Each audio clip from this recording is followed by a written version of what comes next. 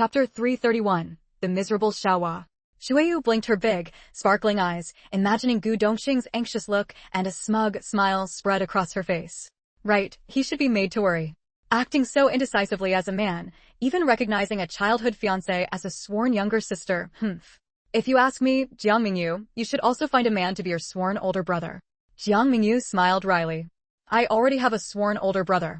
His comrade, Deputy Regiment Commander Qingjiohe, is my sworn older brother. Shuiyu snorted. His comrade? He naturally knows nothing would happen there. She glanced at Wu Jiangxing, then at Shenqi, and pulled Shenqi over to Jiang Mengyu's side. You two should act closer from now on, make Gu Dongxing jealous later. She had originally intended to pull Wu Jiangxing, but considering his persistent feelings for Jiang Mengyu, she feared it might backfire. So she pulled Shenqi instead, because in her view, Shenqi had no romantic feelings for Jiang Mengyu. It's just a bit unfair to Shenqi. Just moments ago, she was speaking up for Gu Dongxing, but the mere mention of Yiqing made Shuiyu change her attitude instantly. This made Jiang Mengyu feel very warm inside. At least these few classmates were on her side. But she laughed and scolded out loud. What nonsense are you talking about? I'm willing, Shenqi said. What did you say? Shuiyu was puzzled. I said, I'm willing to pretend to get closer to Jiang Mengyu to make Gu Dongxing worry, Shenqi said clearly. Even if he couldn't really date Jiang Mengyu, being a fake couple wasn't bad either. Anyway, as long as male and female classmates nowadays didn't cross the line, teachers wouldn't be too strict. Moreover, with Jiang Mengyu back, their study group could continue. Wu Jiangxing really wanted to say that he should be the one to pretend to be Jiang Mengyu's boyfriend.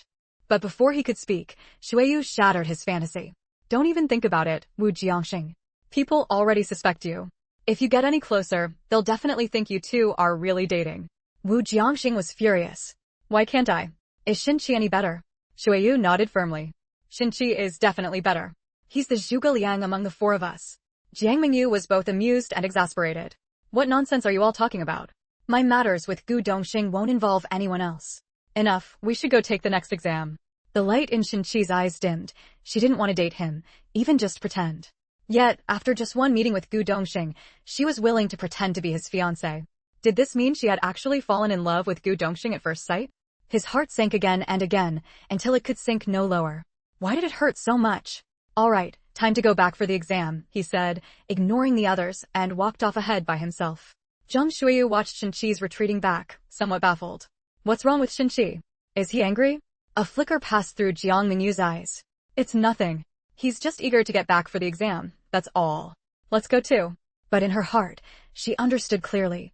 This Shenqi seemed, perhaps, to feel somewhat differently about her now. For these final exams, there were 2 subjects in the morning, 1 in the afternoon, and 2 more tomorrow morning.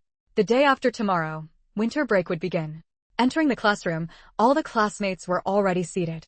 Adhering to the principle of sharpening your spear just before battle is better than not sharpening it at all, some were frantically flipping through their books, while others were reciting formulas. Xiaohua had a bad premonition. Sure enough, when the teacher handed out the test papers and she was just about to pick up her pen to start the exam, her body froze. No matter how anxious she was, she couldn't take the exam. This subject was destined to be another 0. Xiaohua was almost in despair. Would she get 0 on all her final exams? Jiang Mengyu glanced at Xiaohua and sneered inwardly. When you were doing things for Jiang Huayu. Chapter 332. The Missed Opportunity.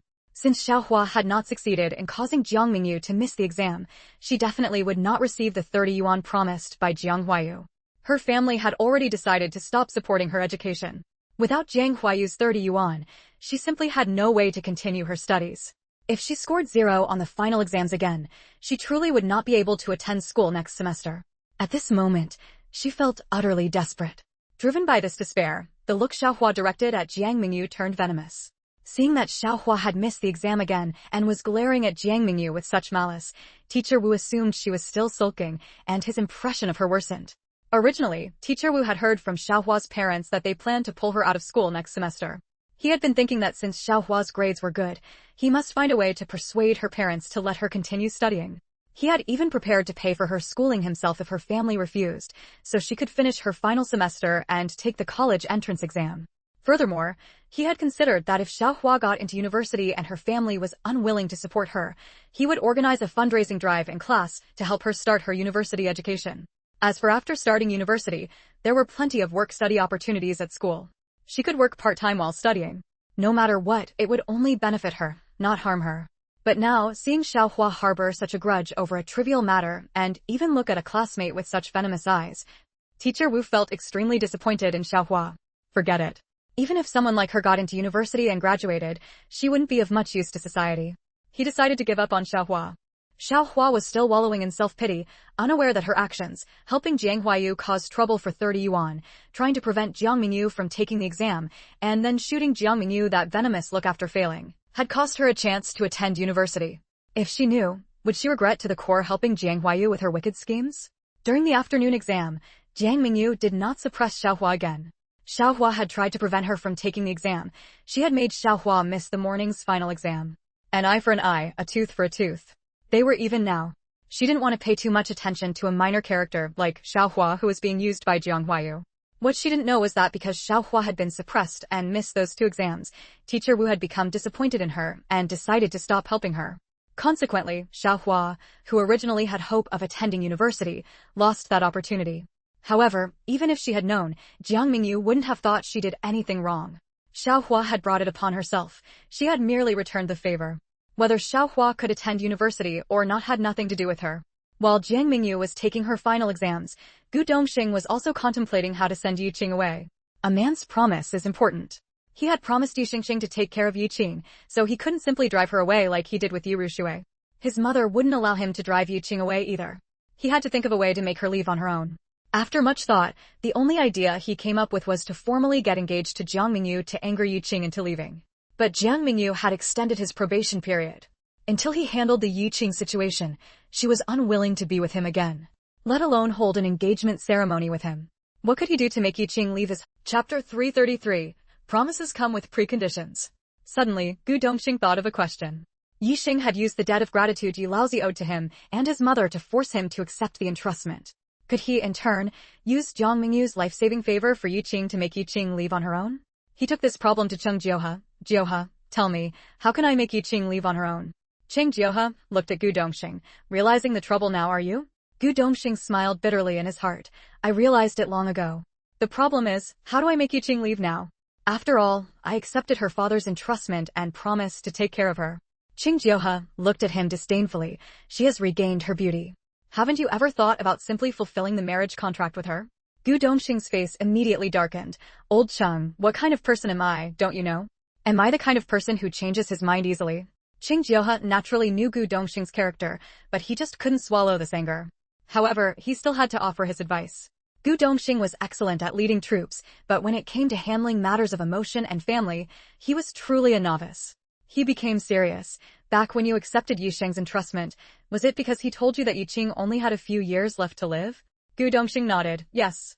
If it weren't for the fact that she only had a few years left, how could I possibly have accepted Yusheng's entrustment, wanting to let her live her final days well? It was precisely because Yusheng said Yuqing only had 3 to 5 years of life left that he softened for a moment. Considering that if Yuqing stayed with the Yu family, she might not even survive these last few years, he accepted Yusheng's entrustment to take care of his daughter for him. Cheng Jioha spread his hands. There you have it. The precondition for Yusheng entrusting Yuqing to your care was that Yuqing only had a few years left to live. In other words, his entrustment came with a precondition. Therefore, your promise also inherently had a precondition. This precondition was that Yuqing did not have long to live. But now Yuqing's illness has been cured by my sister. The current Yuqing has at least several decades of life ahead of her. The precondition for Yusheng entrusting his daughter to you no longer exists, so the promise naturally becomes invalid. That's why I said to you, keeping the now healthy Yuqing here, are you thinking of simply fulfilling the marriage contract with her? Gu Dongxing suddenly saw the light. He excitedly grabbed Cheng Jioha. Right. How did I not think that his entrustment had a precondition? What you said is correct. Without the precondition for the promise, the subject of the promise no longer exists. Actually, Gu Dongxing had thought of this reason earlier. However, his thinking was only that Yuqing should take the initiative to return. But in his heart, he still felt bound by his promise to Yuqing, so he couldn't just drive Yuqing away directly. Because he was a person who took promises very seriously. Breaking a promise, not to mention failing Yuqing, he couldn't even get past his own conscience. Therefore, he had never even considered breaking the promise. But Cheng Jioha raised the point about the precondition of the promise, making him understand that even if he drove Yuqing away, it wouldn't count as breaking his promise. Because the precondition for the promise was gone, the promise had lost the condition it depended on. Haha, Jioha, you're really something. You're still smarter than me, damn it. Gu Dongxing gave Jioha a punch. Qing Jioha smiled bitterly in his heart. You, Gu Dongxing, left with your mother since you were young. How could you possibly understand the intricate ways of such a large family? Growing up in such a complex, large family, one either develops a mind full of cleverness and tact under pressure or gets devoured without a trace left. If he, Qing Jioha, didn't have a few more tricks up his sleeve, Chapter 334. What did she mean? Gu Dongxing was feeling excited, but then he suddenly remembered that Yiqing had been adopted as a goddaughter by his mother. He realized that this might not be enough to drive Yiqing away, and a wave of bitterness washed over him again. Never mind, even a goddaughter doesn't have the right to live permanently at her godmother's house. No matter what, he had to go back and drive her away. The next day, Gu Dongxing requested leave and returned to the Hai family home. Although he knew how to drive himself, he still asked a soldier to drive him back. It had been over a month since he last returned home, which was when he brought Jiang Mengyu to celebrate his mother's birthday. As soon as she saw her son return, Hai Shui was overjoyed. Dongxing is back. Come in quickly. And this young comrade, please come in too. Seeing Gu Dongxing return without Jiang Mengyu, Yiqing was also very happy. She quickly poured a cup of tea and brought it over. Brother Dongxing is back. Have a cup of tea. For a moment, Gu Dongxing actually felt as if Yiqing were the host and he were the guest. Meanwhile, the driver, Xiaochen, had the impression of a husband returning home to be greeted by his wife. He frowned.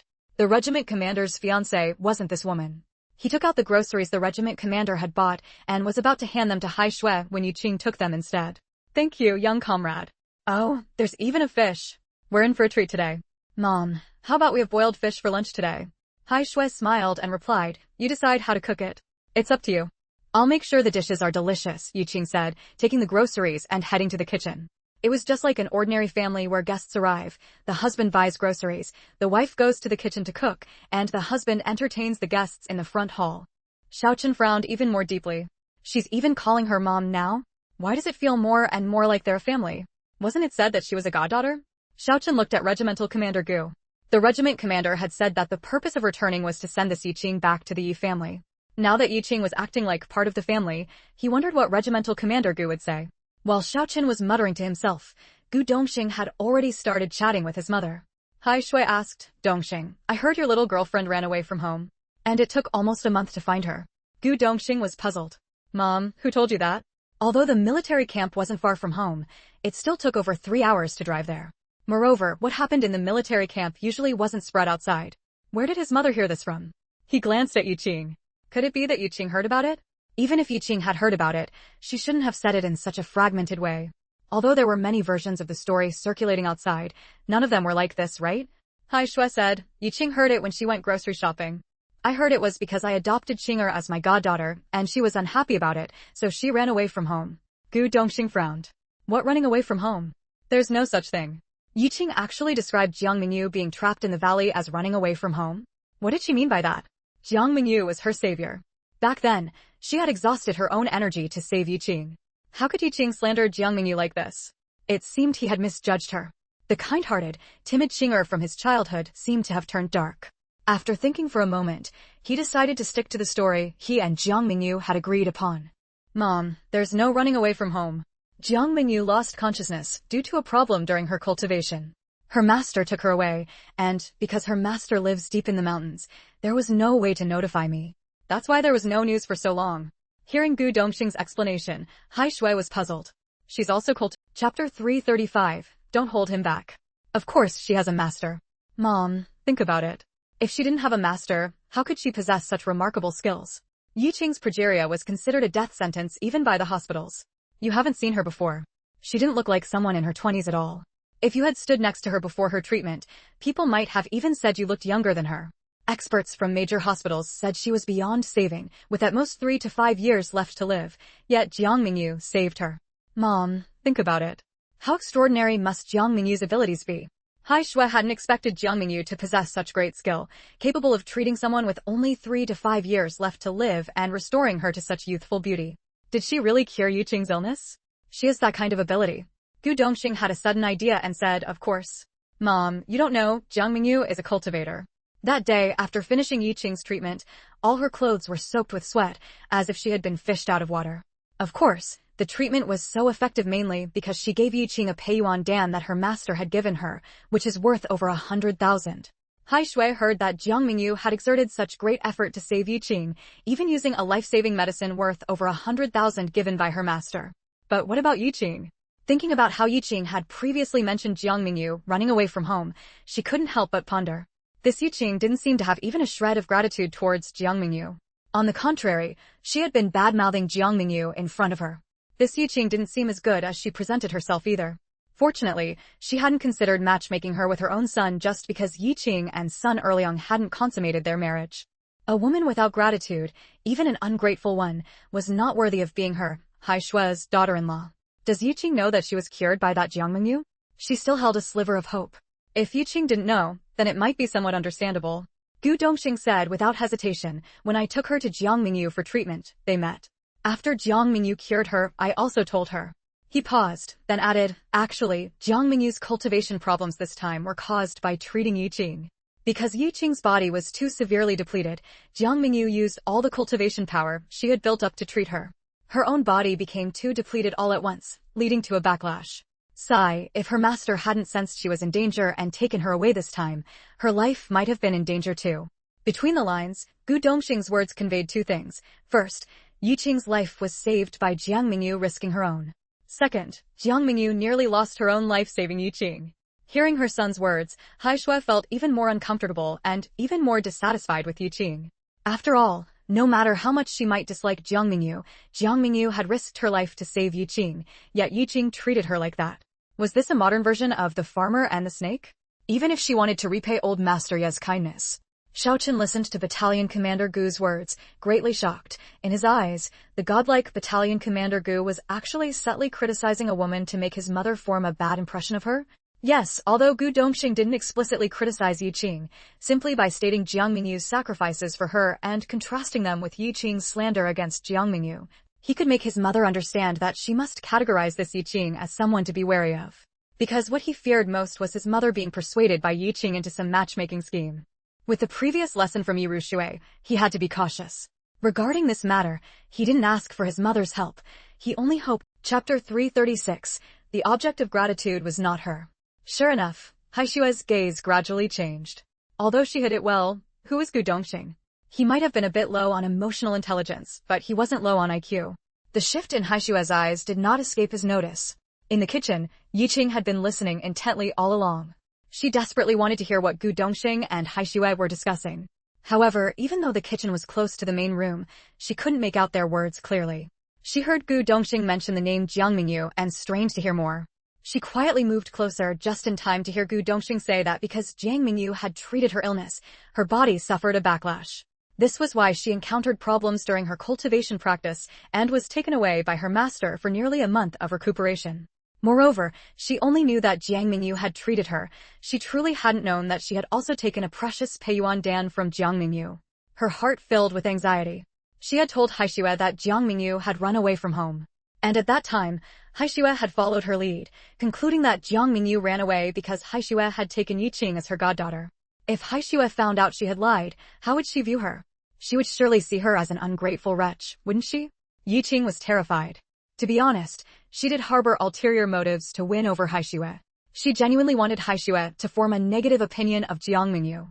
However, it really wasn't her who concluded that Jiang Mengyu ran away because Hai Shui took her as a goddaughter. She had merely guided Hai Shui's own train of thought a little. But now, Hai Shui would clearly pin this conclusion, which she herself had drawn, on Yiqing's head. What should she do?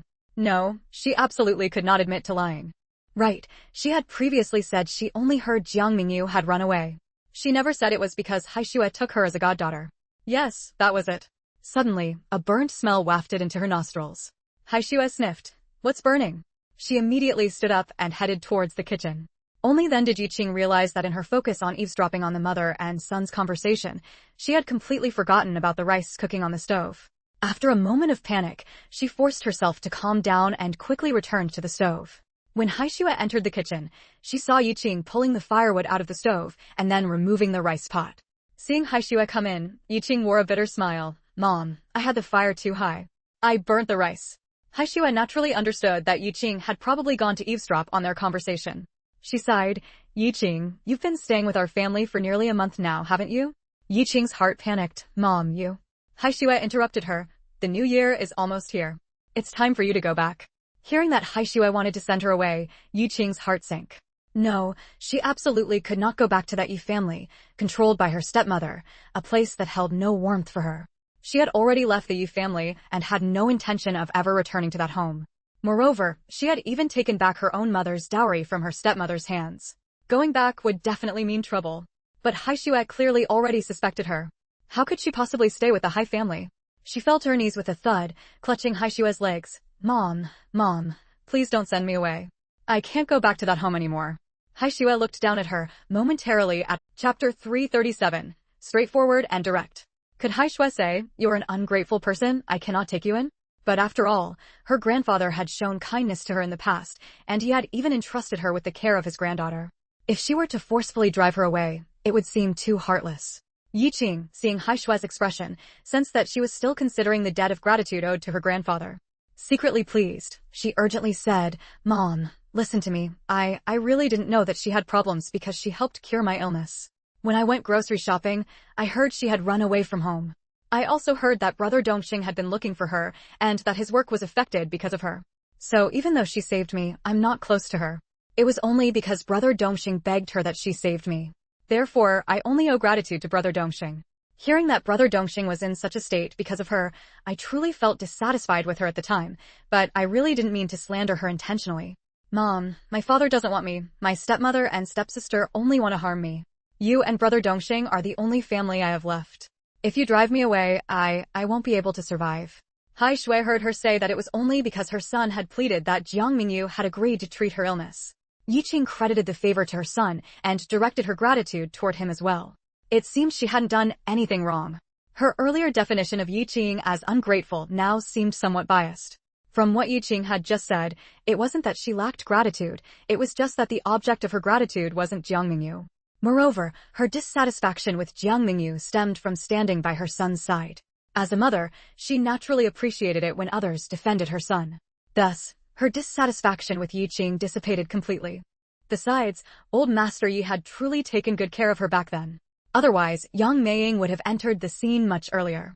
She bent down to help Yiqing up. "Child, how can you kneel so easily? Get up quickly. I only asked you to go back for the new year. I didn't say you couldn't come again." Gu Dongxing listened to the conversation between the two women in the kitchen and felt deeply helpless toward his mother. He had long known that his mother was soft-hearted, but he hadn't expected Yiqing to dispel her doubts about Yiqing's character with just a few words, rendering his earlier efforts futile. Forget it. Since hints weren't working, he would take straightforward and direct action. He walked decisively into the kitchen and said directly to Yiqing, "Yiqing, you should go back. If you continue staying here, it will cause misunderstandings, especially for my fiancé." After all, no fiancé would tolerate her fiancé's former childhood sweetheart living in their home. Yiqing hadn't expected that just after persuading Haishue, Gu Dongxing would try to drive her away again. Moreover, he used the excuse of his fiancé's potential misunderstanding to send her away. Was that country bumpkin so important in his heart?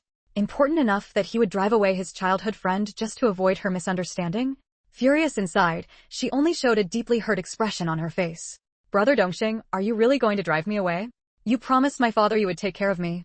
She hoped her vulnerability would once again stir Gu Dongxing's protective instincts toward her. "Yiqing, I've already told you that your father's request and my promise were based on a precondition, that your illness was incurable at the time, leaving you with only 3 to 5 years to live. Now that your illness is cured, that precondition no longer exists. Your father's request and my promise have lost their basis. I already told you last time to go back. You said you wanted to visit my mother. Now you've seen her and stayed for nearly a month. It's time to go back. I don't want my fiancé to misunderstand and think I have inappropriate feelings for you. My heart has room for only one person." Chapter 338, Yiqing Turns Dark, Part 1. Haishue hadn't expected her son to speak so bluntly. How could a young woman accept such words? He actually spoke like this about feelings that shouldn't exist. Tears immediately streamed down Yiqing's face. "Brother Dongxing, but I have nowhere to go now." Gu Dongxing remained unmoved. "Who says you have nowhere to go? You have your own home. Even if your stepmother and stepsister treat you poorly, your father still treats you well. Otherwise, he wouldn't have gone to great lengths to entrust her to him. He even pressured his second wife to return Yiqing's mother's dowry to her. Besides, before you were married, you had a job. With your father's status, it wouldn't be difficult for you to return to work. You could even start your own family instead of coming to my mother here and wasting your youth in this mountain village." After learning that this Yiqing had actually said things in front of his mother to give her a bad impression of Xiaoming, he regretted bringing her to his mother at her request. The little one was right. Just because he had no feelings for her didn't mean she felt the same about him. Since she couldn't guarantee her harmlessness, he had no choice but to drive her away, even if it made him seem heartless and ungrateful. He didn't care anymore. He couldn't tolerate anyone who harmed the little one. Hearing her son's words, Hai Shue's heart trembled. Yes, Yiqing had always emphasized having nowhere to go, making her feel soft-hearted, thinking that if she drove her away, she wouldn't be able to survive. But she had forgotten that Yiqing originally had a job. Her illness was cured, and she could fully return to her work. Everyone's life path can only be walked by themselves. Others cannot take responsibility for them. Hai Shui also recalled what Yiqing had said earlier about Jiang Mengyu running away from home. At the time, although she didn't directly say that Jiang Mengyu ran away because she had recognized her as a goddaughter, her words implied it, making her think so. But who knew that Jiang Mengyu wasn't running away from home? Instead, it was because she had exhausted her energy treating her illness, suffered a backlash, and was taken away by her master for treatment? Although she had just said she was dissatisfied with Jiang Mengyu because her son had searched so hard for her that it affected his work. From a mother's perspective, she could understand her. But from a fair standpoint, she didn't agree with her actions. After all, no matter how you look at it, Yiqing was saved by that Jiang Mengyu. Even if she only owed her son a favor, she couldn't ignore the little girl's life-saving grace. Even if the person who saved you is your love rival, after receiving someone's kindness, you shouldn't be so ungrateful and deliberately lead others to develop dissatisfaction with that Jiang Mengyu. Such a cold and indifferent person, she absolutely could not accept her as her daughter-in-law. Rather than waiting until later to break ties and become enemies, it was better to let her leave now while there was still some goodwill left. Thinking this, Hai Shui spoke up in support. Yes, Qinger, you should go back. The Yi family is still your home. Your mother may be gone, but your father is still there. I can't keep you here forever and cause misunderstandings.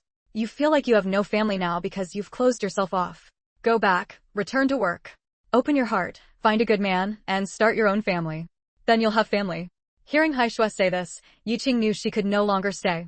Filled with resentment and hatred, she screamed inwardly, *You, Gu Dongxing, were so good to me when we were young. Why, now that we've grown up, do your eyes no longer see me? I only said a few bad things about that Jiang Mengyu. Why are you all fixated on that? Why are you all only worried about that Jiang Mengyu misunderstanding, but you don't care about hurting me, repeatedly trying to drive me away? I've been carefully trying to please you in every way. Why can't you see my efforts? Chapter 339, Yiqing's Dark Transformation, Part 2. Yiqing desperately wanted to shout, I'm the one who had the arranged marriage with Dongxing, so why won't any of you accept me as the Gu family's fiancée, as the Gu family's daughter-in-law? Why do you all want to drive me away and make way for that Jiang Mengyu? But she knew she absolutely could not say these words out loud. Because the only reason she could stay here now was that, on the surface, she had told Hai Shui she had no improper thoughts about Gu Dongxing, that they were just like siblings, nothing more. If she said it, she would only be driven far away. Yiqing expended great effort to calm herself down. It seemed she had failed. She had wanted to win over Hai Shui, but because of a moment of impatience, she had said things she shouldn't have and was now struck out. But she still wanted to make one last effort. Mom, I just wanted to spend more time with you. My feelings for brother Dongxing are also only those of a sister. But since you said you're afraid others might misunderstand, I guess I have to leave. But, can I still come back to see you in the future? Hai Shui's expression was very complicated. In the future, she glanced at her son, saw the indifference in his eyes, sighed, and said, in the future, when you have your own family, you can bring them to visit your godmother. Of course, I'd welcome you then. The implication was clear. Don't come alone. Yiqing finally gave up hope. She was in despair. She had been currying favor with Hai Shui for nearly a month, and during that time, Hai Shui had been very good to her. Could it be that Hai Shui's kindness to her over this past month was all fake? That as soon as it touched upon her son, or that Jiang Mengyu, she would change her tune? And Gu Dongxing, he had been so good to her before. Hearing she was suffering at the Sun family, he rushed to save her. Even seeing the state she was in, he didn't despise her. He even risked taking down the Sun family to rescue her. He had also accepted her father's request to take care of her. So why had he changed here? Just because she said one bad thing about Jiang Mengyu, he heartlessly wanted to drive her away. Indeed, there were no good people in this world. Whether it was Gu Dongxing or Hai Shui, their kindness to her was fake, all fake. She closed her eyes for a moment. When she opened them again, they were calm. Fine, I'll go. Hai Shui was immediately pleased to hear this, but also felt a bit heartless. She took out the money Gu Dongxing had given her over the years and saved up, handing it to Yiqing. Take this money, live well.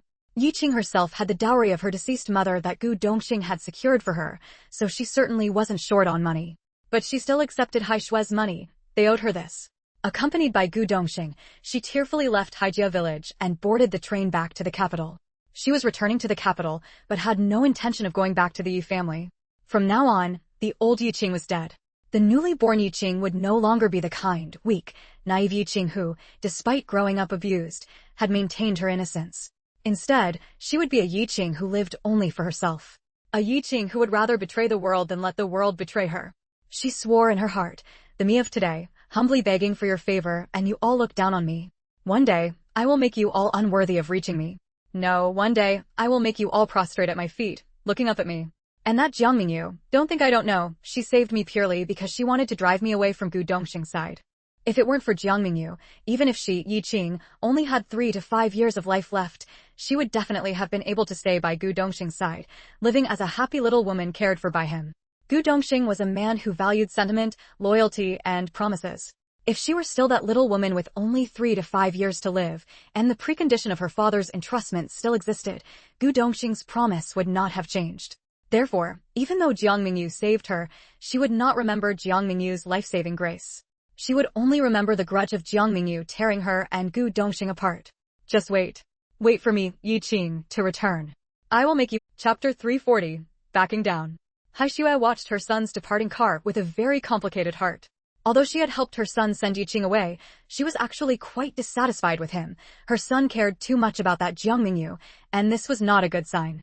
It meant that in the future, her son would be completely under that Jiang Mengyu's control. No matter what, Yi Qing was still her goddaughter, yet he had shown no mercy in wanting to drive her away. Naturally, she felt even more displeased with that Jiang Mengyu. Although she didn't think much of Yi Qing as a potential daughter-in-law either, she didn't think much of Jiang Mengyu either. Not to mention anything else, she had long been waiting to hold a grandchild, but her son had been completely devoted to the military, making her wish to hold a grandchild seem far off.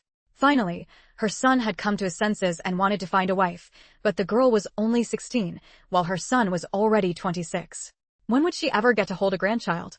Gu Dongxing did not know that Yi Qing, because the last person who was good to her had driven her out, had been provoked into turning dark. He also did not know that his mother, wanting to hold a grandchild soon, had developed resentment towards Jiang Mengyu. All he knew was that he had finally decisively driven Yi Qing away. After putting Jiang Mengyu on the train and watching it depart, he couldn't wait to go find his little one and report his victory to her. Of course, he also wanted to promise her that from now on, he would automatically keep his distance from other women. If he discovered any woman who had designs on him, he would actively stay away, not giving any other woman an opportunity. From now on, he would only dote on his little one. Any other woman could just step aside. As soon as Gu Dongxing returned to the military camp, he sent Xiaochen off the car, wanting to drive alone to the county high school where Jiang Mengyu was. However, before he could set off, he received orders to carry out an urgent mission and had to regretfully leave in a hurry. After Jiang Mengyu and the others finished their final exams, the winter break was approaching soon. A few young boys and girls chattered noisily about their plans for the holiday. Shinqi's father was being transferred.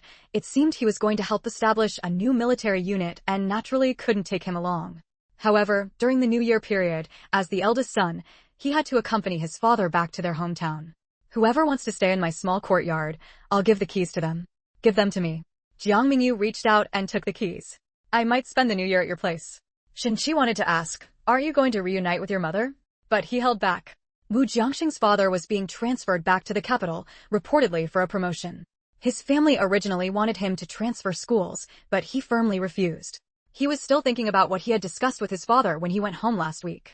Regiment leader Wu learned that his son, the perpetual second place, had seen his grades improve like a rocket and might even be moved to the advanced class next semester, all because of a female classmate. He couldn't help but feel greatly excited. Son, give it your all. Your old man believes in you. As long as you get into university, I'll go propose marriage for you. However, you must accompany me back to the capital this winter break. Your grandfather hasn't seen you in a year. Wu Jiangxing listlessly replied, Dad, no matter how hard your son tries, it's useless. Regiment leader Gu has had his eye on her for a long time. Regiment leader Wu glared with bull-like eyes and said with great bluster, so what if he has his eye on her? As long as they're not married, you go and snatch her for your old man. But then, belatedly, he asked, who did you just say? Regiment leader Gu? Which regiment leader Gu? It couldn't be. Dad, it's exactly the regiment leader Gu you're thinking of. What? Competing with the god of war for a woman? Even I wouldn't dare, let alone my son. What kind of luck did his son have to fall for the same woman as the god of war? Son, you're something. But immediately after, he quickly backed down. Son, there are plenty of good girls in this world. Let's find another one, okay? Chapter 341, A Heart Gnawed by Jealousy. Wu Jiangxing had just thought his dad was pretty impressive, but now he felt his old man wasn't all that great. Dad, you're afraid of Commander Gu. It wasn't a question, but a statement. Regiment Commander Wu immediately flared up. How could I possibly be afraid of Commander Gu? When I joined the army, he was still in diapers. However, seeing his father's bluster that couldn't hide his fear, Wu Jiangxing suddenly didn't want to discuss the matter anymore. So, he shifted the topic to his father's beard. Dad, can't you shave off your beard? You always keep that big beard, and when you come to school, our teachers all think you're an old man. Yes, his father's hair was already graying, and coupled with that big beard, every time he came to school, people mistook him for a man in his 50s. In reality, he was only 41 this year. As expected, Wu Jiangxing got a slap from his dad. You brat, you dare look down on your old man now? Shuiyu nudged Wu Jiangxing's hand, interrupting his reverie. Wu Jiangxing, are you going back for winter break? Wu Jiangxing glanced at Jiang Mengyu, who was as stunningly beautiful as a fairy, and nodded listlessly. Yes, I'm going back. I have to go wish my grandfather a happy new year. In his heart, however, he was utterly dejected. His first love, the girl he had loved for 2 years without daring to confess, had been snatched away by Gu Dongxing. His dad, who usually acted so tough, was actually terrified of Gu Dongxing. At first, he had said, as long as she's not married, you can still go for her. But the moment he heard the rival was Commander Gu, he immediately advised him to find someone else. Could it be that he really had to retreat without even fighting? Shinqi and Wu Jiangshan were both picked up by cars from their families. Once again, the students at County High understood that these two classmates were different from them. Jiang Huayu watched as the cars took the two away. She could only watch from afar, while Jiang Mengyu and Shuiyu were able to see them off to the car. The jealousy in her eyes was impossible to conceal. Wu Jiangshan had once been a target of her advances, but ever since Gu Dongxing appeared, she had shifted her focus from Wu Jiangxing to Gu Dongxing.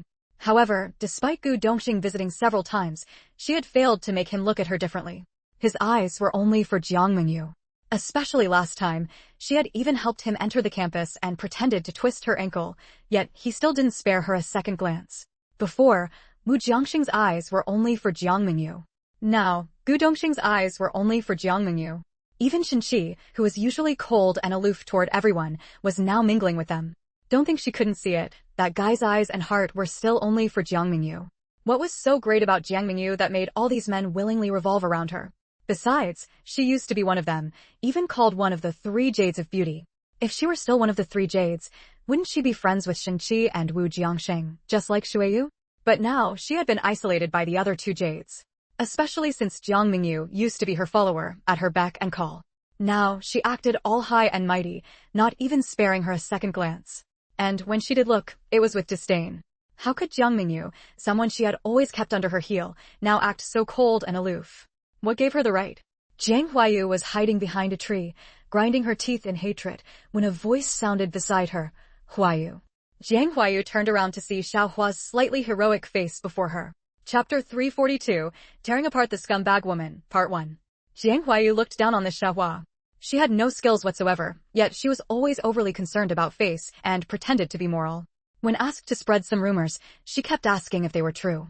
If they were true, would there be a need for you to spread them? She was told to cause some trouble in Class 39 to disrupt Jiang Mengyu's exams, but she didn't even manage to do that. The most ridiculous thing was that she even staged some kind of exam boycott, which resulted in her getting 0 in 2 subjects. She was directly demoted by the teacher from Class 39, the advanced class, to Class 38, the intermediate class, essentially digging her own grave. Didn't she know what kind of person she was? What right did she have to boycott exams? Now it would be difficult for Jiang Huayu to find someone in Class 39 to cause trouble for Jiang Mengyu in the future. Xiaohua also knew that since she hadn't accomplished the task, if she went to Jiang Huayu to ask for money, Jiang Huayu definitely wouldn't give it to her. But she desperately needed these 30 yuan. Without the 30 yuan, she definitely wouldn't be able to continue her studies next semester. Actually, she also wanted to be like Lin Weiying and Wang Ya, to stop following Jiang Huayu. But Jiang Huayu had money. Among her classmates, who else would give her money to use? Her family hadn't given her any money for 2 months. If she left Jiang Huayu, she would even struggle with living expenses. Huayu, about the 30 yuan you mentioned before. Jiang Mengyu sneered. You didn't accomplish anything, yet you have the nerve to ask me for money? But I did cause trouble, as you said. It didn't succeed because Jiang Mengyu was too capable, Xiaohua said unwillingly. You still have to give me this money. Jiang Mengyu jabbed Xiaohua sharply. Don't you know how to be flexible? You're someone who can't accomplish anything but is good at messing things up. You didn't get the job done, yet you still want money? Impossible. With that, Jiang Mengyu turned to leave. Xiaohua panicked and grabbed Jiang Mengyu's clothes. You have to give me the money, or I'll tell the teacher that you were the one who told me to cause trouble in class. There was a loud rip. Xiaohua had torn a big hole in Jiang Mengyu's clothes. Jiang Mengyu was furious and shouted at Xiaohua. What are you trying to do? Xiaohua was scared. I didn't mean to. You tried to leave without resolving the issue. I wanted to stop you and accidentally tore your clothes. I really didn't mean to. Jiang Mengyu glared at her. I don't care. You have to pay for my clothes. This outfit cost me 40 yuan. You have to pay me 30 yuan. Xiaohua hadn't expected that when she came to ask Jiang Mengyu for the 30 yuan she was owed, not only would she not get a single cent, but she would also be asked to pay 30 yuan in compensation. She couldn't hold back anymore. You're talking nonsense. This kind of fabric costs at most 60 cents per foot. A piece of clothing requires 4 feet, which is 2 yuan and 40 cents. Adding 1 yuan for tailoring, that's 3 yuan and 40 cents in total. Besides, you've worn this outfit for a year.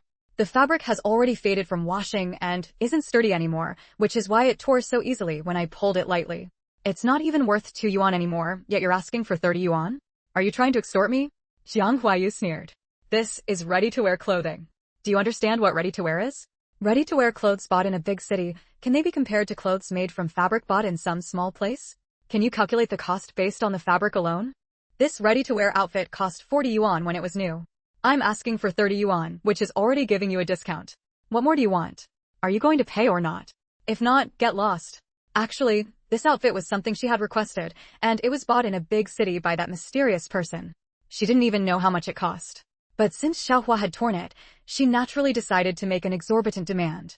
Her goal was to make Xiaohua stop bothering her. Chapter 343, Tearing Down the Scumbag Girl, Part 2. In reality, Jiang Mengyu wasn't mistaken. The fabric of the dress was indeed another famous material of that era, stonewashed cloth, which was even more expensive than dacron. A dress made of stonewashed cloth cost over 100 yuan. However, Xiaohua had no idea of the actual price of this fabric. She stubbornly believed that only dacron was expensive, while ordinary fabrics cost at most 5 or 6 ma per foot. How could a single piece of clothing cost 30 or 40 yuan? Moreover, Xiaohua was determined to get her 30 yuan back. Because those 30 yuan had become her hope for continuing her education. Without them, she wouldn't be able to return to school after the new year. Therefore, instead of running away as Jiang Mengyu had expected, she held onto Jiang Mengyu tightly. Impossible. I've seen ready-made clothes before. They cost at most 10 or 8 yuan. Your dress isn't durable, and it's not even made of dacron. How could it be so expensive? Even if it were dacron, it would only cost a little over 10 yuan at most. How could a single piece of clothing cost 30 or 40 yuan? Coincidentally, some classmates who hadn't left yet noticed their altercation and gathered around. A few of them examined the dress Jiang Mengyu was wearing and also felt that she was trying to extort money. Exactly, this dress is made of ordinary fabric, the kind that costs 5 or 6 ma per foot at most. Right, even if it's ready-made, adding tailoring fees wouldn't make it that expensive. Yeah, last Sunday I had a suit tailored. I bought the most expensive dacron fabric, which cost me 16 yuan, and the tailoring fee was 2 yuan and 8 mao. Altogether, it was less than 20 yuan. Your fabric isn't dacron or any high-quality material. It's so thin and tears easily, it definitely can't be worth more than that. That's right. I bought a dacron shirt earlier this year, and it only cost 12 yuan. This torn dress actually costs 30 yuan? In my opinion, it's not even worth 3 yuan. Jiang Mengyu's face flushed with embarrassment as her classmates criticized her. She glared at Xiaohua with a look that seemed ready to devour her. Fine, then pay 3 yuan. Pay me now. All the classmates looked at Xiaohua sympathetically. Xiaohua's family was poor, and it was already the end of the semester. Where would she get 3 yuan to pay? Suddenly, Xiaohua raised her head and looked at Jiang Mengyu. All right, I'll pay you 3 yuan. But first, give me back the 30 yuan you owe me. Since there was no chance of resolving this peacefully, she chose to tear off all pretenses with Jiang Mengyu. If it came to it, she could follow Jiang Mengyu's example and collect trash to sell during lunch breaks or on Sundays. However, she had always believed in the principle that diligence could compensate for lack of talent. If she did that, her study time would likely be squeezed, and her grades might suffer. Jiang Mengyu was about to ask when she had ever owed Xiaohua 30 yuan. But now, faced with the classmates who hadn't yet left school, she suddenly found herself speechless. If it had been just the two of them earlier, she could have righteously scolded Xiaohua, asking why she should pay 30 yuan when Xiaohua hadn't even accomplished the task she was given. Yes, she had asked Xiaohua to find a way to prevent Jiang Mengyu from taking the final exam. That way, Jiang Mengyu wouldn't be able to organize a study group when school started next year. The school had agreed to let the four of them form a study group and skip regular classes on the condition that Jiang Mengyu had to rank first in every exam. Jiang Mengyu knew that with Jiang Mengyu's academic performance, she would undoubtedly rank first if she took the exam. The only way to stop her was to prevent her from taking the exam or disrupt her mood before the exam. Only if Jiang Mengyu attended school regularly would her fiancé frequently appear on campus. That way, Jiang Mengyu could catch a glimpse of her crush. Because the task was so difficult, she had offered the high price of 30 yuan. But Xiaohua, that fool, had only used Jiang Mengyu's tardiness to have the teacher punish her by making her stand at the front of the classroom, thinking that would prevent her from taking the exam. Didn't she know how highly Teacher Wu regarded Jiang Mengyu? Without any flexibility, Xiaohua had let Jiang Mengyu take the exam, and she had once again ranked first in the grade. How could Jiang Mengyu not be furious? And if she was furious, how could she possibly— Chapter 344, Tearing Down the Scumbag Woman, Part 2. Jiang Mengyu didn't know that Xiaohua had not only punished Jiang Mengyu by making her stand at the podium for being late, but had also tampered with Jiang Mengyu's stool. If Jiang Mengyu hadn't checked the stool first and had simply sat down, her bottom would have definitely been pierced by the iron nail. Once she went to the hospital, she naturally wouldn't have been able to take the final exam. If Jiang Mengyu weren't a martial arts expert who could pull out the iron nail with her bare hands and fix the stool, she still wouldn't have had a stool to sit on during the exam. Xiaohua had put in a lot of effort for these 30 yuan, but encountering someone like Jiang Mengyu, her plan had failed. Jiang Mengyu didn't know what Xiaohua had done. She only knew that if the task wasn't completed, she couldn't pay. But now, looking at the classmates gathered around, she found herself at a loss for words. Could she say she didn't owe Xiaohua 30 yuan? Judging by Xiaohua's expression, if she dared to say such a thing, Xiaohua would definitely expose her for bribing her to deal with Jiang Mengyu. And if the school found out, Principal Nian, who was already dissatisfied with her, would surely expel her. The reason Xiaohua hadn't spoken up yet was because she still wanted to get the 30 yuan from her. Forget it, just give it to her. For her current situation, 30 yuan wasn't much. But just as she reached into her pocket, a classmate said, "Xiaohua, are you mistaken? Isn't it you who owes Jiang Mengyu money? Jiang Mengyu is so wealthy, how could she possibly owe you money?" Upon hearing this, the classmates agreed. Jiang Mengyu had never been short of money, especially this semester. She spent lavishly, clearly showing her family was well off. How could she owe Xiaohua money? On the contrary, Xiaohua was from a poor family in the class. Whenever there was an activity requiring payment, she wouldn't participate. Where would she get 30 yuan to lend to Jiang Mengyu? All the classmates looked at Jiang Mengyu and Xiaohua with suspicion. Xiaohua didn't speak or refute, she just stared at Jiang Mengyu. This made Jiang Mengyu pause her hand as she reached for the money. Giving the money here wasn't right. She couldn't give it, at least not in front of everyone. She quickly put her arm around Xiaohua's shoulder. "Oh, I just remembered there's something I need to discuss with you. Let's find a place to talk privately, away from them." But Xiaohua shook off her arm. "I don't want to hear your private talk. Just return the 30 yuan you owe me." How could she not understand Jiang Mengyu's intention? Here, it was inconvenient for Jiang Mengyu to give her the money. If others saw, they would surely suspect something. Combined with her recent troublemaking toward Jiang Mengyu, everyone would easily guess she was acting on Jiang Mengyu's behalf, exposing Jiang Mengyu. But so what? She wanted everyone to suspect, no, not suspect, but guess the truth. She was now going all in because she had no way out. She was certain that if they left the sight of the classmates, Jiang Mengyu wouldn't give her the money. She wouldn't get the 30 yuan. At best, she might receive 5 yuan to brush her off. Without the money, she would likely be forced into marriage when she returned home. But with these 30 yuan, she could turn her life around, continue her studies next year, and take the college entrance exam. So, she just stared at Jiang Mengyu with one thought. She wanted the money. Jiang Mengyu truly didn't dare not give it. Xiaohua's demeanor made it clear she was desperate. If she didn't pay, Xiaohua would likely spill everything. She had often paid Xiaohua to do things for her. If Xiaohua revealed all the tasks she had asked her to do in the past, the concept— Chapter 345, Lack of money is no excuse for betraying a classmate. Faced with the choice between having the truth guessed by others or having it exposed by Xiaohua, Jiang Mengyu chose the former. After all, you could guess, but because it was just a guess, you wouldn't dare to say it out loud. However, if Xiaohua were to reveal it, things would be different. She still remembered what Principal Nian had said last time. She had already received a major demerit, and if she made another mistake, she would most likely be expelled. In the end, she reluctantly took out 30 yuan, threw it at Xiaohua, and turned to leave. Xiaohua bent down to pick up the money, her eyes filled with mockery. Seeing that Jiang Mengyu had actually given Xiaohua money, the students widened their eyes, glancing at the departing Jiang Mengyu and then at Xiaohua, who was bending down to pick up the money. Their imaginations ran wild. With no more excitement to watch, everyone dispersed, each carrying their own luggage out of the school gate. Xiaohua also picked up her backpack and headed off campus. In the distance, although Jiang Mengyu was discussing cultivation matters with Wu Jiangxing and Shinqi, she had been keeping an eye on Jiang Huayu's situation, witnessing the entire incident unfold. Anger surged within her once again. Indeed, Xiaohua's actions against her were instigated by Jiang Huayu. She wanted to confront Jiang Huayu but held herself back. If she exposed Jiang Huayu would likely be expelled. If it weren't for the fact that Jiang Huayu had someone backing her, Jiang Mengyu would have dealt with her long ago. However, the mastermind behind it all had yet to be found, and she had to be patient. Only by keeping Jiang Huayu at school could she use her to uncover the mastermind. If she hadn't been trapped in the valley for nearly a month, she would have already exposed this person. What a pity. Still, her gains over the past month had been so significant that delaying the discovery of the mastermind a little longer didn't matter much. After seeing off Shinqi and Wu Jiangxing, Shuiyu invited Jiang Mengyu, why don't you come home with me for the new year? Jiang Mengyu politely declined. I still have some matters to attend to, so I can't go with you. You go ahead. After Jiang Mengyu's disappearance, their study group was forcibly disbanded by the school, and Shuiyu later moved back to the school dormitory. Earlier, while busy helping the two male classmates pack their things, Shuiyu hadn't finished packing her own belongings, so she went to finish gathering her luggage. After Shuiyu left, Jiang Mengyu headed in the direction Xiaohua had gone. Xiaohua, holding the hard-earned 30 yuan, was in high spirits.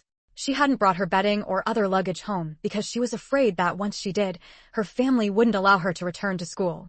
Instead, she preferred to find a female companion in the village to share a bed with rather than bring her bedding home. Carrying only a satchel, she walked cheerfully, thrilled at the thought of having money to continue her studies next year.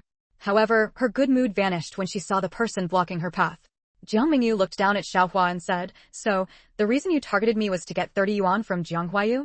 Xiaohua clutched her satchel tightly. Inside it was the 30 yuan. For 30 yuan? You'd abandon your conscience? Jiang Mengyu added, her eyes filled with disdain. Xiaohua was angered by Jiang Mengyu's attitude. You wealthy people have no idea how miserable it is for students like us who can't even afford tuition. Lack of money is no excuse for betraying and framing a classmate. Chapter 346, How dare you provoke me? Chapter 346, How dare you provoke me? Xiaohua said resentfully, but even if you don't do well on this exam, and don't get first place in the whole grade, the worst that happens is you can't study on your own and have to go back to studying in class. It's not a big deal. You can still continue your studies and get into a good university next year. But what about me? My family has no money for my education. If I don't get these 30 yuan, I lose my chance to study. Then I can't take the college entrance exam, and I'll just go back home to be married off by my family. If you were in my position, would you choose to prevent someone else from getting first place in the grade, or to let yourself lose the chance to study? Is there even a choice? Besides, Xiaohua looked at Jiang Mengyu. It was you who made it so I couldn't move during the exam, right? You already took your revenge on the spot, so why are you still coming after me? Jiang Mengyu found it strange. Why are you so sure that it was me who made you unable to move during the exam? Xiaohua let out a dry laugh. I know what I did. I offended you, so it's no surprise you took revenge right then. I hated you a lot at the time because, thanks to you, I might have lost my chance to study. But, she clutched her satchel. I don't hate you now because I can study again. I set you up and you already took your revenge on the spot. I don't owe you anything, so please be merciful and let me go. Jiang Mengyu was still puzzled. My seat was so far from yours. How can you be sure it was me? Because you know magic, Xiaohua said. Jiang Mengyu was shocked. You. Don't deny it. When I was little, I once met someone who knew magic just like you. You have the same aura as him. Jiang Mengyu was inwardly alarmed. Where is that person now? Xiaohua spread her hands. I saw him when I was a child. I have no idea where he is now. In that case, let's find a place to talk, Jiang Mengyu suggested. Xiaohua didn't want to go, but Jiang Mengyu had leverage over her. She was afraid the school would find out. She didn't have Jiang Huayu's abilities, and if this came to light, she would most likely be expelled. So, sensibly, she followed Jiang Mengyu to a small hillside. Jiang Mengyu was curious. Since you know I know magic, why aren't you afraid of me? Xiaohua rolled her eyes. People like you care about karma. I offended you, and you retaliated against me. Our karmic debt is settled. You won't take action against me again, so why should I be afraid? But in reality, her heart was pounding wildly at that moment. Jiang Mengyu hadn't expected Xiaohua to understand even this. Yes, any normal cultivator fears karma. Even evil cultivators avoid unnecessary karmic entanglements. In fact, it's not just cultivators whose actions create karma, ordinary people's actions do too. It's just that cultivators have spiritual awareness and clearly know about karma. Ordinary people live in confusion, unaware of karma. Old people often say, the gods are watching from 3 feet above. That means someone is keeping track of your karma. Whatever you do creates a cause, and one day, that cause will bear the fruit of your actions. Don't think that just because some people do all sorts of evil and aren't punished, it means they've gotten away with it. It's just that the cause they planted is too great, and the fruit is still forming. It hasn't ripened enough to appear yet. Good deeds bring good rewards, evil deeds bring evil retribution. If it hasn't happened yet, it's just that the time hasn't come. For Xiaohua, she was a bit more afraid of ordinary people because they didn't know about karma, so they weren't afraid of it and acted without restraint. But cultivators know about karma. They won't easily provoke karmic consequences. Therefore, she wasn't afraid of Jiang Mengyu, who had already taken action against her. Unless, of course, she provoked Jiang Mengyu again. Jiang Mengyu found it strange. Since you see things so clearly, you should know that you've planted quite a few causes with me. And as a cultivator, my revenge is something you, as an ordinary person, simply can't withstand. Chapter 347, Winning over Xiaohua. A trace of mockery appeared at the corner of Xiaohua's mouth. I dared to provoke you before because I knew that if I didn't, I wouldn't be able to continue my studies. And studying was the only way I could think of to change my fate. Back then, even when I did things for money, I had my limits. I spread those rumors because I believed they were the truth about you. I thought my actions were merely exposing the truth. But for that matter, I've already paid the price, so you can't punish me again. Later, when I realized you seemed like one of those cultivators, I felt even more at ease.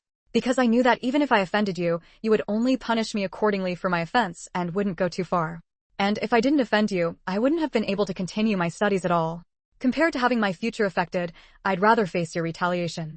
Jiang Mengyu truly hadn't expected the Xiaohua to understand so much. She was right. Jiang Mengyu would only return like for like, an eye for an eye, and truly wouldn't treat her excessively. She risked punishment from Jiang Mengyu just to get those 30 yuan, which showed she was indeed fighting for her own destiny. Jiang Mengyu actually felt a bit of admiration for her. You see things quite clearly. Jiang Huayu thinks she's using you, but actually, you're using her too, aren't you? You're so smart. Do you know why I stopped you today? Xiaohua lowered her head in thought for a moment, then looked up. You want to tempt me with benefits. Jiang Mengyu almost choked on her own saliva. You really are something else. How had she never noticed there was such a female classmate in their class 39? She felt puzzled again. Since you're so smart, why didn't you try to earn some money yourself to continue studying? Why did you insist on securing your chance to study by selling yourself out to Jiang Huayu? Xiaohua looked at Jiang Mengyu as if she were an idiot. Do you think everyone is like you, casually able to rank first in the grade? I'm just an average student. Only by devoting all my energy to studying could I achieve my current results and have hope of getting into university. If I spent my time and energy on earning money, could I still achieve good grades? If I didn't have good grades, my parents, who favor boys over girls, would never let me continue studying. If I didn't have good grades, I'd have even less chance of getting into university and changing my fate. Jiang Mengyu's heart sank. Yes, if one were an ordinary person, how could they achieve good grades without devoting all their energy to studying? As for selling herself out to Jiang Huayu to earn money, it was just a little mischief in her spare time.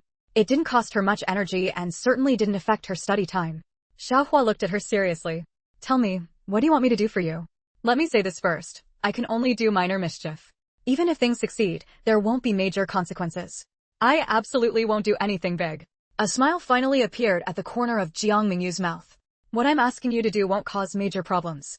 You're already in class 38 now, in the same class as Jiang Huayu. Starting next semester, I want you to help me keep an eye on Jiang Huayu. I'll give you 10 yuan each month. If you notice any unusual movements from her, report to me immediately. Each report will earn you 5 yuan. Xiaohua lowered her head. Although she had gotten 30 yuan from Jiang Huayu now, that 30 yuan was far from enough. Next semester's tuition alone would cost 10 yuan, and meal tickets each month would cost 3 yuan. This 30 yuan could only guarantee her tuition and meal tickets. There was still no sign of money for Chapter 348, Acknowledging a Master. Xiaohua also thought of something else. The next semester would be the final semester of high school, and the school was sure to hand out a lot of materials. Previously, she couldn't afford to buy these materials, but if she had the money, she naturally wanted them too. There was also graduation photos. Those cost 50 cents each. These 30 yuan truly weren't enough. Moreover, her older brother was about to get married. If she took this 30 yuan back home, there was no guarantee she could even keep it. Xiaohua let out a long sigh. The most crucial point was that today, in order to get this 30 yuan, she had already effectively torn up all pretense with Jiang Mengyu. There was no way she could get any more money from her now. Xiaohua was a smart person. After brief consideration, she immediately agreed to Jiang Mengyu's request. All right, I'll listen to you from now on. 10 yuan a month, that was much more generous than Jiang Mengyu. Jiang Mengyu was very pleased. Do well and there will be rewards. Even she deliberately paused. Xiaohua looked at her eagerly. If you do well, I can even help you get into university. I'll cover all your university expenses. Additionally, you'll have 3 opportunities to ask for my help. Of course, only in situations where you are in the right. She really had no one else she could use. She couldn't monitor Jiang Mengyu all the time herself, so she could only buy someone to keep an eye on her. Besides, this person was originally Jiang Huayu's ally, the last person Jiang Mengyu could still use. By winning her over, Jiang Mengyu would be left a commander without an army. Xiaohua was smart and had previously encountered individuals with extraordinary abilities. She knew the methods of cultivators. Having also followed Jiang Mengyu, using her connection with Jiang Mengyu to monitor her was the best approach under the current circumstances. This time, however, Xiaohua fell into deep thought. Although private enterprises already existed, and many private entrepreneurs had their own subordinates, she still hesitated at the idea of becoming someone else's subordinate. But when she thought about returning home as she was, if she couldn't hold on to this 30 yuan, she would definitely be unable to continue her studies next year. By following Jiang Mengyu, all her problems would be solved immediately. Jiang Mengyu had managed to pull Wu Jiangxing, the perpetual second-to-last student, into the advanced class. She could certainly help Xiaohua get into the university she dreamed of. Previously, she had even thought that even if she got into university, given her family's circumstances, she might not be able to afford it. But now, as long as she became Jiang Mengyu's subordinate, her university expenses would be taken care of. Once she attended university, her fate would change. Therefore, after only a minute of hesitation, she made her decision. I'm willing to follow you, boss. Jiang Mengyu almost choked again. She had forgotten that at this time, the term boss carried significant weight. Some people even used it to address administrative leaders. Jiang Mengyu took out her fan and, with a single wave, immediately enveloped the surrounding area with a formation. Seeing this, Xiaohua was inwardly shocked but maintained a calm expression. All right, make your vow. Say that you voluntarily follow me, become my subordinate, heed my commands without violating morality, and never betray me. Otherwise, you will submit to my punishment, Jiang Mengyu said. Since Xiaohua had already made her decision, she naturally raised her hand and swore on the spot. I, Xiaohua, voluntarily acknowledge Jiang Mengyu as my master. I will heed my master's commands without violating morality and never betray my master. Otherwise, I will submit to my master's punishment without complaint or regret. As soon as the vow was spoken, something in the air seemed to resonate. Moreover, she felt something descend and enter Xiaohua's brow. Xiaohua's vow had actually elicited a reaction from the heavenly Tao. Listening to Xiaohua's vow, Jiang Mengyu felt somewhat shocked. She had only asked her to become her subordinate, yet Xiaohua had sworn an oath of fealty, and it had even. Chapter 349, Cultivating a Right-Hand Woman. Mengyu suddenly understood in her heart, this Xiaohua was probably quite a shrewd character. She had set her sights on Mengyu and wanted to latch onto a powerful patron. Recalling the incident of spreading rumors last time, Shenqi had mentioned that Xiaohua had questioned Jiang Mengyu, asking whether what they were spreading was true. If it wasn't true, she wouldn't spread it. This showed that she had her own principles in life. Oh well, since she had already sworn an oath of allegiance, Mengyu might as well accept her. Besides, Mengyu really had no one else to use at the moment. Previously, paying Xiaohua to monitor Jiang Mengyu was just a temporary measure. Xiaohua was clever and had principles in her actions. Accepting her meant finally having someone to rely on. Jiang Mengyu decided to cultivate Xiaohua into a right-hand woman. Xiaohua made the decision to pledge allegiance because she witnessed Jiang Mengyu use a fan, and with a single wave, the surroundings became extremely quiet. Although she didn't know about formation arrays, she understood that Jiang Mengyu had used magic to isolate the area she was in from the surroundings. While she had previously suspected that her inability to move during the exam was Jiang Mengyu's doing, she wasn't entirely certain, it was just a guess. But now, seeing Jiang Mengyu isolate the area with a wave of her fan, she immediately knew her opportunity had arrived. She had seen such capable individuals with extraordinary abilities before, envying their skills and wishing she could learn them, but she could never get close. Now that she knew Jiang Mengyu was one of them, if she didn't latch onto her now, when would she ever get the chance? Since she had already agreed to become her subordinate, pledging allegiance was the most practical step. Thus, she decisively swore the oath of allegiance. Jiang Mengyu sighed inwardly. Since she had become someone's master, she wouldn't be stingy. She asked Xiaohua, "Do you wish to cultivate?" Xiaohua was stunned. Cultivate? She had thought that, even after following an extraordinary person, it would take 3 to 5 years before she could hope to learn any skills. Yet now, right after pledging allegiance, she was given such an opportunity. Her lips trembled as she replied, "Yes, I dream of it." Mengyu instructed Xiaohua, "Sit properly. I will impart to you a body-refining technique. Practice it whenever you have time." She condensed the first 3 layers of the witch body art at her fingertip and pressed it against Xiaohua's forehead. These are the first 3 layers of the body-refining technique. Whether you can cultivate to the innate realm depends on your own destiny. Additionally, she gave her 1 marrow-cleansing pill and 2 foundation-building pills. Take this marrow-cleansing pill after you return home, once everyone else is asleep. It will be somewhat painful, but it will cleanse the impurities from your body and enhance your cultivation aptitude. These foundation-building pills are for when you break through bottlenecks. Don't underestimate these pills. This marrow-cleansing pill couldn't be bought even for tens of millions. The foundation-building pills sell for over 100,000 on the black market. Never take these pills in front of others and never sell them. They are for your use only, to avoid attracting disaster. As for money, since you have pledged allegiance to me and become my disciple, you naturally no longer need to worry about lacking funds. With that, she directly took out 200 yuan from her bag and handed it to her. From now on, I will give you a monthly allowance of 100 yuan. This is for the new year and this month's expenses. Take it and buy some clothes. Actually, Jiang Mengyu was mistaken. The marrow cleansing pill had long been extinct on the market. Not even tens of millions, but hundreds of millions couldn't buy one. She just didn't know it herself. She only calculated its value based on the required essence points. Xiaohua fell to her knees with a thud before Jiang Mengyu. "Thank you for your grace, master." It felt like a dream. Just by making the decision to pledge allegiance, she had received such incredible benefits. Not only did she obtain a cultivation technique, but she also received a marrow-cleansing pill worth tens of millions and foundation-building pills worth over 100,000. Moreover, she was given a monthly allowance of 100 yuan, with extra for the new year. Was her master a tycoon? One must know that at this time, a substitute teacher's salary was only about 18 yuan per month. What kind of master had... Chapter 350 Entering the Mountains. Jiang Mengyu asked Xiaohua again, "Where does your family live? Is it far from here?" Xiaohua quickly replied, "It's not far either. After getting off the bus, it's just half a day's walk. It's just that today's bus has already passed." But she was very grateful that her master had stopped her. Otherwise, she wouldn't have the opportunities she had now. As it turned out, her home was deep in the mountains. "In that case, why don't you come back with me today? You can take the marrow cleansing pill first, and I can guide you through your first cultivation session." "Yes, master." And so, Jiang Mengyu had gone out to intercept Xiaohua, originally intending to spend a little money to find someone to keep an eye on Jiang Mengyu. She hadn't expected to end up formally taking on a servant. Bringing Xiaohua back to Shinqi's small courtyard, that very night, Xiaohua took the marrow cleansing pill and underwent marrow cleansing. Afterwards, under Jiang Mengyu's guidance, she began cultivating. Of course, what she practiced was the witch body art. What surprised Jiang Mengyu was that this Xiaohua was also a cultivation prodigy. After the marrow cleansing, in just one night, she actually reached the first level of the Hotian stage, becoming a first-level martial artist. The next day, Xiaohua prepared to return home and invited Jiang Mengyu to visit her family. She had originally just extended the invitation casually, never expecting Jiang Mengyu to actually agree. The truth was, Gu Dongxing was away on a mission, and Jiang Mengyu didn't want to stay alone in Shinqi's house, so she thought she might as well go play in the mountains.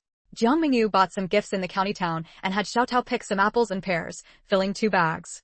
Then, carrying a woven bag, she boarded the bus to Erlong Township, the township where Xiaohua's home was located, with Xiaohua.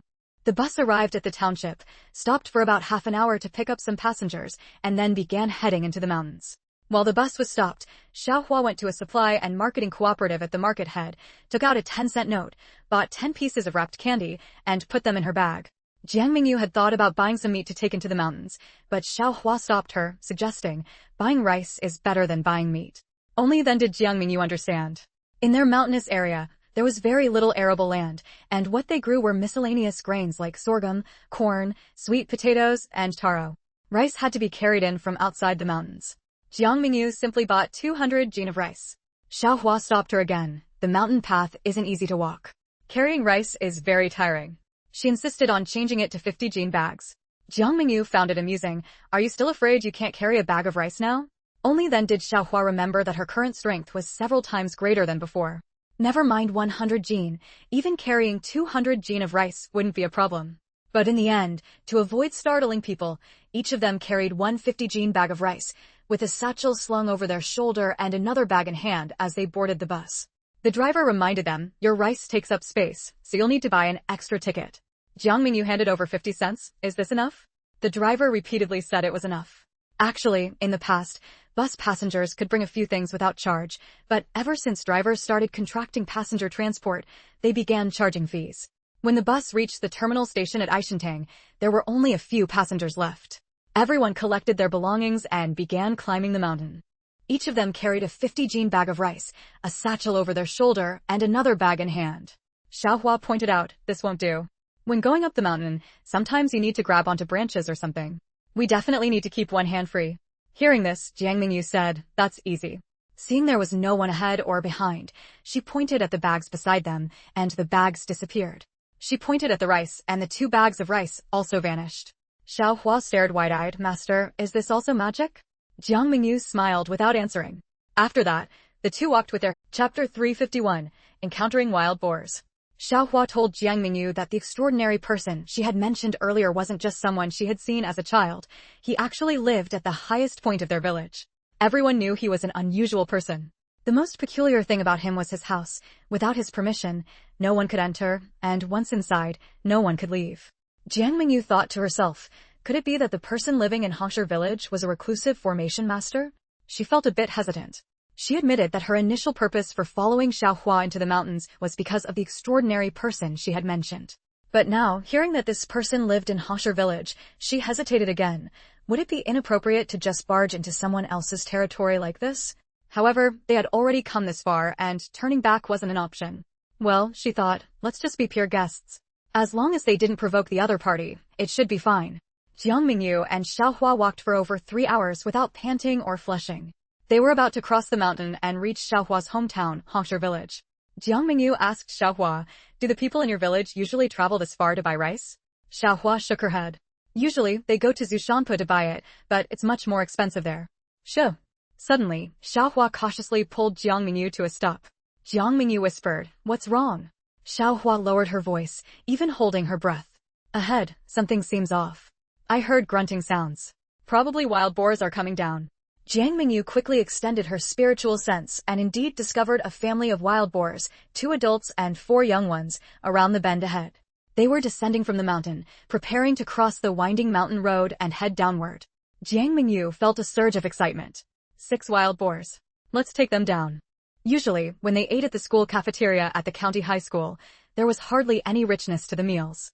Later, the 4 of them started cooking in Shinchi's dormitory, and there improved a bit. However, having meat every day was still impossible. Not to mention anything else, the meat supplied by the food group was limited each month. If they wanted more, they had to buy meat at the farmer's market, and she couldn't go to the market every day. These 6 wild boars were practically delivering meat to them. Xiaohua was startled. Take them down? Just the 2 of us. Usually, when villagers hunted wild boars, they organized groups of 20 or 30 people before daring to provoke them. Even with 20 or 30 people, they wouldn't act rashly upon encountering a group of boars. They typically targeted lone boars or small groups of 2 or 3. A family of 6, all fully grown like the ones they encountered today, was something they wouldn't dare to touch. But now, her master actually said they should take down these 6 wild boars. Jiang Mengyu nodded. Yes, there are 6 wild boars. The smaller ones weigh about 150 to 160 jin each, and the larger ones probably 300 to 400 jin each. If we take down this family, we can eat well for a long time. Xiaohua smiled wryly. My master, even if it lasts a long time, can you carry it all? This family of boars probably adds up to around 1,500 jin. Even if we're strong, we can't carry that much, right? But then she immediately thought of her master's earlier trick of making the rice disappear. Was her master planning to make these wild boars disappear too? But master, there are only 2 of us, and we have no weapons. How do we fight them? Jiang Mengyu smiled. Who said I have no weapons? With a flip of her hand, a small bow, 10 arrows, and a large knife appeared between her fingers. She handed the large knife to Xiaohua and took the bow and arrows herself, knocking 5 of the arrows. I'll kill 5 of them and leave 1 for you, she said. With just a glance, she released all 5 arrows at once. Xiaohua was very worried. Would this really work? What if an arrow didn't kill a boar and instead provoked its ferocity? But clearly, her worry was unnecessary because each of Jiang Mengyu's arrows deeply penetrated a boar's head. 5 boars let out almost simultaneous screams and then fell down. Only the smallest one remained. Chapter 352 Pity. Chapter 352 Pity. Xiaohua was utterly shocked. That was a wild boar. She knew how hard its skull was, yet the arrow had pierced right through it. Hurry up and go. Mengyu shouted at Xiaohua. Only then did Xiaohua remember that she was now a first-level martial artist. How could she show fear in the moment? Brandishing her large blade, she charged forward. The wild boar's greatest strength was its charge. Xiaohua, originally a mountain girl who had practiced the witch body technique and become a martial artist, was quite agile. Therefore, whenever the boar charged at her, she could always dodge it. Moreover, she managed to land several cuts on the boar's body. Xiaohua was amazed. Every time she struck the boar, she could slice open a large gash. She clearly remembered that wild boar hide was very thick, especially for one that was nearly fully grown. It seemed the blade her elder sister had given her was truly formidable. The sight of blood and the pain from its wounds further enraged the boar, its eyes turning even redder as it continuously launched various charges at Xiaohua. 10 minutes later, this wild boar also fell to the ground. Mengyu smiled at her. Not bad. It took 10 minutes, but you finally killed it. Xiaohua naturally detected the teasing tone in her words. Panting heavily, Xiaohua looked at the boar she had hacked into a mess and said with a bitter smile, I'm still not good enough. She was a martial artist, yet it had taken her 10 minutes to kill a single wild boar. And this was while she was wielding such a sharp, large blade. Mengyu reached out and stored away the 5 wild boars she had killed, leaving only the one Xiaohua had slain, which was rather gruesomely disfigured. She took her knife and, with a few swift strokes, skinned the boar. Then she cut off a leg of meat, placed it in a woven bag, and made the rest of the meat disappear. Even the stinky internal organs vanished. Actually, Mengyu really didn't want to put these things into her space, but Xiao Tao was clamoring for them, so she stored them all away. She truly hadn't known that plants ate meat too. Afterward, Jiang Mengyu put away her bow and arrows and large blade. She took out 2 bags of rice, hoisting one bag over her shoulder with one hand and carrying the leg of pork over 30 caddies packed in a woven bag with the other. Let's go. Xiaohua quickly said, let me carry the pork. Jiang Mengyu didn't argue with her, allowing Xiaohua to shoulder one bag of rice and carry the leg of pork as they headed toward her hometown, Hosher Village. By the time they entered Hosher Village, it was already past 2 in the afternoon. People kept greeting Xiaohua. Little Hua, you're back. Little Hua, are you on holiday? Little Hua, you're back for the holiday. What are you carrying? Little Hua, you've finally returned. Your elder brother's intended came to the house yesterday. Your mother has been anxiously waiting for you. When the person mentioned this, they even glanced at Xiaohua with a look of pity. Some even muttered under their breath, what's the use of reading so many books anyway? Xiaohua initially responded to each greeting, but her expression suddenly changed upon hearing the last comment. Jiang Mengyu naturally noticed the change in Xiaohua's expression, and she also caught the fleeting looks of pity on those people's faces. This situation seemed a bit off. Right, it was after hearing about her elder brother's intended visiting that her expression changed. She tugged Xiaohua's hand. Don't be afraid. I'm here. Elder sister, I know. They had already agreed that Xiaohua would call Jiang Mengyu elder sister from now on. Most of the houses in Hosher Village were stilted buildings constructed from wood, with fir bark used for roofing. The first floor housed pigs and cattle, and the toilet was also on that level, while the second floor was for living. Entering Xiaohua's family's stilted building, a middle-aged woman in her 40s was tending the fire by the hearth. Looking up and seeing Xiaohua enter with a large bag in each hand, she frowned slightly. But upon seeing Jiang Mengyu, she immediately smiled and greeted, Little Hua. Chapter 353, Marriage Exchange. Jiang Mengyu quickly greeted her, Hello, Auntie. I'm Xiaohua's classmate.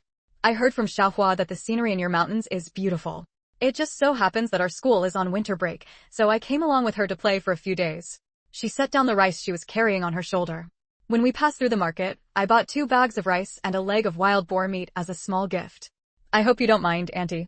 The 2 bags of rice added up to 100 caddies, and the leg of wild boar meat weighed over 10 caddies. Who would mind such a generous gift? Xiaohua's mother beamed with joy. Oh, you really shouldn't have brought such a heavy gift just for visiting.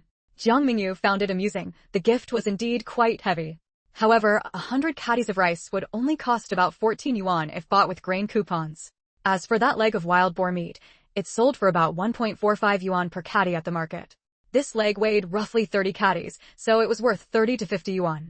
Xiaohua's mother poured them some homemade black tea to drink. Xiaohua took a big gulp, wiped her mouth, and asked, "Where are Dad and brother? Aren't Axio and Axie on break too? Why aren't they home?" Xiaohua's mother replied, "Your dad and brother went up the mountain. They should be back soon. Axio and Axie went out to gather wild vegetables, so they'll be back soon too." Sure enough, before long, a girl of about 12 or 13 and a boy of 8 or 9 returned together. As soon as they saw Xiaohua, they happily called out, "Big sister." Xiaohua gave each of them a piece of candy she had bought at the market. Jiang Mengyu quickly took out some apples and gave one to each of them as well. The two children seemed overjoyed. The boy named Xiaoxi exclaimed in delight, "It's an apple. I've seen it in books. I know what it is."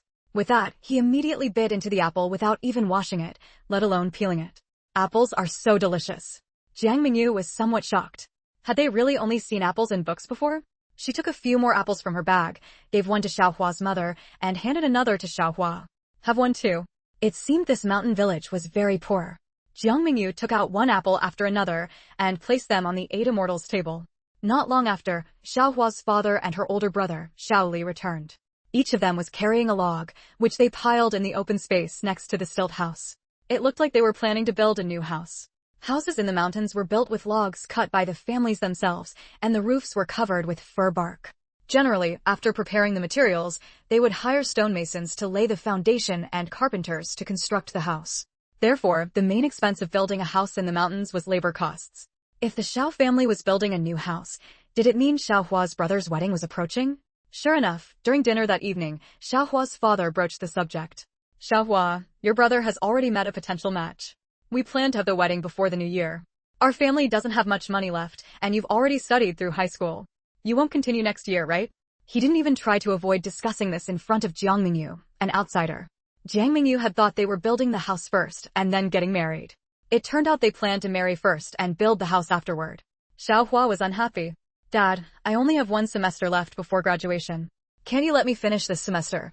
Xiaohua's father insisted firmly, "No, our family can't afford to support your studies anymore." Xiaohua hurriedly said, "I don't need the family to support me. I'll find a way to borrow money for my studies and pay it back myself later." But Xiaohua's brother had no patience to discuss it in detail. He cut her off directly. "Little Hua, to be honest with you, the woman's family not only likes me but also likes you. So, after we build a new house next year, we'll get married together." Xiaohua was shocked. "Brother, are you saying?" Chapter 354 Forced Marriage. Xiaohua's mother quickly explained, "Hua, you should know, our family has no money for a bride price. Their family proposed that if we can't give a bride price, then you should marry Ir's brother instead." Jiang Mengyu frowned. Are they actually using Xiaohua for a marriage exchange? Xiaohua stood up. "No, I won't agree to a marriage exchange. Whatever bride price they want, we'll pay it." Xiaohua's mother said, "How much money do you have?" "These days, getting a wife costs 100 yuan in bride price. Where would we get that much money for a bride price?" Actually, in the mountains at this time, the bride price wasn't that high, usually 60 yuan, or 80 at most. Saying 100 was deliberately making things difficult for Xiaohua. Xiaohua looked at Jiang Mengyu, who nodded. Xiaohua immediately said, "I can borrow the 100 yuan bride price from a classmate first, but I must continue my studies." Seeing her daughter's strong desire to study, and knowing that she was a good student who could potentially get into university and bring honor to the family, Xiaohua's mother looked at Xiaohua's father. "Since our daughter is willing to borrow money for the bride price, let's forget about the marriage exchange."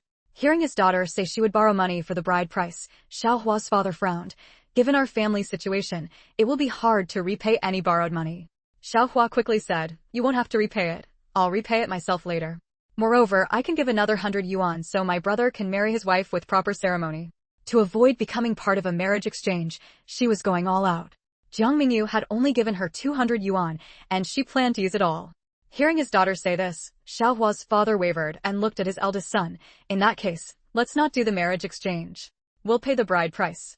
100 yuan bride price would already give the bride's family plenty of face. Besides, marriage exchanges didn't have a good reputation. But Xiaohua's brother disagreed. "No, you must marry Ruyi's brother." Jiang Mengyu found it strange. The sister had already agreed to provide the money, and the parents had agreed to drop the marriage exchange. Why was the brother still insisting on it? Could there be something else going on here? "Brother." Xiaohua looked at her brother in disbelief. "You can get a wife without a marriage exchange now, so why must I be part of one?"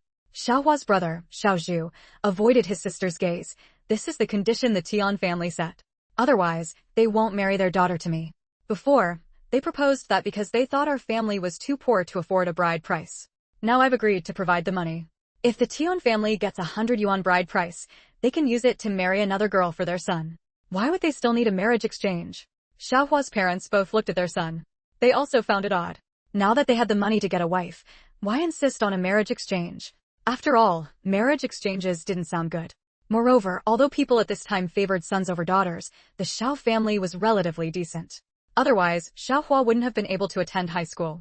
Most girls only made it to junior high and couldn't continue further. Under pressure from Zhao's father and mother, Xiaozhu finally told the truth. The matchmaker had introduced them to a family from Fengmujin. The girl was named Tian Rui. It turned out that Tian Rui's brother, Tian Xianhua, had seen Xiaohua shopping in the county town with a few classmates and had taken a liking to her at first sight. Afterward, he asked around and learned that this girl was Xiaozhu's sister from Hosher village and was currently studying at the county high school. So, after returning, he sought out the village matchmaker, wanting her to introduce him to Xiaohua. But the matchmaker firmly told him that the Xiao family cherished this daughter very much and had even heard they planned for her to take the university entrance exam. Given Tian Xianhua's status, the Xiao parents wouldn't easily. Chapter 355. I don't agree. Although Tian Xianhua was from Fengmujin and usually idle without a proper occupation, he was known as a tough character in several surrounding villages. He often spent his days wandering the local market towns in the countryside or loitering in the county seat. But more often than not, he entrenched himself in the market area of the surrounding villages, Zushanpu, acting as a local bully. He was already 26 years old, yet no one in the nearby mountain villages was willing to marry their daughter to him. Because not only was he a tough character, he was also reckless and shameless, frequently associating with disreputable women. His often repeated saying was, "A rotten woman is a rotten winter melon, a rotten man is a flower." Although Xiaohua wasn't exceptionally beautiful, she was considered a flower of the mountains, clever and well-educated. Why would her parents ever agree to marry her to him? But Tian Xianhua had already set his sights on Xiaohua and was unwilling to let her go. Coincidentally, his younger sister returned from gathering pig feet outside, and he began to scheme about her. Tian Xianhua discussed with the matchmaker, "Doesn't Xiaohua have an older brother named Xiaozhu? Introduce my sister to him. Once the two of them develop feelings and start talking about marriage, you can then bring up the idea of a marriage exchange." The matchmaker didn't want to be his go-between, but she also knew Tian Xianhua was a tough character and feared offending him. So she said, "This matter must be agreed upon by the other party. Don't worry, her brother will agree." His sister wasn't bad-looking at all. In fact, he himself wasn't bad-looking either. If not for his poor reputation, he would have married long ago. His sister had long grown tired of her family.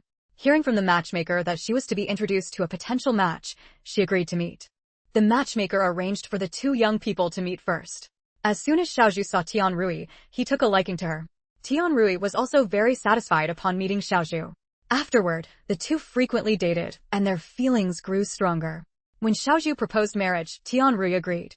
However, when Xiaozhu asked the matchmaker to propose marriage to the Tian family, he was still anxious, unsure how much bride price the other side would demand.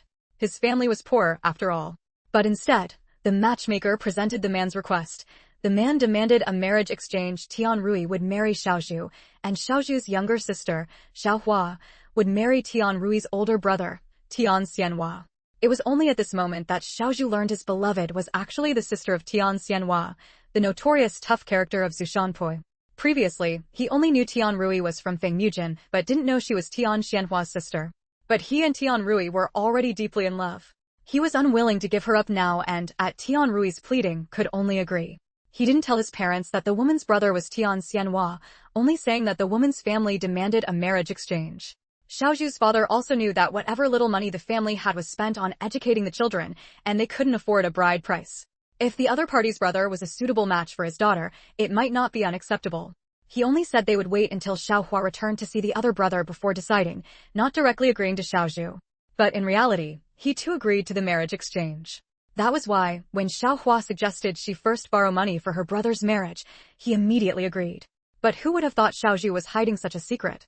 Xiaohua's parents were stunned that Tian Xianhua is a ruffian, someone who engages in promiscuous relationships. How can we marry our daughter to such a tough character? So it was Tian Xianhua who had taken a liking to their daughter first. Moreover, if Xiaozhu didn't know Tian Rui's brother was Tian Xianhua, shouldn't Tian Rui have known?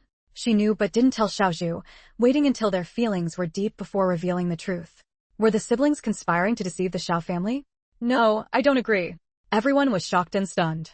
Because the person who uttered these words was not Xiaohua, nor Xiaohua's parents, but Jiang Meng, the classmate Xiaohua. Chapter 356, On What Grounds? Actually, Xiaohua wanted to speak up immediately because she was afraid her parents would agree to the arranged marriage exchange for her brother's sake. However, Jiang Mengyu stopped her.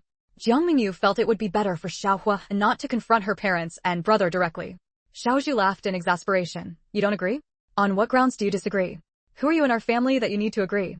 To be honest, after Tian Rui's persuasion, he also thought the arranged marriage exchange wasn't a bad idea. He could marry Rui, Tian Xianhua could marry his sister, and he would have a powerful backer in the future. Tian Xianhua doted on his sister, so he would definitely listen to her in the future. Just like him now, he doted on Rui, so whatever Rui said, he felt was right. On what grounds? On the grounds that she calls me big sister. Big sister. The Xiao family all turned their gazes to Xiaohua. Xiaohua nodded decisively. I've acknowledged her as my big sister. When I mentioned borrowing money earlier, it was also with my big sister's agreement. My big sister can make decisions for me. Xiaohua's parents stared blankly at Jiang Mengyu. This girl looked even younger than their daughter, so how had she become the big sister? Moreover, how could she possibly have so much money, casually mentioning 200 yuan? Jiang Mengyu ignored Xiaohua's parents and instead looked coldly at Xiaozhu. Since Xiaohua acknowledges me as her big sister, I will protect her. No one can bully her. Not to mention you're just an older brother. Even if her parents bullied her, it wouldn't be allowed. My little sister is under my protection. As long as I'm here, no one even thinks about bullying Xiaohua. As she said this, her eyes were fixed on Xiaohua's parents. Her stance made it clear that if Xiaohua's parents dared to agree to marry Xiaohua off to Tian Xianhua, she would have it out with them.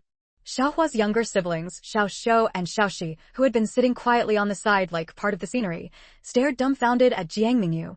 Big sister's big sister is so impressive. If only they had a big sister who protected them like that too. Jiang Mengyu turned to Xiaozhu. Other brothers protect their sisters, but you, as a brother, not only fail to protect your own sister, you actually want to hand her over to a scoundrel. I really doubt whether you're even a man. Being doubted as not a man angered Xiaozhu. How am I not a man? Would a man send his own sister to be ruined by a hoodlum? Xiaozhu was left speechless.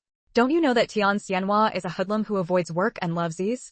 Knowing he's a hoodlum, you still agree to marry your sister to him. Do you want to build your happiness on your sister's suffering? Xiaozhu wanted to say no, but Jiang Mengyu wouldn't let him speak. You what? Could you possibly think your sister would be happy married to a hoodlum?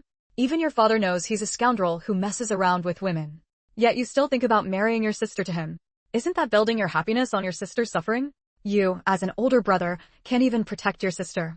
You even want your sister to sacrifice her lifelong happiness for your sake. What kind of brother are you? Xiaozhu hung his head, unable to lift it under Jiang Mengyu's words, but he really wanted to say he didn't want to build his happiness on his sister's pain. He just wanted a powerful backer.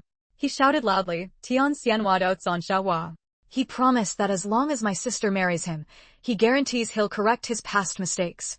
After marriage, everything in the household will be decided by my sister.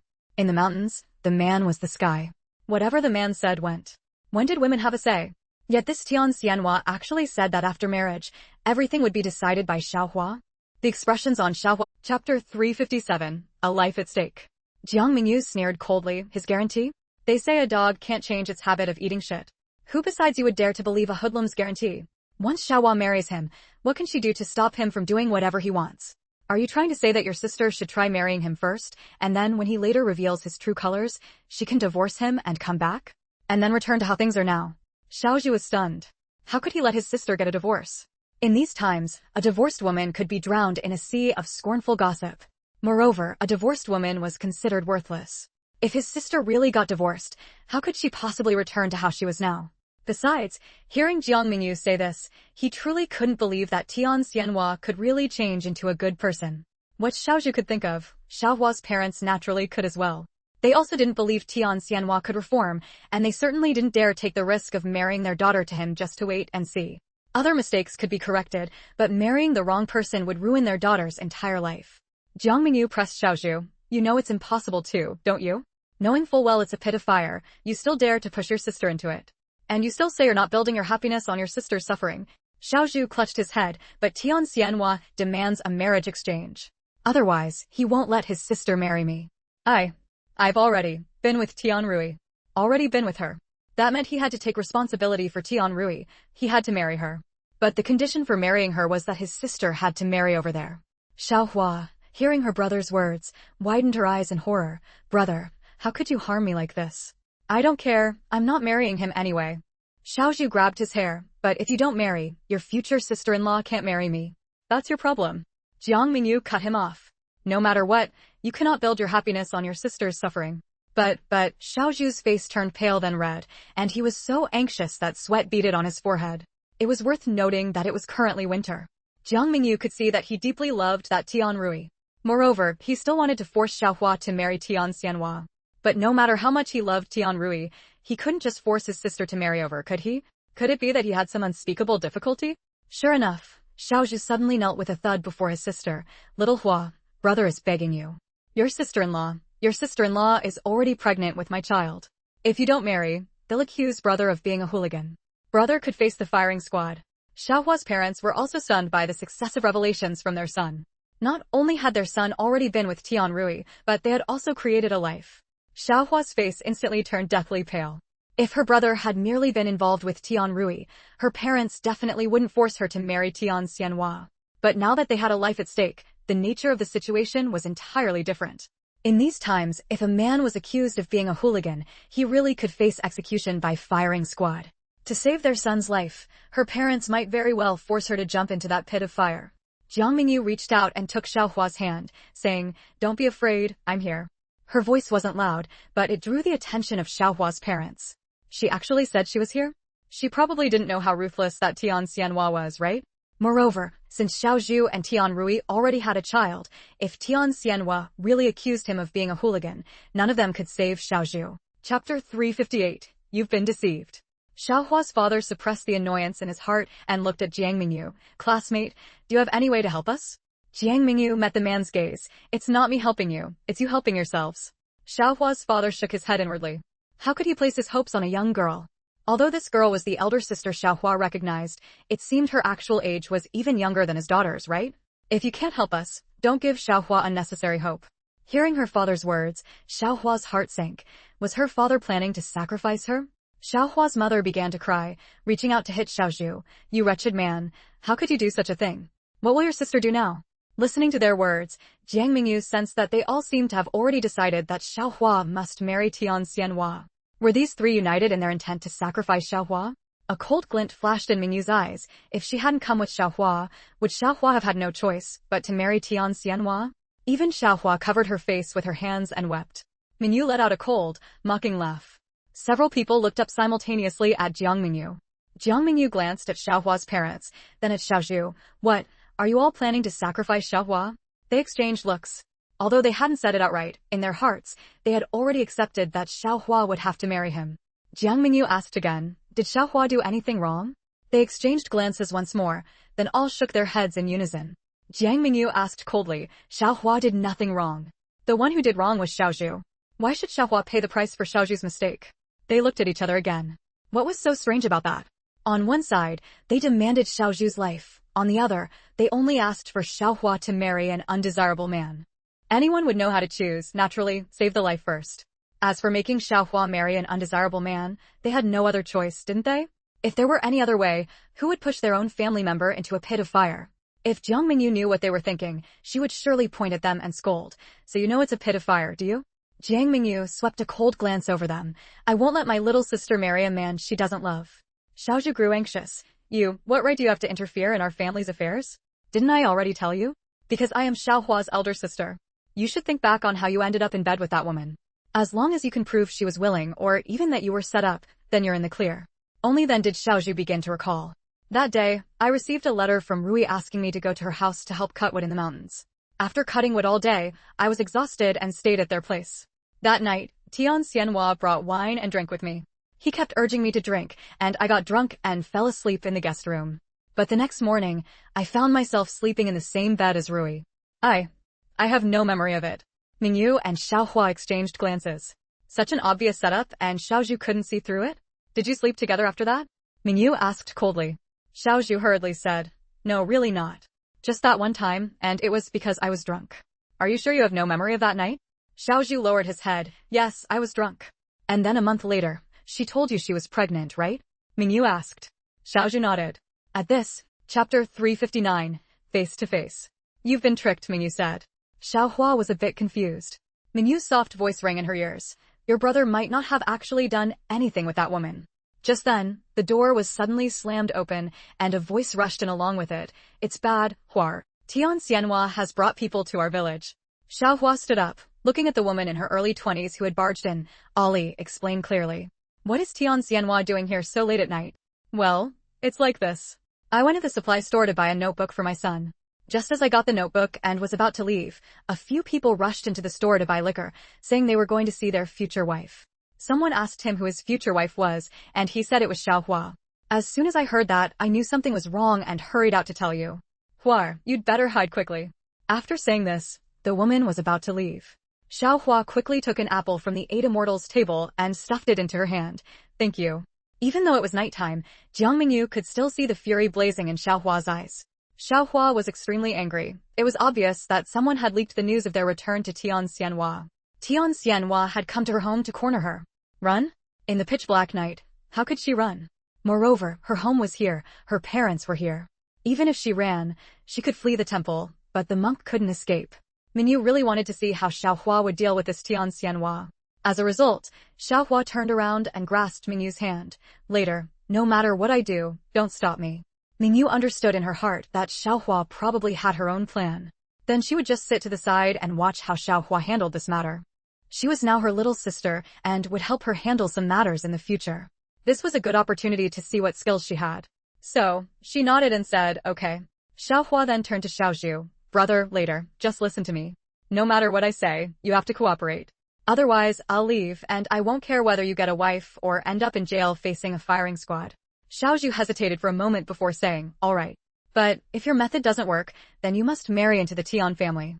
Xiaohua stared fixedly at Xiaozhu for a long time. Xiaozhu was stared at until his face turned red, almost to the point of flying into a rage from shame. Only then did she utter one word, as long as you think you can live with your wife with a clear conscience. Fine. Xiaozhu's face, however, turned pale again. He knew sacrificing his sister's lifelong happiness was wrong, but between his sister's happiness and his own life, he still chose his own life. Only then did Xiaohua turn to her parents. Mom, Dad, later, no matter what they say, just say you're old and that all matters should be decided by the younger generation. Xiaohua's father knew that this matter was clearly his son falling into the Tian family's trap. He didn't want to simply comply with the Tian family's arrangements and send his daughter into a living hell. But if it meant using his daughter's happiness to exchange for his son's life, he would carry it out without hesitation. However, today's daughter made him feel that she wasn't so easy to control. Moreover, she had brought an elder sister with her. Xiaohua's elder sister gave him a feeling of being very lofty, noble, and coldly ruthless. Perhaps, with her influence, she could subdue that Tian Xianhua. But he glanced in the direction of the mountains. Chapter 360, the feeling of being schemed against by the one you love. Xiaohua let out a sigh of relief and then said to her younger brother and sister, you two go back to your rooms and do your winter break homework. Xiao Shou and Xiaoxi exchanged a glance. Although they really wanted to stay, they knew today's matter wasn't something they could get involved in. So, they obediently agreed, took the kerosene lamp made from an ink bottle, and went back to their rooms. Xiaohua then moved 2 wooden chairs to the center of the main room and said, Mom, Dad, please come sit here. Zhao's father and mother sat down. Xiaohua pulled her brother over, and they stood on either side of their parents. Meanwhile, Mengyu leaned against a wooden pillar, watching Xiaohua arrange everything. When Tian Xianhua, who looked decent on the outside, arrived at the Xiao family home with Tian Rui, what they saw was a bright gas lamp hanging in the main room. Zhao's parents were seated, with Xiaohua and Xiaozhu standing protectively on either side of them. All 4 of them, 8 eyes in total, stared fixedly as the Tian siblings walked in. Seeing this, Tian Xianhua immediately put on a smile. Oh, are father-in-law and mother-in-law putting on this display to welcome us? However, his eyes swept toward Mengyu, who stood leaning against the pillar with her arms crossed. In his eyes was an admiration he couldn't conceal. When did such an ethereal, otherworldly girl appear in these remote mountains? How did he not know about her? Tian Xianhua knew that today was mainly about resolving the issue with the Xiao family. As for this girl in front of him, since she was at the Xiao family home, she must be related to them somehow. He could figure out a way to approach her later.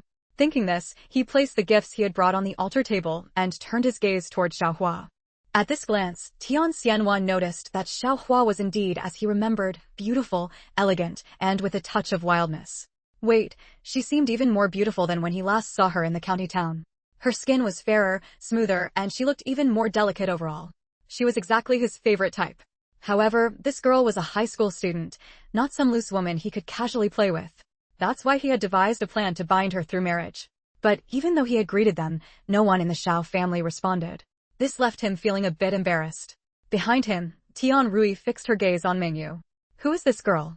Why did she sense a dangerous aura from her? She had a feeling that what was originally a sure thing now seemed less certain because of this girl. It must be said, a woman's intuition is often accurate. Seeing that Zhao's parents remained silent, Tian Xianhua turned his gaze toward Xiaozhu. Brother-in-law, what's the meaning of this? Does your family not intend to go through with the marriage alliance? Xiaozhu glanced at his sister and lowered his head without speaking. Huamei, your brother must have told you, right? Our two families are arranging a carrying pole marriage alliance. One end is my sister marrying your brother, the other end is you marrying me. Your brother has already agreed. I came today to meet you and discuss setting a wedding date. Originally, he had intended to bring a matchmaker, but since he hadn't known Xiaohua would return today, the matchmaker had gone to another village as a guest. He had no choice but to bring his sister directly. In his view, with him personally here, this matter couldn't possibly fail. Would Xiaohua refuse? Don't even think about it. Her brother, Xiaozhu, had already done that to his sister. Could he not take responsibility? And the condition for him marrying his own sister was this carrying pole alliance. Only then did Xiaohua speak up. However, she ignored Tian Xianhua and instead looked directly at Tian Rui. Your name is Tian Rui, right? Tian Xianhua quickly answered, yes, Huamei, my sister is Tian Rui, your brother's intended. My sister is already pregnant. Xiaohua cut him off. I wasn't asking you. Chapter 361 Unworthy. Chapter 361 Unworthy. Under Xiaohua's direct gaze, Tian Rui could only peek out from behind her brother to answer, yes, my name is Tian Rui. Your brother says you're already pregnant? Tian Rui glanced at Xiaozhu, then lowered her head shyly. Yes. Then I ask you, whose child is it? Xiaozhu wanted to speak, but Xiaohua glared at him, forcing him to shut his mouth again. Tears of grievance welled up in Tian Rui's eyes. Of course, it's your brother's. You say it's my brother's? Do you have proof? Who knows, maybe you slept with another man and are now pinning it on my brother. Xiaozhu wanted to speak again, but just as he was about to open his mouth, he suddenly felt Mengyu, who was leaning against the pillar, glare at him. A chill ran through his entire body, and he immediately fell silent. Tian Rui was furious. How can you say I have no proof? I still have the underwear from the day I was with your brother. Hearing this, Xiaozhu's eyes widened in shock. She actually kept the underwear from that day? What does this mean? They were clearly in a mutual, consensual relationship, and what happened was born of deep affection in the moment. But for her to keep the underwear, was she preparing to accuse him at any time? Xiaozhu then recalled what Tian Xianhua had said to him, if you don't marry my sister, I'll report you for harassing her and have you shot. Could it be that all of this was premeditated by them? A sense of shame, of being set up by the woman he loved, flooded Xiaozhu's mind. He stared at Tian Rui, his eyes turning slightly red. Seeing Xiaozhu's expression, Tian Rui's heart sank. She hurriedly said, Brother Zhu, I didn't mean to. I didn't want to set you up. It was just my brother who wanted to set you up. Tian Xianhua wanted to speak, but Xiaohua cut him off. Tian Rui, it's just a pair of underwear. Even if my brother did sleep with you, a woman like you who has no self-respect and fools around with men before marriage, who knows if you have other men? I dare say the child in your belly isn't my brother's at all. Maybe even you yourself don't know whose child it is. After all, for a woman with no self-respect like you, who knows how many men there have been? Xiaohua, how can you say that about me? Tian Rui was enraged. Do you know how important a woman's reputation is? By ruining my reputation like this, are you trying to get me killed? Xiaohua shouted back, I'm trying to get you killed?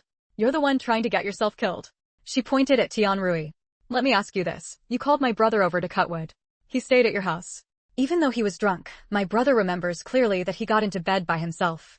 That means when my brother went to bed, you weren't beside him. You entered the room where my brother was sleeping later. What was a girl like you doing going into a young man's bedroom? Don't tell me you were sleepwalking into my brother's room.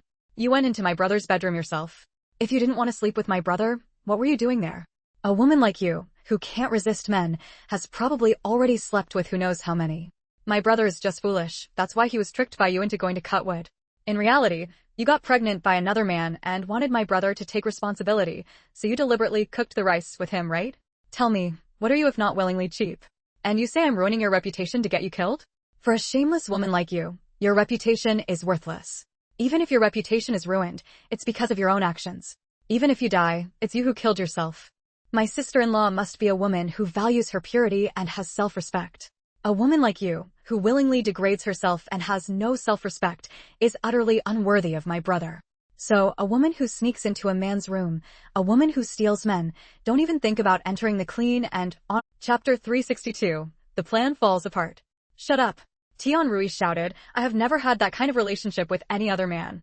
Nothing happened between me and your brother either. I am still a virgin to this day.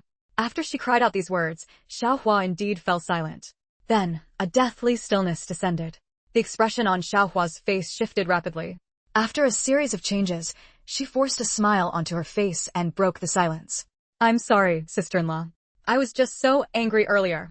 Because my brother told me you were going to accuse him of being a hooligan, to have him shot. So, please don't blame me. Tian Rui hadn't expected Xiaohua, who had just been pointing at her and shouting abuse, to now apologize to her. A tumult of emotions churned within her, and for a moment, she didn't know what to say. Could she say that she didn't want to do this, but couldn't refuse her brother's demands? Could she say that she could never possibly accuse Xiaozhu because she had also fallen in love with him? She couldn't say any of it. She could only cast a timid glance at her brother, whose face was as dark as the bottom of a pot, wondering what kind of storm she would face when she returned home. Earlier, while Xiaohua was berating Tian Rui, Tian Xianhua had kept trying to interject, but Xiaohua had spoken with the clarity and speed of a string of firecrackers, leaving him no opening to speak. Now that Xiaohua had finished, he too found himself at a loss for words. Yes, all of this had been his design. First, have his sister date Xiaozhu. Once Xiaozhu fell in love with his sister, he would orchestrate a situation where Xiaozhu would sleep with her, getting her pregnant. Then, he would force Xiaozhu to marry Xiaohua to him, otherwise, he would accuse Xiaozhu of molesting his sister. Except, his sister was, after all, a virgin. Even after entering the room where Xiaozhu was sleeping, she could do nothing with Xiaozhu, who was dead drunk. Naturally, the plan couldn't be accomplished. Nevertheless, Tian Xianhua had still taken advantage of Xiaozhu, a complete novice who knew nothing about sexual matters between men and women, and managed to deceive him into believing that he had slept with the girl that night. A month later, he would notify Xiaozhu that his sister was pregnant, forcing him to marry his sister to him. Otherwise, he would accuse Xiaozhu of molesting his sister and have him shot. His design was excellent, and success seemed within reach. To protect Xiaozhu, Xiaohua's parents would have no choice but to let Xiaohua marry him. He just hadn't anticipated that tonight, when everything was supposed to be finalized, Xiaohua, who was usually so gentle and soft-spoken, would suddenly become like a hedgehog, hurling abuse at Rui. Her outburst had actually caused his sister to reveal the truth herself, ruining his plan. However, Xiaozhu, do you still want to marry my sister or not? I do. Xiaozhu couldn't help but answer himself. Tian Xianhua said, let me make this clear. If you want to marry my sister, fine. Then marry your sister to me. We'll do a cross-marriage. Otherwise, don't even think about marrying my sister. Xiaozhu and Tian Rui exclaimed simultaneously. No way. Don't. Tian Rui cried out in shock. Brother, you were the one who had someone introduce me to Xiaozhu. Xiaozhu and I are already in love. You can't tear us apart. Xiaozhu also said, the marriage law stipulates freedom of marriage. You're just her brother. You have no right to decide her life.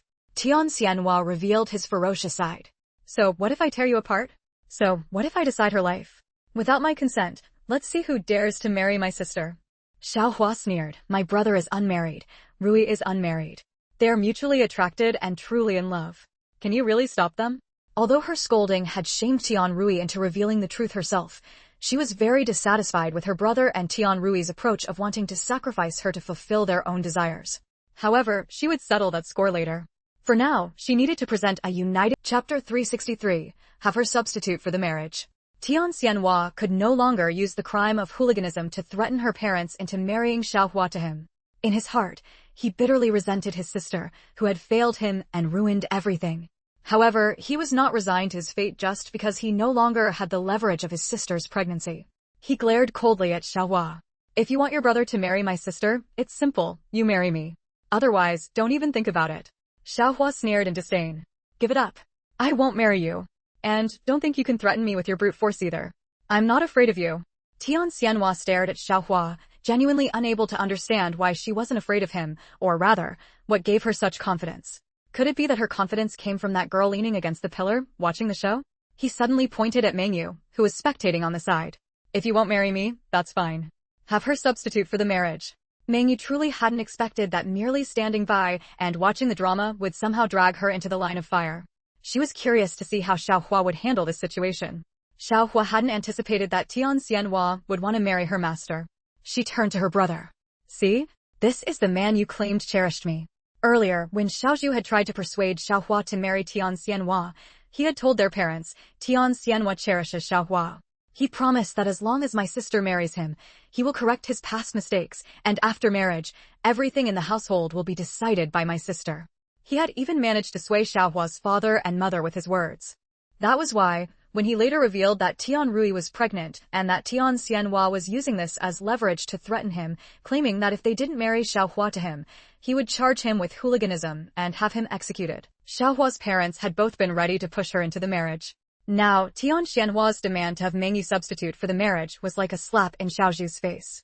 If Tian Xianhua truly cherished Xiaohua, how could he possibly ask for her classmate, who was even more beautiful, to substitute for the marriage the moment he saw her? Xiaozhu felt utterly ashamed. In truth, he had known all along that Tian Xianhua's words were nothing but lies. Yet, for the sake of his own life, he had still chosen to push his sister into the marriage. Xiaohua let out another cold laugh and pointed at Tian Xianhua. Are you sure you want to marry my elder sister?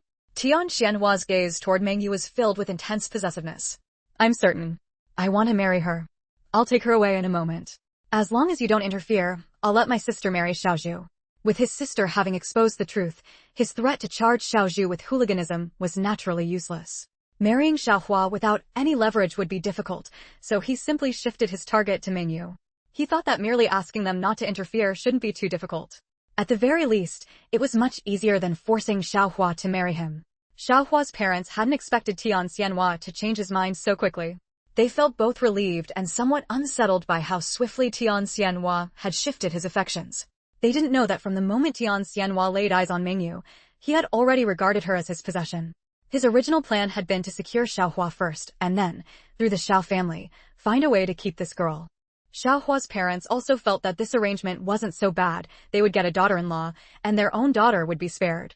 As for this girl who had come to their home with their daughter to play, she could only blame her own misfortune for wandering around outside and catching Tian Xianhua's eye. Mengyu naturally noticed the attitude of Xiaohua's parents. For people like them, she truly had nothing to say. No wonder Xiaozhu had grown up with such a selfish personality. Chapter 364. This kind of woman cannot be married. Xiaohua also noticed her parents' retreat, but she still wanted to get a clear answer. Dad, Mom, brother, I brought my elder sister back. She is a guest in our home. Now, Tian Xianhua wants you not to interfere as he takes my elder sister away.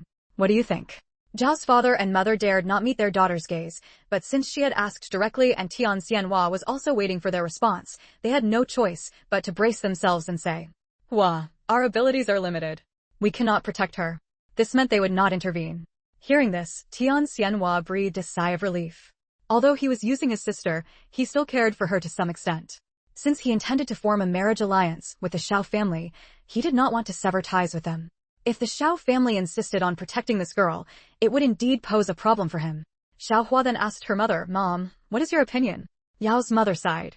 What opinion can I have? I have no power to manage your affairs. As for your classmate, she can only blame herself for casually coming to someone else's home to visit. Haven't you seen how many wives in our village were bought? Xiaohua then asked Xiaozhu, brother, what do you think? Earlier, my elder sister was willing to lend you 200 yuan for your wedding. Xiaozhu hesitated for a moment before lowering his voice and saying, Xiaohua, I think we cannot stop him. After all, women must marry sooner or later. Why don't you persuade her to just marry him? Xiaohua then asked Tian Rui, what do you think? Tian Rui glanced at Xiaohua, then at Mengyu, and said, I think you should choose between marrying him yourself or letting her marry him, instead of asking us. In her view, since Xiaohua did not want to marry her brother, and now there was a girl who could take her place, it was only natural for that girl to marry him. What was there to discuss? Xiaohua suddenly laughed.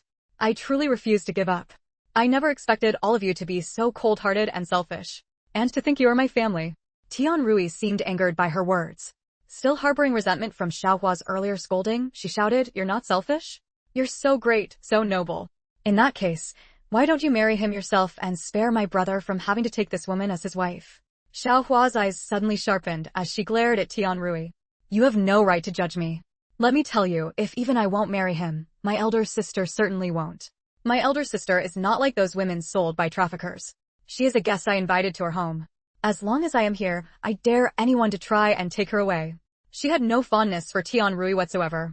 This woman had conspired with her brother to trap Xiaohua's brother, then pressured Xiaohua's family to force her into marrying Tian Xianhua. Although Tian Rui had eventually revealed the truth, it was only because she was still a virgin and could not bear being slandered as a promiscuous woman who had been with many men, along with the claim that the Xiao family did not want her. It was not out of any genuine remorse. A woman like this, if she were to become her sister-in-law, would only bring turmoil and discord to the family. Seeing that Xiaohua was about to ruin things, Tian Xianhua immediately shouted, "If she won't marry, then you marry me. Otherwise, I won't let my sister marry your brother. Whether your sister marries or not is none of my business, and it certainly has nothing to do with my elder sister." Xiaohua's sharp gaze fixed on Tian Xianhua. "Your sister isn't even part of the Xiao family yet, and she dares to scheme against my brother. A woman like this, if brought into our home, will only tear our family apart and create discord. This kind of woman cannot be married." She turned to Zhao's father and mother. "Dad, Mom, I do not agree." Chapter 365, Severing Ties, Part 1. When Tian Rui heard Xiaohua say she wouldn't agree to let her into the Xiao family, she panicked. She genuinely liked Xiaozhu. She looked at Xiaozhu in alarm, grabbing his sleeve. "Brother Zhu, I didn't scheme against you. I didn't know. I didn't do it on purpose. I adore you. I only adore you." Earlier, when Xiaozhu learned that the one he loved had plotted against him, his heart ached. But now, seeing the helpless Tian Rui turn to him for help and hearing her say she adored only him, the fire in his heart died down. He quickly grasped Tian Rui's hand. "Don't be afraid, Rui. I want you. I definitely want you." "You can't afford to." Xiaohua sneered. "You can't meet her brother's condition. I won't marry him, and my elder sister won't marry him either. So, Tian Rui, you can never become my sister-in-law." Tian Rui burst into tears. "Everyone in Zushanpo knows we're together. If you don't want me, I'll die." As she spoke, she tried to dash toward a pillar. Xiaozhu hurriedly held her back, preventing her from hitting the pillar, then turned and roared at Xiaohua. "Xiaohua, are you trying to drive your sister-in-law to her death?" Xiaohua never expected her own brother to shout at her like this, all for the woman who had schemed against him. "Brother, you're shouting at me for her sake?" Xiaozhu felt a pang of guilt, but as he looked at Rui, weeping pitifully in his arms, he hardened his resolve. "You're the one driving your sister-in-law to her death." "Brother, the one driving her isn't me, it's her brother," Xiaohua said bitterly and indignantly. Xiaozhu glanced at Tian Xianhua, who was glaring fiercely nearby, and his expression darkened. Tian Rui hurriedly said, "My brother isn't really forcing me. As long as you or your classmate marries my brother, won't that solve everything? Are you so against your brother's happiness? Do you want to tear us apart?" Xiaohua felt a lump in her throat. This Tian Rui, was she turning the tables like Zhu Beiji? Sure enough, Xiaozhu immediately shouted, "I'm telling you, Xiaohua, either you marry him, or your classmate does. Choose one of the two. It's up to you." Xiaohua was utterly disappointed in her brother. She turned to her parents. "Dad, Mom, look at brother, he's willing to harm his own sister for that woman." To her surprise, her father said, "Hua, your brother is right. Their affair is already known throughout Zushanpoi. They must get married. So one of you two must marry Tian Xianhua." Her mother also urged, "Hua, you should persuade your classmate to marry your sister-in-law's brother." "Your sister-in-law?" Xiaohua shook her head, unable to believe that, even after her brother's life was no longer in danger, they still wanted to force either her or her elder sister to marry that hoodlum. She pointed at her brother and parents. You're not just selfish, you're heartless. I'm ashamed of you. I don't want family like this. I declare that from today onward, I sever ties with you." She walked over and grabbed Mengyu's hand. "Let's go." Mengyu sensed her disappointment in her family and her anger toward Tian Xianhua. She comforted her, "Don't be afraid. I'm here." With that, the two held hands and prepared to leave the Xiao household. Xiaohua's parents never expected their daughter to be so fierce as to leave home in the middle of the night. Her father was shocked by his daughter's audacity. He had sent her to school, and this was the result. She wouldn't even listen to her parents. As for her mother, she couldn't believe her daughter was abandoning her. She hadn't forced her to marry that hoodlum Tian Xianhua. She had only asked her to persuade the elder sister she recognized to marry him. Why couldn't she understand a mother's heart? Didn't she know how ruthless Tian Xianhua was and that they couldn't? Chapter 366, Severing Ties, Part 2. "Stop, you're not allowed to leave," Xiaozhu shouted. If they left, who would marry his brother-in-law? If his brother-in-law was unhappy, how could he still marry Rui? Xiaohua turned around. "Xiaozhu, you're an extremely selfish man. You are not my brother and you have no right to stop me." Zhao's father said calmly, then do I have the right to stop you? If you want to sever ties with us, fine. I've provided you with food, clothing, and education all these years. Pay me back for all of it. Zhao's mother looked at Zhao's father in disbelief. Husband, how can this be? Xiao Hua is the daughter I carried for 10 months and gave birth to. How can we sever ties? But Zhao's father ignored her and looked at Xiao Hua instead. Actually, he was thinking more deeply. He felt it might be better for his daughter to sever ties with him. That way, Tian Xianhua would have no reason to force him to marry his daughter off to him. Because of this, he had stopped his daughter and asked her to settle accounts. This was to make this severing of ties official. Xiao Hua never expected her father to demand she settle accounts with him. But Mengyu noticed Zhao's father glancing at his daughter, then at Tian Xianhua, and saw the pain in his eyes. Suddenly, she had a thought. Zhao's father wasn't entirely heartless toward his daughter. Severing ties with her was for her own good. Yes, she dared to confront Tian Xianhua because she had the confidence to do so. Even if she couldn't win a fight, she could simply leave. But their home was here, and Tian Xianhua was a local bully, a reckless troublemaker. If he sought revenge against them, they would have no way to deal with it in this remote place, far from any authority. Perhaps they were selfish, but they were also helpless. Her heart softened slightly, and she said to Xiao Hua, if your father wants to settle accounts, then settle them with him. Whatever the amount is, I'll help you pay it.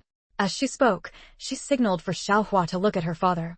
Listening to Mengyu's words and seeing the pain in her father's eyes, Xiao Hua understood.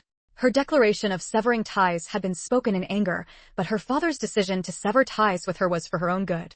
She lowered her head and thought for a moment.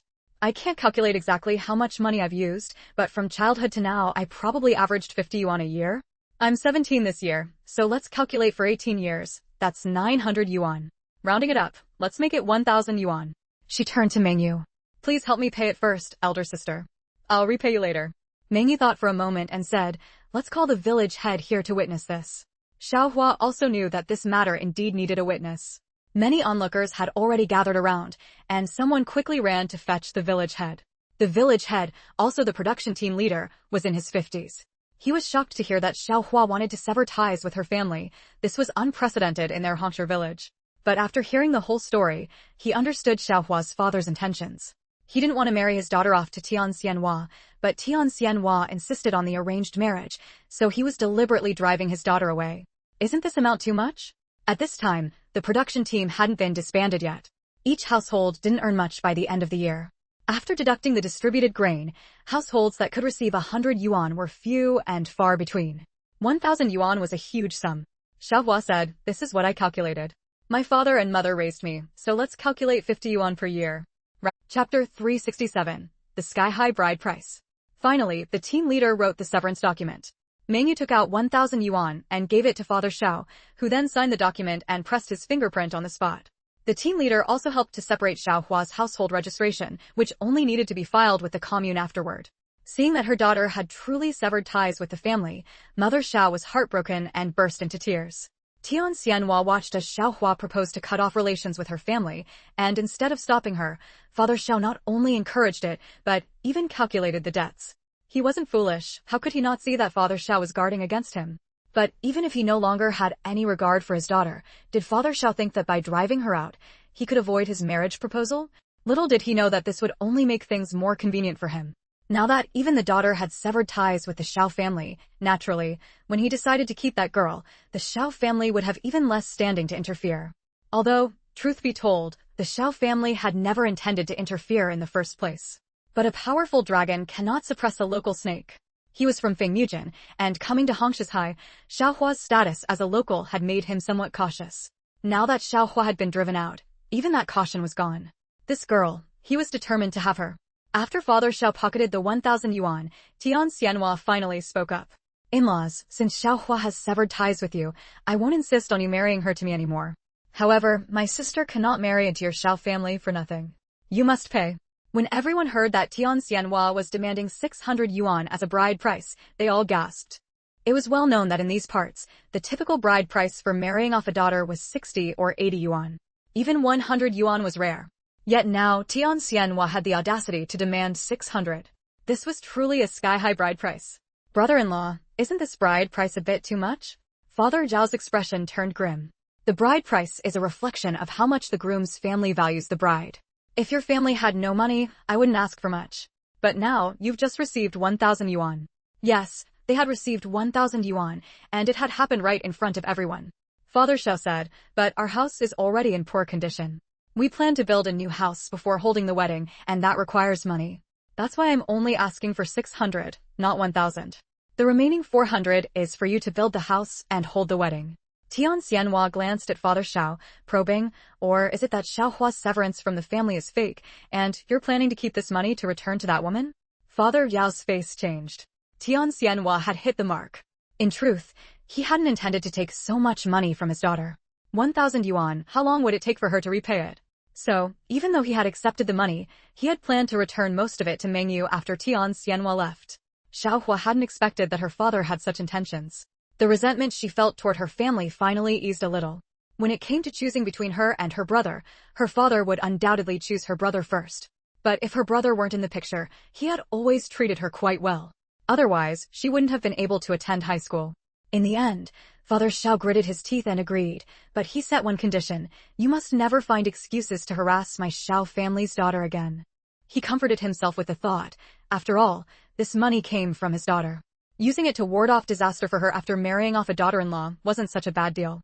Tian Xianhua agreed. Chapter 368, Father Xiao Vomits Blood. After handling the betrothal gift matter, Tian Xianhua turned to Mengyu. Little sister, come with your brother. I'll treat you well, I promise you'll live in luxury, and no one will dare bully you. Xiaohua was furious. She stepped in front of Mengyu, blocking Tian Xianhua. Tian Xianhua, you've already accepted my brother's betrothal gift. You can't keep pestering my elder sister. Tian Xianhua rolled his eyes. You're not even part of the Xiao family anymore. What does it matter to you if I accept the Xiao family's betrothal gift? Or perhaps, he looked Xiaohua up and down. Actually, you can't bear to part with me and still want to marry me? Fine, since you've already cut ties with the Xiao family, come with me tonight. Father Zhao's face changed. Brother-in-law, you've accepted our family's betrothal gift. You shouldn't still covet my daughter. Tian Xianhua scoffed. She likes me herself. What's wrong with me marrying her? Father Xiao was enraged. Tian Xianhua, a person cannot go back on their word. You clearly promised not to find excuses to harass my Xiao family daughters anymore. Tian Xianhua's expression also darkened. I did say I wouldn't find excuses to harass your Xiao family daughters, but Xiaohua has already severed ties with your family. She is no longer your Xiao family daughter. Upon hearing this, Father Xiao was overcome with fury. He let out a loud, spat out a mouthful of blood, and fainted. The purpose of Father Xiao publicly severing ties with his daughter was precisely to prevent Tian Xianhua from using his son's marriage to force him into giving his daughter away. Earlier, because his son's life was threatened, he had been ready without hesitation to push his daughter out to save his son's life. But after Tian Rui was forced by his daughter to reveal the truth that she was neither deflowered nor pregnant, and his son's life was secured, he began to think about having the best of both worlds. He neither wanted his son to fail to get a wife nor to push his daughter into a pit of fire. Therefore, he painfully made real the severing of ties that his daughter had declared in a fit of anger. He thought that with the ties severed, his daughter would naturally no longer be threatened, and he could just use the money his daughter gave for severing ties to pay the betrothal gift, build a new house, and get a daughter-in-law. But he never expected Tian Xianhua to be so despicable. Even after he paid 600 yuan for the betrothal gift, his daughter still couldn't escape his clutches. How could he not be so angry he vomited blood? Seeing her father vomit blood, Xiaohua was furious. She cried out, "Dad," and then charged at Tian Xianhua, throwing a punch at him. Seeing Father Xiao faint from anger and vomiting blood, Tian Xianhua felt a bit guilty. After all, he had only brought his sister to Hongsher village and didn't have any of his lackeys with him. If the people of Hongsher village got angry, he would be outnumbered and could very likely suffer. However, what he didn't expect was that the people of Hongsher village didn't attack him. Instead, Xiaohua, a delicate young woman, attacked him first. He was originally a reckless ruffian and had no principle against hitting women. Seeing Xiaohua charge over, he immediately met her, extended his fist, and clashed with Xiaohua's fist. With a loud bang, two fists collided. Not only did Tian Xianhua not expect it, but even the other people of Hongsher village didn't expect Xiaohua to take the initiative to attack Tian Xianhua. Seeing Tian Xianhua throw a punch, they all widened their eyes. Poor thing, how could Hua Meier's small, girlish fist possibly withstand the fist of a grown man like Tian Xianhua? Moreover, this grown man was a hoodlum who frequently got into fights. With this clash of fists, Hua Meier's arm was probably going to break. Chapter 369, Old Fox Xiao Dad. However, the expected cracking sound of breaking bones never came. Instead, they heard a thud, and then both of them quickly retreated. Xiao Hua was rubbing her fist with her left hand. Damn, that really hurt. As for Tian Xianhua, he was inwardly shocked. He naturally knew just how heavy that punch of his had been. He had put his full strength into it. He had thought that with that punch, Xiao Hua's arm would definitely break into several pieces. She was just one person, and she had her sister who couldn't fight with her. Therefore, he had planned to use this punch to intimidate everyone, then say a few words for appearances before leaving. But he had struck with his full strength, and the other party was merely rubbing her fist, without any serious injury to her bones or tendons. What did this mean? It meant that this Xiao Hua was a trained martial artist. Her skill was not inferior to his own, it might even be greater. He quickly weighed the pros and cons and said to Xiao Zhu, I don't hit women, but since she struck at me, I had no choice but to respond. This time, for your sake, I won't stoop to her level. However, just because I'm letting it go this time doesn't mean I will next time. Keep an eye on your sister. Don't let her cause trouble again, or she won't even know how she dies. I'm leaving now. With that, he swaggered off, pulling Tian Rui, who still wanted to speak with Xiao Zhu, along with him. Tian Xianhua wanted to leave, but Xiao Hua wasn't having it. Don't you go. Pay for my dad's hospital bills. But just as she was about to chase after him, Xiao Zhu grabbed her. How much longer are you going to keep causing trouble? Tian Xianhua looked back. Brother-in-law, if you don't control her, forget about her not wanting to marry me. Even if she wanted to, I wouldn't take her. Who would dare marry such a fierce tiger of a woman? Hearing this, Xiao Zhu grew even angrier, gripping Xiao Hua tightly to prevent her from stopping Tian Xianhua. What a joke. They had finally managed to send him away like a plague god, and she actually wanted to stop him? She must be out of her mind. Xiao Hua really did want to teach Tian Xianhua a lesson. First, because Tian Xianhua had made Xiao Dad faint from anger, he deserved a beating. Second, she had just become a martial artist and was eager to test her skills. But, held firmly by Xiao Zhu, she couldn't give chase and could only watch helplessly as Tian Xianhua walked away, torch in hand. Meanwhile, Mengyu had already revived Xiao Dad. Although this man was detestable, even to the point of allowing Tian Xianhua to take her away. She also admired him for being willing to cut ties with Xiao Hua for her own good. Therefore, she took a Peiyuan pill, which was no longer useful to her, and fed it to Xiao Dad. After waking up, Xiao Dad seemed to have aged 5 years in an instant. He looked at Mengyu and said, my daughter may seem clever, but in reality, she doesn't take anything to heart. You are a capable person. It is her good fortune to have you as her elder sister. I entrust my daughter to you now. Please take her away. Mengyu was inwardly startled. Had he seen through her? How had his single-minded son not inherited even half of his wisdom?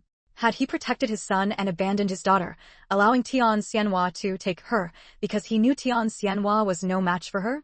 Even using this opportunity to cut ties with his daughter and entrust her to Mengyu, was it because he knew his daughter would achieve more by following her? This old fox had not only calculated against Tian Xianhua, but had also calculated against her. All right. From now on, Xiao Hua is my person. I'll look after her, Mengyu said. Xiao Hua came over and, seeing that Xiao Dad was awake, said irritably, Chapter 370 Song Yin. Old Fox Xiao looked at his daughter with reluctant eyes. It's pitch black right now. Why leave now? Leave tomorrow. Even if the relationship is severed, the bloodline can't be cut. Besides, he glanced at Xiao Hua, then looked at Mengyu. That Tian Xianhua might be waiting for you on some stretch of road. Hearing that his daughter had driven Tian Xianhua away, he knew his daughter's capabilities.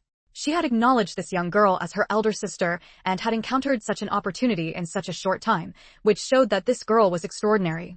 Therefore, his words were merely a reminder. All right, then we'll leave early tomorrow morning. Thus, Mengyu stayed at Xiao Hua's house. At night, Mengyu taught Xiao Hua to practice internal energy, and Xiao Hua quickly entered a meditative state. She herself began cultivating the wood cultivation art. She discovered that the spiritual energy in this red stone village was actually denser than outside, making it a good place for cultivation. No, wait. For Mengyu, this amount of spiritual energy didn't catch her eye. The spiritual energy in her space was much stronger than here. However, adhering to the principle of not wasting, she also began cultivating, using her spiritual sense to capture spiritual energy. At midnight, Mengyu, who was sitting cross-legged on the bed practicing, suddenly opened her eyes. Just a moment ago, she felt someone touch the formation she had set up before starting her cultivation.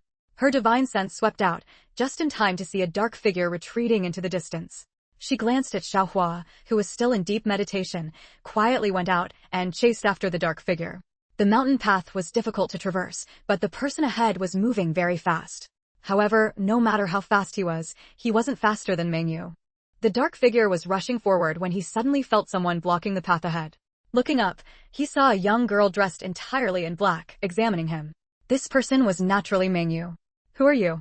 Mengyu asked. She guessed that this person was probably the extraordinary person Xiaohua had mentioned. Although she could tell at a glance that he was merely a cultivator at the late qi refining stage, she herself, despite having started cultivating, was still a novice and knew nothing about the rules of the cultivation world. Because she mingled among ordinary people, she didn't even possess the arrogance a cultivator should have. Psychologically, she completely saw herself as an ordinary student who had learned a bit of martial arts. Therefore, encountering a cultivator made her somewhat curious. Actually, if she wanted to find cultivators, she could have gone back to find her birth mother. But she had secrets, and that Tang Ailian's gaze was too sharp. She didn't dare to be with her, afraid that her secrets would be easily seen through.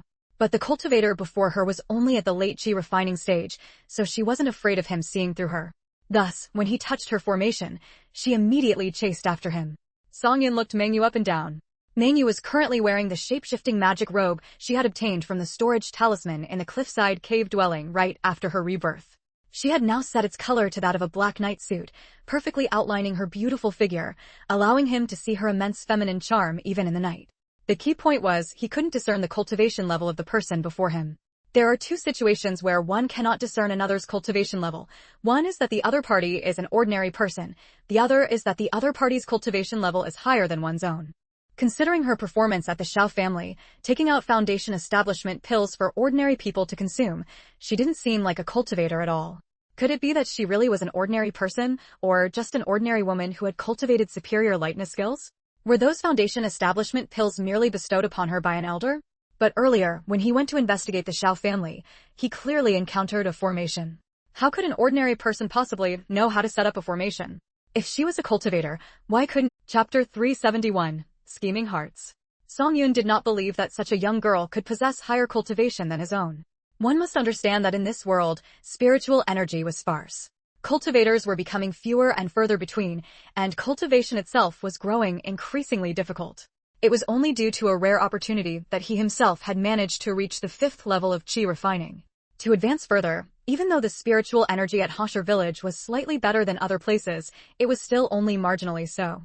Progressing to the next stage was extremely difficult here, let alone elsewhere. Therefore, he absolutely refused to believe that this young girl had a higher cultivation level than him. Suddenly, his eyes lit up. There was another possibility that could conceal one's cultivation, a magical artifact that cloaks one's aura. If Mengyu knew his thoughts, she would definitely give him a thumbs up, because the magical robe she wore indeed had the ability to shield her aura. A magical artifact. The very thing he had always dreamed of. Songyun couldn't help but want to immediately subdue this young girl and seize her magical artifact. However, Mengyu's next sentence left him utterly stunned. You were a qi refiner in the late qi refining stage? Mengyu knew that there were different cultivation systems. For instance, the person before her practiced Xian cultivation, refining qi, and was also called a qi refiner or, alternatively, a Taoist priest. Someone like her cultivated immortality, refined true essence, and was called an immortal cultivator. Xian cultivators emphasized spells, while immortal cultivators focused on cultivating themselves. Yet, whether Xian cultivators or immortal cultivators, they ultimately converged on the same path in the later stages of cultivation. Mengyu had only learned this knowledge when she obtained the wood immortal art. The information told her that when encountering Xian cultivators, one must never look down on them just because their cultivation level seemed low, as their spells were not to be underestimated. Hearing Mengyu directly name his cultivation level, how could Songyun not be terrified? This indicated that all his previous estimations were wrong. He couldn't see through her cultivation, yet she had pinpointed his level with a single sentence. The reason was simple: her cultivation was higher than his. He immediately cupped his hands in a Taoist salute. Songyun pays his respects to senior. Mengyu nearly stumbled. He actually called her senior? He looked to be in his 30s, while she was only 16. Mengyu hurriedly said, Mr. Song, there's no need to call me senior. You seem older than me. Hearing this, Songyun choked up again. Was she mocking him for being so old yet having such low cultivation? He raised his head to look at Mengyu. Just then, the moon emerged from behind the dark clouds, allowing him to clearly see the expression in her eyes. There was not a trace of contempt within them. He suddenly understood. This girl wasn't mocking him. She genuinely believed he didn't need to call her senior. Could it be that she didn't know the role in the cultivation world where the strong were revered? Or was this young girl merely someone who had stumbled upon a rare opportunity and was cultivating on her own? His heart began to race wildly. A young girl without a sect, yet possessing a rare opportunity, was like a plump, tender lamb. Even if her cultivation level was high, she likely had little combat prowess, because a girl without experience would naturally lack vigilance against others. If he could subdue her, did that mean he could turn her rare opportunity into his own? Song Yun felt a surge of blood rush through his entire body. The young girl before him seemed like a gleaming piece of gold, waiting for him to claim it. His cultivation had been stagnant for a long time. This time, he might be able to advance further. Perhaps he could even build his foundation. Chapter 372, Don't Go. Mengyu had no idea that just because she said he didn't need to call her senior, the other party had thought so much and even started scheming against her. She only saw that he seemed a bit excited and assumed that, like her, he cultivated alone and was simply thrilled to finally meet a fellow practitioner. A perfectly measured smile appeared on her face. Hello, Mr. Song. My name is Jiang Mengyu. Like you, I am a cultivator. You came to probe my formation today. Was there something you wanted to say to me? Under the moonlight, looking at Mengyu's ethereally saintly, celestial beauty, he suddenly felt again that harboring improper thoughts about such a fairy seemed almost sacrilegious. Yet, the desire to seize her fortuitous encounter for himself lingered stubbornly before his eyes. He forcibly gathered his focus and offered what he believed was a charming, captivating smile. So it's Fairy Jiang. At Hashir Village is territory under my protection. Since you've come here, Fairy, it was only right for me to pay my respects. Mengyu's heart skipped a beat. Was he blaming her for entering his territory without paying him a visit? Moreover, today I saw you bestowing a spirit elixir like the body-tempering pill, meant for cultivators, upon a mortal. I wanted to remind Fairy Jiang that cultivation resources are hard to come by nowadays. Mortals, unless they are a cultivator's immediate family, generally should not be given spirit elixirs. If Fairy Jiang has an excess of such pills, I would be willing to purchase them. Mengyu was puzzled. How could the body-tempering pill, a pill even mortals could use, be considered some kind of spirit elixir? And this rule about only giving them to immediate family, wasn't it said they were even sold on the black market? Noticing the flicker in his eyes, a clear sign of ulterior motives, she began to form a plan. A thought flashed through Mengyu's mind. She smiled and said, the cultivation resources I use were all bestowed by my elders. I wasn't aware of this rule. Thank you for informing me, Mr. Song. I'll be more careful in the future. However, she acted as if she hadn't heard his offer to buy the pills. Hearing this, Song Yun felt a pang of disappointment. So, she wasn't some unknown practitioner, but had a master and sect. Did that mean his schemes were doomed to fail? Still, he couldn't bring himself to give up on this glittering golden opportunity. Thoughts racing, Song Yun's face once again broke into his charming smile. I wonder if I might have the honor of inviting Fairy Jiang to my humble abode for a visit? Song Yun was handsome and dashing. Ordinarily, when he smiled at women, none could resist his charm. Confident that the power of his smile was irresistible to any woman, he was certain the Fairy Jiang before him would accept the invitation. Once she was on his turf, he could do as he pleased. What he didn't know was that Mengyu had a fiancée named Gu Dongxing, whose beauty was godlike and utterly beyond comparison to him. In Mengyu's eyes, his level of attractiveness simply didn't measure up. Mengyu effortlessly resisted Song Yun's attempt to charm her and declined. Thank you for your kind offer, Mr. Song. I was only visiting a classmate today and didn't come prepared. Perhaps I'll visit another day when I have time. If there's nothing else, Mr. Song, I'll be on my way. With that, she turned to leave. How could Song Yun let her go? Someone who could casually use a body-tempering pill to save a mortal surely had no shortage of such pills. What he feared more was her cultivation level. Could she already have developed spiritual sense? If she used it to scan his cave dwelling, he didn't dare think about it. Therefore, even knowing she had a master and sect, he had to detain her. Besides, she was genuinely a young girl with a bone age of 16. Even if she had surpassed him in cultivation through pills, she lacked experience. If he handled things carefully, he should still be able to subdue her. Don't go just yet. Chapter 373, No Mercy. Mengyu raised her eyes to look directly at Song Yun. What do you want? Meeting Mengyu's clear, large eyes, Song Yun was momentarily speechless. But after just a brief daze, he quickly regained his composure. He realized that he hadn't managed to enchant the other party. Instead, he had almost been enchanted by her. About what I just said, buying the pill from you, you haven't answered me yet. Mengyu sneered inwardly, but her face remained calm. The pill I gave Uncle Xiao today was just something an elder bestowed upon me in the past. I had no use for it, so I kept it stored away. Today, seeing Uncle Zhao's life in danger, I took it out for him. So, she shrugged. Sorry, I don't have any more. But the next moment, she suddenly felt a pang of unease. She quickly leaped into the air, and almost simultaneously, the fan in her hand was flung out to support her body. The spot where she had just been standing had suddenly caved in. If she hadn't jumped into the air, she would have been trapped in the sinking ground. Earth sinking technique. She shouted angrily, "How dare you, Song?" With a wave of her hand, a cluster of vines shot towards Song Yun. But Song Yun had already jumped away the moment he launched his attack. Therefore, the vines Mengyu commanded only caught a shadow. Seeing Mengyu riding her fan through the air, Song Yun knew that she was at least a Foundation Establishment senior. The fan she had been holding earlier was actually a flying magical instrument. His face paled in shock.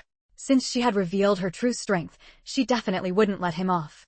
For a chi refining cultivator to deal with a Foundation Establishment cultivator, the only way was to launch a sneak attack. If the first strike failed, the opportunity would be lost. His sneak attack on Mengyu had failed, and the best chance to kill her was already gone. If he stayed to compete in magical power, how could a chi refining cultivator possibly match a Foundation Establishment cultivator? The only thing he could do now was flee. He quickly slapped a talisman onto his body and vanished into the ground. It was precisely because he had an Earth Escape talisman that Song Yun dared to act boldly. If he could capture Mengyu, it would be a win-win. Even if he failed, he could still escape by burrowing underground. However, he had seriously underestimated Mengyu. Seeing Song Yun burrow into the ground, Mengyu immediately released her divine sense, sending it into the earth. Knowing that there was an extraordinary person in Hongshire village, Mengyu had always been cautious about releasing her divine sense, afraid she might inadvertently skin something she shouldn't and offend someone. At this moment, her divine sense extended outward. On flat ground, she could see over 2 li away, but underground, she could only see about 10 meters deep. As for Song Yun, even while burrowing underground, he could only travel through the loose soil about a meter deep. Probably due to his limited cultivation, anything deeper was either rock or hard soil, which he couldn't penetrate. Soon, Mengyu discovered Song Yun making hand seals, surrounded by a yellow glow, burrowing through the ground. Wherever he went, the yellow light pushed the soil and rocks aside, allowing him to move forward unimpeded. Mengyu's heart skipped a beat. The spells of a Xian cultivator were truly formidable, they could even travel underground. However, he probably didn't know that Mengyu's divine sense could penetrate the ground. Mengyu took out her magical bow, knocked a magical arrow, and shot it towards Song Yun, who was still burrowing underground. If it were an ordinary arrow, it would easily be blocked by the soil layer. But Mengyu's bow and arrow were top-grade magical instruments, and she had infused her spiritual energy into the arrowhead, allowing the arrow to chase its target. Song Yun was burrowing underground when he suddenly felt a sense of danger descending upon him. His heart raced with panic. He wanted to dodge, but trapped underground, there was simply nowhere to hide. He had already hidden underground. Chapter 374. The Secret of the Harem. When the magic arrow struck the center of his forehead, Song Yun suddenly remembered a legend from the martial world. One must never provoke a child, a woman, or a monk traveling alone. Only today did he realize that these 3 types of people truly should not be provoked. Unfortunately, his understanding came too late. In the next moment, he was plunged into darkness. Mengyu's spiritual sense saw it clearly. The magic arrow struck the opponent's forehead. Since Song Yun had not yet cultivated a primordial spirit, he naturally perished then and there, his Tao extinguished. Mengyu recalled the magic arrow. When it returned to her, it was still perfectly clean. Her spiritual sense swept over Song Yun in the ground once more, confirming he no longer showed any signs of life. This was just as well. He had buried himself, saving her the trouble of digging a grave. Even though her opponent had died underground, she still felt a bit flustered and somewhat at a loss. Right at that moment, Xiao Tao's voice rang in her heart. "Congratulations, Master, for obtaining 1,000 merit points." Mengyu found it strange. She had merely killed someone. How did she earn 1,000 merit points? "Master, this person was utterly wicked, his hands stained with blood.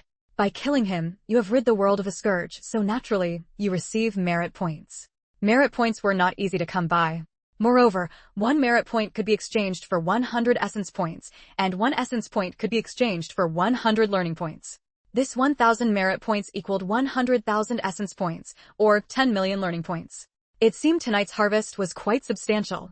However, thinking of the 100,000 merit points required for Gu Dongxing's lightning element cultivation technique, she felt disheartened again. When would she ever earn enough merit points to exchange for that lightning technique? Distracted by Xiao Tao's interruption, Mengyu's feeling of discomfort dissipated like mist. After all, she had killed an evil person. She need not bear any psychological burden. She truly couldn't understand why the Song Yun had attacked her. He was merely a late-stage chi refining cultivator, yet he dared to attack a Foundation Establishment cultivator. Unable to figure it out, Mengyu decided to head back. Before leaving, she released her spiritual sense to survey the surroundings. Previously, to avoid unnecessary trouble, she had restrained her spiritual sense, pretending to be an ordinary student visiting a classmate's home. But now that Songyun was dead, such scruples naturally no longer existed. Therefore, she extended her spiritual sense to its maximum range. An area of over 2 li in radius came into her view. Suddenly, she discovered that at the highest point of Hongshi village, about 500 meters away from the village itself, stood a relatively tall, multi-story wooden building in the style of a Sihiyuan courtyard house. The buildings on all 4 sides, east, west, north, and south, were 2-story wooden structures, with all room doors facing the central courtyard. In the very center of the courtyard stood an exquisitely crafted 3-story small building. A plaque hung on its door, reading, Central Tower. The courtyard was also planted with various fruit trees and flowers, and a pond had been dug. Each floor of the Sihiyuan contained over 30 suites of rooms. Every suite was luxuriously decorated and housed 2 or 3 young women, one mistress with 1 servant, or one mistress with multiple servants. These women came in all shapes and sizes, but they were all exceptionally beautiful. Looking at the doorways, each had a small golden plaque hanging on it, inscribed with names like Main Palace, East Palace, West Palace, Palace of Eternal Spring, Palace of Elegant Harmony. Mengyu was dumbfounded. Was this a miniature imperial palace? This wooden Sihiyuan was also enveloped by an illusion formation. However, Mengyu's spiritual sense could penetrate the formation, allowing her to see the general situation inside. This reminded Mengyu of Xiaohua's words, no one is allowed to approach that person's house. Was this Songyun's house? Had he built a so-called imperial palace in these mountains and was Chapter 375, 10 million in cash? However, those women showed no signs of having been exploited. In fact, due to their relations with a man possessing cultivation skills, their bodies had been well nourished, each of them glowing with health and vitality. In other words, this man had likely established his own harem, keeping these women for his own purposes, but he wasn't using them for cultivation. Just how badly did this man want to be an emperor? Mengyu finally understood why Songyun, a mere late-stage qi refining cultivator, had dared to attack her, a foundation-building cultivator. He was probably afraid that she would discover the secret of his harem. After all, no matter how capable he was, he couldn't defy the state apparatus. If word got out that he had established a harem in these mountains, he probably wouldn't be able to survive. If that was the case, why did he provoke her? He even went to probe her formation, drawing her out. Wait, that wasn't right. Initially, he probably had other intentions. Thinking again about the women in his harem, she felt a wave of disgust. He had set his sights on her. Hold on, with so many women kept here, how were their food, clothing, and other daily necessities resolved? How were provisions like grain, clothes, and daily supplies transported up here? Even if there were vegetable plots in the courtyard, what about rice and flour? If he hired people to deliver supplies, why hadn't anyone in this village noticed? Mengyu immediately thought of one possibility. He had storage equipment. She immediately extended her spiritual sense to probe Songyun, who was already buried in the earth. Sure enough, she found a ring on his finger. Wait, not just on the ring finger of his left hand, there was also a ring on the ring finger of his right hand. Originally intending to let Songyun rest in peace as he was, Mengyu immediately took out her gardening hoe and began to dig. She didn't excavate the entire area, but only dug a small hole near the hand wearing the storage ring to retrieve it. Then she dug from the other side. As she dug, she muttered to herself, why couldn't he wear both on the same hand? Now I have to dig holes on both sides. After retrieving the rings, she filled the holes back with soil, restoring the area to its original state. Now, even if someone came here, they wouldn't discover that the master of this palace was eternally resting in this place. With the 2 rings in hand, and since Songyun was dead, making the rings ownerless, Mengyu probed them with her spiritual sense. She found that both rings were quite spacious, each over 1,000 square meters in size. One of the rings was filled with various daily necessities, fabrics, ready-made clothes, grain, as well as gold, silver, jewelry, and ornaments. In a corner of the ring, cash alone was stored in 10 large burlap sacks, each filled to the brim. With just a glance, Mengyu could tell that each sack contained 1 million in cash. 10 sacks meant 10 million in cash. Although Mengyu was quite wealthy now, her assets didn't reach 100 million. But here, right before her, was 10 million in cash. With so much money, if she handed it all over to Qingjiohe to invest in stocks in our country. As soon as this thought crossed her mind, Xiaotao reminded her, Master, you cannot use this cash for yourself. Mengyu was puzzled. Why not? Because this money was obtained by Songyun through unscrupulous means. It's ill-gotten gains. Master, you are a cultivator. You may claim ownerless wealth, but you should not use ill-gotten gains. However, such wealth can be used for charitable deeds to accumulate virtue. Mengyu was taken aback for a moment before saying, all right, then let's use it for charitable deeds to accumulate virtue. For a cultivator, there were many ways to amass wealth. There was no need to rely on ill-gotten gains like this. There were quite a few pill bottles and jade boxes in the ring, but not a— Chapter 376, The Mysterious Strange Egg. Mengyu also found several cultivation technique jade slips inside the ring, but they were all related to the 5-element techniques, with no mutated ones. There was one that turned out to be a compendium on formations. No wonder that Songyun knew a bit about formations. Holding the 2 rings, Mengyu let her imagination run wild. She speculated that 2 cultivators had fought, destroying their magical and spiritual tools in the process, ultimately perishing together. Songyun had likely stumbled upon these 2 rings. Initially, there must have been some pills inside to boost cultivation, but Songyun had consumed them all. Songyun's cultivation reaching the late Qi refining stage was probably the result of taking those pills. Moreover, judging from his ability to burrow underground and use the earth sinking technique, he must have been an earth spiritual root cultivator. After storing the rings away, Mengyu headed straight for the miniature imperial palace. She used a jade slip retrieved from the ring to activate the formation and quietly entered the imperial palace. Once inside, she realized that this courtyard-style imperial palace, which looked unremarkable from the outside, was actually quite spacious, covering at least 50 to 60 mu. Moreover, from the outside, she had only seen a rough outline. Inside, she discovered that the building was adorned with carved beams and painted rafters, its opulence rivaling that of a real imperial palace. It was definitely not something Songyun could have built here. Especially the small pavilion at the center of the courtyard, which was exquisitely crafted. Xiao Tao's voice suddenly rang out again. Master, this courtyard is a spatial dwelling, just like the thatched cottage in the space. As long as you refine it, you can take it with you. Mengyu felt a surge of excitement. She had already planned to make the herb valley her long-term cultivation base. Once the rural household responsibility system was implemented in a year, she would contract that valley. This wooden courtyard pavilion could be placed in the herb valley as a permanent base. She asked Xiao Tao, how do I refine this imperial palace? Xiao Tao chuckled, what imperial palace? This spatial dwelling was likely the building of a small sect. Due to space constraints here, it wasn't expanded to its maximum size. If fully expanded, it would cover at least 300 mu. Look at these rooms, each is only 8 square meters, right?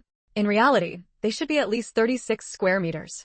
And this central pavilion, the entire first floor is a grand hall, currently only about 300 square meters. In truth, this hall should be at least over 1,000 square meters. Mengyu was puzzled. Why would such a large hall be built here? For gatherings? Meetings? The second floor of the pavilion was no longer a grand hall, but a smaller hall with several rooms. The furnishings inside weren't as extravagantly luxurious as those she had seen with her divine sense in other rooms, but every item was exquisitely crafted. From the residual information in the rooms, Mengyu sensed that this second floor was where Songyun had lived. As for the third floor, wait, she couldn't go up to the third floor. Xiao Tao said, this large spatial dwelling was likely a gathering place for a sect. The refinement point should be upstairs in the central pavilion. Following Xiao Tao's guidance, Mengyu quickly found the control hub. It was on the 3rd floor. But she couldn't go up to the 3rd floor. Clearly, an additional formation was set up on the 3rd floor. Mengyu searched through the rings for a while before finding another jade token. Holding the jade token, she ascended to the 3rd floor. Sure enough, the resistance that had blocked her earlier gave way. The 3rd floor had corridors 2 meters wide on all 4 sides, making the building's area slightly smaller. However, the entire 3rd floor wasn't partitioned. Like the 1st floor, it consisted of only a grand hall. At the center of the hall was an egg half a meter in diameter. As soon as she saw the egg, Xiao Tao exclaimed, Master, I sense the aura of a divine beast. Quickly try a blood. Chapter 377, Becoming a Dog Mom. Without another word, Mengyu cut her finger and let a drop of blood fall onto the egg. However, the blood simply slid down the eggshell. Xiao Tao quickly said, it needs essence blood, not ordinary blood. Mengyu was a bit confused. Is there a difference between ordinary blood and essence blood? Of course there is. Ordinary blood is plentiful, but essence blood an ordinary person only has about a dozen drops. Even for a cultivator like you, Master, essence blood is only about 10 times more than that of an ordinary person. Xiao Tao explained and taught her how to condense essence blood. So Songyun failed to bond with the egg because he didn't know to use essence blood. Following Xiao Tao's instructions, Mengyu condensed a drop of essence blood and let it fall onto the egg. This time, the blood was absorbed as soon as it touched the shell. The next moment, the egg wobbled slightly, and a voice echoed in Mengyu's heart. Mama, Mama, I want it too, I want it too. Puzzled, Mengyu dripped another drop. Before long, the eggshell began to crack with a series of crisp sounds. Out of the shell emerged 2 puppies, one black and one white. Mengyu was baffled. Puppies? Aren't puppies born from live births? How could they come from an egg? And 2 from one egg at that? Pointing at the 2 puppies, Mengyu nearly burst out laughing. Shout out, are these the divine beasts you were talking about? Shout out was equally bewildered. I don't know what's going on either. I really did sense a divine beast's aura earlier. Why don't you ask them yourself? Mengyu looked at the 2 puppies, who were busy fighting over pieces of eggshell. Are you divine beasts, spirit beasts, or just ordinary animals? Shout out interjected, Master, you've already formed a contract with them. Just ask them in your mind. The 2 puppies, huffing and puffing as they devoured the eggshell, heard Mengyu's voice. The black puppy brought a piece of eggshell over and placed it in front of Mengyu. Mama, eat. Then it ran back to snatch more eggshell. The white puppy did the same, offering a piece to Mengyu before returning to the fray. Mengyu didn't know whether to laugh or cry. These 2 puppies actually wanted her to eat eggshell? Master, the eggshell is energy infused. It's highly nourishing for them, Xiaodao explained. Only then did Mengyu understand. The puppies saw the eggshell as a delicacy and, hearing their master call them, thought she wanted to eat it too, so they brought her some. Soon, the 2 palm-sized puppies finished the eggshell and scampered over to Mengyu, frolicking around her. In her consciousness, they kept calling, Mama, Mama, but the sounds they made aloud were woof, woof, woof. Mengyu wasn't mistaken. These so-called divine beasts were indeed just 2 puppies. What frustrated her even more was that the puppies knew nothing and kept calling her Mama in her consciousness. She had become the mother of 2 puppies. Xiaodao, what exactly is going on? She roared in her mind. Xiaodao replied, Master, I don't know either. You don't know, yet you told me to feed them my essence blood? Mengyu was furious. This wasn't like modern times, where people could be dog moms or dads. If she took these puppies outside and they suddenly called her Mama, wouldn't she be mortified? Xiaodao shrank back, playing dead. After a moment, she said, probably, your essence blood nurtured them, so they see you as their mother. Mengyu was exasperated. The 2 puppies knew nothing, only calling her Mama in her consciousness. There was nothing she could do about it. However, Master, I really did sense a divine beast's aura earlier.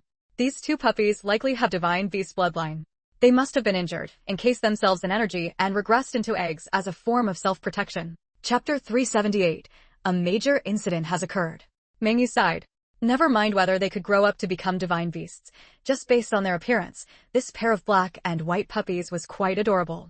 Forget it, I'll raise them for now. Xiaotao finally breathed a sigh of relief. Master, please give them names first. Mengyu looked at the 2 frolicking puppies. Let's call them Little Black and Little White. Xiaotao looked at the 2 puppies sympathetically. How little did her master value these 2 puppies. Master, they will grow up. Then call them Big Black and Big White. Seeing that her master was only focused on playing with Big White and Big Black, Xiaotao was speechless. Her master really treated those 2 as ordinary puppies. She was certain she hadn't made a mistake. These 2 were definitely divine beasts. Master, quickly bring them into the Taoyuan space and refine this spatial house. No, wait, truly refining this spatial house would take at least 3 hours. There's only half an hour left until dawn. Master, you should first perform a simple blood-binding ritual. Xiaotao said. Under Xiaotao's guidance, Mengyu dripped her blood onto the control hub. Sure enough, the next moment, she sensed the mysteries of this entire spatial house. She tried to first put the spatial house away. After feeling that she could take the house away, Mengyu felt a bit frustrated again. This house was still occupied by many consorts and palace maids. How could she take it? Xiaotao spoke up again at the right moment. Master, you just need to activate the formation to eject them all. The next moment, the house began to shake. The women inside woke up one by one, hurriedly putting on their clothes and asking each other. What happened? A major incident has occurred. Everyone, get out quickly. Hurry downstairs. It seems like an earthquake. Oh no, it's an earthquake. Where's the emperor? Why isn't the emperor in the central building? Did the emperor go to the empress's place? No, the emperor has been staying at the western consort's place these past 2 days. Listening to these women's discussions, Mengyu felt a chill. Empress, western consort. This Song Yun really thought of himself as an emperor. However, probably many men dreamed of having a harem of 3,000 beauties. It was just that without the means, they couldn't make it happen. After Mengyu put away the wooden building, the women were ejected one by one. Fortunately, the formation ejected them gently, and no one was hurt. Finally, everyone stood on the empty ground where the wooden building had been, confused about what had happened.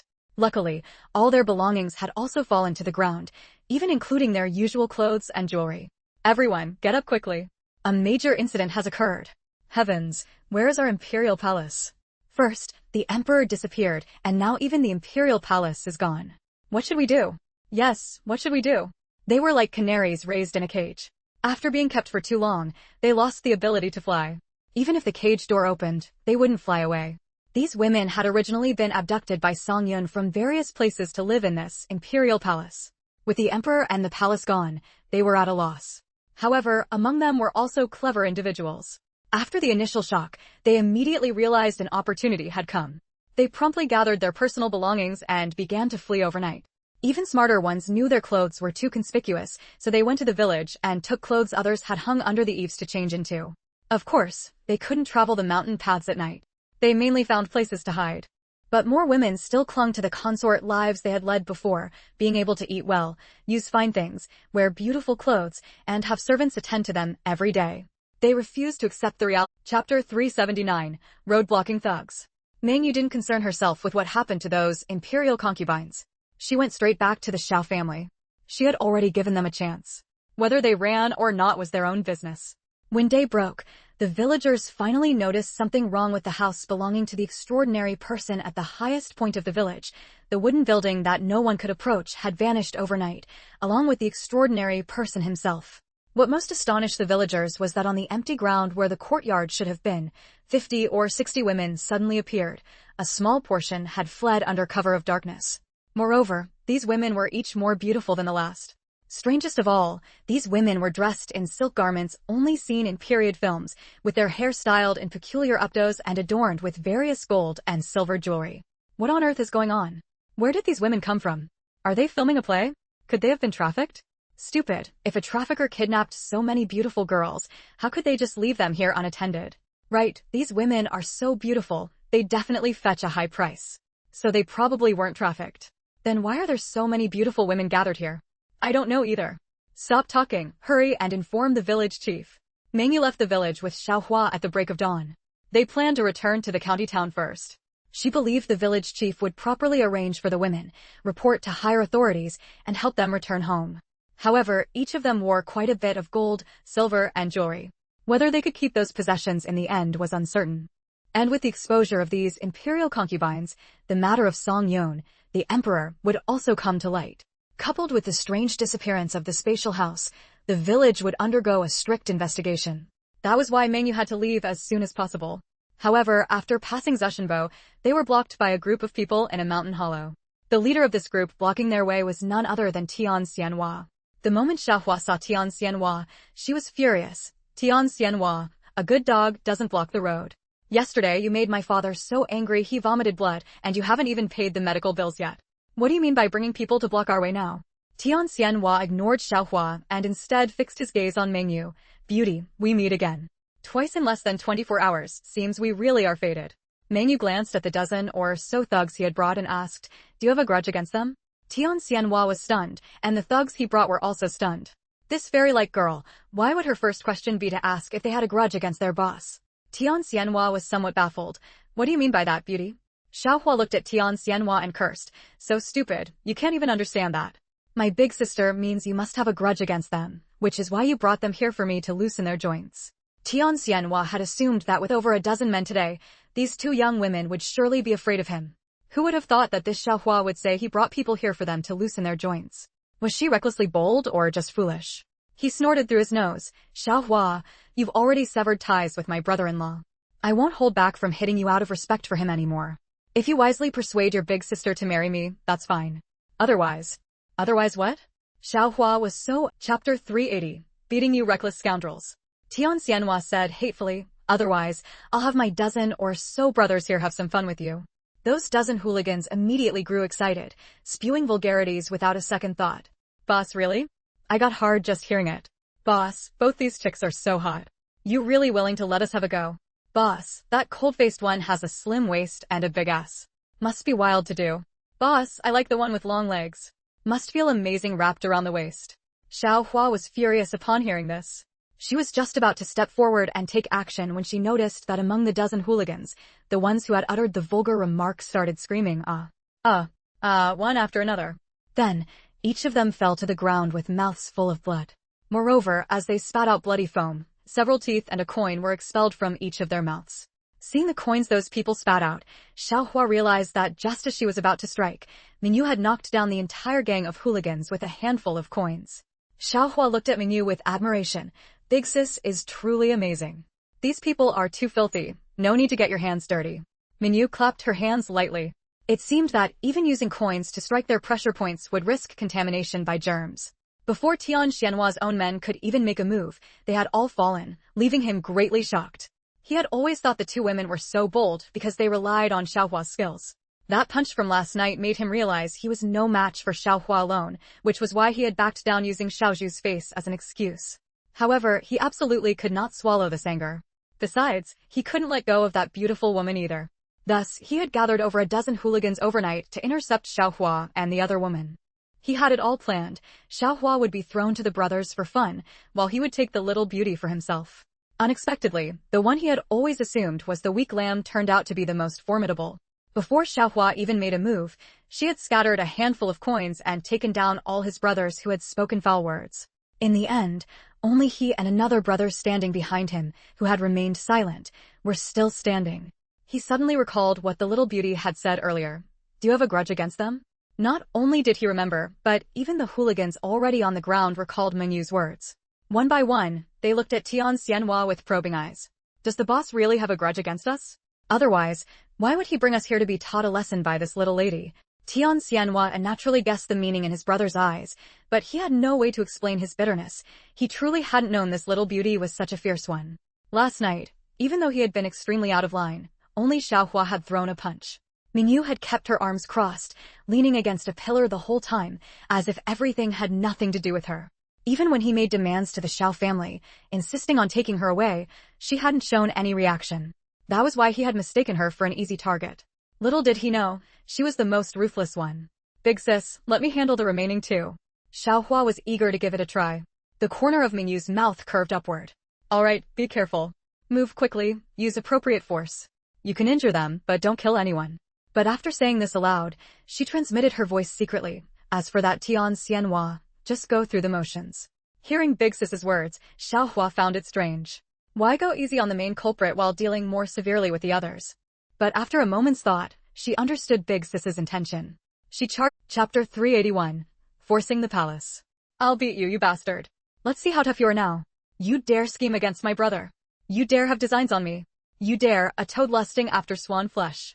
I'll beat the defiance out of you. I let you off yesterday and you still dare block our way? I'll beat you to death. Mengyu listened to Xiaohua cursing while beating the man, the corner of her mouth twitching. Tian Xianhua, hearing Mengyu's instructions to Xiaohua, knew this beating was unavoidable but wouldn't be fatal, so he simply covered his head and let Xiaohua hit him. With Mengyu watching from the side, he didn't even dare fight back. After beating Tian Xianhua, Xiaohua went to beat another thug. She hadn't used much force on Tian Xianhua, but she put some strength into beating this guy, until he was lying on the ground, unable to move. Afterwards, Xiaohua, still not vented, gave each of the already fallen men a kick before pulling Mengyu away with her. As they left, Mengyu glanced back at the thugs lying all over the ground, especially the one Xiaohua had paid special attention to. That thug felt a chill in his heart under her gaze. What did she mean by looking at me like that? Just as he thought this, a voice suddenly sounded in his ear. I've given you the chance. If you can't seize it, you'll remain a lackey forever. The thug was startled and quickly looked at the others, but saw nothing unusual on their faces. He understood. Only he could hear that voice. Fortunately, they weren't far from Jushan Fort, and wild animals wouldn't come here, so they were safe. But in this bitter cold, they lay there for a long time before slowly getting up one by one, supporting each other as they walked towards the Jushan Fort clinic. On the way, one thug couldn't help but ask the question that had been on his mind. Boss, did you really not know that little girl was so tough? The other thugs also looked at Tian Xianhua. They all remembered what Mengyu had said. Do you have a grudge against them? Moreover, all of them were badly injured, except for Tian Xianhua, who only took a few punches from Xiaohua, injuries that a bit of mercurochrome would fix. Clearly, the boss was the mastermind. They were all just helpers he called. Yet now they, the helpers, were beaten badly, while the boss was barely scratched. How could they not have doubts? Tian Xianhua, suspected by them, was furious. But today's incident was his fault for not thinking it through and bringing his brothers to get beaten. So, he suppressed his anger and said, I really didn't know that pretty girl was such a tough character. I thought she was just a delicate female student. He narrowed his eyes. Yet, this very female student had taken down most of his men with a wave of her hand. A thug who had stood behind him earlier without joining in the vulgar remarks didn't believe him. That woman who attacked, isn't she your sister's sister-in-law? Suddenly, everyone thought of another inconsistency. The boss, while seeming indifferent to his sister on the surface, actually cared for her deeply. Since this Xiao Hua was his sister's sister-in-law, why had he earlier said he'd let them have fun with her? If your sister has her heart set on marrying her brother, why would you have someone assault his sister? It just didn't add up. Besides, Xiao Hua had clearly held back when beating her future sister-in-law's brother. Ajin. Chapter 382, 50,000 merit points. Ajin looked at Tian Xianhua. You dragged us out to get beaten up by that woman just to show us that you have a powerful in-law with strong backing, didn't you? Tian Xianhua's eyes widened suddenly. Ajin, are you trying to stage a coup?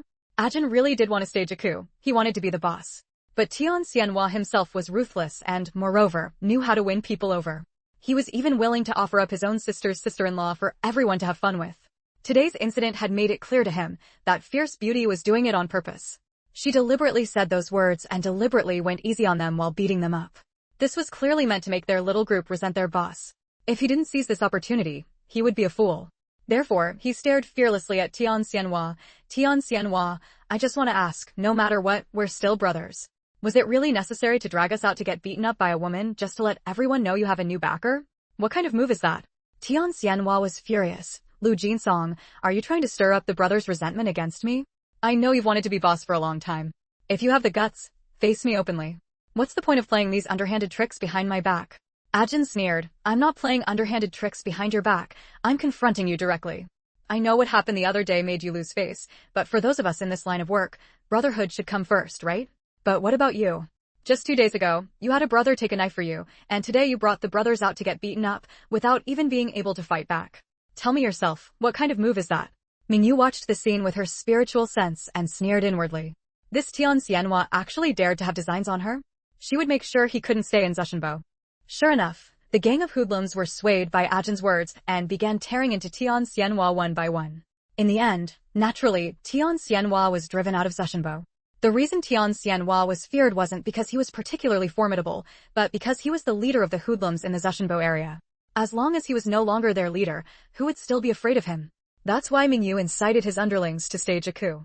Once he was driven out of Zushinbo, he would no longer pose a threat to the Xiao family. Even though Xiao Hua claimed to have cut ties with her family, in reality, she wasn't that carefree. Hearing Mingyu recount Tian Xianhua's fate, Xiao Hua was indeed very pleased and became even more devoted to her big sister Mingyu.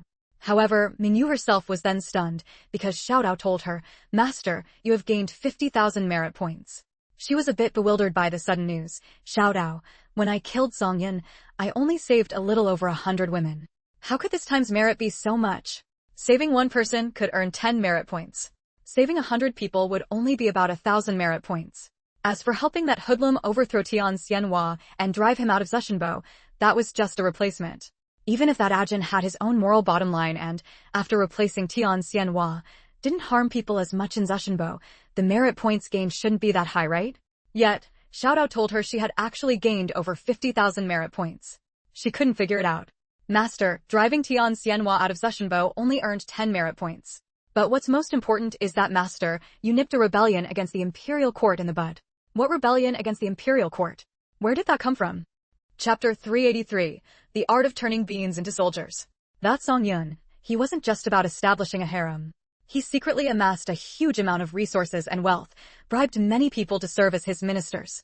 If you hadn't killed him, Master, he was planning to ascend the throne next year. It turned out that after Mengyu and the others left, the village chief reported the appearance of the consorts to his superiors, which drew serious attention from the relevant departments. Following the clues, they uncovered an enormous secret. Not only did they discover the weapons and food supplies Song Yun had buried beneath that imperial palace, but they also uncovered many of his ministers. In Hongshire village alone, there were 2 ministers. Moreover, Song Yun's plan was to formally ascend the throne on the 2nd day of the 2nd lunar month next year, the day of the dragon raising its head, and establish the Tianshan imperial dynasty. So far, this Tianshan imperial dynasty consisted of 1 emperor, 118 consorts, and 11 ministers. The total value of various materials exceeded 100 million yuan. As for soldiers, it was said that the Tianshan emperor could turn beans into soldiers and even cut paper into soldiers. Mengyu was dumbfounded. In today's society, there were still people attempting to establish a feudal dynasty. Was this some kind of game, or was it really a game? And she had actually encountered the emperor of this dynasty, killed the emperor, and inadvertently prevented the birth of a dynasty. This Song Yun was a cultivator, a late-stage chi refining cultivator. Against her, a foundation establishment cultivator, he naturally stood no chance. But if he were to face ordinary mortals, would they have any chance of survival? If someone like him were allowed to establish a dynasty, who knows what kind of bloody storm it would unleash? Mengyu suddenly remembered the many paper cutouts and some soybeans inside those 2 storage rings. Additionally, there was a paper book inside, detailing the spells for turning beans into soldiers and cutting paper into human forms. However, whether it was turning beans into soldiers or cutting paper into humans, one either had to attach a fragment of their own consciousness or require a human soul to be attached. Attaching his own consciousness fragments was not feasible. He could manage 1 or 2, but he couldn't split his consciousness into large quantities. That meant he would need to use other souls. Where would he find so many souls?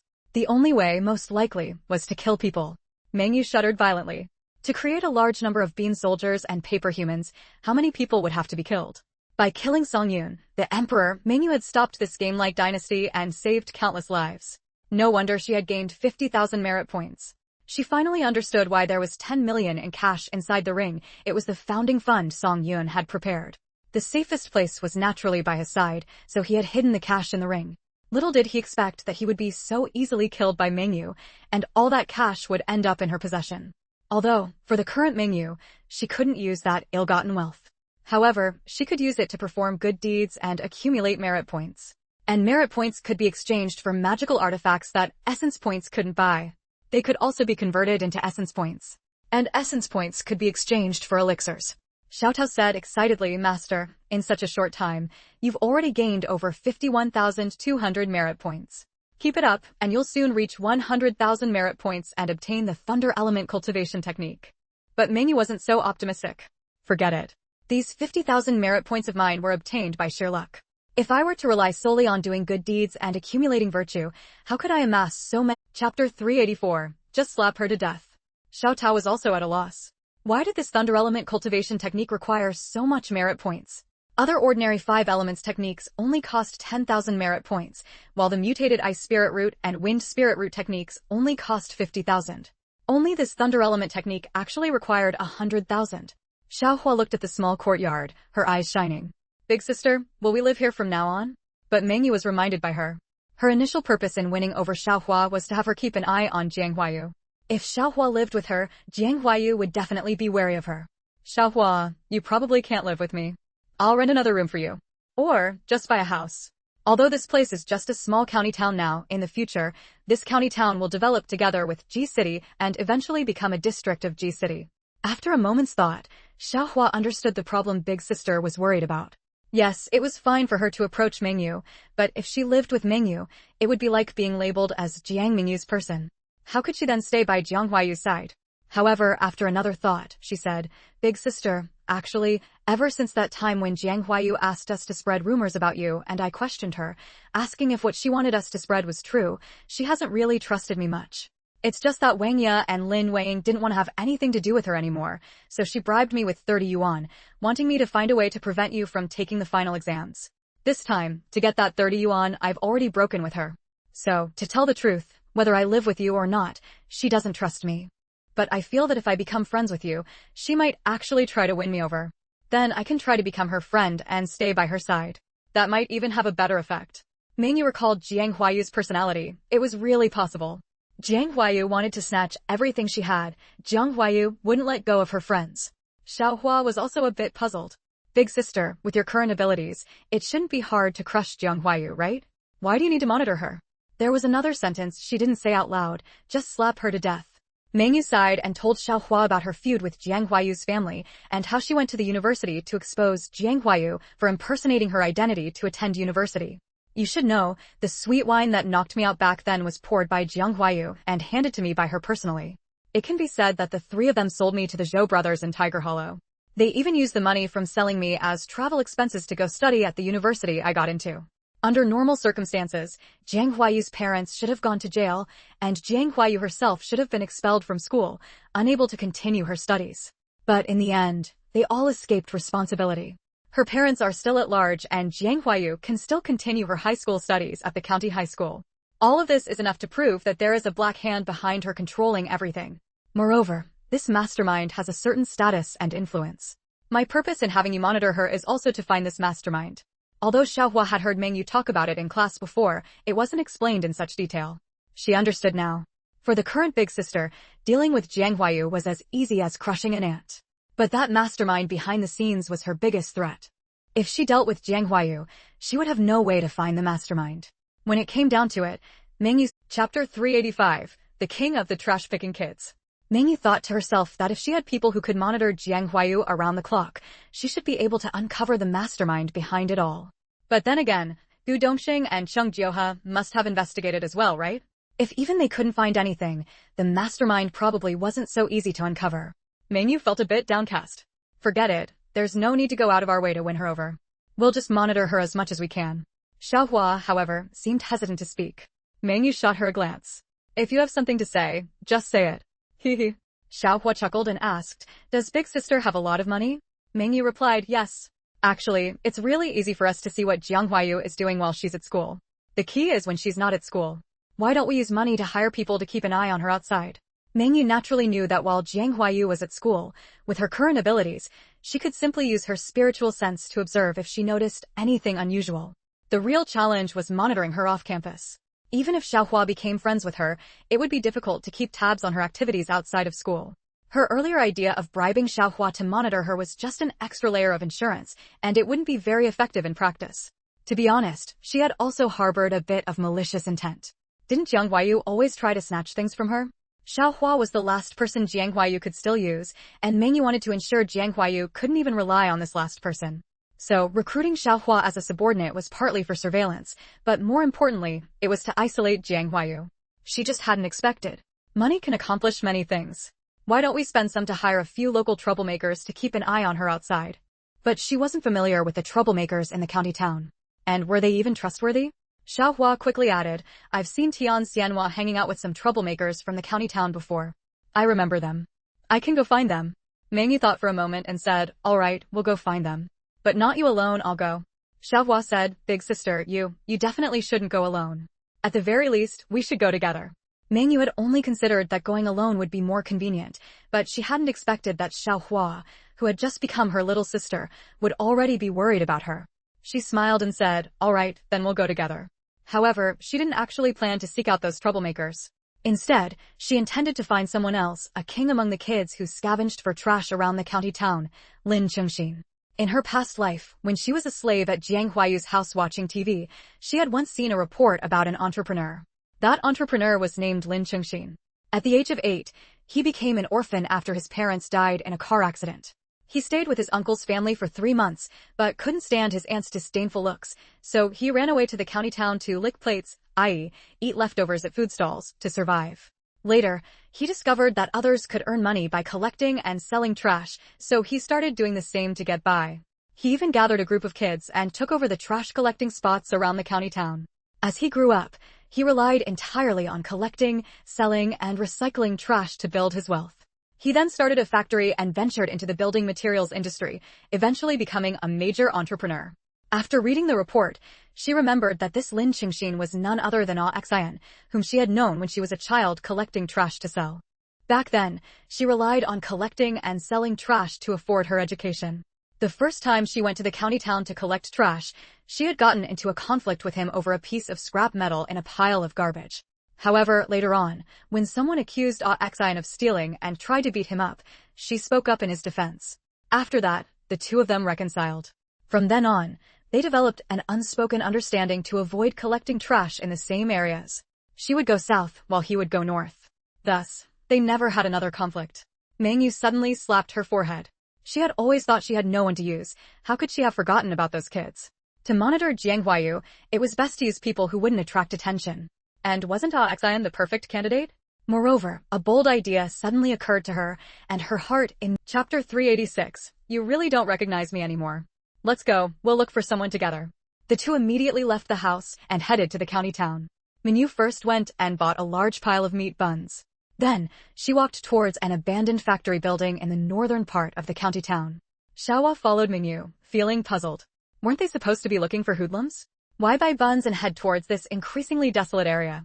But she didn't ask. Instead, she followed Mengyu closely. Xiaohua's behavior pleased Mengyu. This little sister was indeed not a mistake to take in, smart, discerning, not talkative, and with her own principles. Why hadn't she heard any news about her in her previous life? However, in her previous life, she hadn't been recognized as a little sister by Mengyu. She had probably been sold off by her family, right? In fact, if Mengyu hadn't followed her home yesterday, she might already have been traded by her brother to that hoodlum Tian Xianhua in a marriage exchange. Entering the gate of the abandoned factory, the two walked into the workshop where the doors and windows had already been stripped away. Seeing three children huddled among piles of tattered cotton wadding in the corner, Tai Mengyu frowned deeply. A place like this might barely be tolerable in summer, but now it was winter. With no doors or windows, the cold wind blew directly inside. How were these people surviving the winter? Still, this room was already the best among these dilapidated factory buildings. The others were even more broken. Some had holes in the roof, while others had collapsing walls. Although this room had gaping holes where the doors and windows should be, the roof was still intact, and the walls hadn't cracked or collapsed. Mengyu took out the meat buns and handed them to the children. Little ones, is Awakens here? The oldest boy, around 13 or 14, warily blocked Mengyu and Xiaohua's path. Awakens isn't here. Who are you to him? Mengyu glanced at the other two children in the cotton wadding. One was a boy of 8 or 9, staring wide-eyed at Mengyu and Xiaohua. The other was a girl of only 5 or 6, asleep in the cotton wadding. Wait, the girl's face had an unnatural flush. She was running a fever. Mengyu pointed at the child. She's sick. Why haven't you taken her to see a doctor? The boy glared at Mengyu, then looked back at the sleeping girl, finally showing anxiety on his face. We don't have money to take her to a doctor. We just bought her some fever-reducing pills. She took medicine this morning. Mengyu shoved the buns into the boy's hands. Let me take a look at her. The boy looked at Mengyu, then at the girl's fever-flushed face, and finally stepped aside. All right, take a look then. Mengyu didn't bother arguing with the boy. She walked over, first feeling the girl's forehead and confirming she was indeed burning up badly. Then she checked the girl's eyelids and tongue. She had medicine on her, but she couldn't take it out. She thought to herself that she should refine some medicinal pills for treating illnesses based on the pharmacopoeia. This won't do. She must be taken to the hospital immediately. If this fever continues, it could turn her into a fool. She turned to Xiaohua. Take her to the hospital. Without a word, Xiaohua stepped forward, pulled the girl out of the cotton wadding, cradled her in her arms, and started walking away. Seeing the teenage boy hesitate, Mengyu called out, What are you hesitating for? Do you want her to burn up and become a fool before you take her to a doctor? Don't worry, I'll cover the costs. The teenage boy gritted his teeth. I'll consider it a loan from you. The corner of Mengyu's mouth lifted. This stubborn, awkward kid. Indeed, this awkward teenage boy was the Awakens she had come to find. She turned to look at Lin Chengxin following behind her. Awakens, you really don't recognize me anymore? Awakens looked up at Mengyu, his eyes filled with scrutiny, dawning real. Chapter 387, The Awkward Future Entrepreneur. Are you Jiang Mengyu? His voice was hesitant because he simply couldn't believe that the skinny, small, and dark little girl could be the fairy-like, noble young lady before him. Mengyu smiled. It's me. You're really Mengyu? How's that possible? How are you so tall, so grown up, so the words beautiful stuck in Awakens' throat, unable to come out. Due to long-term malnutrition, the skinny and small Awakens looked only about 13 or 14 years old, but in reality, he was already 16. Seeing the little girl who used to scavenge trash with him transform into a fairy made it hard for him to believe. It really is Mengyu. Awakens looked at Mengyu in disbelief. Did you strike it rich? He immediately added, and if you got rich, how did you also grow taller? Is it because you're eating well now? He desperately wanted to grow taller, but at 16, he was only 1.6 meters tall. What could he do if he couldn't grow any taller? You will grow taller, Mengyu comforted him. However, it wasn't empty comfort because, in her previous life as a wandering spirit, she had seen him being interviewed on TV and estimated he was at least 1.75 meters tall. The group arrived at the hospital. After examining the girl, the doctor scolded them. Why did you wait until now to bring her in? Don't you know this child has already developed pneumonia? Go and handle the hospitalization procedures. You need to pay a 200 yuan deposit. What? Pneumonia? Awakens was greatly shocked. Whenever any of them got sick or had a fever, wasn't it enough to just buy some cold medicine or fever reducers? Why did little sister have to develop pneumonia? He looked at Mengyu with a troubled expression. Mengyu took out the money and gave it to Xiaohua. Without a word, Xiaohua went to handle the hospitalization procedures. After the doctor prescribed the medicine, he had a nurse administer in 4 drip to a cho and then left. Xian insisted, consider it a loan from you. I will definitely pay you back in the future. But Mengyu asked him, what is this girl to you? Xian was dumbfounded. She was just the sister of a Jun, another kid who scavenged trash with him. What was she to him? Mengyu smiled. Since she's not anyone special to you, why are you taking responsibility? Are you very rich? Xian said indignantly, I will make a lot of money in the future. Mengyu found it amusing. That's your future. You don't have money now, right? Why are you fighting me to pay? Xian still wanted to speak, but Mengyu cut him off. Don't fight with me over the money. I actually have something I need your help with. What is it? Xian immediately perked up. I remember there were over a dozen kids scavenging and selling trash with you, right? Yeah, they all went out to look for stuff today. I was trying to figure out how to get a Cho to the hospital because she was sick, and then you all showed up. He then asked, what do you need us to do? Mengyu briefly explained her situation to him. So, right now, I need people to keep an eye on Jiang Mengyu. If you notice anything, tell me immediately. I'll give you 300 caddies of rice every month. Grain wasn't freely available on the market yet. Giving them money didn't guarantee they could buy rice. That's why Mengyu proposed giving them rice. Xian's heart stirred. Deal. On the black market, rice cost over 30 cents per caddy. 300 caddies of rice a month was equivalent to about 100 yuan. From scavenging and selling trash, they might not be able to buy that much rice in a month. The problem was, these growing boys all had huge appetites. For example, he himself could eat a whole caddy of rice in one meal if he ate his fill. He had always been living in a state of half-hunger. If he could get these 300 caddies of rice, plus the money from scavenging and selling trash. Chapter 388, Cooperation. Mengyu added, also, report any findings to me. There's a 10 yuan bonus each time. Xian looked at Mengyu with a strange expression. You're not pitying us and deliberately finding something for us to do just to help us out, are you? Mengyu really wanted to roll her eyes. What an unlovable child. She forgot that this child she spoke of was the same age as her.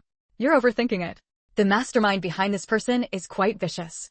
There's some danger in doing this task, which is why I'm offering such compensation. You must be careful not to let anyone discover you're watching her. Xian was displeased. You don't trust me? If I didn't trust you, why would I ask you? Besides, I have something else I'd like to collaborate with you on. Collaboration.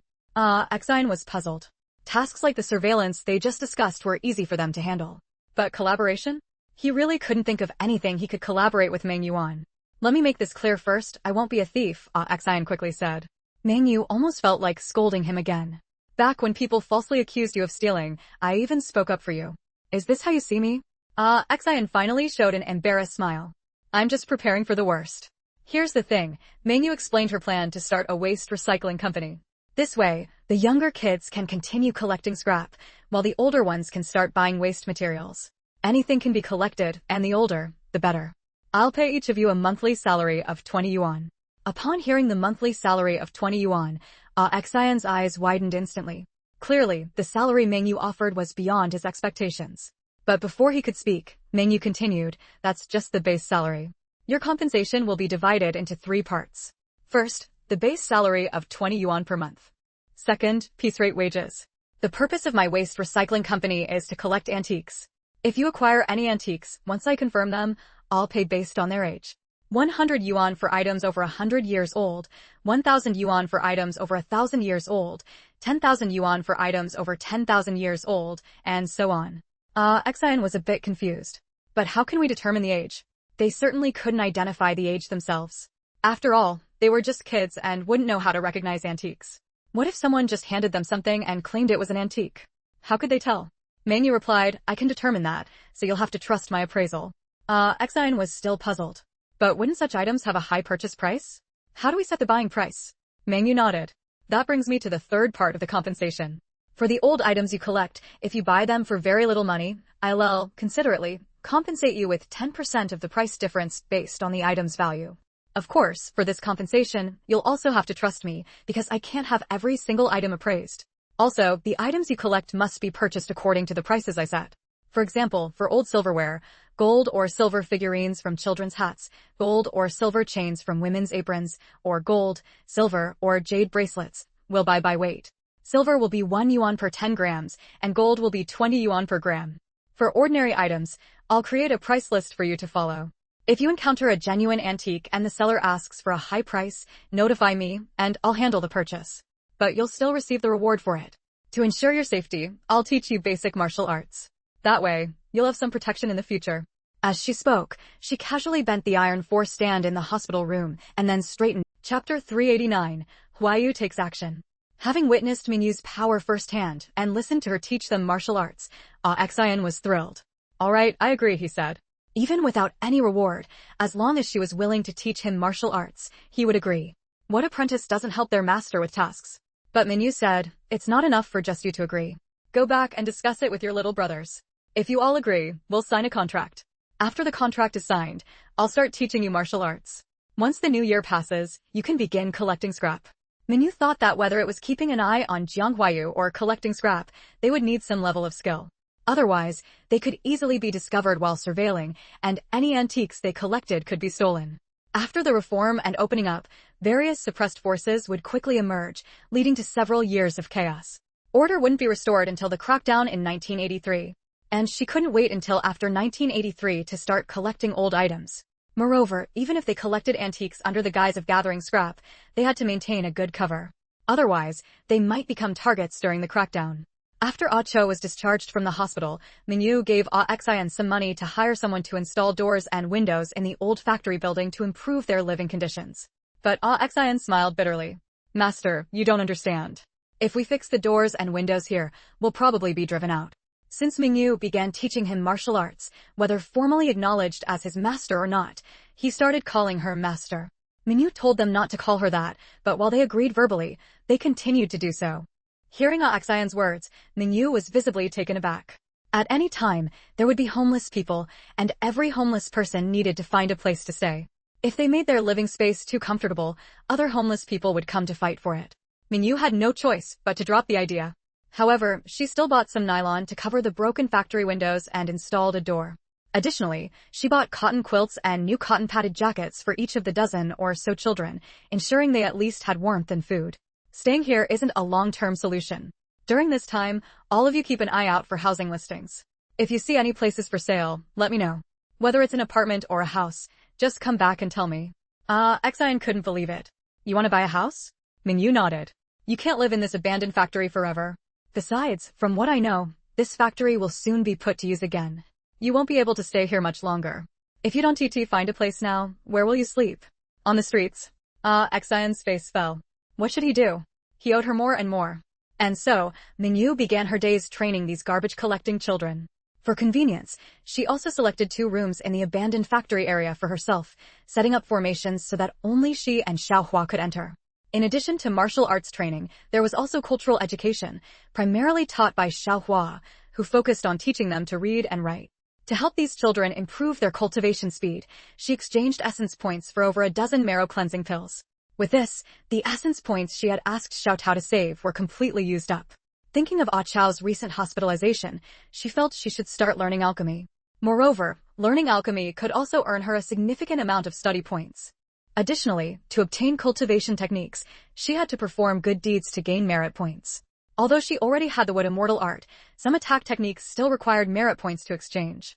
Just as she entered her space to begin learning alchemy, a hurried voice came from outside. Master, that woman has left the city. The one knocking was a 12-year-old boy named Biao. He was a child who had been trafficked. After escaping, he couldn't remember his hometown and ended up on the streets. Later, Xian took him in, and he became part of the garbage gang. That woman he referred to as Jiang Mengyu. In other words, Chapter 398. Mengyu quickly exited her space and opened the door. Biao, what's wrong? Master, that woman dressed up very strangely early this morning and left the city. I suspect she's going to meet someone, so I rushed back immediately to report to you. Good job, Biao. Here's a 10 yuan bonus for you. Tell me, which road did she take out? Biao hurriedly said, she took the western road. The county town wasn't very large, and Mengyu's spiritual sense could now scan an area within a 4-mile radius. She directed her spiritual sense westward and indeed found Jiang Mengyu disguised as a middle-aged woman, looking around cautiously as she left through the west gate. She actually knows the art of disguise?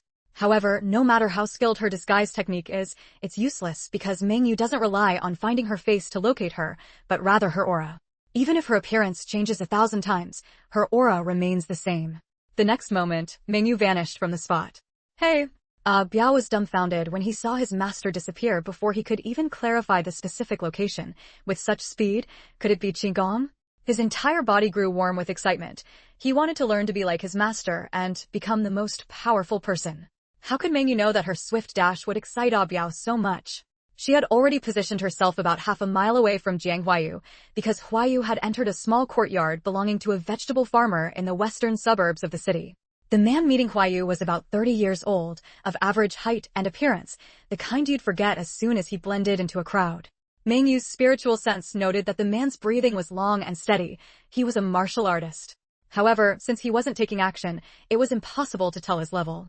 In the courtyard, Huayu was tearfully complaining to a man. "Sir, you have no idea how hateful that Jiang Mengyu is. Not only did she drive away Chu Zisong and win over Principal Nian, but she also charmed the two most handsome guys in the school to her side. That's not all, she even incited the entire school's teachers and students to isolate me, making even Wang Ye and the others afraid to get close to me. This time, after being missing for nearly a month, she came back acting incredibly arrogant. My friend Xiaohua merely stood up for justice, pointing out that she was clearly late but refused to accept punishment. As a result, Mengyu colluded with a homeroom teacher to prevent Xiaohua from taking the exam that morning. He seemed somewhat impatient. I told you to find a way to isolate her at school and prevent her from taking the college entrance exam, not to engage in petty jealousy with her. Jiang Huayu felt wronged. I am trying my best. Last time, I almost succeeded. The classmates all believed she was an illegitimate child and ungrateful. It's just hateful that Wu Jiangxing and Shinqi both sided with her. Isn't that because you were careless and let others catch your mistakes?" The martial artist said disdainfully. He had given her so much money, yet she was so stingy, offering only 5 yuan each to those spreading the rumors. But later, I took photos of her with Wu Jiangxing, caught evidence of her early romance with him, and had Chu Zisong expel her. Who knew Chu Zisong would be so useless? Don't blame others. Just tell me what your plan is. If you can't stop her from taking the college entrance exam, you know my rules. Yes, I will definitely stop her from taking the exam, Huayu said hurriedly. It's just that I need to bribe people to get things done. This was an outright request for money. I just gave you 10,000 last time. How much do you need this time? This time, I plan to hire people from the streets to take action, so the cost will definitely be higher. Just from listening to Jiang Huayu's voice. Chapter 391, Doubt. In reality, Jiang Huayu had her eye on a shopfront property in the center of the county town. She wanted to buy it so her mother could run a small business. Her father had a job, but her mother didn't, and she could see that many people were making money by running their own businesses. Nowadays, the wealthy were all self-employed individuals. Therefore, she also wanted her family to have money, but her mother felt that setting up a stall was beneath her dignity. So, she thought of buying a shop. That way, even as a self-employed individual, she would be a high-class one. I said, no loss of life, the man said viciously. I don't intend any loss of life. I just plan to have someone take her. At this point, Jiang Huayu's voice dropped to a whisper. Mengyu's spiritual sense swept over and saw that she was actually making a vulgar gesture. A chill ran through Mengyu's heart. Making such a gesture toward a man, didn't Jiang Huayu realize how dangerous this was? Or was her goal actually to seduce that man into? Fine, 2,000 for you, the man said. His voice was clearly filled with disgust. If he didn't need to use this woman, he would have stayed far away long ago. Jiang Huayu was satisfied. The two discussed a few other matters, and then Jiang Huayu left the courtyard with the money, quickly departing. The man stayed behind for a while longer. After ensuring Jiang Huayu had left safely, he began washing up inside. Not long after, a man walked out leisurely from within. When Jiang Mengyu saw the man who emerged, fury instantly flared within her. She would recognize this man even if he were reduced to ashes. He was one of the core members of that human trafficking ring, third brother. She remembered that after the second attempt to escape by the wives bought in Tiger Hollow was caught, the traffickers gave her a lesson she would never forget. That group of people, the ringleader and his men, took turns with her. How could she have forgotten that large group of enemies? Jiang Haidong, Li Chunhua, Jiang Huayu, Zhou Daoling, Zhou Erling, sixth brother, fifth brother, fourth brother, third brother, second brother, and the boss. Among the 6 brothers of that human trafficking ring, sixth brother, who had sold Mengyu into Tiger Hollow, had been captured by Gu Dongxing and brought to justice. But the other 5 were still at large. Last time, when Mengyu took the train back from the capital, the human trafficking ring had sent 3 traffickers to take turns trying to drug and sell her. Fortunately, she was vigilant and managed to capture those 3 traffickers instead. Who would have thought that, even after she returned, this human trafficking ring still wouldn't let her go? Did she have some feud with these traffickers? But wait, She remembered Chung Jioha telling her that the people helping Jiang Huayu's family didn't even give face to him and his brother, which showed their status was absolutely extraordinary. How could a human trafficking ring have that kind of background? If they really had such a background, why would they be human traffickers? And why were they so determined not to kill her but to ruin her instead?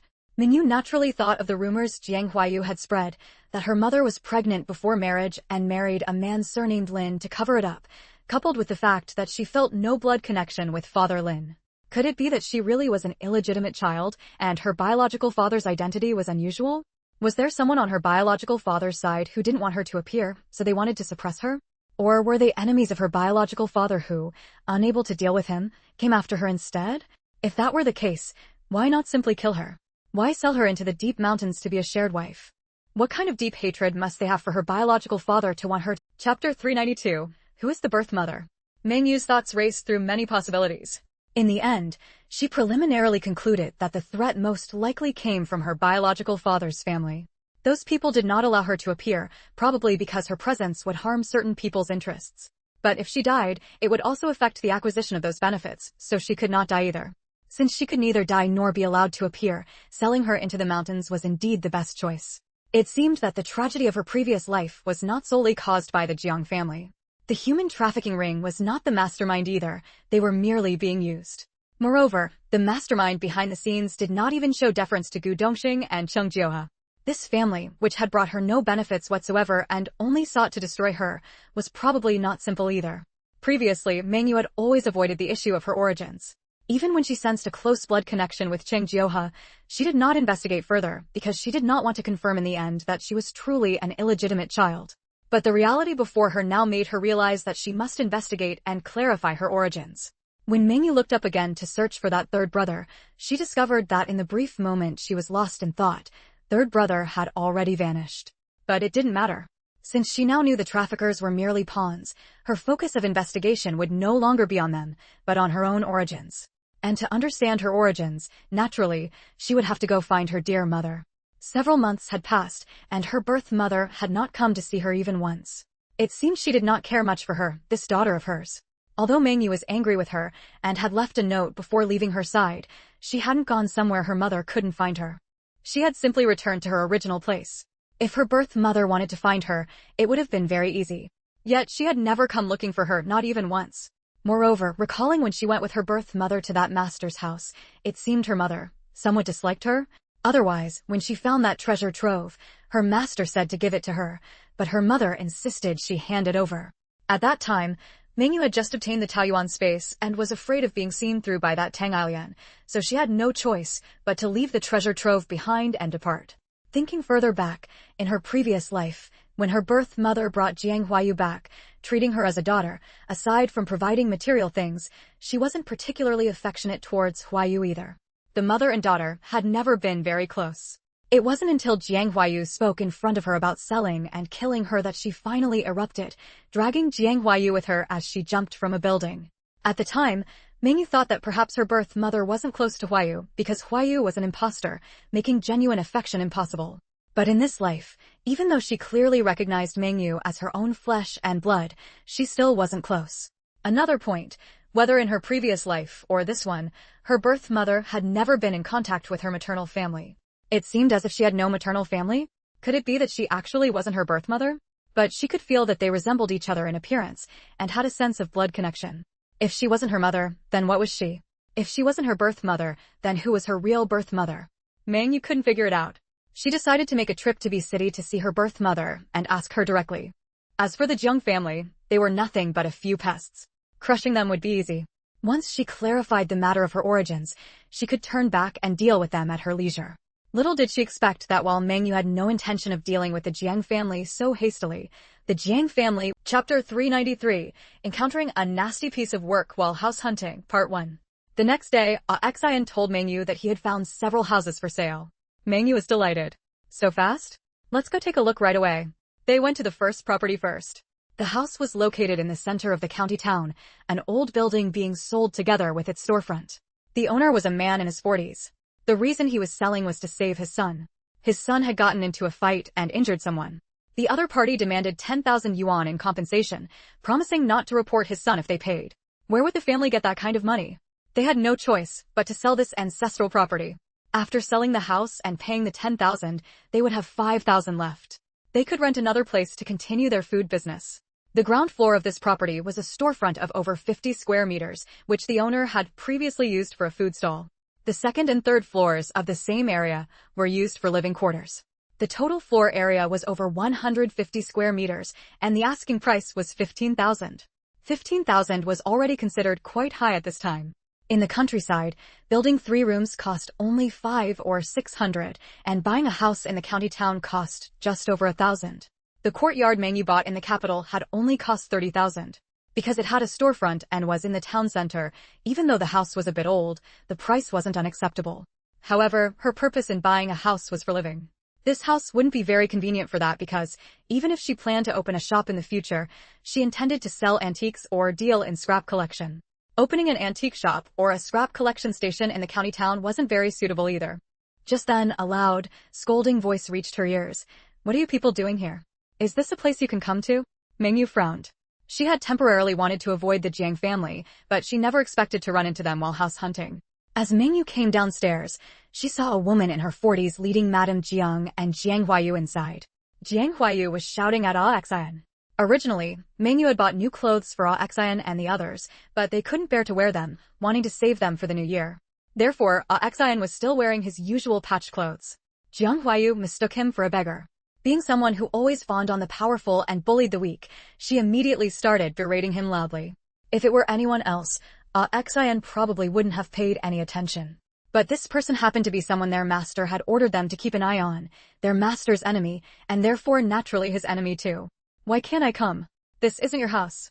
"It isn't now, but it will be soon," Jiang Huayu yelled, pointing at the door. "Get out right now." She then complained to the woman who had brought them. "Auntie Pie, this kind of beggar obviously can't afford to buy a house. Having him here annoys me just looking at him." Awakens' eyes blazed with anger. How dare she call him a beggar? "If you don't like looking at the house, then don't look. We came to buy a house. We don't need you to like it," Mengyu interjected as she came downstairs. She had originally been hesitating about whether to buy this house. Seeing that Jiang Huayu clearly wanted it, and to prevent Jiang Huayu from buying it, she immediately said to the male owner, "Your asking price is 15,000, right? I'll buy it." Seeing someone come downstairs, Jiang Huayu immediately turned around. Seeing that the person accompanying the owner was actually Mengyu, and hearing Mengyu say she would pay 15,000 for the house, she panicked. She anxiously said to the woman beside her, "Auntie Pie, you just said you'd sell it to me for 12,000. Chapter 394, Meeting a Nasty Piece of Work While Buying a House, Part 2. Auntie Pie had just heard from the girl accompanied by her husband that she was willing to buy her house for 15,000. Jiang Huayu, on the other hand, was only willing to offer 10,000. Since it was rare to find someone who could afford her house, she reluctantly lowered the price to 12,000, but Jiang Huayu had not given a definite agreement. Now, hearing Jiang Huayu's words, she could only feign helplessness. "But you didn't agree just now. Who wouldn't want to sell for more?" The girl brought by the husband was offering 3,000 more than the one she had brought. Moreover, with their ancestral property gone, they would have to rely on their skills to make a living from now on. How could they not need some money on hand? The male owner quickly agreed to Mengyu. "All right, 15,000, sold to you." Jiang Huayu was furious. "I negotiated with you first, and I'm also willing to increase to 15,000. Sell it to me." Ashin spoke up at the right moment. "You didn't reach an agreement with the female owner, but we have already settled with the male owner of this house. He has agreed to sell it to us for 15,000. So, you're out of luck." Being told you're out of luck by someone who collected trash made Jiang Huayu livid with rage. She shouted angrily, "Jiang Mengyu, is this guy your illicit lover? Have you no shame at all? With Regimental Commander Gu not around, you've already seduced Shinqi and Wu Jiangxing, and now you won't even let a beggar go." When Ashin heard Jiang Huayu call him his master's illicit lover, amidst his indignation, he felt a twisted, secret thrill. However, his master's reputation could not be tarnished. He rushed forward to strike Jiang Huayu. "How dare you slander my master's name? I'll teach you to watch your filthy mouth." Seeing Ashin charging at her fiercely, Jiang Huayu quickly dodged, still not forgetting to smear Jiang Mengyu. "What? Hit a nerve, so you're lashing out in shame? Jiang Mengyu, our family raised you, yet you constantly cause trouble for us. You ungrateful wretch. Did you hear we were buying a house and deliberately come to sabotage? Can't you stand to see me do well? At school, you seduced the principal into bullying me and getting me punished, and now you even come to ruin my house purchase? And you bring a stinking beggar to make a scene?" Jiang Mengyu observed Jiang Huayu's footwork, which seemed to follow some unknown pattern. She was secretly shocked. Had Jiang Mengyu also practiced martial arts? She called Ashin back. Ashin, come back. Ashin obeyed his master immediately, withdrawing his fist and turning to stand behind Mengyu like a bodyguard. Though just a trash-collecting youth, his presence at that moment was almost princely. Seeing how obedient this young man was to Mengyu, Jiang Mengyu grew even more jealous. This Jiang Mengyu not only had Regimental Commander Gu devotedly in love with her, but also had two handsome guys at school secretly pining for her. Even this seemingly extraordinary, trash prince obeyed her every word. What tricks did Jiang Mengyu have up her sleeve to make these men willingly gather around her? It was almost New Year's, and the shops around the house were seizing the last wave of sales, with many people making year-end splurges. Thus, there were plenty of shoppers among the neighbors. These people had been watching the conflict between Jiang Mengyu and Jiang Huayu's groups from the start. Now, hearing Jiang Huayu's words, they all turned to look at Jiang Mengyu. Was this fairy-like girl real? Chapter 395, Meeting a Nasty Piece of Work While Buying a House, Part 3. When Jiang mother saw Mengyu, her eyes immediately reddened. She hadn't forgotten that it was precisely because of this Jiang Mengyu that she had been locked up in a detention center for a whole month. Those days of crying out to heaven and earth with no answer had tormented her both mentally and physically. Originally, it was Gu Dongxing who had sent them to the detention center, but they utterly despised Jiang Mengyu. Because without Jiang Mengyu, Gu Dongxing wouldn't have done that. What made Li Chanhua even more resentful was that Jiang Mengyu had also stolen her precious iron box, which contained the gold treasures she relied on for security. Moreover, she had heard from her brother's descendants, who even boasted to her face, that Gu Dongxing had distributed the treasures inside to them and even helped them retrieve the deposits stored in Switzerland and the properties in Hong Kong. So many treasures, and she hadn't gotten a single one. Those were items her eldest brother had entrusted to her for safekeeping before the political movement. After the movement ended, when her brother came to ask for them back, she had flatly denied everything. Therefore, even though she clearly knew those were her treasures, she couldn't step forward and claim them. How could she not hate her? Now, hearing her daughter call Jiang Mengyu an ingrate, Jiang mother immediately explained to the people around her. This is our adopted daughter. We raised her, and even supported her through high school, but who would have thought we'd raised an ingrate? A while ago, we kindly introduced her to a match. She originally agreed, but when the man came to pick her up, she ran away. She even seduced a soldier, had us arrested, and filed a complaint against us, causing us to be taken to the police station. Fortunately, the comrades at the police station were wise and weren't fooled by her, so they released us. Who would have thought she'd still bully our daughter at school, seduce the principal, and get our daughter a major demerit? Now that we want to buy a house, she comes here to cause trouble. She definitely has malicious intentions. After hearing Jiang Huayu and Li Chuanhua's words, everyone looked at Jiang Mengyu with condemning eyes. However, it was already 1980. Compared to a few years earlier, people had become less hot-blooded and more rational. Therefore, no matter how indignant they felt, they only gave her condemning looks and whispered a few comments in private. No one openly stepped forward to criticize Jiang Mengyu. Over there, Li Chanhua was smearing Jiang Mengyu's name, while here, Jiang Huayu turned to Auntie Pai and said, Auntie Pai, this person is our adopted daughter. She was kicked out for being ungrateful. Therefore, she definitely doesn't have the money to buy your house. She's just here to cause trouble on purpose. You should hurry up and chase her away.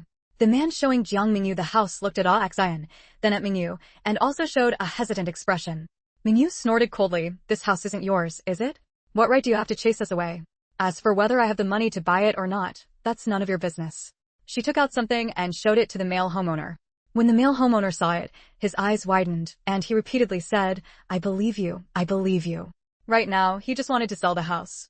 As long as the buyer could give him real gold and silver, he didn't care about anything else. Jiang Huayu saw that she had finally managed to sway the homeowner, but after the male homeowner saw Jiang Mengyu's item, he immediately became firm again about selling to Jiang Mengyu. Earlier, when she said Jiang Mengyu was just there to cause trouble, she genuinely believed it because she was convinced Jiang Mengyu didn't have that much money to buy a house. But now, it seemed Jiang Mengyu really. Chapter 396, Encountering a Nasty Piece of Work While Buying a House, Part 4. Jiang Huayu herself had only managed to extort 20,000 yuan from that person with great difficulty before she could come up with the money to buy a house. In this era when people's monthly wages were generally only a few dozen yuan, 1,000 yuan was a huge sum. Where could Jiang Mengyu get 15,000 yuan to buy a house? Even if Gu Dongxing was a regiment commander, his salary wasn't that high, right? 15,000 yuan, even if he saved every penny without eating or drinking for over a decade, he wouldn't be able to save that much. Where did her money come from? While Jiang Huayu was still suspicious of Jiang Mengyu took out a cigarette case-style miniature tape recorder. Jiang Mengyu, Li Chunhua, I have recorded everything you just said. Your actions have already constituted defamation against me. I will use this as evidence to seek legal punishment for you. You'd better wash up and get ready to go to jail. Who are you trying to fool? Li Chunhua didn't take it seriously at all. How could saying a few words land someone in jail? Whether I'm fooling anyone or not, the law knows, and your daughter certainly knows. Article 246 of the criminal law stipulates that whoever, by violence or other methods, publicly insults another person or fabricates facts to defame another person, if the circumstances are serious, shall be sentenced to fixed term imprisonment of not more than 3 years, criminal detention, public surveillance, or deprivation of political rights. You just distorted the facts and defamed me here, which already constitutes the crime of defamation. As long as I see you, you will definitely go to jail. Unlike her mother, Jiang Mengyu wasn't so ignorant. She knew that defamation could land someone in jail. She had originally only wanted to vent her anger with words. Who told this Jiang Mengyu to change after being sold and jumping off a cliff? She had become someone Jiang Mengyu could no longer bully. This time, after getting 20,000 yuan from that mysterious person, she thought of a way to make money grow, by having her mother start a business. Therefore, when she heard that the shop in the center of the county town was for sale, she couldn't wait to come. When she saw Jiang Mengyu, she felt she was once again superior to her. After all, she had 20,000 yuan. Did Jiang Mengyu have that? She was about to become the owner of a shop. Could Jiang Mengyu do that? In her elation, when she saw Jiang Mengyu, she couldn't help but step on her, taking the opportunity to ruin her reputation. Moreover, this also aligned with the task assigned by that mysterious person, to do everything possible to destroy Jiang Mengyu. But what Jiang Mengyu didn't expect was that Shenqi had actually given his tape recorder to Jiang Mengyu, allowing Jiang Mengyu to hold leverage over her. She reached out to snatch Jiang Mengyu's tape recorder. Give that to me. Mengyu snorted. Do you think I'm stupid? I'm not giving you such good evidence. You fabricated facts to defame me, and your mother distorted the truth to smear me. There's no way I'd let you off. Upon hearing their exchange, the crowd began to wonder, had that woman just been defaming this girl? Come to think of it, that girl earlier said this fairy-like girl was hooking up with beggars, which was clearly nonsense. That young man called her master, so how could their relationship be what she described? And what that middle-aged woman said, could it also not be true? Was she just spouting nonsense? Otherwise, that young girl wouldn't have tried to snatch the tape recorder when the fairy-like girl threatened to sue. Li Chunhua was scared deep down, but she refused to back down. You're the daughter I raised. What's wrong with me saying a few words about you? Which child doesn't get scolded by their parents if they're disobedient? Even hitting them a few times is normal. Spare the rod and spoil the child. What did I do wrong? Hearing Li Chunhua's words, some in the crowd agreed. Yes, in many rural areas, people believed in spare the rod and spoil the child. If a child was disobedient, they'd beat them once. If they were still disobedient after one beating, they'd beat them twice. When it came to children, there was Chapter 397, Encountering a Nasty Piece of Work While Buying a House, Part 5. Mengyu sneered. Parents? Are you sure you're my mother? Back then, you had been married for several years without having any children. Someone told you that you were destined to be childless, and that you needed to adopt a child first in order to have your own later. So, you secretly took me, a newborn, away from my birth mother. It was only because my fate included bringing siblings that you were able to have your own child. You, a child-stealing kidnapper, how dare you call yourself my parent? Upon hearing this, everyone immediately looked at Mother Jiang with changed expressions. Stealing someone else's child, causing mother and daughter to be separated, no wonder she refused to acknowledge you as her mother after finding out. Mother Jiang wanted to say that it was her father who handed her over, that her father even took money from me. But saying that would only further confirm her crime as a child trafficker. Mengyu continued, also, you just said you only scolded me a few times and hit me a couple of times? I was beaten and scolded by your family from childhood.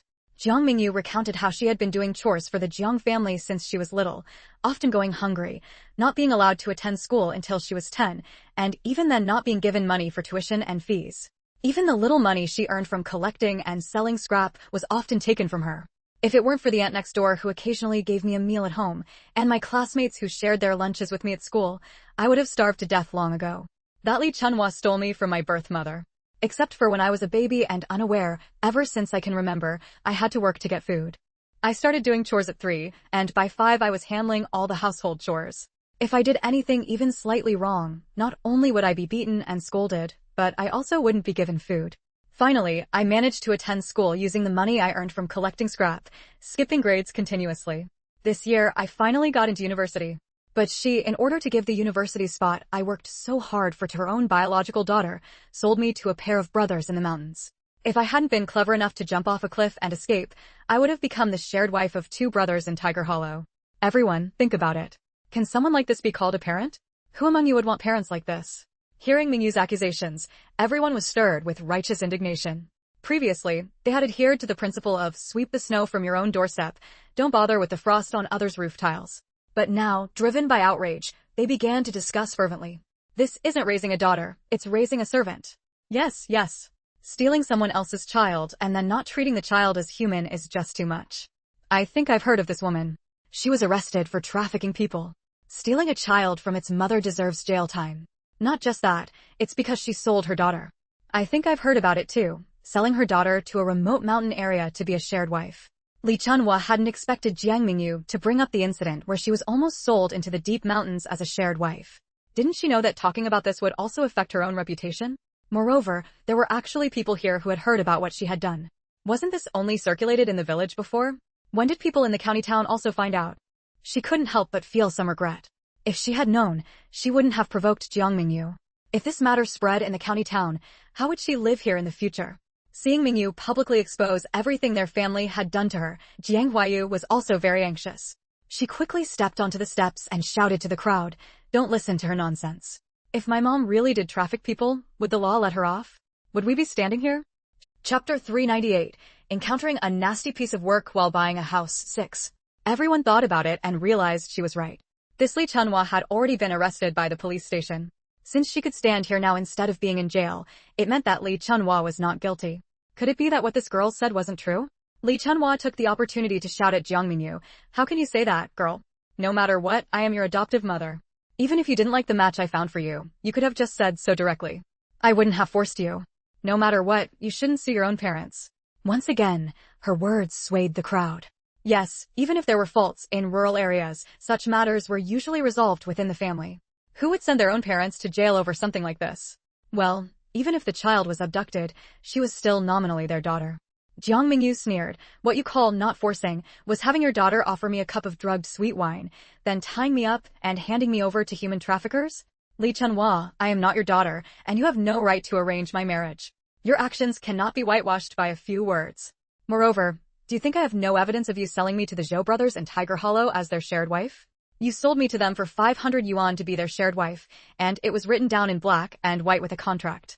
As she spoke, Jiang Mengyu took out a stack of photocopied contracts from her space and scattered them. "Take a look for yourself. These are photocopies of the deed of sale you signed, stamped and fingerprinted." Copies of the deed of sale fluttered everywhere. Everyone scrambled to pick them up. Seeing the contract that sold off a daughter, they all turned angry eyes toward Li Chunhua. Jiang Huayu hadn't expected Jiang Mengyu to carry the deed of sale with her and even make so many copies. Now she didn't know what to say. Jiang Mengyu turned to her. "Jiang Huayu, were you just boasting about your connections earlier? That you could escape legal punishment even after your parents were involved in human trafficking? Or were you saying that after impersonating me to attend the university I got into and being exposed, you still managed to enroll in county high school, all thanks to your own capabilities as a high school student?" Hearing this, the crowd began to think more deeply. Yes, it was clearly human trafficking. Although this girl grew up in their family, she wasn't actually their daughter. Moreover, she was someone else's daughter whom they had abducted. Shouldn't human trafficking be punished? Shouldn't this girl who impersonated someone else to attend university be punished? One of them was roaming free, and the other was still studying at county high school. No matter how you looked at it, something was off. They all turned their eyes to Jiang Huayu, taking in her attire and her curvaceous figure. She didn't look like a young girl at all. No wonder her parents could roam free despite committing human trafficking. No wonder she could afford a house priced at 15,000 yuan. Jiang Huayu felt that today was an unlucky day to go out. Earlier, when Jiang Huayu spotted Jiang Mengyu, she had thought that since she now had money, she could rely on her wealth to stand tall and take the opportunity to trample Jiang Mengyu. Seeing how lively the area around the shop was, she was even happier. Today, she could thoroughly trample Jiang Mengyu and also spread her bad reputation. She thought that since she couldn't smear Jiang Mengyu at school, she would ruin her reputation in society. But now, the ones being slapped no, trampled. Chapter 399, Detained Again. Li Chunhua was also furious. She thought that no matter how much Mengyu argued, she was still the adopted daughter of their family. There's a saying in this world, no parents are ever in the wrong. As the Jiang family's adopted daughter, she was inherently at a disadvantage. As for the matter of being sold to be a shared wife, she was a girl. If this got out, she herself would suffer. Li Chunhua was certain she wouldn't dare to speak of it. She was sure that even if Jiang Mengyu dared to speak, without evidence, it would just be a case of public opinion favoring the public and the in-laws favoring their own. At most, it would be a stalemate. But what she never expected was, when did Jiang Mengyu's eloquence become so formidable? Jiang Huayu hadn't heard Mengyu's self-defense in class. During the conflict with Chu Zisong, it was mainly Shen Qi and Wu Jiangxing who took the lead in the argument. She truly didn't know that Jiang Mengyu's oratory skills had become this sharp. The most crucial point was that Jiang Mengyu actually carried the signed, fingerprinted sale contract from her mother with her. Moreover, she deliberately guided everyone's thinking towards the idea that she had exchanged her body for her parents' freedom and the privilege of reattending high school. Was this implying she was involved in a physical transaction? If news of this physical transaction got out, would that mysterious person still help her? Yes, Mengyu had also thought of this temporarily, to use public opinion to pressure the person behind Jiang Huayu. Gu Dongxing and Cheng Jioha only knew how to act through proper channels. They hadn't considered that for these kinds of underhanded dealings, there was no need to confront them head-on. As long as their shady transactions were exposed, the person behind them would have reservations. After all, Zhang's father and mother were just ordinary people, without deep connections or exceptional abilities. Just imagine if word got out that Zhang's father and mother, clearly guilty of buying and selling people, were not sentenced, could even be pulled out of the police station after being arrested, and could roam free, all because their daughter had engaged in a physical transaction with someone. Would those who protected Zhang's father and mother dare to continue shielding them? Wouldn't people think, if you're protecting Zhang's father and mother like this, have you also engaged in that kind of transaction with Jiang Huayu? At this time, issues of lifestyle and conduct were still a major problem, not a minor one like in later times. Especially when copies of this sale contract were fluttering about everywhere, those who wanted to continue covering up would have to consider their own reputations. The Jiang mother and daughter knew that staying any longer wouldn't lead to a good outcome, so they had no choice but to slink away in disgrace. Of course, as she left, Jiang Huayu didn't forget to leave a face-saving threat. Jiang Mengyu, you just wait. Jiang Mengyu naturally couldn't show weakness. Fine, I'll be waiting. Xian asked Mengyu, Master, are we just letting them go like this? A sarcastic smile appeared on Mengyu's face. They won't get far. Actually, back when Gu Dongxing handed Zhang's father and mother over to the police station, he also submitted the sale contract Mengyu provided. Moreover, it was the original. She had replicated using her psychic energy. But that original had been deliberately lost by someone, which led to Zhang's father and mother's charges changing from buying and selling women to receiving a high bride price, resulting in their acquittal and release. Now, by using this method to scatter copies of that sale contract, which fully proved Li Chunhua's involvement in human trafficking everywhere, coupled with everyone's unspoken but understood speculation about Jiang Huayu's hinted at physical transaction, she believed that those who had released them before, if only to prove they hadn't engaged in any physical transaction with Jiang Huayu, would immediately have them arrested again.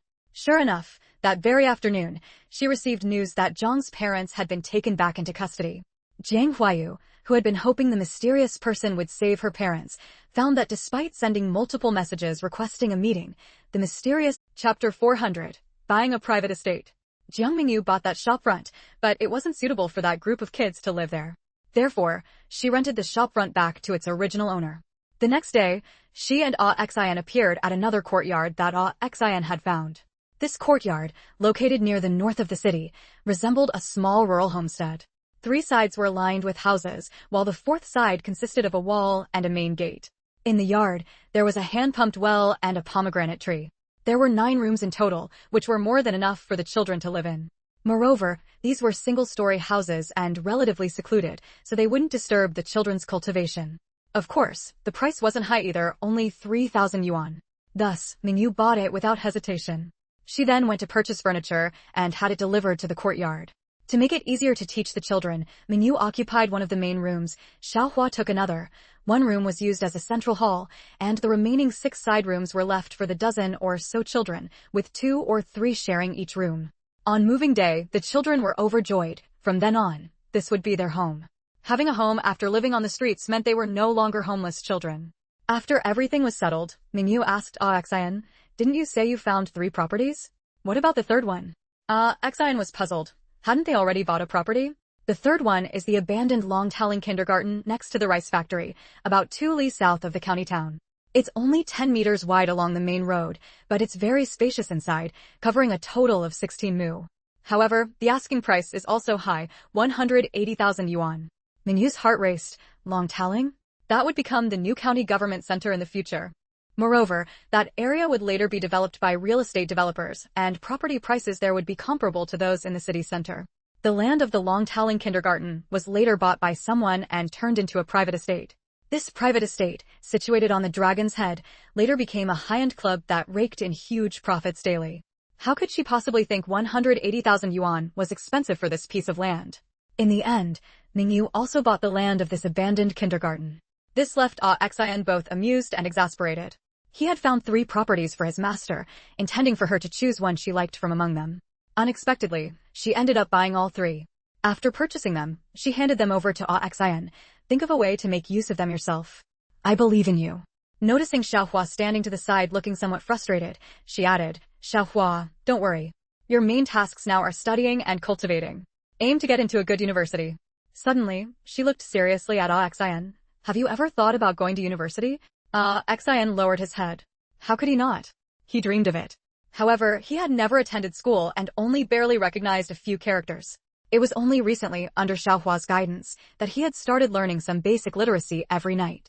The idea of attending university seemed like an impossible dream. Mengyu sighed. From now on, I'll teach you all every night. Awakens was puzzled. Why from now on? Are you going away? Mengyu nodded. I have some matters to attend to and need to go find my mother. I'll leave this place to you. Make sure everyone keeps up with their martial arts practice and doesn't slack off. Also, keep an eye on Jiang Mengyu during this time. She then took out 1,000 yuan and gave it to Awakens. Studying literature suits the poor, but practicing martial arts requires wealth. Those training in martial arts must have proper nutrition. Make sure there's enough food and include a substantial serving of meat and vegetables every day. I might not be back until after the new year. It didn't seem right to visit her birth mother. Chapter 401 Unwed and Pregnant. Mengyu returned to Shinqi's courtyard. Originally, she had planned to leave directly, as all her belongings were in her space. However, after some thought, she decided to leave behind some of the food she had taken from Hosher village before turning back. But before she even reached the door, she spotted a woman standing there. Her heart skipped a beat. That woman was none other than Liang Xiangyu, the birth mother she had been planning to go to City B to find. Mengyu hadn't expected that just as she had decided to look for Liang Xiangyu, the woman would come to her doorstep. Mom, you. Jiang Mengyu's heart was pounding wildly. She could sense it. There was something similar in her bloodline and this woman's. If it were identical, she would have no hesitation in confirming that she and Liang Xiangyu were mother and daughter. But it was merely similar. That wasn't necessarily conclusive. It was possible she was her mother, but it was also possible she was someone very closely related to her mother, like a sister or even a cousin. In fact, he had long been involved with Widow He from the suburbs, but Widow He was 5 years older than him, and he didn't want to marry her. Therefore, in a panic, Liang Xiangyu fled the village. Unfortunately, she was abducted by human traffickers. Later, at the train station, she met Lin Hai. Lin Hai saw through the traffickers and reported them to the police. After being rescued, she married Lin Hai. But Lin Hai was not a good man. Back then, he chose to report to the police because his family was poor and he wanted to get a cheap wife. Of course, it was also possible that her bloodline had inherited more from her biological father, so she could only be similar to her birth mother. In those days, if a woman became pregnant before marriage, the gossip alone could drown her. Thinking of her attitude towards herself and her attitude towards Jiang Mengyu in her previous life, she looked at Liang Xiangyu and suddenly voiced the question in her heart, "Are you really my birth mother?" Yes, Jiang Mengyu was not her daughter, but the daughter of her younger sister and the man she herself had loved. Even though she was a cultivator, her heart couldn't help but panic. On the night of her sister's wedding, Liang Xiangyu got drunk. Unbeknownst to her, someone had been watching her. Seeing her drunk, that person took advantage of her. Back then, Liang Xiangyu and her younger sister, Liang Xiangning, had both fallen in love with a man named Nan Xiao, who had been sent down to their village. He had chosen her younger sister, Liang Xiangning, between the two of them.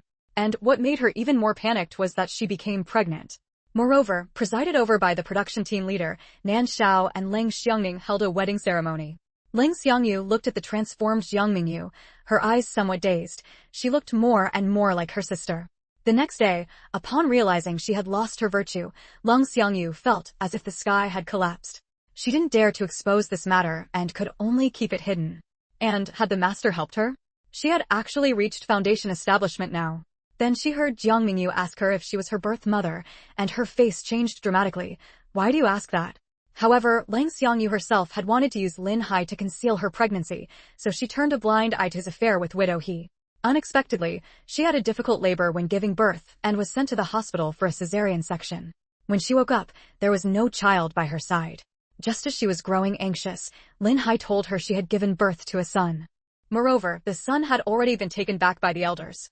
Her body was too weak, so it wasn't convenient for her to take care of the child for the time being. When she was discharged and returned home, she saw a fair, chubby son. She always felt a distance between her and this son, but she didn't know her child had already been swapped. Today is Saturday, the day to return to my hometown to see my father, so there are only 6. Chapter 402. The child was switched. Later, Lang Xiangyu found out the truth and located Mengyu, believing that Mengyu was her own daughter. When her daughter ran away, she had been sad for a while. However, she had opened an antique company in City B. One day, a young woman wandered into her antique shop. The young woman's companion saw her and pointed, saying, "Mengyu, this woman looks so much like you." Her heart suddenly stirred because she felt a pull from a bloodline connection. Lang Xiangyu sensed that this young woman who looked so much like her was related by blood and was very likely her biological daughter. But she had only given birth to one daughter in her lifetime. Perhaps because she had acknowledged someone else as her master, or perhaps because she had demanded that the other party hand over a hidden cache left behind from one of her past lives that she had found. Her daughter had left her in anger. Could it be that Jiang Mengyu was not her daughter, and this girl before her was? She immediately asked, "Comrade, what is your name?" The young woman also seemed curious and said, "My name is Nan Mengju." The surname Nan. Her heart raced, and as if guided by spirits, she asked, "What is your father's name?" Nan Mengju seemed puzzled. Why was this woman who looked so much like her asking about her father's name as soon as they met? But she still answered, "My father's name is Nan Xiao." It was actually Nan Xiao? And your mother? My mother's name is Leng Xiangning. So she was the daughter of Nan Xiao and Leng Xiangning? That wasn't right. How could the daughter of Nan Xiao and Leng Xiangning look so much like her but bear no resemblance to Nan Xiao? Moreover, she recalled Jiang Mengyu's appearance. It seemed that the daughter she had recognized, Jiang Mengyu, actually resembled her younger sister, Leng Xiangning, more. Before, Lang Xiangyu had simply thought it was no surprise that Jiang Mengyu resembled her younger sister. But now, facing this girl and feeling the stirring of blood ties, the unique sensitivity of a cultivator made her realize that this girl before her was her true daughter. And the one who looked more like her younger sister, Jiang Mengyu, should be her sister's daughter, who had switched their children and sent her daughter to the Nan family, making her the young lady of the Nan family. Suppressing the turmoil in her heart, she asked, "Is your mother doing well?" "Not long after my father married my mother, he had an accident and went missing. My mother passed away shortly after giving birth to me." Nan Mengju's companion found it strange. Usually, Nan Mengju would never answer such questions from others, but today, she was answering everything the other party asked. Unable to contain her curiosity, she asked Lang Xiangyu, "And you are?" Without looking at Nan Mengju's companion, Lang Xiangyu kept her eyes fixed on Nan Mengju. "My name is Lang Xiangyu." Lang Xiangyu? Only one character different from her mother's name. Could it be? Nan Mengju suddenly looked up at Lang Xiangyu. "That's right. I am your mother's older sister, your aunt." Nan Mengju blurted out, "Impossible. My aunt has long been." "Back then, I was abducted by human traffickers, but I was rescued at the train station. At the time, I suffered a head injury and lost my memory. It wasn't until recently that I regained my memories, so I never returned." In truth, she hadn't dared to return to the village back then because of the child in her womb, so she used amnesia as an excuse. After all, even if a woman was abducted, she should have returned home after being rescued. Yet she had disappeared without a trace. She said she had only recently regained her memories, which wasn't entirely false. But these memories were Chapter 403, not biological mother and daughter. It was clearly her own daughter, yet she had become her niece. It wasn't that she felt no pain in her heart, but she had a feeling that she couldn't expose the truth, otherwise, it would be detrimental to her own daughter. Moreover, the fact that her own daughter had become Nan Zhao's daughter gave Lang Xiangyu, who was infatuated with Nan Xiao, a perverse sense of satisfaction, making her unwilling to reveal everything. What puzzled Lang Xiangyu was, who exactly was it that swapped her daughter with Xiangning's daughter before Lin Hai exchanged the children? Lang Xiangyu felt that the person who swapped her daughter with Xiangning's daughter was most likely her daughter's biological father, the man who, on the night Nan Xiao and Xiangning got married, took advantage of her drunkenness to sleep with her and then fled the scene.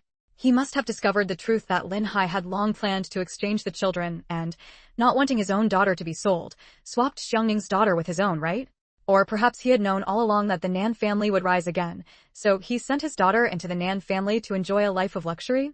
But whether it was to avoid being sold or to be sent to the Nan family for a life of comfort, it had to be said that both were excellent choices for her own daughter. Therefore, she chose to keep it hidden. When Nan Mingyu heard that this woman, who felt so familiar and dear to her, was actually her aunt, she was immediately overjoyed. She had lost both her parents. Although her grandfather and uncle had been very good to her, after her grandfather passed away last year, her position was immediately threatened. The servants even deliberately or unintentionally neglected her, and her cousins were also ostracizing her. She could even sense her aunt's malice toward her. Her maternal grandparents and uncle were indeed very good to her, but they were all from the countryside. What use was their kindness to her? But this aunt before her was the general manager of such a large antique company. Aunt, she immediately called out obediently. Having found her biological daughter, Ling Xiangyu thought of her niece who had run away from home. With the new year approaching, she wondered if Mengyu, now on vacation, would come to City B to see her. She felt deeply conflicted. One was her biological daughter, and the other was her biological niece. Should she restore their true identities? Given her current status, she could undoubtedly ensure that her biological daughter lived even better than she had in the Nan family. But, as if guided by some unseen force, she subconsciously didn't want to revert their identities. And so, she took the initiative to seek out Mengyu. She felt guilty toward Jiang Mengyu for the hardships she had endured since childhood. However, judging by the opportunities Jiang Mengyu had received so far, she also felt that if Mengyu hadn't suffered those hardships, she wouldn't have gained such great benefits. Moreover, swapping Mengyu and Nan Mingyu's identities wasn't her doing in the first place, so why should she feel guilty? Unexpectedly, Mengyu opened her mouth and asked her directly if she was her biological mother. Her smiling face instantly cracked. How should she answer? Why do you ask that? She countered. Mengyu observed Lang Xiangyu's expression. She wanted to know if Lang Xiangyu was aware of their blood relationship. Seeing the evasiveness in her eyes, she finally understood there was something wrong with this Lang Xiangyu. In other words, she and Lang Xiangyu were not mother and daughter. She sighed and said, after I began cultivating immortality, my 5 senses became sharp. I could sense it. Hearing Mengyu say this, Lang Xiangyu knew she could no longer hide the truth. So, she told Mengyu the whole story. Mengyu breathed a huge sigh of relief. Indeed, she and this Lang Xiangyu were not. Chapter 404, Someone is manipulating things in the shadows. What made Jiang Mengyu most elated was that she and Cheng Jioha were truly biological cousins. No wonder she had felt a blood connection with Cheng Jioha. Thinking of how unconditionally good Cheng Jioha had been to her, even giving her the exquisite courtyard house his grandfather had gifted him, Mengyu's heart felt warm. She needed to find brother Cheng Jioha as soon as possible and tell him that they weren't just sworn siblings, but blood-related cousins. Mengyu, I didn't come to confess to you right away because I really didn't know how to bring it up. This matter is just too bizarre. It was bizarre enough that her daughter had been sold by Lin Hai to the Jiang family, but it turned out she had already been swapped before Lin Hai even sold her. If I hadn't run into my biological daughter shopping at the store recently, and if I hadn't coincidentally had business there that day, I would never have known my daughter had been switched. I know the Nan family is currently a den of danger. Nan Mingyu would be better off returning to my side than staying with the Nans. With my current capabilities, I could give her a much better life. But Lang Xiangyu let out a long sigh and said, I hope you won't rush back to the Nan family to acknowledge your relatives. In fact, don't even show that you already know your true origins. Why? Mingyu didn't understand. She didn't believe Lang Xiangyu wanted her own daughter to remain the young lady of the Nan family. Mingyu knew that although Lang Xiangyu was currently just an underling of that Tang Ailian, that was only their private relationship in reality. She was a foundation establishment stage cultivator and had also established the largest antique company in V City with a net worth in the billions. Therefore, Lang Xiangyu's social status was definitely no lower than the Nan family's. Moreover, in the Nan family, Nan Mingyu was just a pitiful young lady whose parents had died, while by returning to Lang Xiangyu's side, she could be the beloved young mistress of the Guyun Antique Company. Yet, Lang Xiangyu hadn't brought Nan Mingyu back to her side. There must be reasons Jiang Mengyu didn't know about. Sure enough, after a while, Lang Xiangyu answered. I have a feeling someone is manipulating this from the shadows.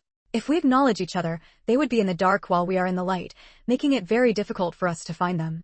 But if we don't acknowledge each other, they'll think their scheme hasn't been uncovered, and we can calmly track this person down.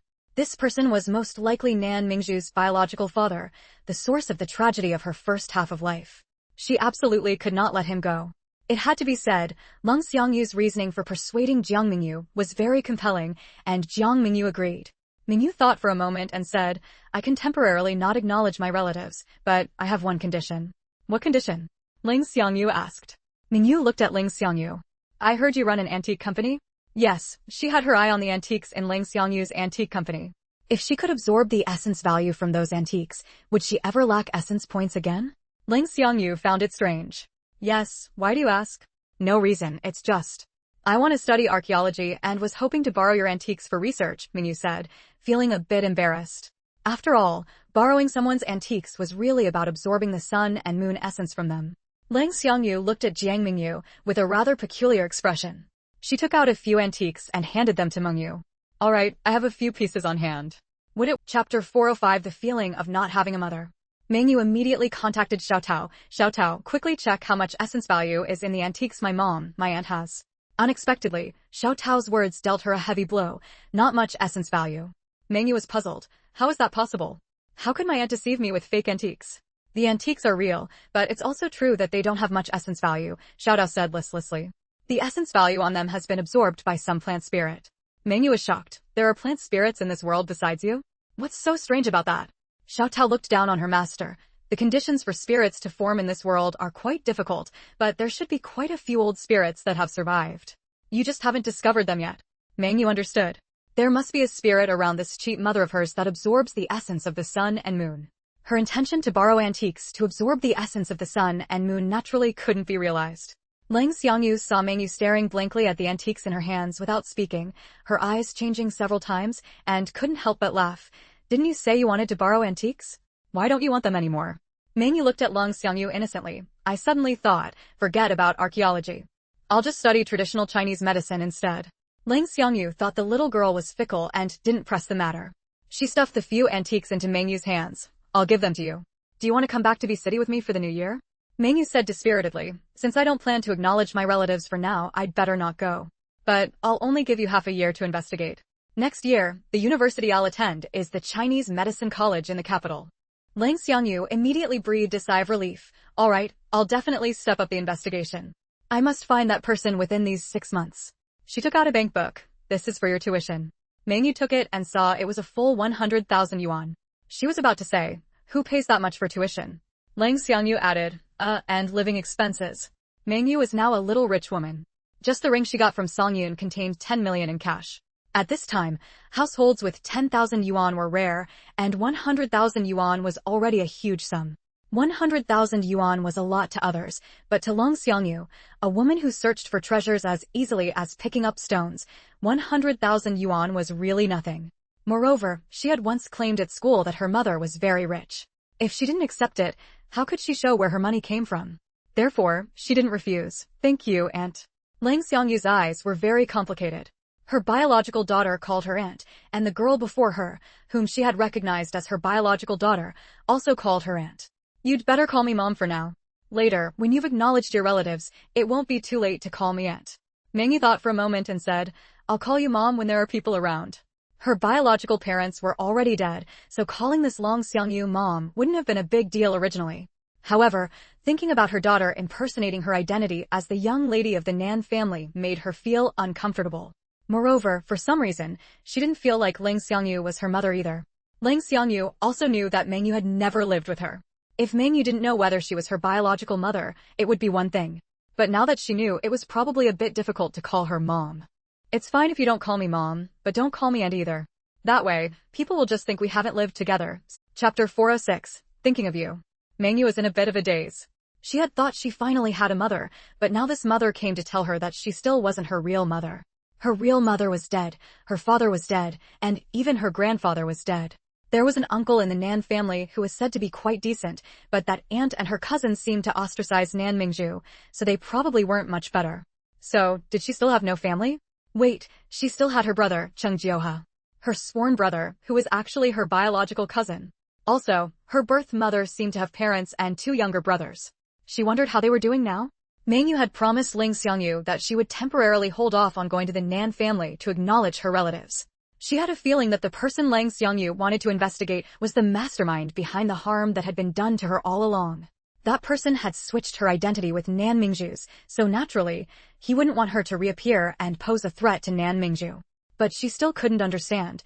Since her existence threatened Jiang Mengyu, why didn't he simply eliminate her? Don't tell her that person had any mercy for her. Selling her into a remote mountain area to be a shared wife was absolutely meant to make her life worse than death. Forget it, she would just let her aunt Ling Xiangyu investigate for now. She herself would focus on improving over the next 6 months. To provide clues for Ling Xiangyu, she recounted everything that had happened on her end. Ling Xiangyu smiled bitterly. It seems the mastermind's reach is long indeed, able to bypass Gu Dongxing and Chung Jiohe to protect the Jiang parents and Jiang Huayu. That narrows down the investigation scope considerably. Although you are a cultivator now, cultivator methods cannot be used among mortals, or you will face sanctions. So, you must be extra careful about your safety. She explained the rules for cultivators to Mengyu, mainly to prevent her from accidentally violating them. After forming the Golden Core, one must enter an immortal sect and cannot leave for less than 50 years per period. It's only been a few months since we parted, and you've already built your foundation. You must have had quite an extraordinary encounter. But if people found out you reached the foundation establishment stage in just a few months, you'd be like a child walking down the street holding gold. So, you'd better be careful in your actions from now on. Let me teach you a technique to conceal your cultivation level. Ling Xiangyu taught Mengyu the breath-concealing technique that her master had taught her, advising her to always hide her cultivation level. Only then did Mengyu realize there were rules governing cultivators in this world. It seemed she would have to be more careful from now on. Before leaving, Ling Xiangyu gave Mengyu several bottles of pills for enhancing cultivation after foundation establishment. These are from my master. She knew Mengyu was somewhat displeased that she had sworn allegiance to another master. Giving Mengyu the pills was just her way of showing that her choice had been the right one. Mengyu refused. I'm not her guardian. I don't lack pills. As long as she had enough essence points, what kind of pills couldn't she exchange for? Moreover, she had many spiritual herbs and could learn to refine medicines and pills herself, although she hadn't started pill refining yet. Knowing Mengyu had her own extraordinary encounters, Ling Xiangyu didn't press her. After Ling Xiangyu left, Mengyu suppressed her urge to go find Chung Jiohe and sat in her room, lost in thought. Should she tell Gu Dongxing about all this? Suddenly, a rich, mellow voice sounded by her ear. What is my little Meng thinking about so intently? Mengyu looked up to see Gu Dongxing standing at the courtyard gate. She had forgotten to close the door after seeing Ling Xiangyu off. Gu Dongxing was back from his mission. Thinking of you. Chapter 407, you just focus on repaying the favor. However, after Mengyu answered, her face flushed bright red, and she hurriedly added, there's something I think I should tell you. Explaining is just covering up. I'm your fiancé. It's not embarrassing to miss me. Gu Dongxing gave her a big hug and lowered his head to nuzzle her forehead. I'll be honest with you, I miss you. I miss you every day. Mengyu really wanted to say, you're still in the probation period. Hugging me like this is against the rules. But just as she was about to open her mouth to speak, Gu Dongxing kissed her. He kissed her until her whole body went weak and she was out of breath before letting her go, moving his mouth to her ear. I've missed you so much I could die. After saying that, he took her earlobe into his mouth, nibbling and teasing it gently with his teeth. Mengyu's whole body felt like it had been electrocuted. This rule breaking was even more serious. Mengyu wanted to push Gu Dongxing away, but he said eagerly, I drove Yiqing away. Mengyu's heart stirred. Did he really drive Yiqing away? Didn't Yiqing make a scene? Before she could voice her doubts, Gu Dongxing continued. She didn't want to leave, but I didn't want to hint anymore. I straightforwardly told her that her staying at my house would cause misunderstandings and asked her to leave. I also told my mom that I only recognize you as my wife and I don't want anyone else. He recounted the process of driving Yiqing away, then looked at Mengyu with an expression begging for praise. Mengyu knew that when a man does something right, he should be praised and rewarded. That way, he'll know what to do in the future. Therefore, she cooperatively said, you did well this time. Your reward, a bottle of gathering yuan pills. As she spoke, she took out a bottle of gathering yuan pills suitable for his current cultivation stage and gave it to him. She knew exactly what kind of reward Gu Dongxing wanted most, but his probation period wasn't over yet. She couldn't give him that kind of reward. Gu Dongxing's eyes held an accusation.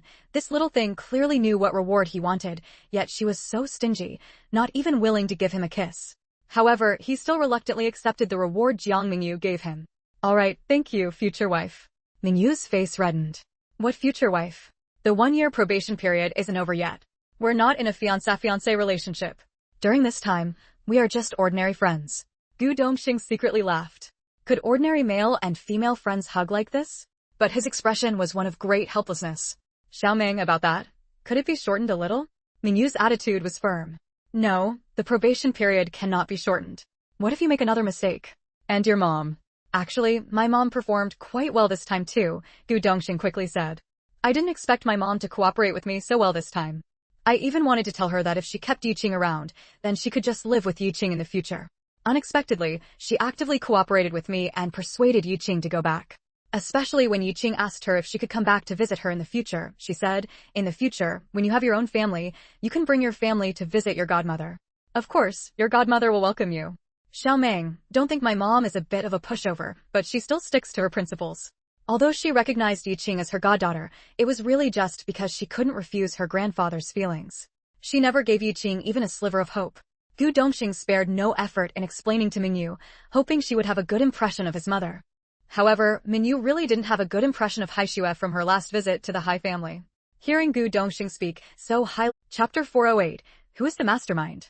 Mengyu only hoped that she could get along well with her mother-in-law in the future. If it really didn't work out, it didn't matter. As a mortal, she only had a few decades. She could just avoid her mother-in-law. Seeing that Mengyu seemed to have taken his words to heart, Gu Dongxing then asked, What was it that you were hesitating to tell me earlier? He intended to fully involve himself in Mengyu's life now. Mengyu thought for a moment and felt that since she had already committed to him, there was no need to hide her affairs anymore. Trust was needed between a couple, so she detailed her meeting with Lang Xiangyu and the entire process. Actually, Gu Dongxing had already guessed some of it when he heard that Mengyu and Qing Jiohe were related by blood. Now, hearing Mengyu reveal the truth, he let out a long sigh of relief in his heart, just as he thought. Qing Jiohe was little Ming's cousin. For Gu Dongxing, the idea of the person he cherished most in his heart becoming sworn siblings with another man was somewhat hard to accept, even though this sworn brother was also his own good friend. But now, knowing that the other party was actually his fiancée's cousin, and adding the sworn sibling relationship on top of that was nothing major, that slight discomfort completely vanished. Mengyu had no idea that Gu Dongxing had been inwardly wrestling with the sworn brother she had acknowledged. She was still asking Gu Dongxing, Tell me, who is this person stirring up trouble behind the scenes? What good does it do him to switch my identity with Nan Mingju's? Gu Dongxing, however, comforted her, since your aunt said she would investigate, let her handle it. You just focus on studying, learning, practicing your skills, and improving yourself. But Mengyu shook her head, but those human traffickers. She suddenly remembered the human trafficker who met with Jiang Mengyu in the courtyard in the western suburbs of the county town. She wanted to tell Gu Dongxing about it, but she hadn't actually seen that person in this life. How could she explain it? Her rebirth and her space were her biggest secrets. It wasn't that she didn't trust Gu Dongxing now, but she felt the matter was too bizarre and that revealing it might harm her. Moreover, telling someone a secret might seem like an act of trust, but in reality, it placed the burden of keeping the secret on that person. Therefore, regarding the matters of her rebirth and her space, she would still avoid mentioning them if possible. Seeing her lost in thought, Gu Dongxing stole a kiss and asked, What are you thinking about now? Mengyu seemed not to notice the stolen kiss and said, There's one more thing. She told him about having someone monitor Jiang Mengyu and discovering that Jiang Mengyu had met with a man in a small courtyard in the west of the city. The voice of the person meeting with Jiang Mengyu. I think I've heard it before. It was when I was sold by the Jiang family, loaded into a stuffy truck to be sent to the mountains. I heard him talking to Lao Lu. Lao Lu called him Lao San. Gu Dongxing's face immediately darkened. He knew about the incident where Mengyu was almost sold by the Jiang parents. No, she was sold, but she escaped by jumping off a cliff. Those human traffickers were the ones he led a team to arrest. Lao Lu was a minor leader within a human trafficking ring. That human trafficking ring had 6 leaders in total, ranked from Lao Da, big brother, to Lao Lu, 6th brother. In other words, the Lao Lu they caught was only the smallest leader of that human trafficking ring. The other 5 leaders were still at large. He never expected that Lao San from that human trafficking ring would dare to show his face again. What surprised him even more was that the Jiang family still had connections with the human trafficking ring. Mengyu was also thinking, could the people who helped the Jiang family escape legal sanctions back then have been from the human trafficking ring? In other words, was the mastermind behind the tragedy of her past life and who is still seeking to ruin her in this life? Chapter 409, Yiqing's Anomaly. Mengyu felt it was rather unlikely. Could a human trafficking ring really have such high-level influence to get Zhang's father and mother out of detention, and even help Jiang Mengyu, who was supposed to be dealt with, return to the county's top high school? Just how terrifying was this human trafficking ring? Did the ring itself have high-level protectors, or was some high-ranking figure controlling or using the human trafficking ring with the aim of targeting Mengyu and destroying her? Did the Nan family know about this? In the future, if you encounter something like this, don't go trailing someone alone. You must notify me immediately, understand? Hearing that the third brother was a martial artist, Gu Dongxing felt a bit of lingering fear. You were away on a mission, Mengyu said discontentedly. How could I find you? I couldn't just wait for your mission to finish before looking for you, could I? By the time I found you, they would have already been long gone. Gu Dongxing was momentarily speechless. Was she blaming him? He quickly became a bit flustered and angry. No matter what, you can't take such risks. Although you've built your foundation, you mustn't use your magic power lightly, and your martial skills are really no match for a true expert. From now on, leave matters regarding this human trafficking ring to me. You are not allowed to get involved. But, no buts. You just focus on repaying your debt, Gu Dongxing said domineeringly. Repaying a debt? Mengyu was a bit confused. What debt? I remember someone once told me that since a life-saving grace is too great to repay with anything else, she would repay it with herself. Mengyu felt guilty. That was just a temporary expedient at the time. Since the plan is already made, let's just go along with it. It's settled, Gu Dongxing said firmly. But then, his expression became somewhat hesitant. What? You told me to repay a debt, but you actually have something you need my help with. Mengyu teased. Unexpectedly, Gu Dongxing answered somewhat sheepishly yes. Mengyu was surprised. There really is something? Her face immediately fell. I thought you came to see me. So you actually came because you needed something. Gu Dongxing became flustered. I really did miss you and also to report on sending Yiqing away. Of course. Mengyu burst out laughing. Brother Gu, you're too adorable. Only then did Gu Dongxing realize Mengyu's earlier anger was an act. He sighed in relief. He didn't know when it started, but he had actually become a bit afraid of the little one. He sighed and said, Xiaomeng, I'm sorry. I've caused you trouble. Mengyu was puzzled. Brother Gu, what trouble have you caused me? Gu Dongxing first slapped himself then said, I shouldn't have brought Yiqing back. Mengyu nodded. We've already turned that page. No need to mention it. But Gu Dongxing sighed again. The matter of Yiqing is over, but it caused a butterfly effect. What butterfly effect? Mengyu didn't understand. It's like this. Before, wasn't Yiqing suffering from premature aging due to radiation exposure? Several major hospitals in the capital had judged she only had 3 to 5 years to live. I don't know why, but at the time I just felt you could cure her. That's why I brought her back and asked you to treat her. And you really did cure her. Originally, she stayed with my mother, and others didn't know she was cured. I just thought that since she usually kept a low profile, even after recovering, she wouldn't cause any major trouble after returning. But after she went back to the capital, she completely changed her usual behavior. She became high profile, frequently attending various gatherings. A chill ran through me. Chapter 410, She's Taking Revenge. Gu Dongxing sighed. Many people in our circle already knew she had progeria and that major hospitals had given her only 3 to 5 years to live. Now that they see her fully recovered, they naturally ask her how she was cured. Originally, she promised me she would keep it a secret. Who knew she wouldn't just fail to keep it quiet, but would go on to publicize it widely, praising you as a miraculous doctor without equal in heaven or on earth. Now, everyone in that Beijing circle knows that my fiancé is a young miracle doctor who can even cure a disease like progeria, let alone other difficult, strange, or rare illnesses. Actually, it was unclear how her words spread, but as they passed from person to person, they transformed into the claim that Jiang Mengyu specialized in treating bizarre diseases, that she could cure any strange illness, almost making her sound like some kind of witch doctor using sorcery to treat odd ailments. Hearing Gu Dongxing's explanation, Mengyu immediately understood. This was Yiqing taking revenge on her. Huh. Is this the real-life version of the farmer and the snake? Mengyu sneered coldly. It's all my fault for not seeing her true nature. I only remembered her as that timid little sister from our childhood. I never imagined that growing up in a family like the Yes and being married off to a man like Sun Erliang would have corrupted her heart. But you don't need to worry anymore, Xiaomeng. Your man is now a Xiantian-level master. No one dares to force you into anything. However, he was still worried. He was a military man, spending most of his time on missions. How could he possibly have enough time to stay by his little one's side? Mengyu, however, smiled. Brother Gu, I know Yiqing is doing this to get back at me. But by doing this, she's actually playing right into my hands. She's giving me a chance to become famous.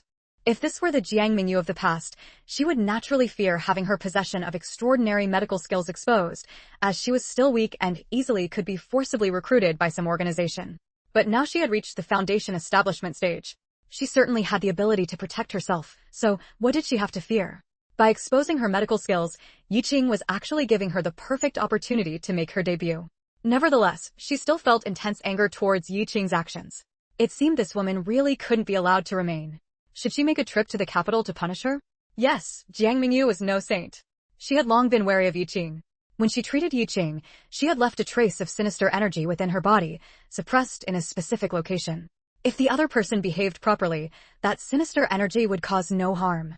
But if she dared to act against Mengyu, as long as Mengyu was within a certain range, she could activate that energy to damage Yiqing's body, causing her to revert to her pre-treatment state. However, she hadn't mentioned this to Gu Dongxing. Gu Dongxing asked seriously, "You really think that? Her actions won't cause you trouble, but will instead present you with an opportunity." "Of course. Brother Gu, have you forgotten? Not to mention my hidden status as a Foundation establishment cultivator, I'm also a 5th level martial artist, and I'm about to break through to the 6th level soon. I studied my master's medical texts and have been thinking about finding a chance to practice medicine. Now this Yiqing goes and advertises for me. Tell me, isn't she handing me an opportunity?" Only then did Gu Dongxing relax, saying, "As long as it doesn't cause you trouble."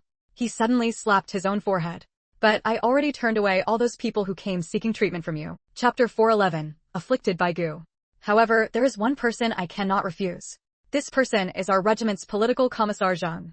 Gu Dongxing glanced at Mengyu's expression and, seeing that she didn't seem angry, continued, "His father-in-law offended an eccentric person 3 years ago. That eccentric said he would die coughing up blood 3 years later. As a result, he went to the hospital for a checkup, but no problems were found.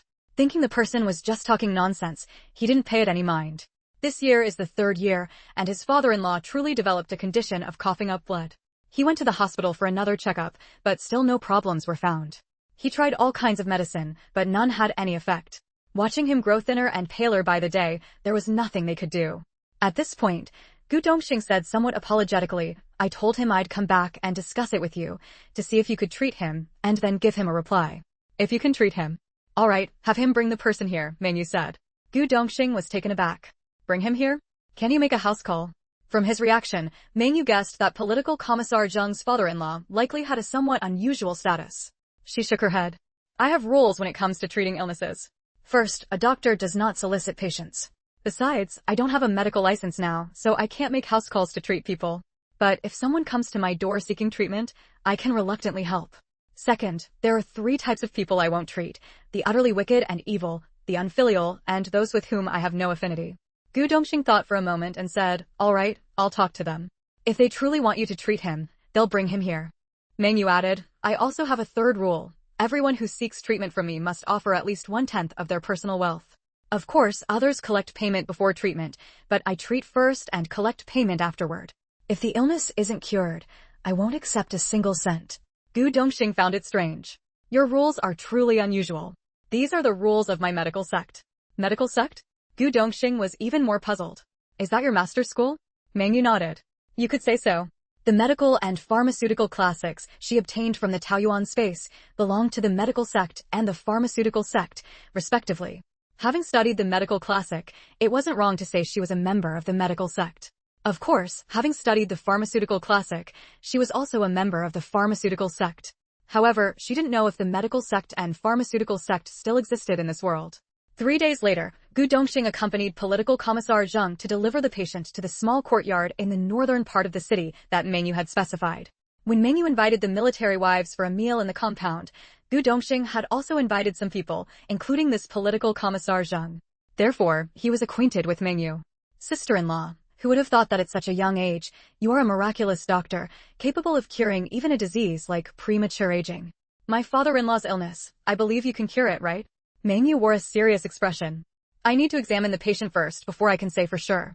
The old man's surname was Long. He appeared to be in his 50s or 60s, tall in stature, but emaciated and very weak, already in a state of unconsciousness. Presumably, they had brought him to her only after the hospital truly couldn't cure him, treating him as a last resort.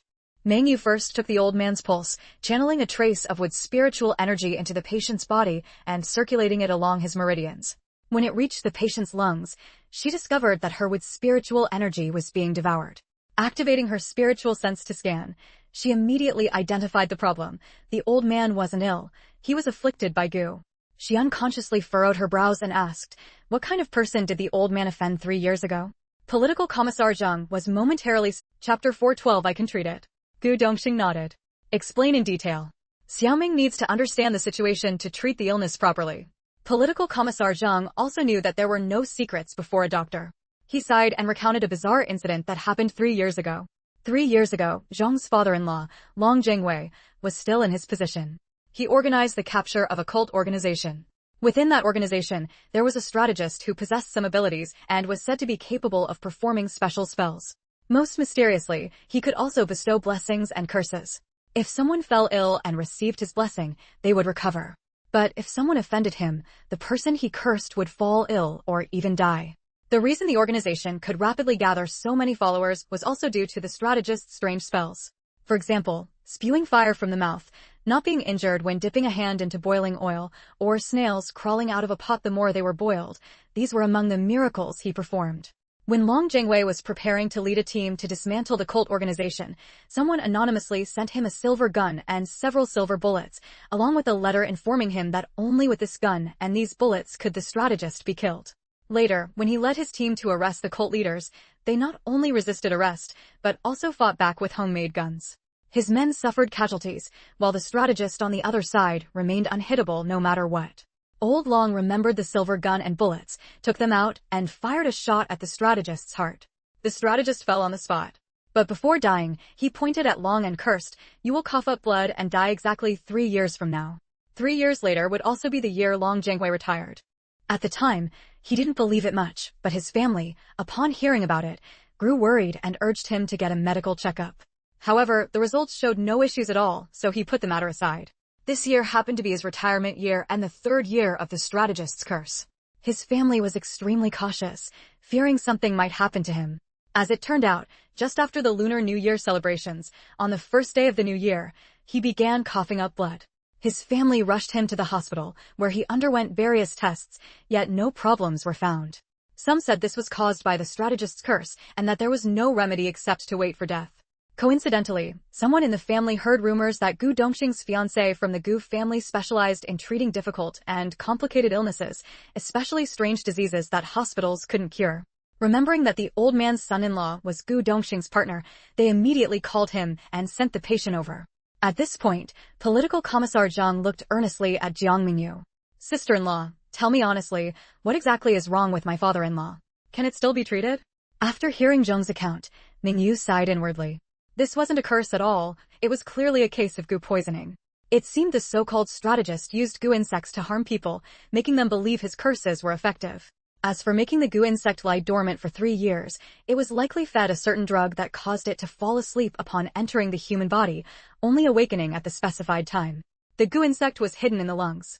Since the lungs themselves weren't diseased, naturally no illness could be detected. Moreover, its body matched the color of the lung tissue, making it difficult to spot with any medical equipment. When Mengyu's strand of Wood's spiritual energy approached earlier, the Gu insect immediately devoured it, inadvertently revealing its location. "Your father-in-law isn't ill. He's been poisoned by a Gu insect," Mengyu said. For an ordinary hospital, treating this condition would be very difficult, but for Mengyu, it was quite simple. She said, "I can treat it, but state your conditions directly. As long as it's within my power, I'll agree to any." Chapter 413, 1/10. Gu Dongxing then explained Mengyu's medicine sect rules. "We can ignore the first 2, but the 3rd one. At least 1/10 of the family's assets." Political Commissar Jiang was a bit troubled. "If you gave me a specific number, I could take it out for you. But to take it from his own assets, he hasn't woken up yet, so I can't agree on his behalf." Mengyu smiled. "It's not 1/10 of the family's assets, but at least 1/10 of his personal property. It can be more, but not less. I only accept payment after curing the illness." As for him not being awake, Mengyu said, "I'll wake him up first and let him decide for himself." Political Commissar Jiang was overjoyed. "You can wake him up?" Mengyu nodded. "Of course." As she spoke, she channeled Wood's spiritual energy. This time, the Wood's spiritual energy didn't pass through the lungs, but went directly through the heart and surged toward the spiritual platform. Sure enough, with just one surge, Long Jiangwei on the bed opened his eyes. The moment he saw his son-in-law, he tried to call out Ingjie. Political Commissar Jiang hurried forward. "Dad, you're awake?" "I'm Ingjie. Wasn't I in the hospital?" Long Jiangwei was puzzled. Thanks to the bit of spiritual energy from Mengyu, his mental state was quite good now. "Dad, my comrade knows a divine doctor, so I brought you here for treatment," Political Commissar Jiang explained. "Divine doctor? My illness is due to a curse. Can it be cured? Where is the divine doctor?" Long Jiangwei had never believed in curses before, but this time, he did. Mengyu sighed inwardly. She was standing right there, yet people just couldn't see her. She had no choice but to speak up. "Old sir, I am your doctor now. Long Jiangwei frowned. What kind of joke is this? You're just a young girl. Are you in middle school or high school? Mengyu knew he wouldn't believe her. Political Commissar Jiang quickly explained, Dad, don't underestimate this young girl. You've heard of the family's Yiqing, right? The one who was married off to Sun Erliang by her stepmother?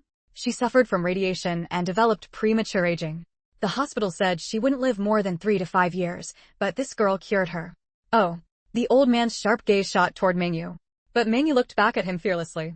Old sir, don't you find it strange that you're so energetic right now? Long Jiangwei was indeed puzzled. Did you treat me? Mengyu nodded. I just channeled a bit of vitality into you. But the actual treatment hasn't started yet.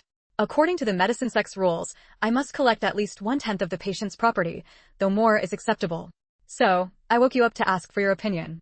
Long Jiangwei waved his hand dismissively. What's the big deal? It's just 1/10 of my property. You can have it. But, young lady, aren't you worried that I might not have any property at all? Wouldn't you be at a loss if you only took 1/10? Mengyu smiled. That's the medicine sex rule. When treating and saving people, we must cure them first and collect payment afterward. If the patient is wealthy, we take more. If they're poor, we take less. If they have nothing, we take nothing. Long Jiangwei praised her. Well said. That way, anyone can receive treatment. But how do you know how much money someone has? What if someone has 10,000 but only gives you 100? Mengyu smiled faintly. I have my ways of finding out. All right, since you agree, I'll begin the treatment. But first, I need to make some preparations. With that, she entered Chapter 414, The Sister Protecting Maniac. Over 10 minutes later, Mengyu came out holding a jade bottle about 2 fingers wide. She had Long Jiangwei lower his head and placed the mouth of the bottle beneath his nose. Gu Dongxing could sense it immediately upon smelling. Thick spiritual energy was wafting out from that bottle. He couldn't help but exclaim in surprise, this is... Mengyu explained, this is spiritual liquid I refined using spirit herbs. When I used my spiritual energy earlier to explore inside Elder Long's body, the energy was devoured as soon as it entered his lungs. This shows that the Gu worm is extremely fond of spiritual energy. I'm using this to lure the worm into the bottle.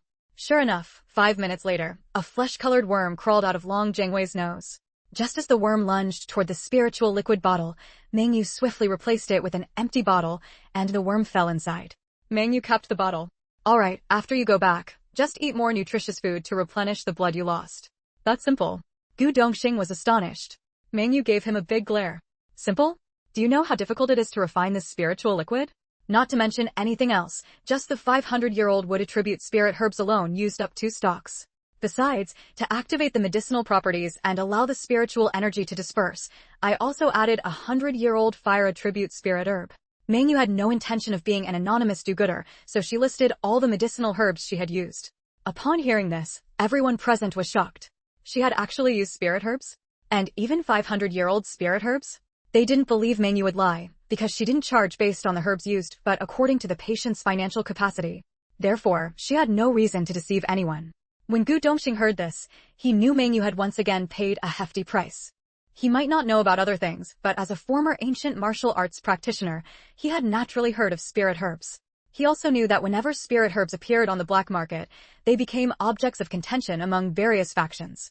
Moreover, while he didn't know the exact value of a 500-year-old wood attribute spirit herb, he did know that a 100-year-old fire attribute spirit herb could sell for over 1,000,000 yuan on the black market. Upon hearing Mengyu's words, Long Jiangwei realized he had placed his son-in-law in a position of owing a huge favor. However, having regained his life, he felt it was worth it.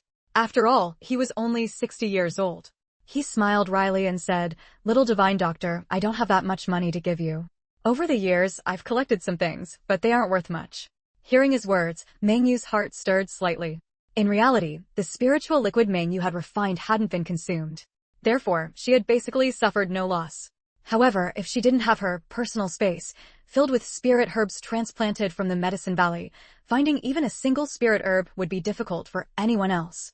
But if she could obtain some collectibles, why would she pass up the opportunity? She quickly said, "When I mentioned property, I didn't just mean cash. For example, the collectibles you mentioned, the older they are, the more I like them. It doesn't matter whether they're valuable or not, at minimum, I'll take 1/10.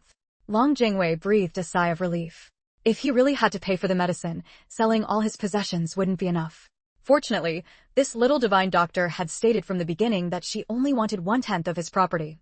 As for those collectibles, if he were dead, what use would they be? Alright, I only have a little over 3,000 in cash and savings. I'll give you 1,000. As for other collectibles, I have quite a few. I'll send them over as soon as I return. Mengyu didn't stand on ceremony and accepted the 1,000 yuan he handed over. The next day, Political Commissar Jiang delivered a box of collectibles. However, as soon as these collectibles arrived, they angered one person. That person was naturally the Chapter 415 Drunkenness. A few days ago, Chung Jioha wasn't home, but when Political Commissar Jiang brought over Long Jingwei's collection, Jioha happened to return. After asking about the origin of the collection and learning that Yi Qing, that ungrateful woman, had caused Mengyu major trouble, Chung Jioha flew into a rage and threw another punch at Gu Dongxing. How could you harm my sister like this? Seeing Gu Dongxing's eye immediately turned black and blue, Mengyu felt a pang of heartache. She pulled at Chung Jioha. Brother, this really isn't his fault this time. But Chung Jioha pointed at Gu Dongxing. Don't you protect him. If he hadn't brought that white-eyed wolf Yi Qing here, none of this would have happened. Gu Dongxing smiled bitterly. With a sister-protecting maniac like this, his future days were going to be tough. Mengyu could only change the subject. Brother, I have something very important to tell you. Chung Jioha was immediately intrigued. Go on, what is it? Mengyu took out the 5 Elements fan, waved it a few times behind her back, setting up an array between herself, Chung Jioha, and Gu Dongxing, before saying, actually, you are my biological brother. A silly grin immediately spread across Chung Jioha's face. I've always been your biological brother. Mengyu decided to be direct. My father's name is Nan Xiao, she said, staring straight at Chung Jioha. What Nan Xiao? Which Nan Xiao? Chung Jioha still hadn't caught on. Brother, my father is your maternal grandfather's eldest son, Nan Xiao. Mengyu raised her voice. After all, she had set up the array. She didn't have to worry about others hearing no matter how loud she was. Chung Jioha finally reacted, greatly shocked. What? What did you say? Your father is my eldest uncle? Are you sure? Chung Jioha never expected that the sister he had adopted was actually his biological cousin. Although he had felt a sense of familiarity from their very first meeting, learning the truth now still left him deeply shaken. He suddenly laughed heartily and lifted Mengyu up, making her cry out, put me down, brother, put me down. Gu Dongxing's face darkened. He had never even played lift up with his little one. This Chung Jioha was actually treating his little one like a child and playing lift up with her. Even if his little one liked being lifted up, it should be him doing it. Chung Jioha, however, seemed oblivious to Gu Dongxing's displeasure. He grabbed Mengyu with one hand and Gu Dongxing with the other. Come on, let's go have a drink to celebrate. That night, Chung Jioha got drunk and Mengyu got drunk too. For so many years, Chung Jioha had always felt very lonely at home. All his family members had become strangers to him after his maternal grandfather passed away. Even his own father had turned into a stepfather. He felt that apart from his friend Gu Dongxing, he had no family left. But now he had gained a family member again, a true blood-related family member. He said to Mengyu over and over, little sister, from now on, you can come to me, your brother, for anything. Mengyu was also quite drunk. She shook her head. Brother, you're talking nonsense. Didn't I always come to you for things before too? You're right, little sister. But before, we were sworn siblings. From now on, we're real family. Mengyu shook her head again. Brother, you're wrong again. We were blood-related cousins all along, we just didn't know it. Chung Jioha quickly nodded. You're right, little sister. We've been blood-related cousins since the day we were born, we just didn't know it before.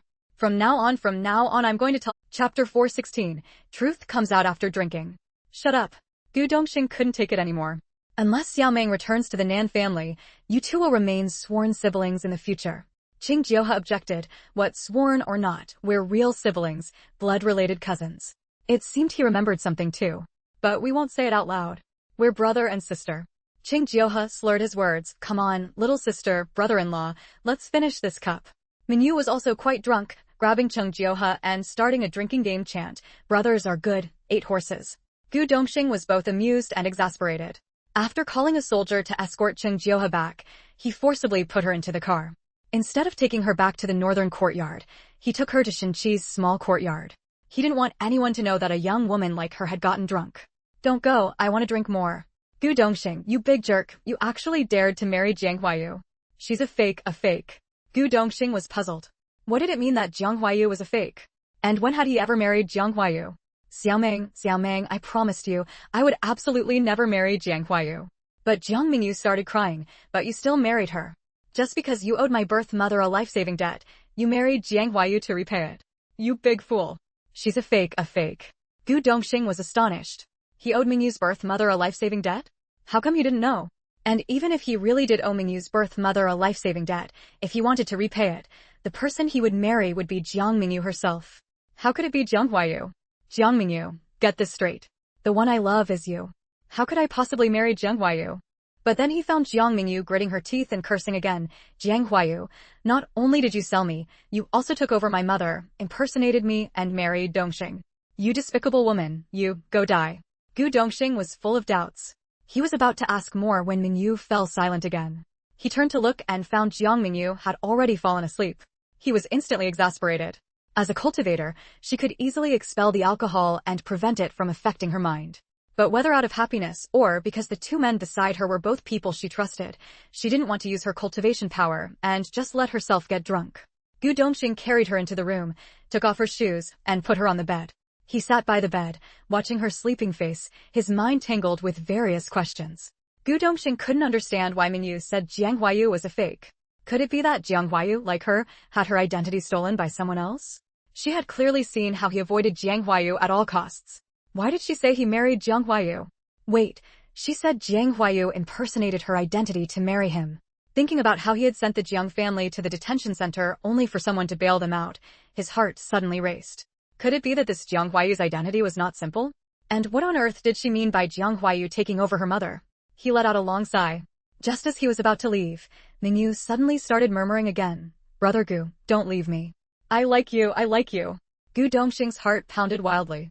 He had always thought that the little thing was just going along with him because he saved her, and she had nowhere else to go at the time, saying things like, the debt of saving my life is beyond repayment, so I offer myself in return. Although she had been good to him later. But ever since Yiqing appeared, she had distanced herself from him and even extended the probation period. But now she was actually calling out that she liked him? Was Chapter 417, Dream Matters. Gu Dongxing excitedly leaned down, wanting to steal a kiss, but then heard her murmur softly, Brother, thank you. Gu Dongxing couldn't help but feel exasperated again.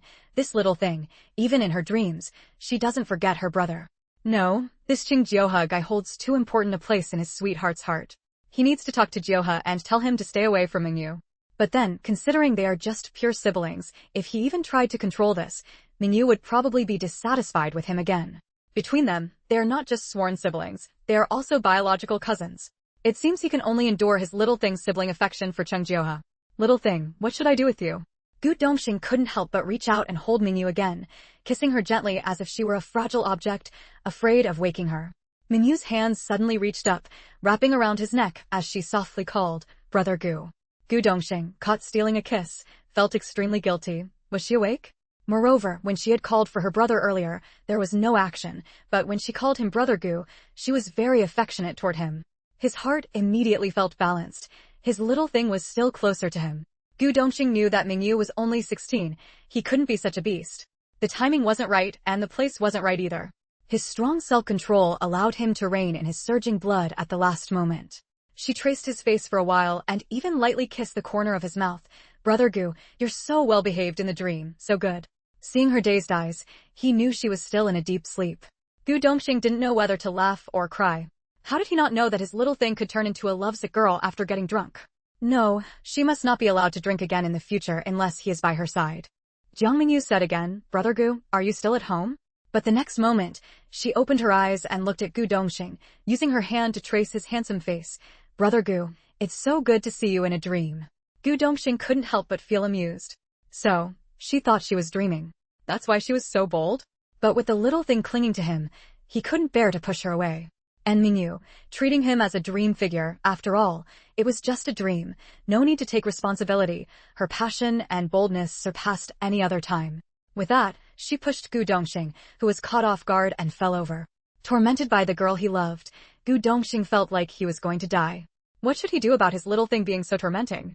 Was she testing his self-control? No, usually you bully me, but in a dream, you should be the one bullied by me. Thinking of the little thing's dependence on him, all the blood in Gu Dongxing's body rushed to his face. He believed he must be blushing furiously. But even in a dream, she couldn't bring herself to say anything too outrageous. Gu Dongxing felt ashamed, wondering if the little thing would look down on him. Brother Gu, your figure is so good. Even though it's a dream, it feels so real. Brother Gu, you really have an 8-pack. So beautiful, it must. He forcibly wrapped her in the blanket, not letting her cause any more trouble, and then went to the bathroom. He needed to cool down. When Mengyu woke up, her head was splitting with pain, a hangover after effect. She reached up to massage her temples. Awake. Gu Dongxing's mellow voice suddenly sounded beside her ear. Brother Gu's voice is so nice to hear, it could make ears pregnant, Mengyu mumbled, then suddenly felt something was off. Why was Gu Dongxing in her room? She looked up and fell into a pool of deep, dark eyes. This deep pool even had a whirlpool, as if it could. Chapter 418, wishing she could dig a hole and bury herself. My voice is very pleasant?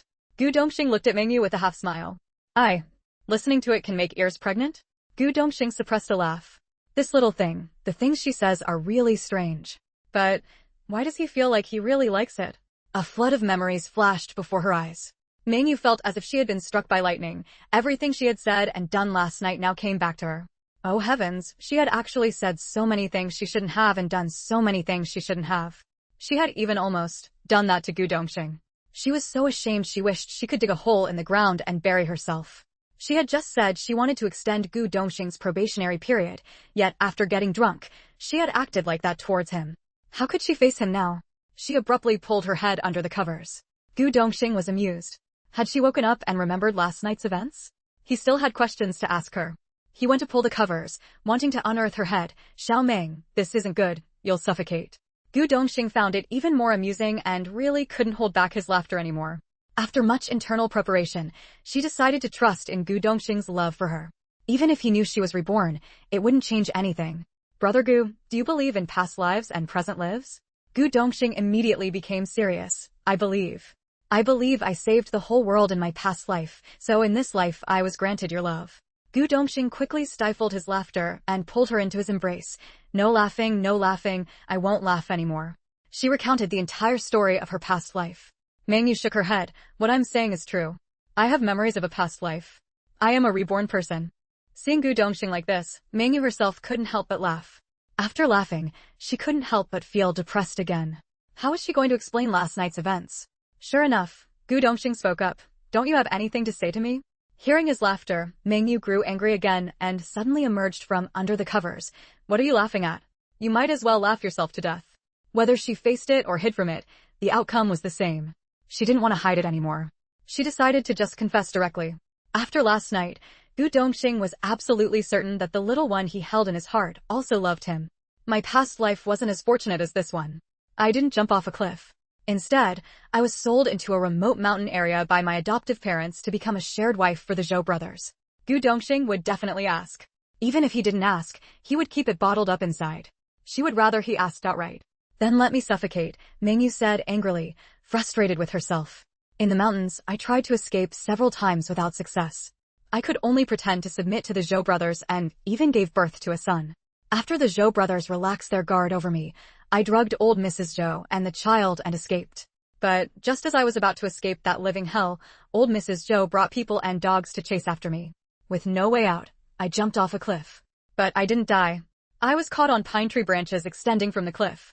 I climbed along the pine tree into a cave, and in that cave, I obtained a legacy of cultivation techniques.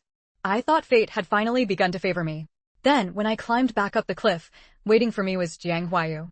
She told me the whole truth, that I wasn't the biological daughter of the Jiang couple, that she had impersonated me to attend the university I had passed the exams for, that she had falsely claimed to be my birth mother and obtained a large amount of my mother's wealth, that she had married the man my birth mother had arranged for me. Finally, she drove a car and killed me. Happy Dragon Boat Festival, everyone. There will be 4 more. Chapter 419, They All Deserve to Die. Chapter 419, They All Deserve to Die. Chapter 419, They All Deserve to Die. Mengyu told him everything.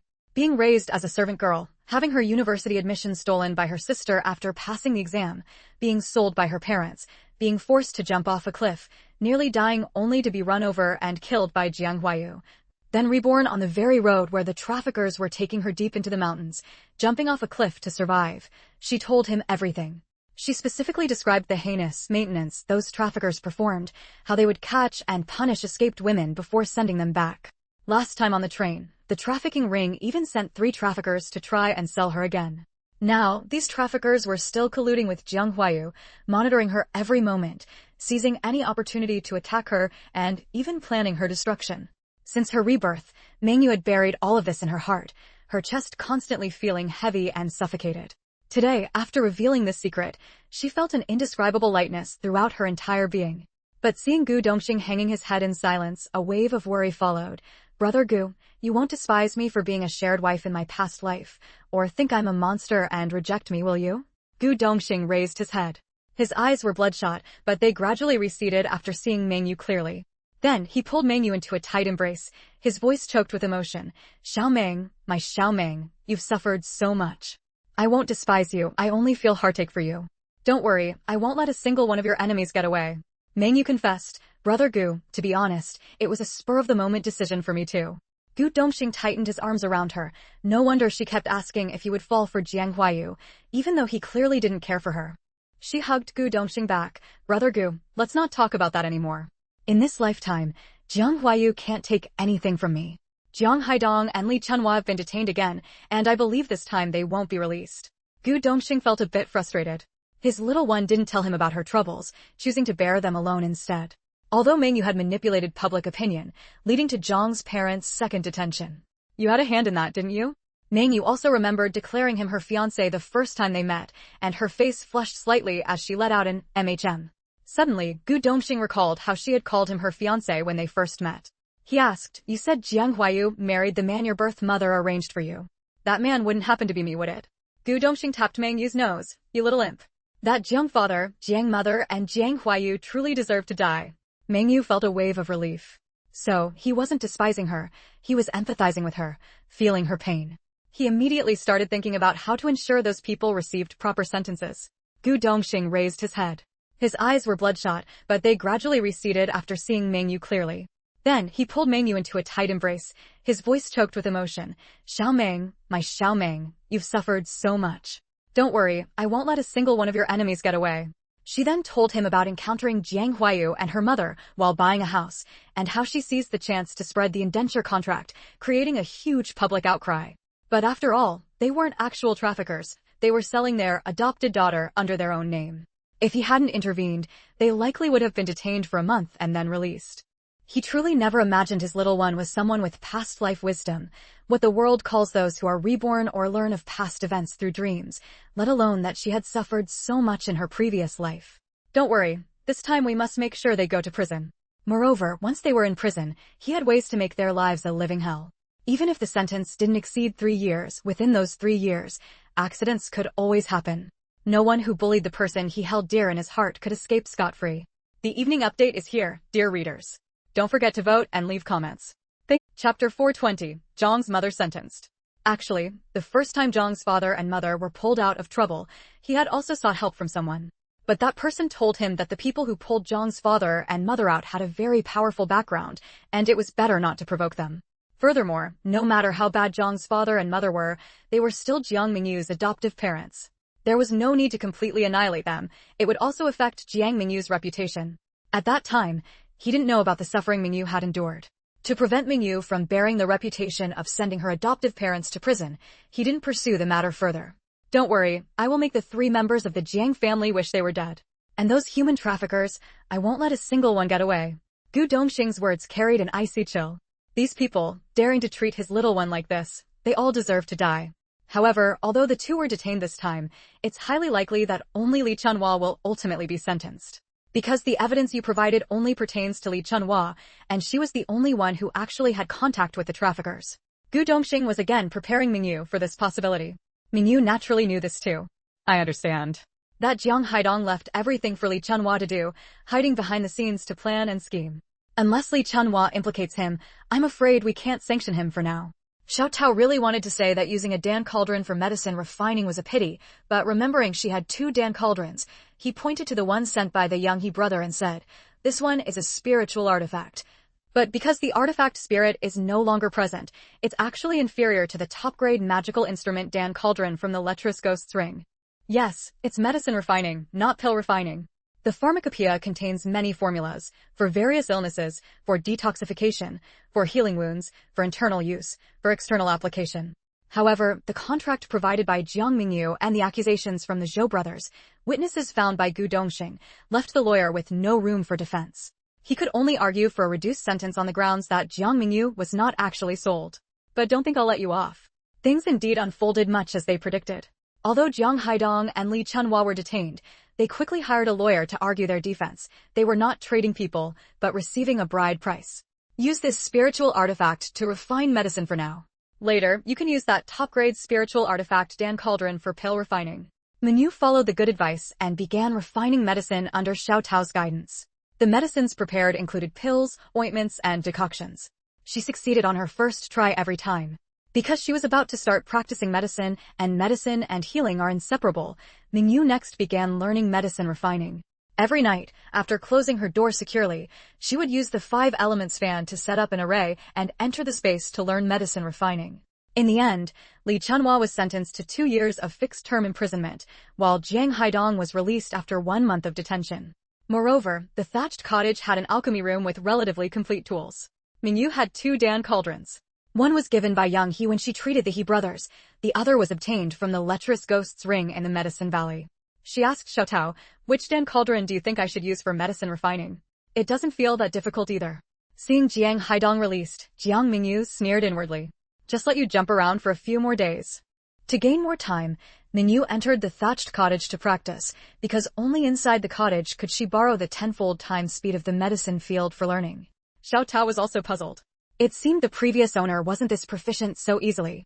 Finally, he concluded it was because Mengyu's spiritual power was too strong. Mengyu was very happy. She extracted some medicine from the storage talisman obtained in the cliff cave.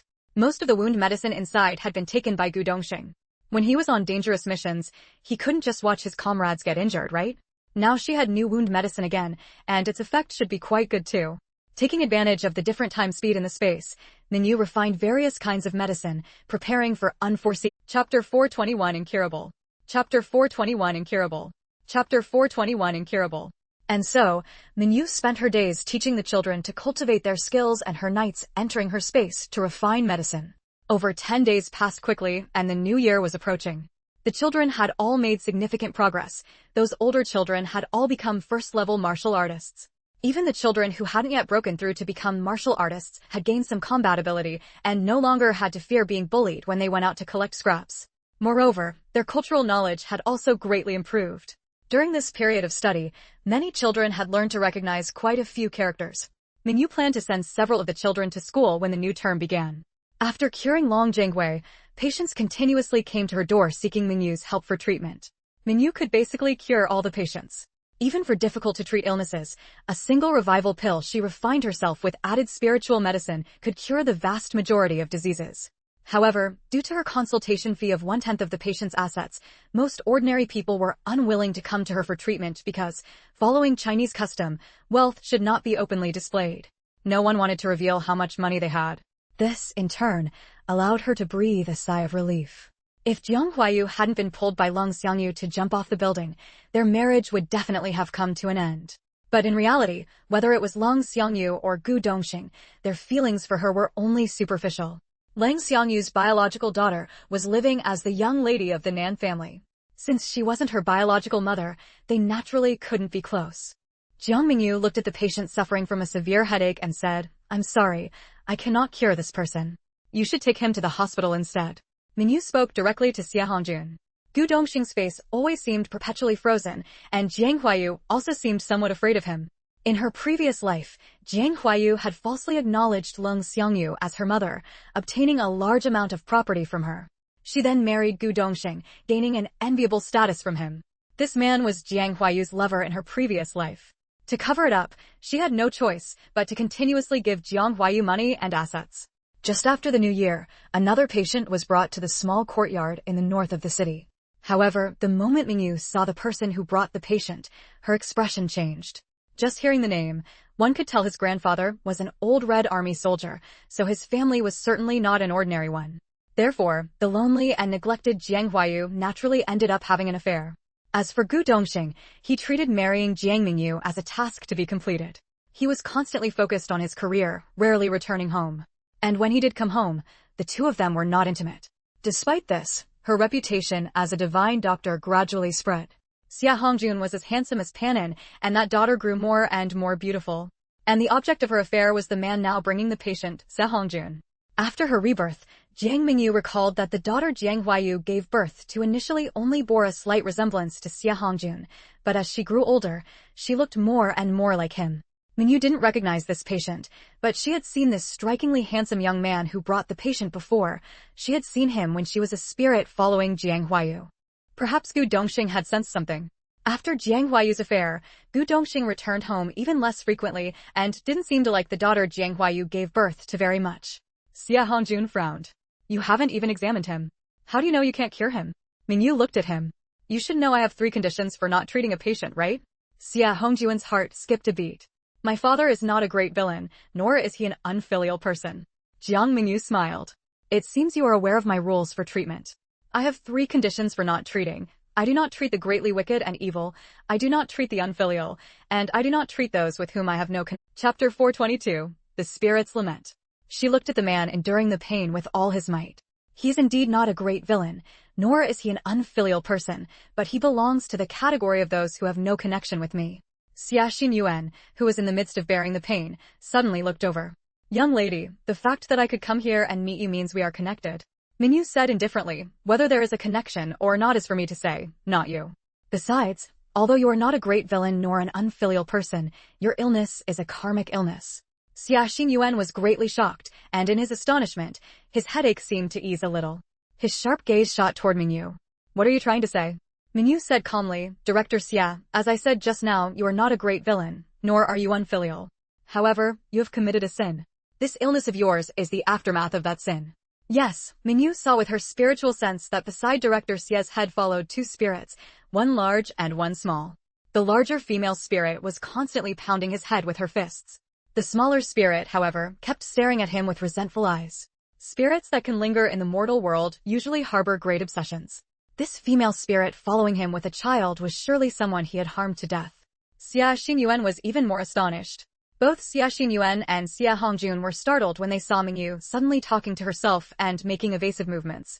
And at this moment, when the woman heard Mengyu say that Director Xia's illness was a karmic one, she had originally thought that the living could not see her. She now understood. This young lady could see her. She immediately pulled the child and rushed toward Mengyu, kneeling down as soon as she reached her. Immortal, please save us. But now, hearing Jiang Mengyu say these words, he suddenly felt a bit of regret. He sensed that this young girl didn't seem like a fraud. It was just that his secret might be exposed. Actually, Mengyu could not see spirits with her naked eye. Before coming, he wasn't sure whether the young lady he was looking for was truly capable or just a fraud. However, what can a cultivator's spiritual sense see? When the woman pulled her child over to bow, she could see it too and quickly moved aside. When Xia Hongjun heard that Mengyu wouldn't treat his father, he simply thought she wanted more money. Now, seeing Mengyu acting like this, he assumed she was putting on an act and felt contempt in his heart. But Xia Xinyuan was different. Although he originally didn't believe in ghosts and gods either, this illness of his was truly strange. He often dreamed of a young woman with an indistinct face hitting his head, causing him unbearable pain. It was just that legend had it this young lady specialized in treating strange illnesses. His own body showed no signs of disease, yet his head hurt terribly. It was indeed quite peculiar.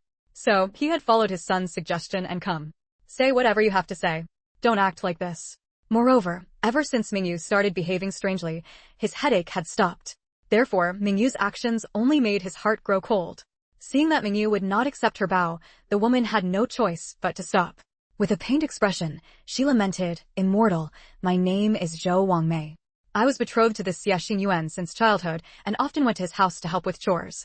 When working at his house, sometimes I would stay over if it got late. Once, he tricked me. When I became pregnant, I wanted to get married quickly. Who knew he would grow tired of the old and favor the new, betraying me? He took up with another woman outside, but lied to me, saying he was busy with his career and couldn't marry yet, urging me to abort the child. How could I bear to abort my own child?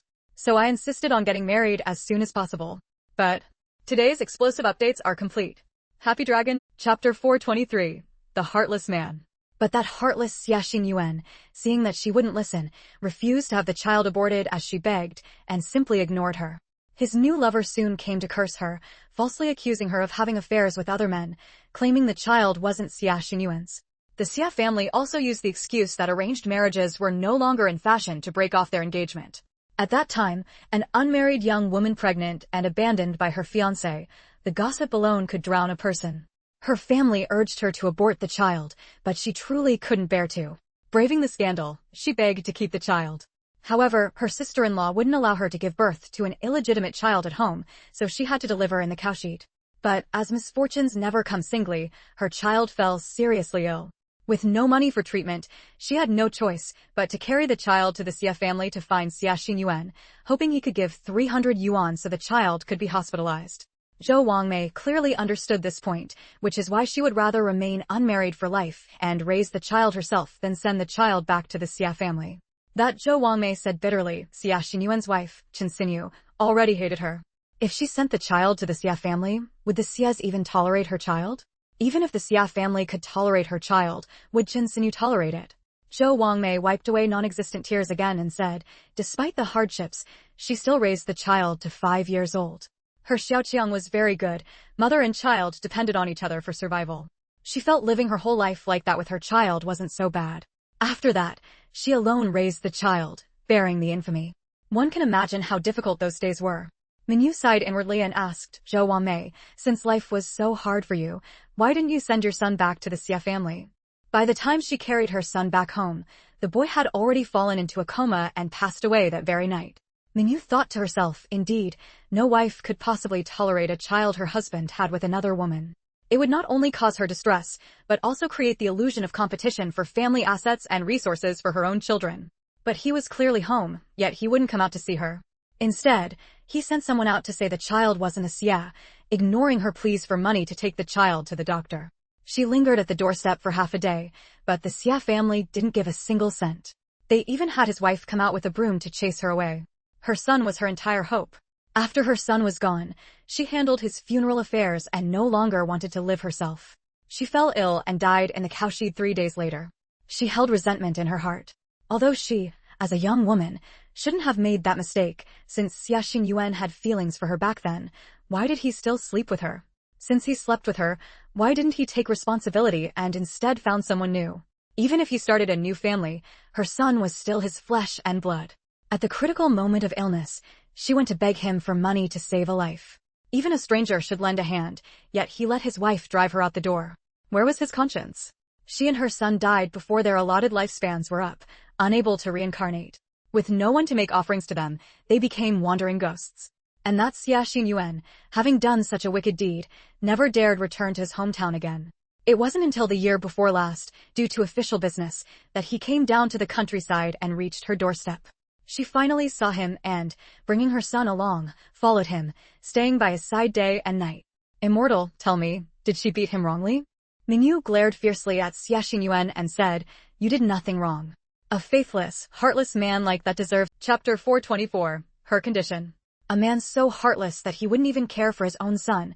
Mengyu sincerely felt that Zhou Wangmei had not been wrong. No wonder his son, Xia Hongjun, hooked up with a married woman. The root of it lay with his father. She couldn't help but glance at Xia Hongjun with pity. Both Xia Xinyuan and Xia Hongjun were baffled by her look.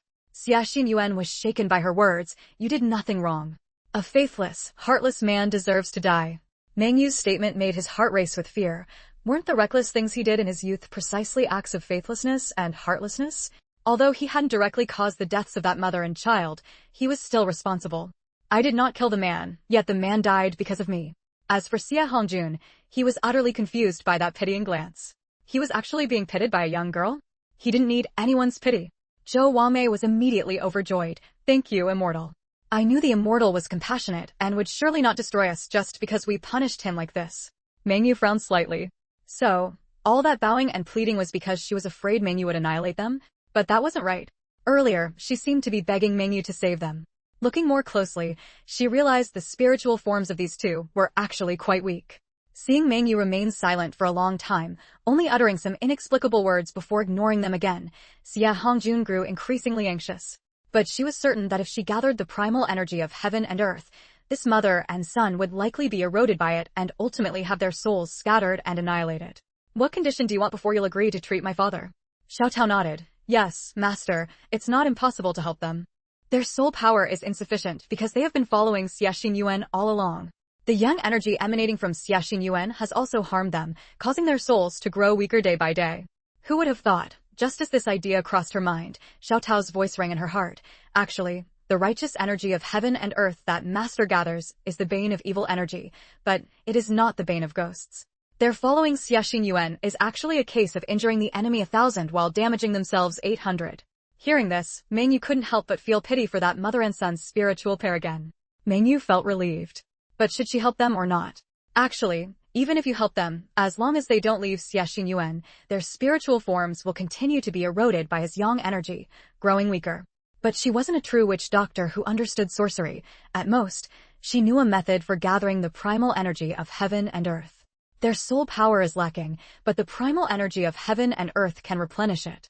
Actually, the primal energy Master gathers contains both yin and yang. The energy gathered during the day belongs to yang and can heal people. The energy gathered at night belongs to yin and can save spiritual consciousness that has left the body and coalesced due to obsession, in other words, ghosts. Mengyu was startled and asked inwardly, "You mean I can actually help this mother and son?" At this moment, since Zhou Wangmei and her son had stopped attacking Xia Xingyuan, he was feeling much more comfortable. He looked at Mengyu and said earnestly, "I know I wronged her. Can you ask her for me? What will it take for her to let me go?" Yes, he had known for a long time that his headaches were related to the woman whose face he could never see clearly in his daily dreams. "Dad?" Xia Hongjun stared at his father in shock. He actually believed this woman's supernatural mumbo-jumbo? Mengyu sighed and turned to Zhou Wangmei. "He asks you, what will it take for you to let him go?"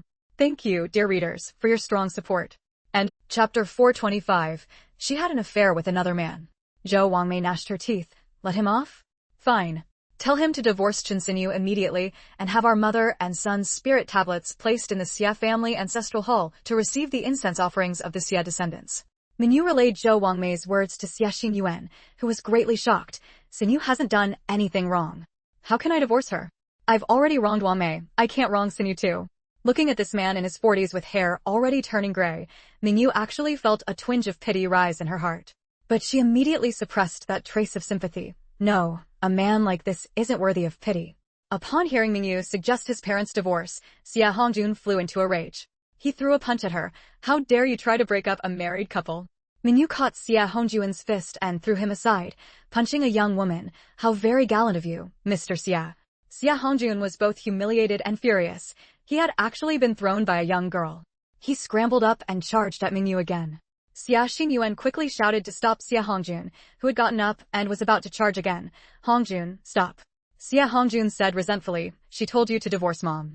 He had heard of Zhou Wangmei, a woman who had persistently clung to his father even after his parents were married. Fortunately, that woman died early, and the bastard she gave birth to died early too. Xia Xingyuan sighed, it's not her, it's Zhou Wangmei. As for the truth of the matter, you should ask your father. What right does she have to make my parents divorce? He shouted angrily. Under Mengyu's gaze, he lowered his head. Yes, it was my fault for abandoning her after our initial involvement. But then he immediately looked up again. However, the child she was carrying wasn't mine. She had an affair with another man. Xia Xingyuan's eyes evaded the question. Xia Hongjun was instantly stunned. It was actually true? His father really had been involved with that woman. Mengyu added, you must tell the truth. Otherwise, not only will I not help you, but I will also lend a hand to make her power even stronger. Mengyu sneered. Your father wanting to deny the arranged marriage wasn't wrong. But if he didn't want to take responsibility for this arranged marriage, why did he sleep with the woman from the arrangement? And why did he get her pregnant with his son? Ask my father? Isn't it just that he was engaged to her in an arranged marriage? In modern society, who still acknowledges those parent-arranged childhood betrothals? What's wrong with my father wanting to break free from feudal constraints and not acknowledge the arranged marriage? Zhou Wangmei. Xia Hongjun was stunned. Don't. Xia Xingyuan cried out in alarm. Xia Hongjun looked at his father, his eyes full of confusion. Yes, he had wronged her back then. But initially, he had intended to marry her. It was just that she had also betrayed him, gotten involved with another man, and even became pregnant with another man's child. In a fit of anger, he had abandoned her and married Xinyu. Xia Hongjun sensed something was off. You're lying. She was carrying a bastard, definitely not my father's child. Mengyu looked at him coldly. You should ask your father about this matter. Nonsense. Even though that child is dead, I can tell just from his spiritual form that he is your child. And you dare say he isn't yours? Little Tao, equally indignant, suddenly handed Mengyu a bottle of medicine. Take this, apply it to his eyes, and let him see his own son. Mengyu took the medicine, suddenly walked over, and flung the medicine little Tao had given her right into Xia Xinyuan's face. See for yourself if this son is your— Chapter 426, Refusing to Save a Life. Xia Xinyuan had his eyes cleansed by the books Mengyu scattered. When he opened them again, he finally saw the pair of mother and child, especially the 5-year-old boy. The boy's appearance was at least 80% similar to his own. Anyone who saw this child would say he was his son. He was stunned. Also, whether it's a man or a woman, if they have physical intimacy with another person, that person's aura will be left in their spirit. And I see that within this woman's spiritual body, there is only your aura. This means that during her lifetime, you were her only man. Yet you actually wronged her, accusing her of being involved with another man. Xia Xinyuan was shocked. What are you saying? I was her only man during her lifetime. So, she never betrayed him back then? The child was also his? I don't know you, and I didn't know her. Neither of you has any connection or grievance with me. Do you think I have any reason to lie to you? Mengyu looked at Xia Xinyuan calmly. Xia Xinyuan actually believed Mengyu. He just couldn't bring himself to accept it. Wasn't it said that she came to his door carrying her son to pester him? Wasn't it said that she came to his door carrying her son to let people know he had once been morally loose? In his shock, he recalled the events of that year. Wasn't it said that she came to his door carrying her son to extort money? But someone saw with their own eyes a man jumping over the wall from her house. It was because of this that he avoided meeting her. No, he didn't dare to meet her, afraid that seeing her would lead to entanglement, damage his reputation, and then give someone a handle to use against him and remove him from his position. Why did no one tell him that she came to his door carrying the child simply to ask him for money to save the child? Could you not have known about the situation at the time? Yet Zhou Wangmei said you were clearly at home but refused to come out and see her. Xia Xinyuan grew more and more alarmed as he listened. What are you saying? She came to my door carrying her seriously ill child to plead for help. She only asked you for 300 yuan to hospitalize and treat the child. Yet after pleading for a long time, you didn't give her a single cent, letting her leave in despair, carrying the child. With no money for treatment, her son died that very night. Mengyu sneered. A man jumped over the wall from her house, so she must have been involved with another man? Couldn't it have been a thief breaking in to steal? As the saying goes, catch a thief with the stolen goods, catch adulterers in the act. You didn't catch them in bed, so how could you believe she had cuckolded you? To the extent that you even abandoned your own child? Moreover, your son was seriously ill. She tried every means, but had no money for treatment. She carried the child to your house to beg you to save his life. Why didn't you save him? Never mind that it was your own child. Even if it were a beggar on the street facing a life-or-death situation, you should save them, shouldn't you? Yet you refused to save a life. What a heartless person you are. No, judging from your situation, it's more likely that someone with ulterior motives framed her. Because her son was her emotional pillar. After her son died, she herself was exhausted, both physically and mentally, and 3 days later, she followed her son in death. In fact, if on the day she came pleading for help, you had shown even the slightest bit of compassion, her son wouldn't have died, and she wouldn't have died either. Tell me yourself, how could she not hate you? How could she not, after death, upon finding you, cling to you with her son, chase you, and try to take your life? What? Her son died that very night? And she herself died 3 days later? Yet it was only over 10 years later that he learned the news that both mother and child had passed away. Chapter 427 Regret. Chapter 427 Regret. Chapter 427 Regret. Xia Xinyuan was shocked, and he was filled with regret. Yes, he was indeed at home that day. However, his wife wouldn't let him come out. She told him that Zhou Wangmei had come to their house with that bastard child to extort 3,000 yuan. If he went out, it would damage his reputation. As long as he didn't go out and let her handle it, his official reputation wouldn't be harmed, and his future wouldn't be affected. Therefore, he never went out. He let his wife handle the matter, and even left through the back door later, only returning in the evening. But he never expected that Zhou Wangmei hadn't come to extort money at all. She had come to beg him to save their son. He should have realized it. Zhou Wangmei had raised the child alone for 5 years without ever seeking him out. Why would she suddenly come to extort him after all this time? Had he really been so indifferent to his own child that he allowed him to die from illness without money for treatment? Xia Xinyuan regretted it deeply. If he had gone out to see Zhou Wangmei that day, would his son still be alive? Would Zhou Wangmei still be alive? Not only had he abandoned Zhou Wangmei after taking advantage of her, leaving her to face public scorn and the hardship of raising their child alone, but he had also refused to save their son when he fell ill, indirectly causing the deaths of both the child and Zhou Wangmei. What message? You're clearly pretending to be mysterious. You can't stand seeing my parents so loving, so you want to break them apart. Did someone put you up to this? You have such a vicious heart. Mengyu wasn't angered. Instead, she laughed. Did I beg you to come? Can I force your parents to divorce?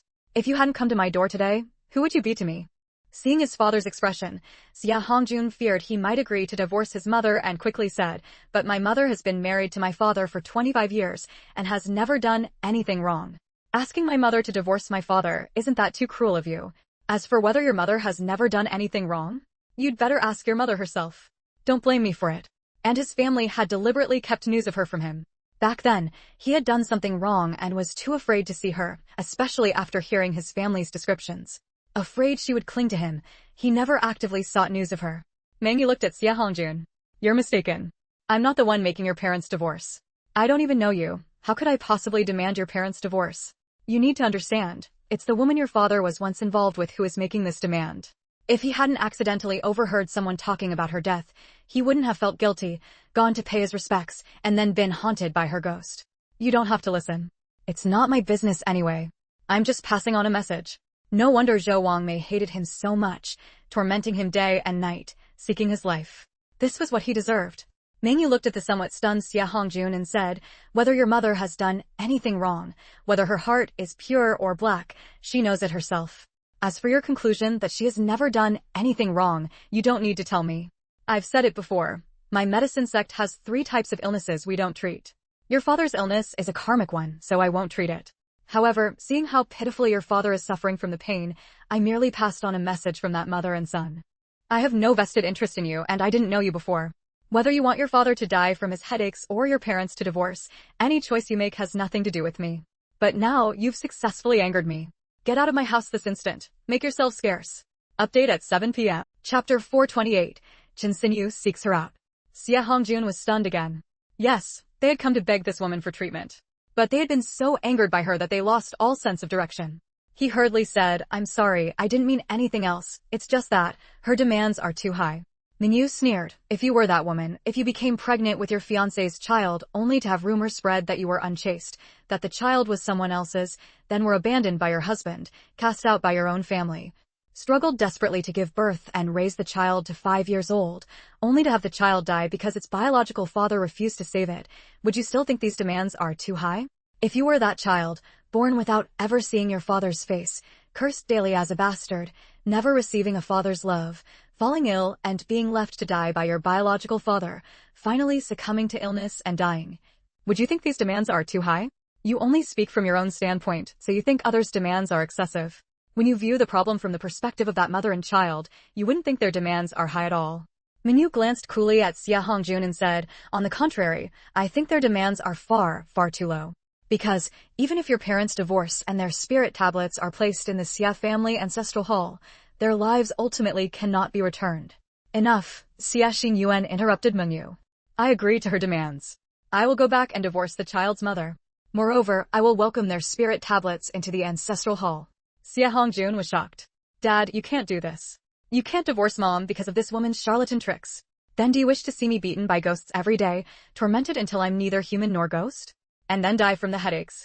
Xia Hongjun choked for a moment, then immediately turned to Mengyu. What if Dad divorces Mom and the illness still doesn't get better? Upon hearing this, Awakens reached out to grab Xia Hongjun. Mengyu snorted coldly. Just make sure your stepmother doesn't come to bother me again. Awakens immediately entered the courtyard and said to the Xia father and son, please leave. Xia Hongjun was indignant. Knowing who we are, you still dare to throw us out. As it turned out, Mengyu's words truly became reality. 3 days later, Xia Xingyuan's wife, Qin Xinyu, arrived at her northern city courtyard. Hello, who are you looking for? But Mengyu turned to Awakens. Aren't you going to drive them away? Xia Xingyuan hurriedly said, no need to drive us, we're leaving. Thank you, young miracle doctor. Later, I will send over the consultation fee I owe you. He knew that Mengyu's work was essentially done once she communicated with Zhou Wangmei and his son's spirits and conveyed their demands to him. He should pay her fee. Mengyu humphed. I said long ago, I won't treat your father's illness. What happens to you all has nothing to do with me. As for the message I relayed, you are free not to believe it. Awakens, see them out. Mengyu said coldly, I know, Director Xia. Xia Hongjun stomped his foot in anger. You're actually throwing me out? Do you know who my father is? Awakens very politely greeted the middle-aged woman who had walked up to the gate of the northern city courtyard. The wealthy, elegant middle-aged woman glanced at Awakens and said, I'm looking for your boss. Mengyu's voice came from inside. Awakens, let her in. The middle-aged woman entered the courtyard and looked up and down at Jiang Mengyu sitting in the main hall, her expression carrying concealed anger. So you're the miracle doctor who wants me to divorce my husband? Chapter 429. By what right? Mengyu understood now. This middle-aged woman was precisely Chen Xinyu, the wife of Xia Xinyuan, who had come seeking treatment 3 days ago. Are you that Chen Xinyu who stole someone else's fiancé, knocked them to the ground, and then stomped on them? Chen Xinyu was furious. By what right do you say that about me? Mengyu said coldly. Then by what right did you say those things about me? Chen Xinyu lifted her chin and looked at Jiang Mengyu. By the right of you saying things like, if my husband wants to get better, he must divorce me and must welcome that mother and son into the Xia family ancestral hall. Jiang Mengyu said indifferently, Ms. Chen, you need to get one thing straight. 3 days ago, it was your husband and your son who came to me seeking treatment. I did not go to your home begging you. This is not a hospital. I do not have a sign out for business. Only when someone comes begging at my door do I decide whether or not to intervene based on the situation. The rules of my medicine sect state there are 3 types of people I will not treat: the utterly wicked and evil, the unfilial, and those with whom I have no affinity. I told both your husband and your son that your husband suffers from a karmic illness, so I have no affinity with him. I will not treat him. Furthermore, don't think I can't see the filthy thoughts in your heart. You have absolutely no need to come to me. I am not that kind of woman. I wouldn't be so blind as to fight you for a man. Knowing she was Gu Dongxing's fiancée, Chen Xinyu's attitude immediately softened. But no matter what he does, it has nothing to do with me. I have not taken a single cent from your family, nor have I given any advice to your family members. Even that woman's demands were something your husband actively asked about. I did not advise your husband to divorce, nor did I advise him not to divorce. Mengyu sneered. What counts as what should be said, and what counts as what shouldn't be said? That female ghost, along with her ghost child, was chasing your husband, beating him. Your husband was in such unbearable pain that he couldn't stand it and asked me to inquire what her demands were. It was only then that I relayed the words of those 2 spiritual entities to him. Chen Xinyu was choked up. She had indeed suspected that Mengyu, by speaking the ghost's words and urging her husband to divorce, did so because she had taken a fancy to her husband and wanted to take her place. So, it was not I who told your husband to divorce you. I merely, at your husband's request, relayed the words of that female ghost who day and night pounds on your husband's head. Whether to believe it or not was entirely up to him. Yes, although this woman hadn't voiced her thoughts, Mengyu had seen them. She thought Mengyu had taken a liking to her husband, and therefore seized the opportunity to have her husband divorce her so she could take her place. If he loved you enough, naturally he would prefer to endure the torment of those 2 spiritual entities beating his head, even to the point of death from the headache, rather than get a divorce. If he wants to divorce you, it is naturally because he feels a guilty conscience regarding the matter of him and his childhood betrothed. Because I have my own fiancé. His name is Gu Dongxing. He is a regimental commander in a certain military unit. He is 100 times younger and more outstanding than your man. That's not right. My son said my husband wants to divorce me all because you said things you shouldn't have. Chen Xinyu said sharply. Everyone in their circle knew of that military god. Saying her fiancé was 100 times more outstanding than her own husband was a bit of an exaggeration, but Gu Dongxing was indeed outstanding enough. This young girl wouldn't possibly give up a young and outstanding man like Gu Dongxing to fight her for an old man. A look of grievance actually surfaced on her face. You don't understand. Xia Xinyuan and I have lived together lovingly for 25 years. But just because of your words, my Xinyuan now wants to divorce me. A woman over 40 getting divorced. How will people look at me? How will I live my life in the future? Even if my husband has a guilty conscience regarding how he handled the matter of his childhood betrothal, by what right should I bear the consequences? I haven't done anything wrong. Chapter 430. Did Zhou Wamei really commit adultery as you claim? Mengyu remained calm. There's nothing to be done about that. Say whatever you have to say to your husband. I'll say it again. It has nothing to do with me. How can it have nothing to do with you? Chen Xinyu became agitated again. If you hadn't said those words, how could Xin Yuan have demanded a divorce from me? Are you saying I should have ignored your husband's pleas and let him die from the headache? Chen Xinyu very much wanted to say, didn't you say you wouldn't treat those who are not fated? Why did you deliver a message for someone, no for a ghost? How could Chen Xinyu dare to say she should let her husband die from the headache? Mengyu continued, moreover, at the time, it was your son who asked me under what conditions I would treat his father.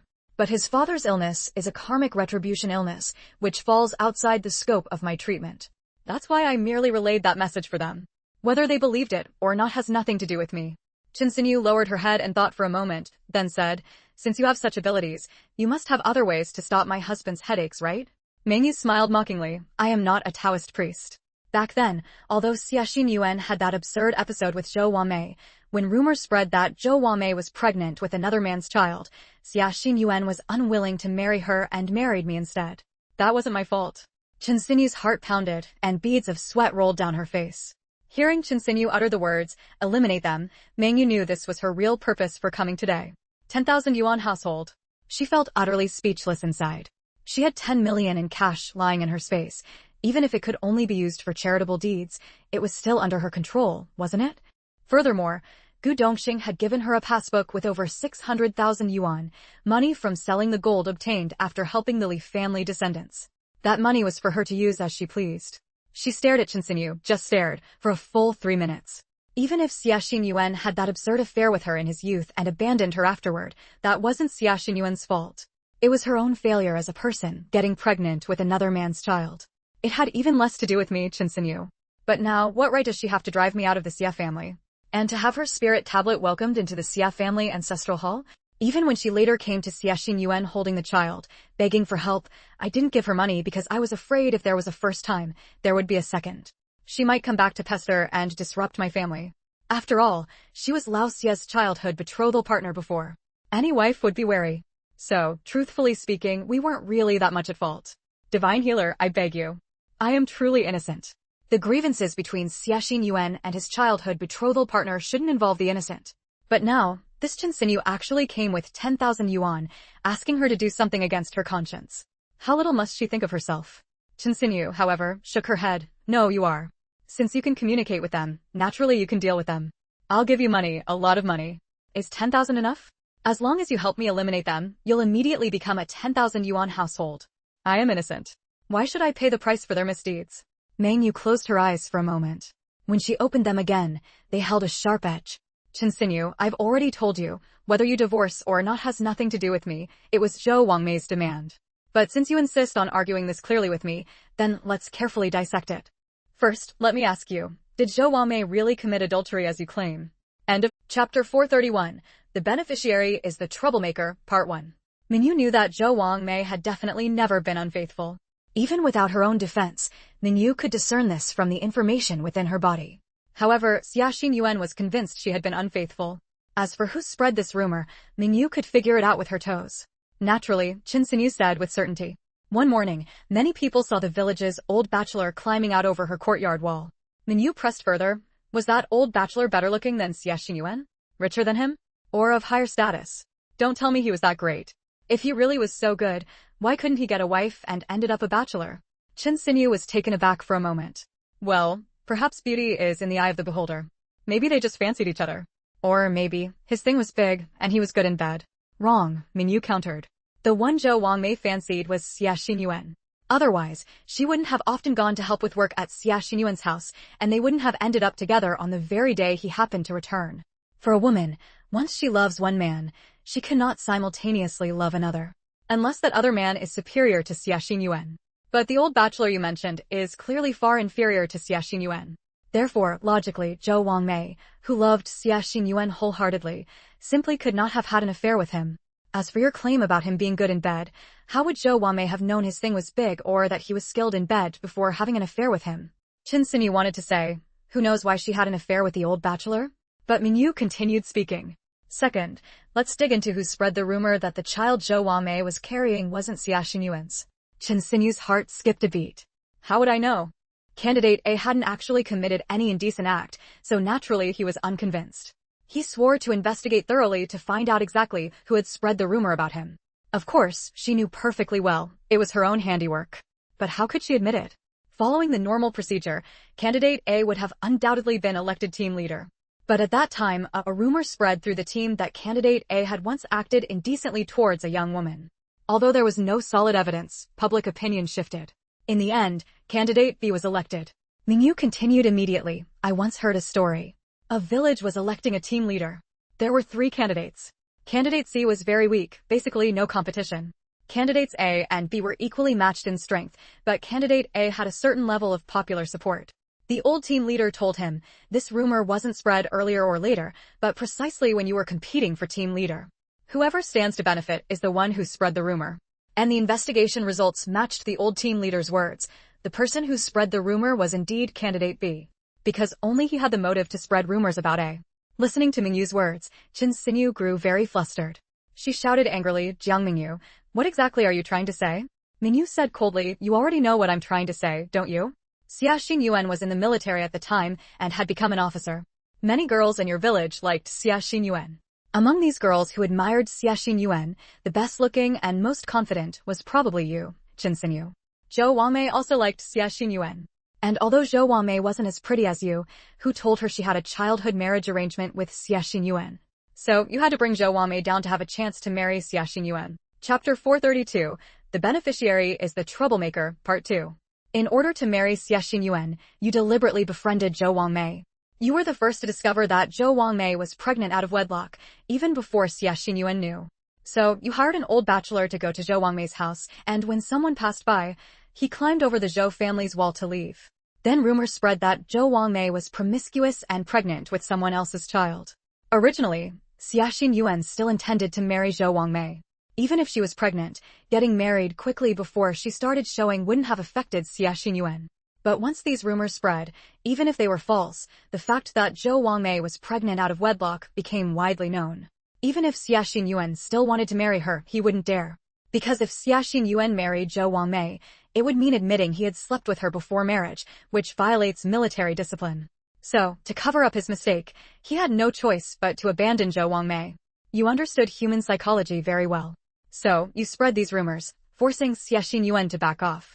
Your plan was very successful, just like how Candidate B pulled down Candidate A and successfully became the team leader. You successfully pulled down Zhou Wangmei and took her place as Xia Yuan's wife. Qin Xinyu was extremely panicked. How did she know all this? But of course, she couldn't admit it. You're talking nonsense, I didn't. Mengyu interrupted her again. Don't say it wasn't you. The beneficiary is the troublemaker. Moreover, I'm not afraid to tell you that Zhou Wangmei is already dead. She is a spiritual entity, commonly known as a ghost. Her spiritual power can invade a person's mind and read their memories. Mengyu stopped here, looking sharply at Qin Xinyu. Upon hearing this, Qin Xinyu's face suddenly lost color, and she stared blankly at Mengyu. Qin Xinyu suddenly erupted. So what if I did it? Why should Xia Yuan have to marry Zhou Wangmei just because of a casual childhood betrothal arranged by an elder? Was Zhou Wangmei prettier than me? Smarter than me? Was she more capable than me? Haven't you heard, if you do nothing wrong, you need not fear ghosts knocking at your door at midnight? Your current demeanor shows utter guilt.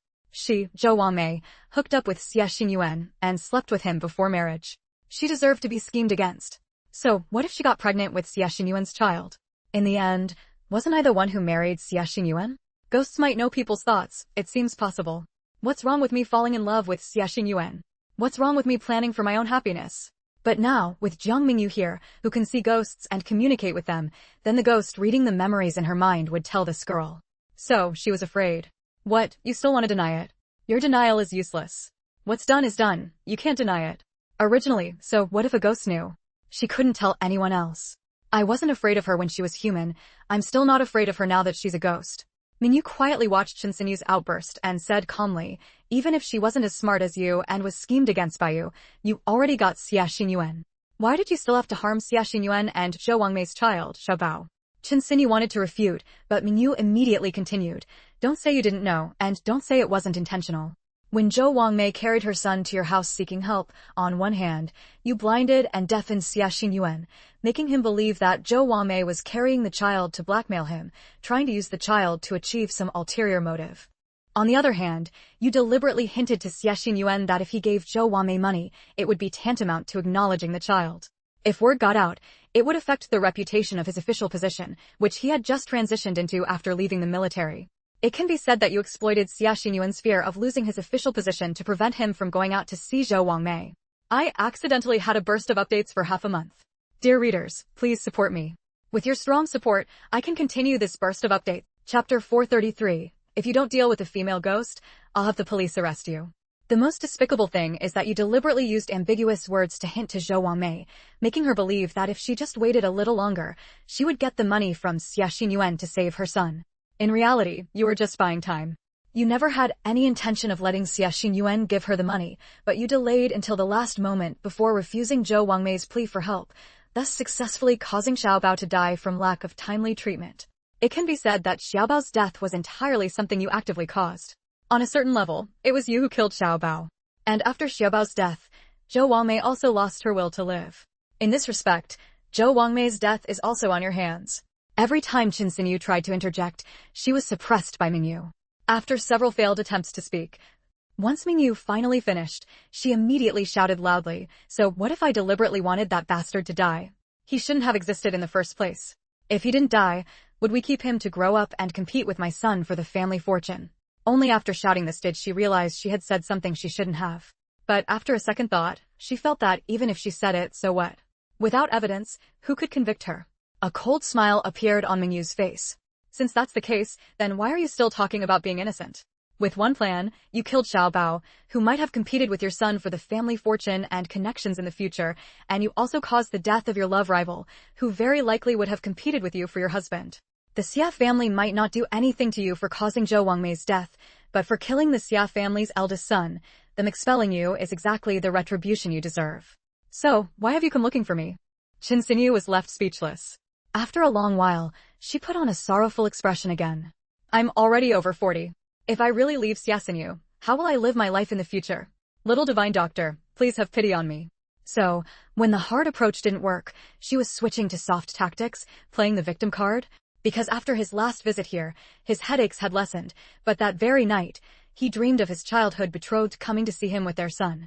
Yes, Mengyu had noticed long ago that Xia Xinyuan had secretly followed his wife here. Ha ha, Mengyu laughed in extreme anger. You want the public security organs to take me in? Do you believe I can have them take you in right now? She looked up and shouted outside, Mr. Xia, after watching the show for so long, shouldn't you come out now? Mengyu sneered. You're asking now if you ever thought about it? Then why didn't you think about how Zhou Wangmei, pregnant and splashed with filthy accusations by you, abandoned by Xia Xinyuan, would get by? Did you ever think about what hardships Zhou Wangmei, unmarried and smeared with filth, would face giving birth to an illegitimate child alone? Most crucially, when you not only refused to help but deliberately worsened Zhou Xiaobao's illness, and when you drove away the desperate Zhou Wangmei and her son, leading to Zhou Xiaobao's death from illness, did you ever think about how Zhou Wangmei would get by? Qin Xinyu pleaded bitterly, begging Mengyu to deal with the ghosts of the mother and son, but no matter what she said, Mengyu wouldn't agree. Qin Xinyu finally showed her true colors. Jiang Mengyu, let me tell you, if you don't deal with those two ghosts, the mother and son, I'll have the public security organs take you in. You come asking me now how I'll get by? Why don't you go ask how Zhou Wangmei managed when she was pregnant, or how she died in despair after her son's death? No matter what, she is already in the past. You can't change that even if you want to, but I am suffering right now. You could very well show great compassion and save me. Xia Xingyuan appeared in the courtyard, crestfallen. This morning, there was a problem with the writer's backend. As soon as I entered my password, before even reaching the management page, it forced a shutdown.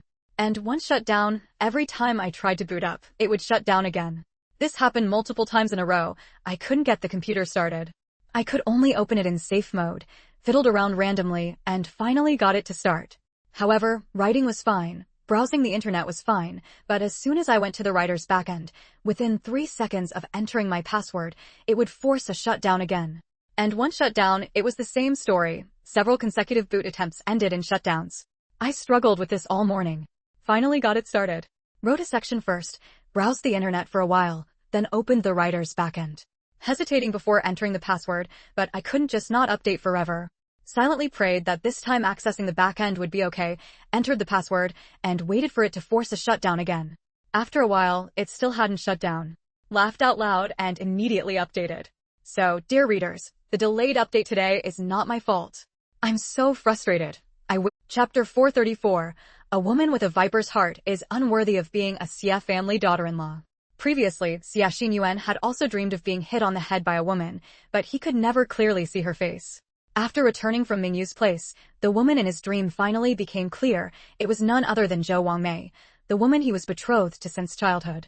In the dream, he saw very clearly once again that the child the woman was carrying bore at least an 80% resemblance to him, making him certain that the child Zhou Wangmei gave birth to was indeed his own flesh and blood. Zhou Wangmei also spoke to him, pouring out all the bitterness in her heart. Back then, Zhou Wangmei was falsely accused of adultery, and even the child in her womb was said to be the result of an affair. Her fiancé broke up with her and married someone else. She felt as if the sky had collapsed and was strongly tempted to jump into the river and end her life. But at the critical moment, the child in her womb kicked her, jolting her back to her senses. Yes, she had a child. Xia Xinyuan's child would surely look like Xia Xinyuan. When the time came, she could prove her innocence by taking the child to see Xia Xinyuan. Enduring the stigma of adultery and carrying a bastard, facing all kinds of insults and threats and under immense pressure, she gave birth to her son.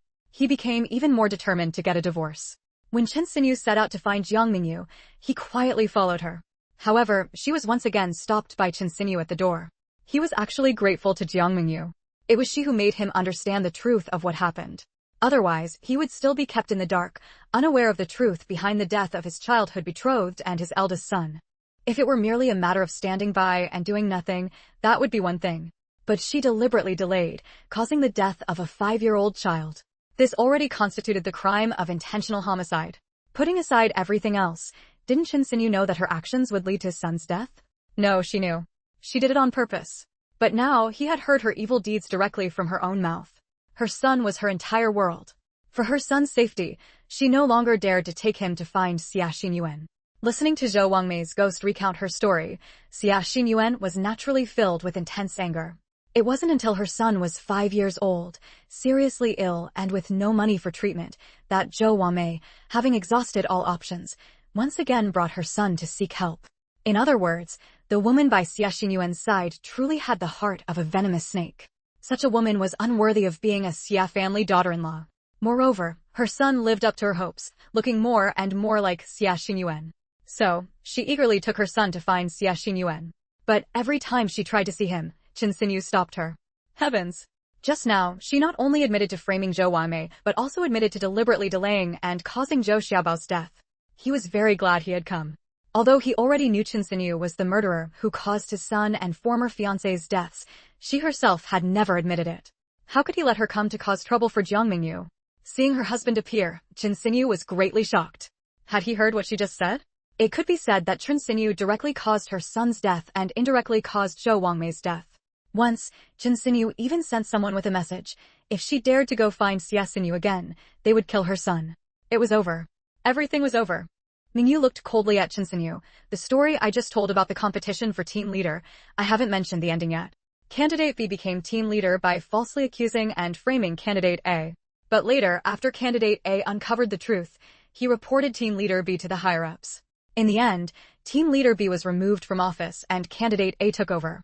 So you see, those who use despicable means to rise to power will ultimately be brought down by their own. Chapter 435, Chen Xinyu's Fate. Chen Xinyu listened to the conclusion of Jiang Mengyu's story. Although Mengyu was clearly talking about the competition for the production team leader and the fate of Candidate B, what Chen Xinyu heard was the competition between herself and Zhou Wangmei for the position of Xia Xinyuan's wife. Yes, she had used despicable means to pull Zhou Wangmei down from the position of Xia Xinyuan's fiancé and had taken the seat of Xia Xinyuan's wife for herself. However, more than 20 years had passed, and she had still been pulled down from the stage of being the Xia family's daughter-in-law by Zhou Wangmei. Meanwhile, the spirit tablets of Zhou Wangmei and her son had been welcomed back into the Xia family ancestral hall. In the Xia family genealogy, the name Zhou Wangmei would certainly be written in the space for Xia Xinyuan's first wife, and the name in the space for the eldest son would also be changed to Zhou Xiaobao. And after today, she still faced the severe punishment of the law. She had seen it, that Jiang Mengyu had handed a cassette tape to Xia Xinyuan. She had actually recorded what she had just said. There was no escape for her now. Ha ha ha ha ha ha.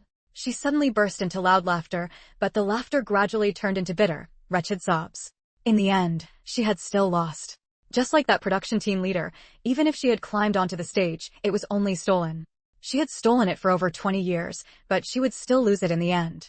As for how Xia Xinyuan would ultimately deal with Chen Xinyu, whether he would merely divorce her and let her go, or investigate the cause of his eldest son's death, Mengyu did not concern herself with that.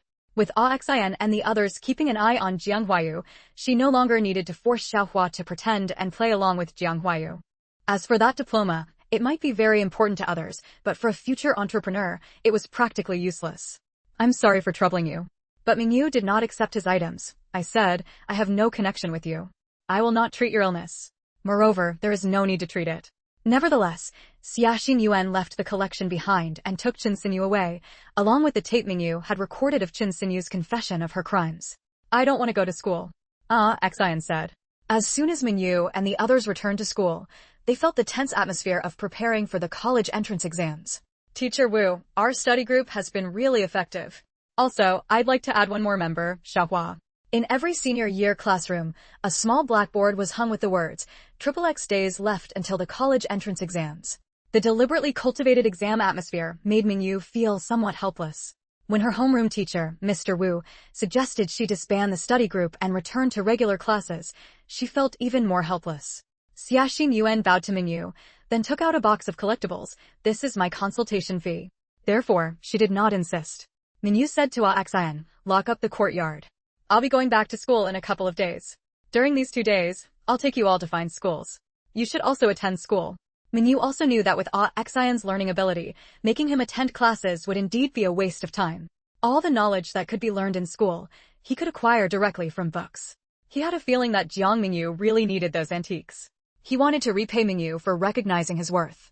After self-studying the textbook knowledge, he felt that going to school for classes was simply a waste of time. Because he could understand everything without a teacher's instruction. He could grasp a semester's worth of key points in just a few days, so why should he still go to school for classes? I'm a genius. I can be willful. Actually, there was another reason in Awakens' heart. He didn't want to keep relying on Mengyu for support. He wanted to stick to the original plan and help Mengyu collect scrap. Moreover, I guarantee that everyone in our study group has an 80% chance of getting into university. Actually, Teacher Wu was just worried about them and said a few words. But he still found it strange. Weren't you and Xiaohua on bad terms last semester? Qin Xinyu has received her fate. Any votes? Chapter 436, Becoming Mengyu's Dog. Mengyu smiled bitterly. Xiaohua was just following Jiang Mengyu's orders. She then explained how Jiang Mengyu, wanting her to perform poorly on the exams, had paid Xiaohua 30 yuan to cause trouble for her. She has now seen Jiang Mengyu's true colors and is no longer being used by her. As a result, their study group not only didn't disband, but gained a new member, Xiaohua.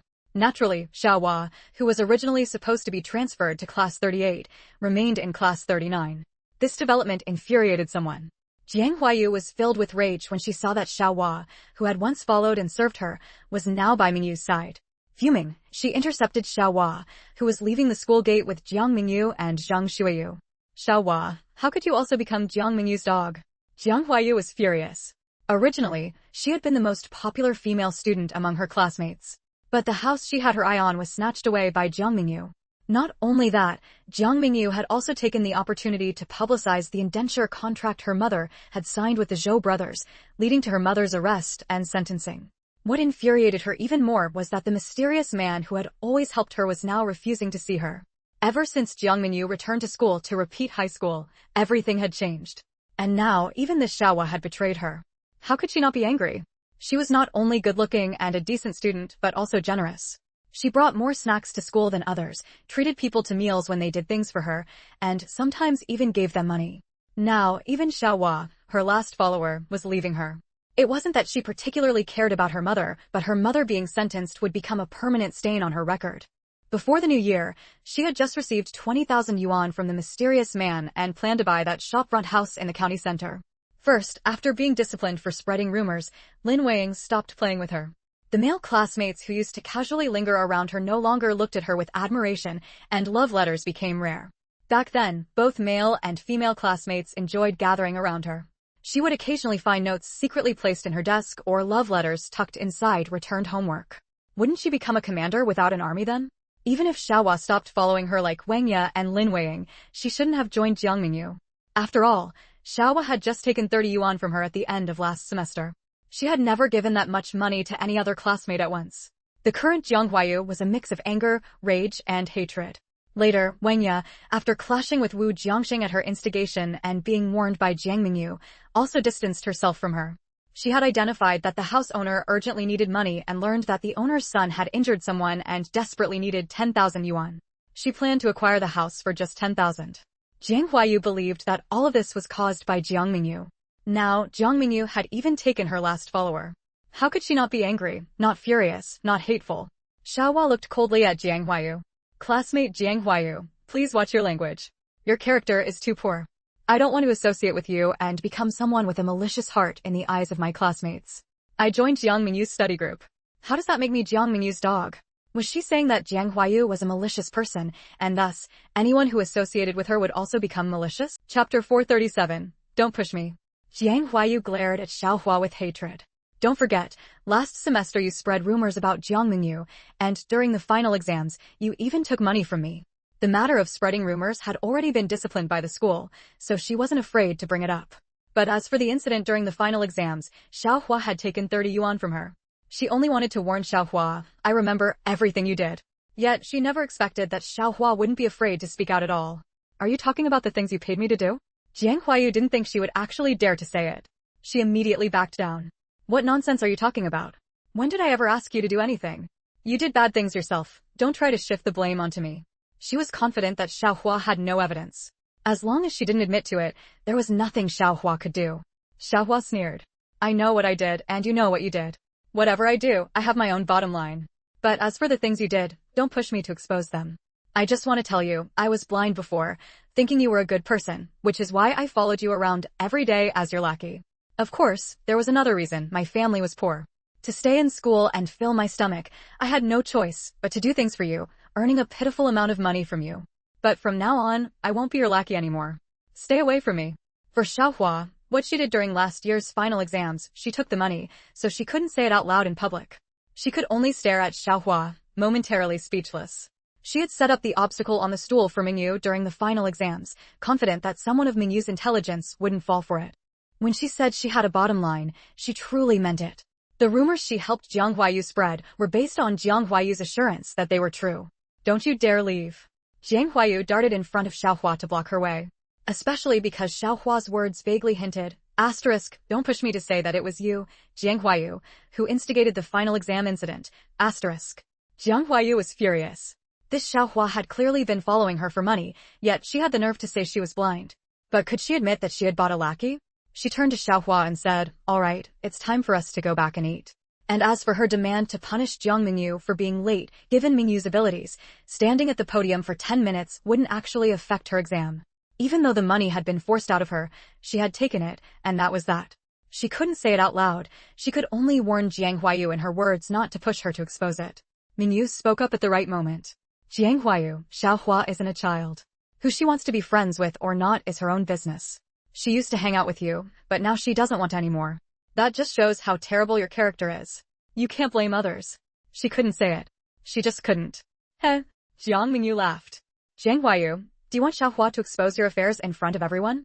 Only then did Jiang Huayu realize that even though they had left the school gate, there were already small groups of classmates around, watching them and waiting for drama. Jiang Huayu glared fiercely at those classmates before turning back to Xiaohua. Even if you're not following me anymore, you're not allowed to follow Jiang Mengyu either. Chapter 438. Don't do it for my sake.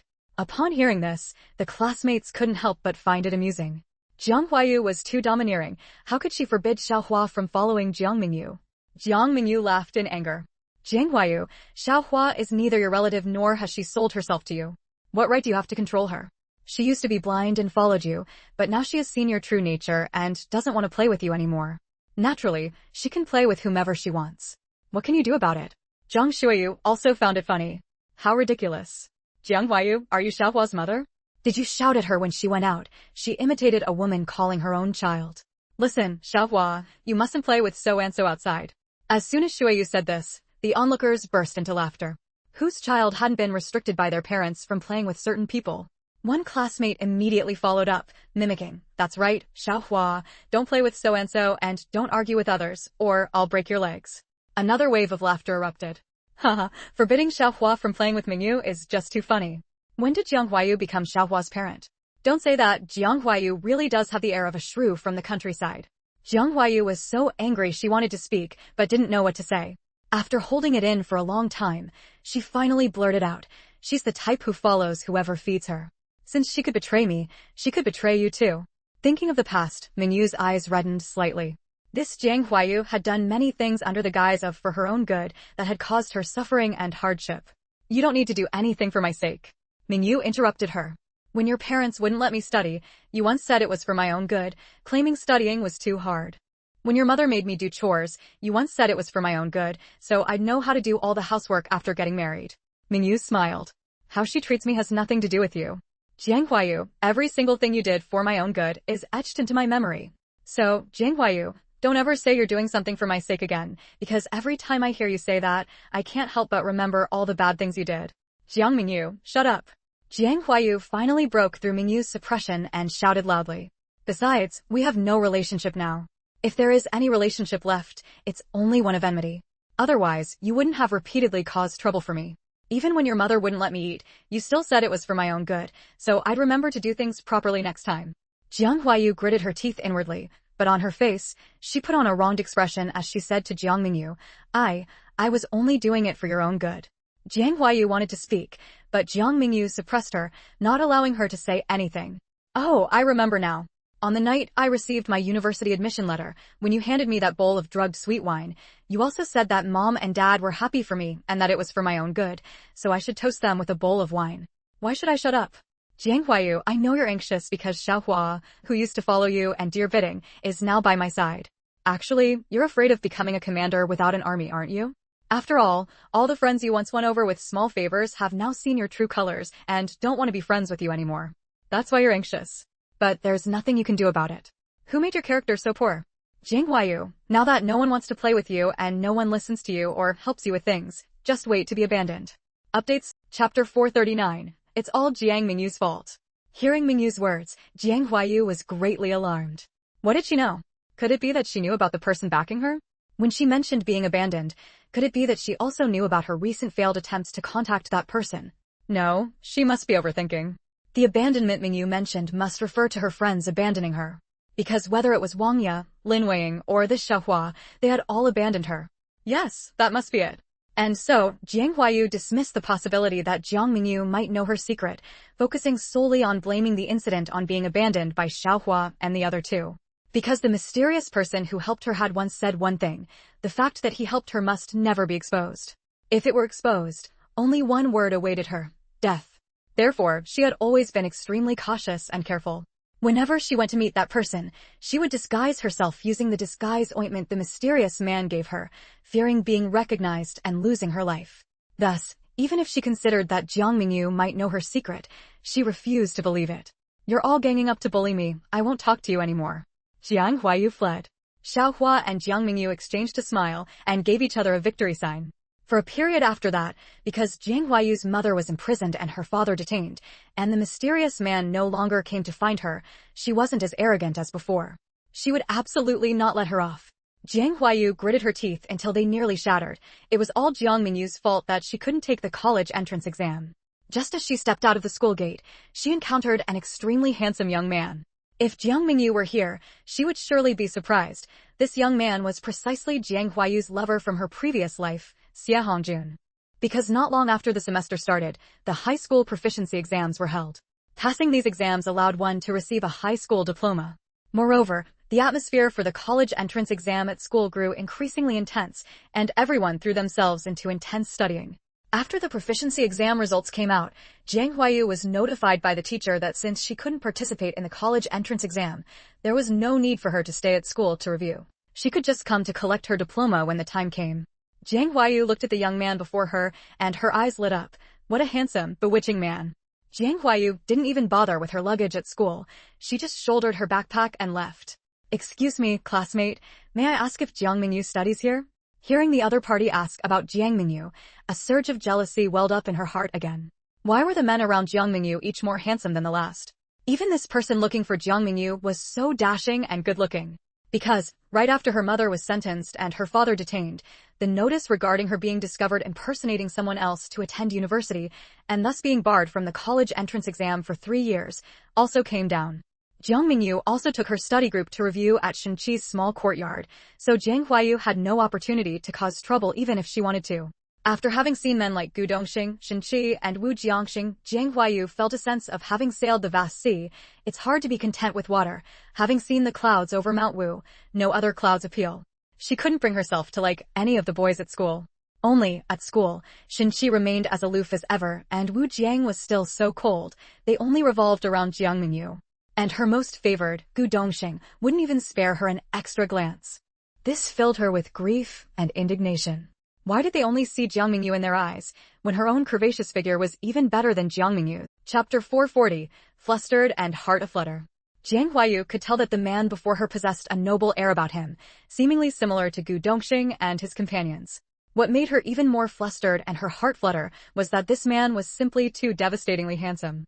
At first sight, one couldn't help but feel an involuntary desire to possess him exclusively. If only she could get her hands on him. Scheming in her heart, Jiang Mengyu lifted her face with a sweet smile. Hello, are you looking for Jiang Mengyu? I'm her younger sister. If you have any business, I can relay it for you. Xia Hongjun looked at this girl with her sweetly smiling face, feeling a strong urge to tear off her facade. Did she not realize that her earlier expression of jealousy was obvious to anyone with eyes?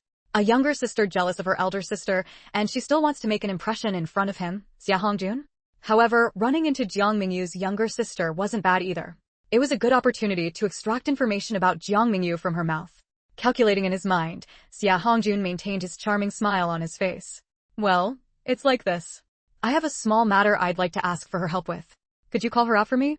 Jiang Huayu rolled her eyes, a mischievous and clever look appearing on her face. What is it? Tell me, maybe I can help too, and there's no need to call my sister. All right then, would I have the honor of inviting you to a meal? So you're the renowned god of war, right?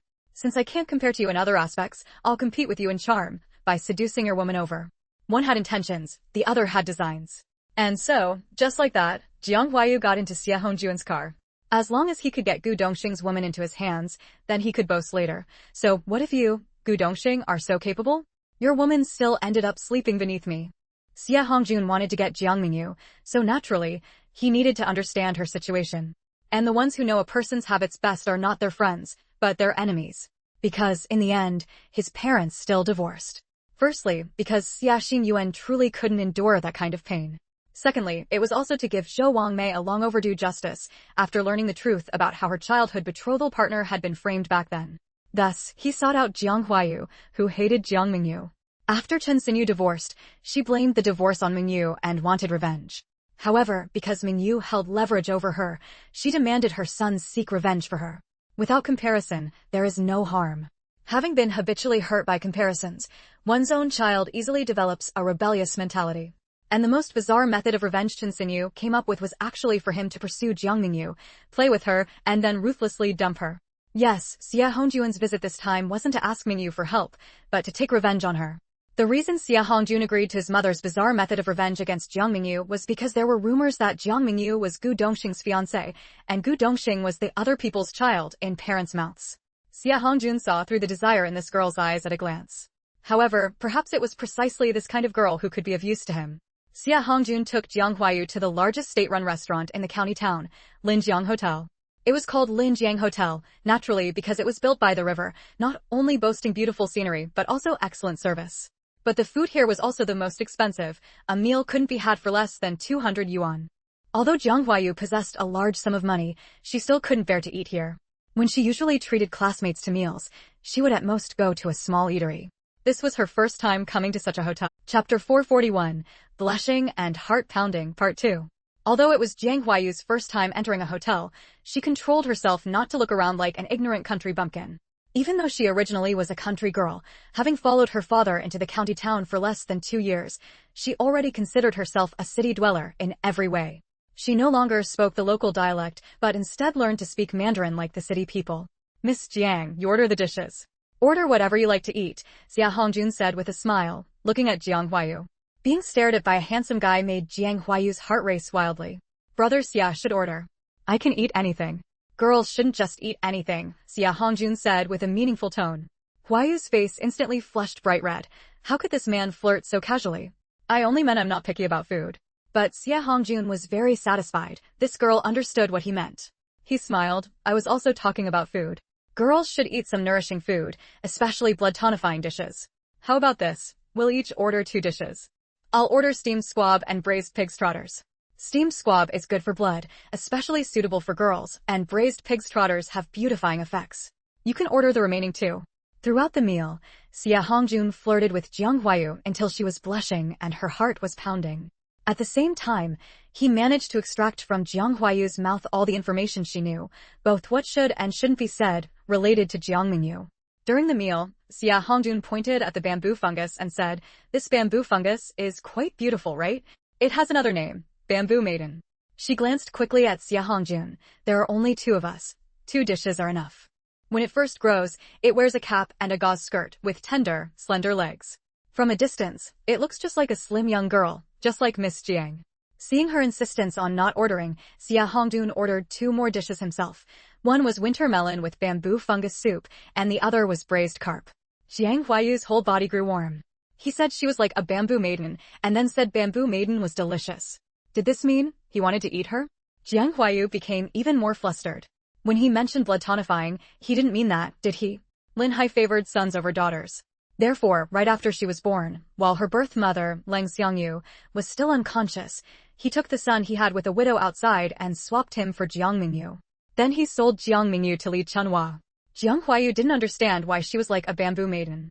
Xia Hongjun suddenly leaned close to her body and whispered into her ear, "Bamboo maiden is very delicious." Jiang Mengyu was bought by her nominal mother, Li Chunhua, from Jiang Mengyu's biological father, Lin Hai. After sifting the essential from the trivial, Xia Hongjun obtained the following useful information. Moreover, when he mentioned squab, why did he glance at her chest? Could it be he has taken a liking to me? Her face grew hot. Even her chest, where his gaze had lingered, felt warm. The Jiang family basically treated Jiang Mengyu as a servant girl, often letting her go hungry, and didn't allow her to attend school before she was 10. But Jiang Mengyu was extremely intelligent.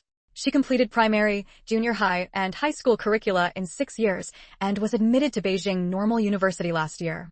However, she was tricked by Mother Jiang, who sold her to human traffickers, allowing Jiang Huayu to impersonate her and attend university. However, Jiang Mengyu was also a tough person. She actually jumped off a cliff to survive, was rescued by Gu Dongxing and became Gu Dongxing's fiancée. She went to the capital and stripped Jiang Huayu of her university status, but didn't continue her studies herself. Instead, she returned to attend high school again, preparing to re-enter the examination. Chapter 442, she is a member of the Nan family. Jiang Mengyu formed a study group at school with her classmates Zhang Shuiyu, Xiao Hua, Shen Qi, and Wu Jiangxing. They gathered every day in Shen Qi's small courtyard, where they even ate and lived together, rarely going out. When she did go out, it was mostly because her fiancé, Gu Dongxing, came to pick her up by car. She hardly ever had time alone. Furthermore, Jiang Mengyu didn't have any particularly prominent hobbies. Her focus was entirely on studying and making money. She used to earn and spend her own money, but after being with Gu Dongxing, she had more than enough. During the winter vacation, she even spent 15,000 to buy a shopfront property in the center of the county town. Additionally, she had a very mysterious enemy. This enemy bribed Jiang Huayu to deal with her, aiming to ruin her but not let her die. Previously, when her parents were detained at the police station, and yet nothing happened to them, and she was able to return to study at the county high school, it was all because of help from this mysterious person. In fact, back then, Li Chunhua hadn't even thought of selling Jiang Mengyu to human traffickers. The traffickers came to her door on their own, saying that in Tiger Hollow, there was a pair of brothers surnamed Zhou who wanted to buy a pure girl and were willing to pay 500 yuan. At that time, her mother was troubled about how to pressure Jiang Mengyu into giving up her university's spot for Jiang Huayu. Upon hearing the traffickers' news, she felt like she had been given a pillow just as she was falling asleep. Without hesitation, she sold Jiang Mengyu to the traffickers. This information left Xia Hongjun very puzzled. How could a girl who grew up in the countryside possibly have made such a mysterious enemy? Strangest of all was the goal to ruin her but not let her die. That was much harder than simply killing someone. Damn, could this be a mistake? Jiang Mengyu is actually a member of the Nan family? He had considered that Jiang Mengyu might be the child of some prominent family, but he never imagined she would be from the most mysterious family of all, the Nan family. In the capital, there are 10 major families in the public eye. These families include old established clans and new elites, representing the most illustrious households. Beyond the 10 major families, there are also 4 reclusive families. These 4 families usually remain hidden, only emerging during major national events. However, in daily life, the descendants of these 4 families can still engage with the world, so they are actually only semi-reclusive. Apart from these 4 semi-reclusive families, there is also a very mysterious family. They are a truly fully reclusive family. It is said their ancestral home is within the immortal sect, and even there, they live in seclusion. But this family also has a branch that, for some reason, remains in the secular world. The people of this branch have a very peculiar characteristic. Regardless of age or gender, they each possess a jade pendant. It is said that the state of the jade pendant is closely related to the wearer's cultivation aptitude. If the person's aptitude is average, it is just an ordinary piece of jade. If the owner's aptitude is better, the pendant will be slightly transparent.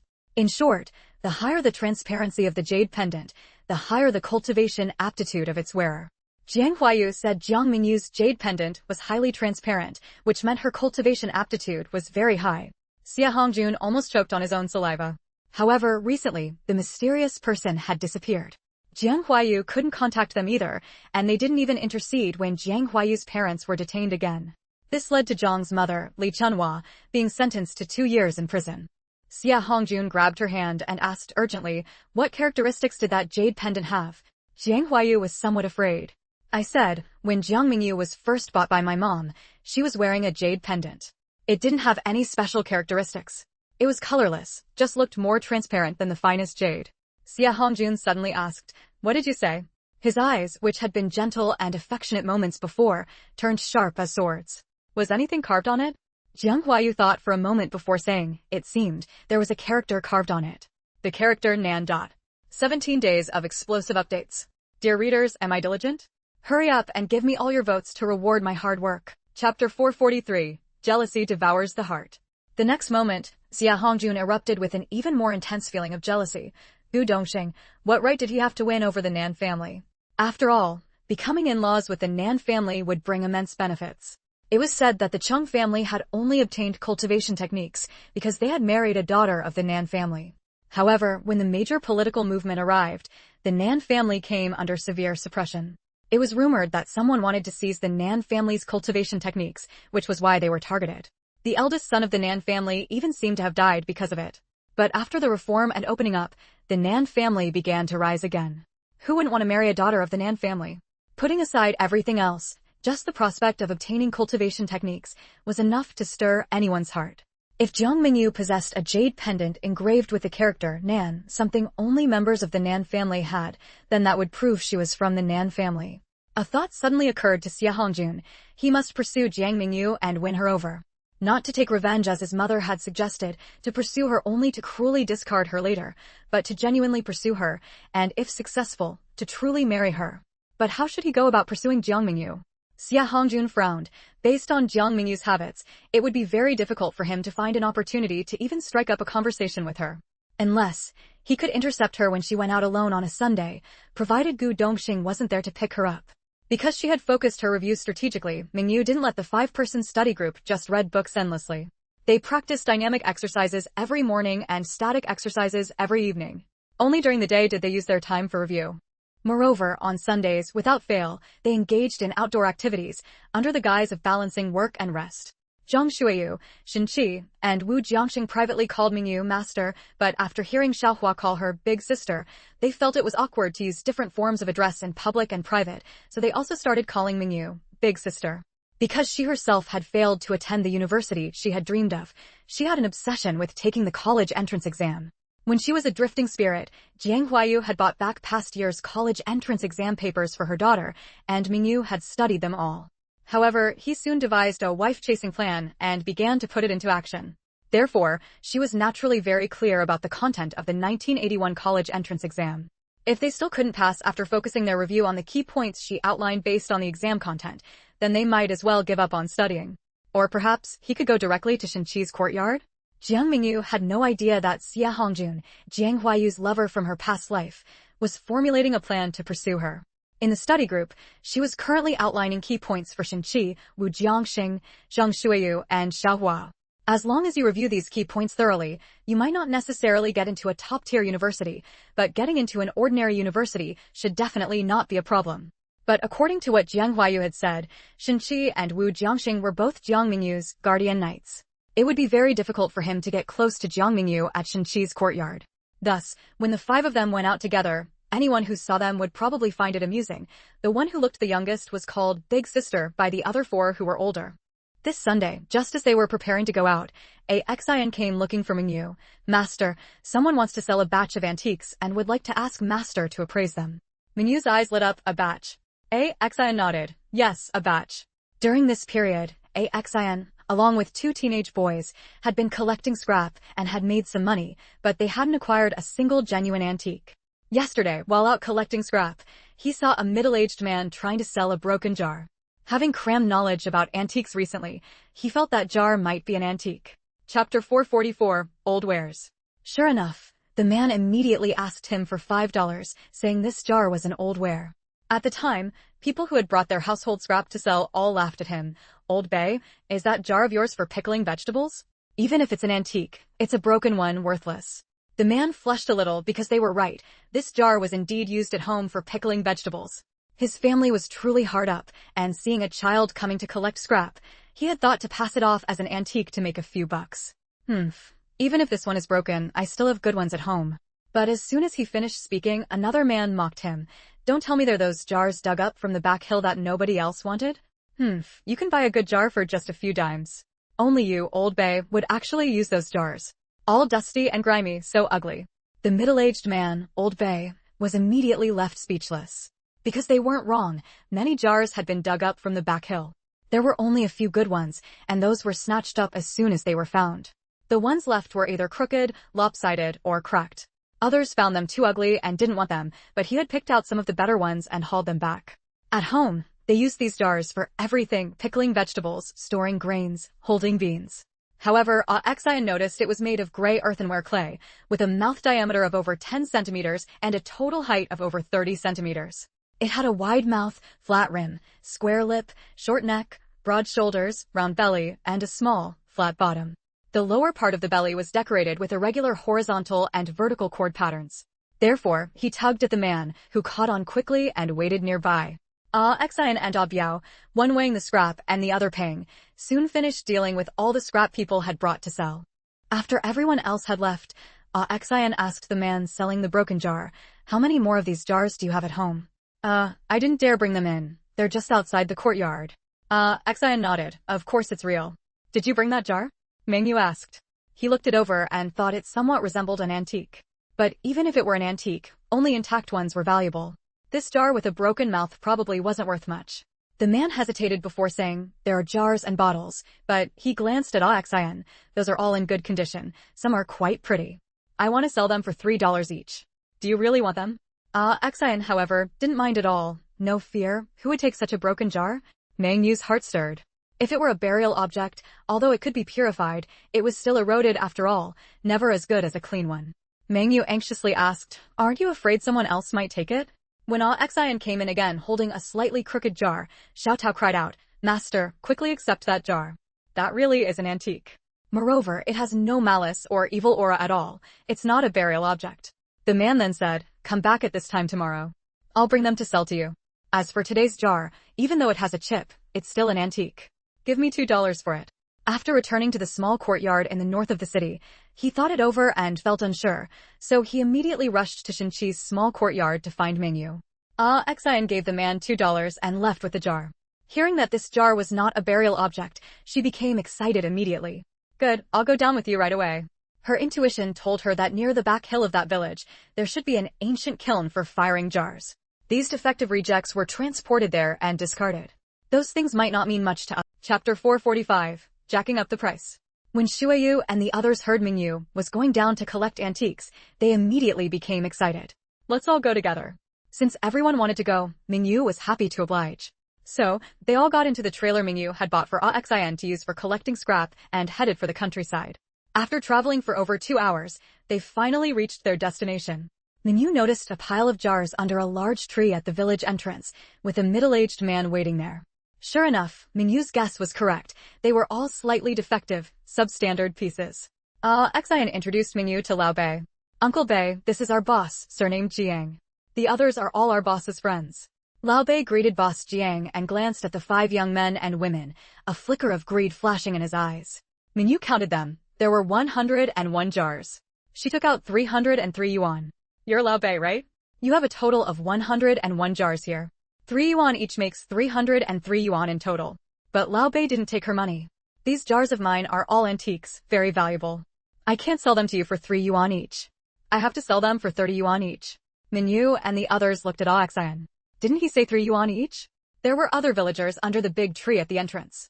Seeing Lao Bei jack up the price, they all showed a hint of disdain. Mengyu saw that the jars these people had brought out were better than Lao Bei's, more regular in shape and with prettier patterns.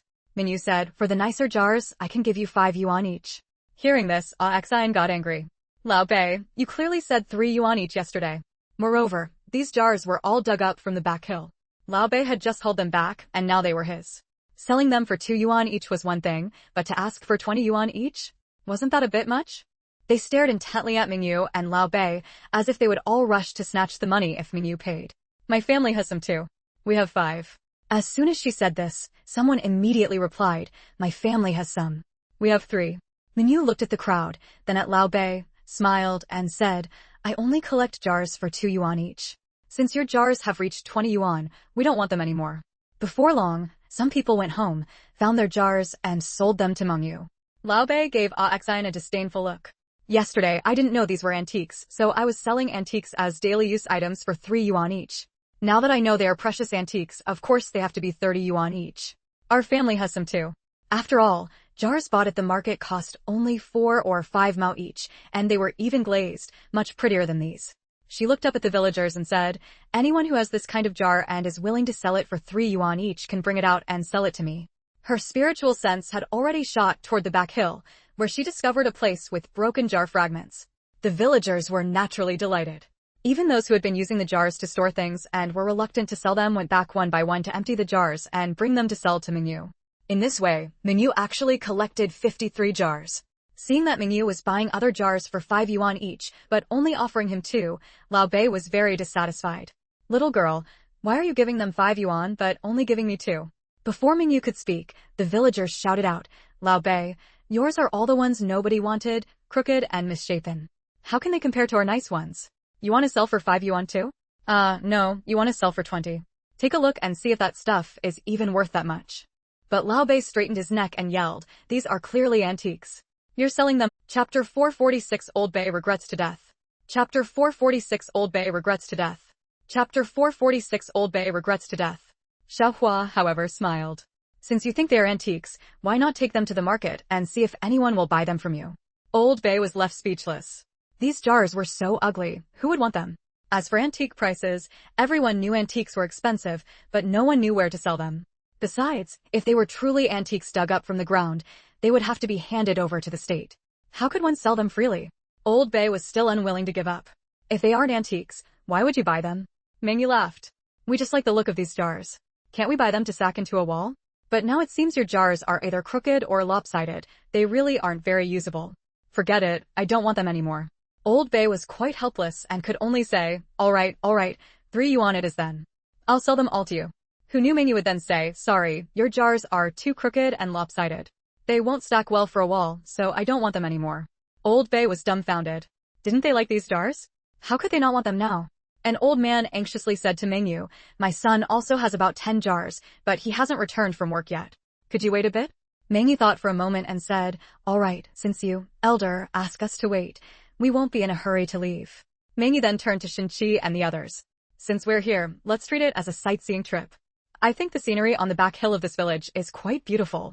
Let's go over there and see if we can hunt a couple of wild rabbits to roast while we wait for the commune members to return from work. Awakens naturally agreed. Don't worry, boss. She also said to Awakens, you wait here. If anyone from the village comes to sell jars, buy them at the price we just discussed. Mengyu turned her head to thank him. Don't worry, we know what we're doing. As she spoke, she walked back to the truck bed and took out a small hoe, a bush knife, and a shovel. Mengyu broke a slight sweat. These had naturally been taken out from her ring. Several villagers couldn't help but chuckle. The wild rabbits on the back hill weren't that easy to hunt. They were left in the truck bed earlier. You didn't notice.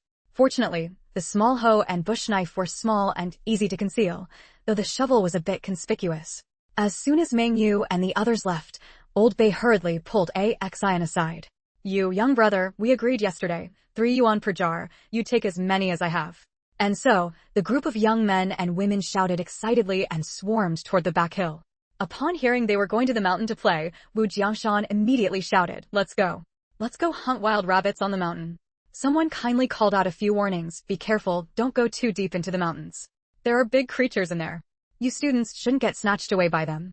Wu Jiangxing was delighted. Big sister, you came prepared. Awakens shook his head. Uncle Bei, if you hadn't asked for 30 yuan, your 303 yuan would already be in your hands. Old Bei smiled bitterly. Wasn't I just selling at antique prices? I only heard last night that there's a son-in-law from a landlord's family in our village. He sold an antique vase last month and got 300 yuan for it. My jars might not be as pretty as that vase, but surely they're worth 30 yuan each. Only then did Awakens understand why the price agreed upon yesterday afternoon had changed today. It was because Old Bei had sought advice from someone last night. His heart suddenly trembled. His master was buying these things. The story couldn't be allowed to spread in a distorted way. Otherwise, if a charge of purchasing cultural relics came down, it might be hard. Chapter 447, just $2. Chapter 447, just $2. Chapter 447, just $2. Thinking of this, Xian grew wary of this old bay. He looked coldly at old bay. What we're buying isn't antiques, but art pieces, for building an art wall. That's why we're willing to pay more for your jars than for ordinary ones. You mustn't call them antiques. Are there antiques that cost just a few bucks? What? They weren't buying antiques, but art pieces? Old Bay was dumbfounded. He had thought that since the other party was willing to pay a few bucks, they must be antiques. A real jar would only cost a few dimes. But now the other party said they were buying art pieces. With the word art attached, it was acceptable for them to be a bit more expensive than usual things.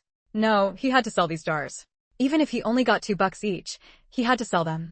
Otherwise, he'd be the laughingstock of the village forever. Then, how about I lower the price for you? I won't ask for $3 anymore. How about $2.50? She hadn't actually planned to give up on these 101 jars. Because whether a jar was crooked or not didn't affect its ability to absorb the essence of the sun and moon. Old Bay hurriedly interrupted him. You bought the chipped one yesterday for $2. These ones aren't chipped. Surely they can't be worth less than yesterday's chipped one? Besides, you promised me yesterday to buy them for $3 each. It wasn't easy for me to move these jars here, right? You can't expect me to carry them all back, can you? Xian seemed very troubled, but our boss. Old Bay gritted his teeth. $2 flat, just $2 flat. I can't go any lower. Xian shook his head. Seeing Xian shake his head, Old Bay bit his lip. $2 even, just $2 even.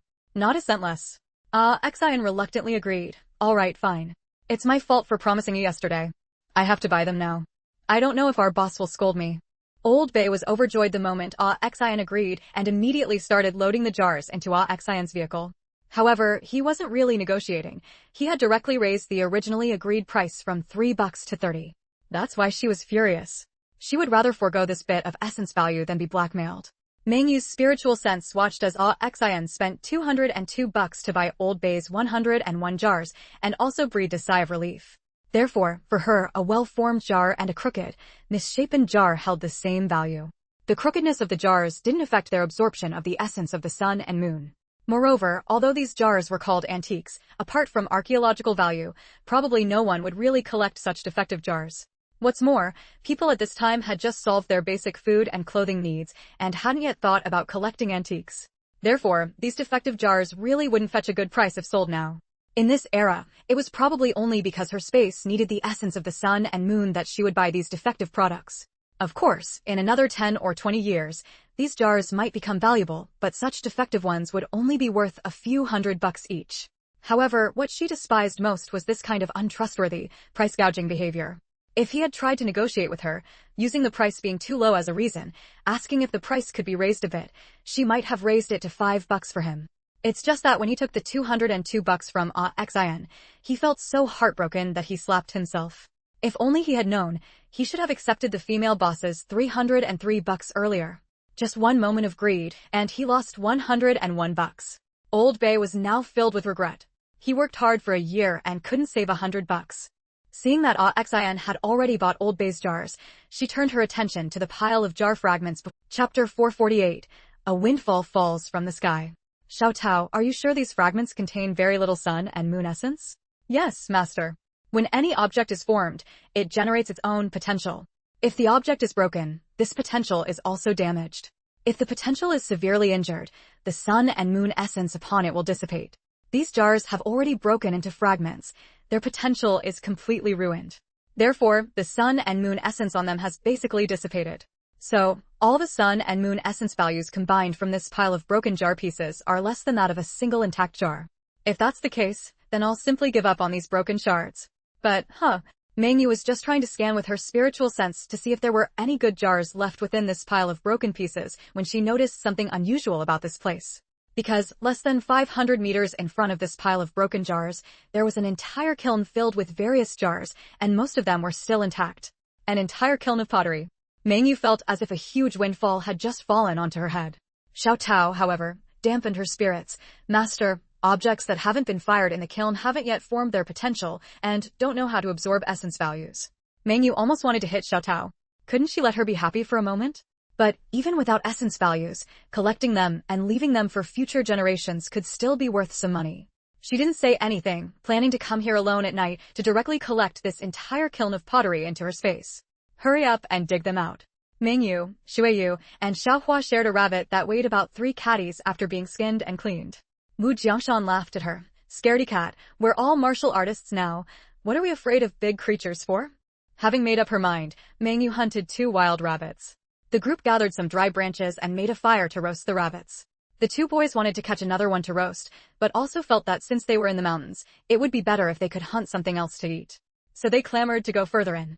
It wasn't that she didn't trust her companions, but if she made it public, she couldn't directly store the items in her space.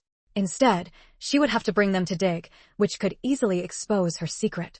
Shuiyu hesitated, but the elders in the village said we should only play around the outskirts and not go deep into the mountains.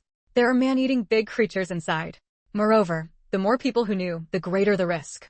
Previously, Xiaohua ate at the school cafeteria where the food was lacking in oil. Although she had been eating well recently at Shinchi's courtyard with Mengyu and the others, she still had little oil in her stomach. Therefore, while Mengyu and Shuiyu each felt full after eating a quarter of the rabbit, Xiaohua alone ate half and still felt unsatisfied. Hey look, what's this? Shuiyu exclaimed in surprise, pointing at a vine with thumb-sized nodules. Wow, it's actually wild yam. Mengyu also thought that with her abilities, she should be able to protect these few people. So she agreed. The group only had 1 small hoe, 1 shovel, and 1 chopper. They first used the chopper to clear the surrounding bushes, then started digging with the small hoe. Finally, they used the shovel to pry. Of course, after having her space absorb the essence from this kiln of pottery, she planned to find a way to share the benefits with the other 4. Her idea was to start an antique company with them. Thus, the 5 of them quickened their pace and headed inward. Shinchi and Wu Jiangshan, the 2 boys, usually had big appetites. They shared a rabbit with about 4 catties of clean meat and still didn't feel full. This small hoe is so sharp, it actually broke through the rock, Wu Jiangxing exclaimed in surprise. Hearing this, Mengyu immediately regretted taking out the small hoe. Soon, they dug out a large pile of wild yam. Everyone was very happy. They had yam to eat. But suddenly, Mengyu stood up. There's a situation. Chapter 449 Training Part 2. Chapter 449 Training Part 2. Chapter 449 Training Part 2. What's going on? Shinchi asked warily in a low voice. There's a mountain stream not far ahead of us, Mengyu said. Seeing everyone looking at her with confusion, she added, there's a group of wild boars heading towards the stream. Wild boars coming to drink? Everyone immediately tensed up. Hadn't they come deep into the mountains precisely to hunt? Xiaohua said excitedly, big sister, should we use arrows? Mengyu knew she was thinking about hunting wild boars. She shook her head, decisively pulling a long sword from her ring and handing it to Shuiyu, a large knife to Xiaohua, took a bow and arrows for herself, and gave Shinchi and Wu Jiangshan each an arrow. There are 5 wild boars in this group, all adults. Each of you 4 will take one. The last one is mine. Go ahead. Shuiyu is a bit scared. I can't do it. In a narrow path, the brave wins. You have to, whether you can or not. Otherwise, why did you learn martial arts? Wu Jiangshan, however, stared blankly at the arrow in his hand. How can you kill a wild boar with just 1 arrow? Why not? If I didn't give you an arrow, would you face the wild boar empty-handed? Xiaohua reacted the fastest, brandishing her large knife and charging forward. She had already killed a wild boar alone before. Although the boar she faced now was larger than the one she had killed, she had experience and wasn't panicked. Despite not being as quick-witted as Shinchi, Wu Jiangshan was very agile in actual combat. He quickly figured out the method, skillfully engaging the boar. Only Shuiyu, holding the precious sword against a large sow, was extremely nervous. She faced danger several times, each time relying on Mengyu throwing coins to drive the boar back. The wild boar Xiaohua was fighting was the second to fall. The arrow shot into the boar's eye, deeply penetrating its brain. The boar immediately collapsed. She continuously jumped and dodged, tiring the boar out until it howled, while she easily evaded its attacks, occasionally striking it. Shinchi quickly assumed a stance, holding the arrow as he charged forward to engage the boar. He soon discovered that the arrowhead was extremely sharp, easily inflicting several wounds on the boar and causing it to bleed. Shinchi also looked at the arrow, frowning. The other boars immediately sensed the danger. They all raised their heads, looking around, and soon spotted Shinchi and the others. With loud howls, they charged towards the 4 of them. As Mengyu spoke, she leaped onto a large pine tree, drew her bow, knocked an arrow, and shot at the largest boar in the group. Xiaohua really wanted to throw her head back and let out a loud shout, but as soon as she tilted her head up, Mengyu stopped her. Don't shout. Go help Shuiyu. You are only allowed to protect Shuiyu, not to kill. At this point, there was simply no room for them to retreat. However, it didn't die immediately after falling, letting out a few miserable cries. Xiaohua then stopped her almost uttered roar and went to help Zhang Xueyu, who was being flustered by the boar. Xinqi had originally intended to fight the boar slowly to familiarize himself with using his skills. Seeing that Xiaohua had defeated her boar, he quickly stopped playing around. When the boar charged at him again, he stopped dodging until it was almost upon him before sidestepping and thrusting the arrow in his hand into the boar's eye. This boar also fell. Just as Xinqi's boar fell, Wu Jiangshan's boar also collapsed, leaving only Zhang Xueyu's boar still standing. Chapter 450 Finding Joy in Bullying. When Zhang Xueyu stabbed the wild boar, she also collapsed from exhaustion. Xiaohua quickly supported her, preventing her from falling to the ground. Mengyu put away her bow and arrows and jumped down from the tree. She had kept her bow drawn the entire time, fearing that any of the wild boars might prove difficult to handle and injure her companions. Wu Jiangxing shouted excitedly, "Wow, so much meat. How can we possibly finish it all?" Mengyu waved her hand and stored away 4 of the boars, leaving only 1 behind. She then tossed out a dagger. "You 2 boys, bleed and skin the boar. Xueyu and Xiaohua, go gather some branches to start a fire." Seeing the 4 large wild boars vanish into thin air, the 4 classmates, except for Xiaohua, all stared wide-eyed at Mengyu. What was going on? The most impulsive, Wu Jiangxing, couldn't hold back. "Master, what you just did," he had originally agreed to call her big sister, but now he didn't dare and directly addressed her as master. Mengyu smiled slightly. "This is a technique my master taught me. You can't learn it yet." However, although they were cultivating ancient martial arts, it wasn't impossible for them to pursue immortal cultivation after reaching the Xiantian stage. It would depend on their destiny. Therefore, she didn't mind letting them know a little inside information. "Wow, master, are you an immortal?" Xiao Tao ordered, "If you want to eat, roast it yourselves." Dabai protested, "We can roast it ourselves." Xiao Tao looked somewhat disdainfully at Dabai and Dabai. Seeing how afraid Wu Jiangshan was of Gu Dongxing, Xueyu and Xiaohua burst into laughter again. But gradually, she found they were much like ordinary dogs and slowly stopped being afraid of them, even finding joy in bullying them. In his excitement, Wu Jiangshan wanted to hug his master again, but Xinqi swiftly stepped in front of him. Wu Jiangshan ended up hugging Xinqi instead. Wu Jiangshan yelled, "Xinqi, what are you doing?" Xiao Tao happily agreed and processed all 4 boars. She sent the meat of 3 boars into the cottage's storage room. As soon as she came out, she found Dabai and Dabai fighting over the boar's internal organs. She ignored them and imitated Mengyu's method to start a fire and roast meat. At first, Xiao Tao, sensing a divine beast aura from them, was somewhat afraid. In fact, when the 2 little ones first entered the space, she had busily attended to them. As for the internal organs, they seemed acceptable the first time she ate them, but after tasting the meat Mengyu roasted, she never wanted to eat those organs again. Xinqi's face darkened. "Do you want to be chopped up by the demon head Gu?" Xiao Tao appeared immediately and protected the 4 boars. "Don't touch them." Xiao Tao laughed heartily. "You wouldn't want to eat roasted dog meat so much that you'd roast yourself, would you?" Mengyu's voice transmitted in, "You 3 share 1 boar. After preparing the remaining 3, put them in the storage room." Hearing Xinqi mention the demon head Gu, Wu Jiangshan immediately deflated. Dejectedly, he picked up the dagger to bleed the wild boar. Imitating Xiao Tao's method, it tried to roast meat but accidentally singed the fur on its paw, emitting a burnt smell. After eating the internal organs, Dabai and Dabai, smelling the aroma of roasted meat, immediately pounced again. Meanwhile, inside Mengyu's space, the 1 black and 1 white puppy, upon seeing the 4 boars that had appeared, also pounced immediately. "I want to eat, I want to eat." Xueyu and Xiaohua both laughed until they couldn't straighten up. Dabai rolled his eyes, used a claw to grab a small knife, cut off a piece of meat, effortlessly skewered it on a twig, and then placed it over the fire to roast. Seeing this, Dabai imitated Dabai, skewering meat on a twig to roast. But it lacked patience. When the meat was half-cooked, it took a bite and was scalded, yelping in pain. Xiao Tao saw this and burst into laughter again. Please vote, please collect, subscribe, and give a 5-star review. Chapter 451, The Establishment of Gu Yun. Sensing everything within the space, Mengyu found it amusing, but paid it no mind. At that moment, Wu Jiangxing and Xinqi had already finished skinning and cleaning the boar. Xueyu and Xiaohua had also lit the fire and were cutting meat from the boar to roast. However, before they could even taste the meat, more wild beasts arrived.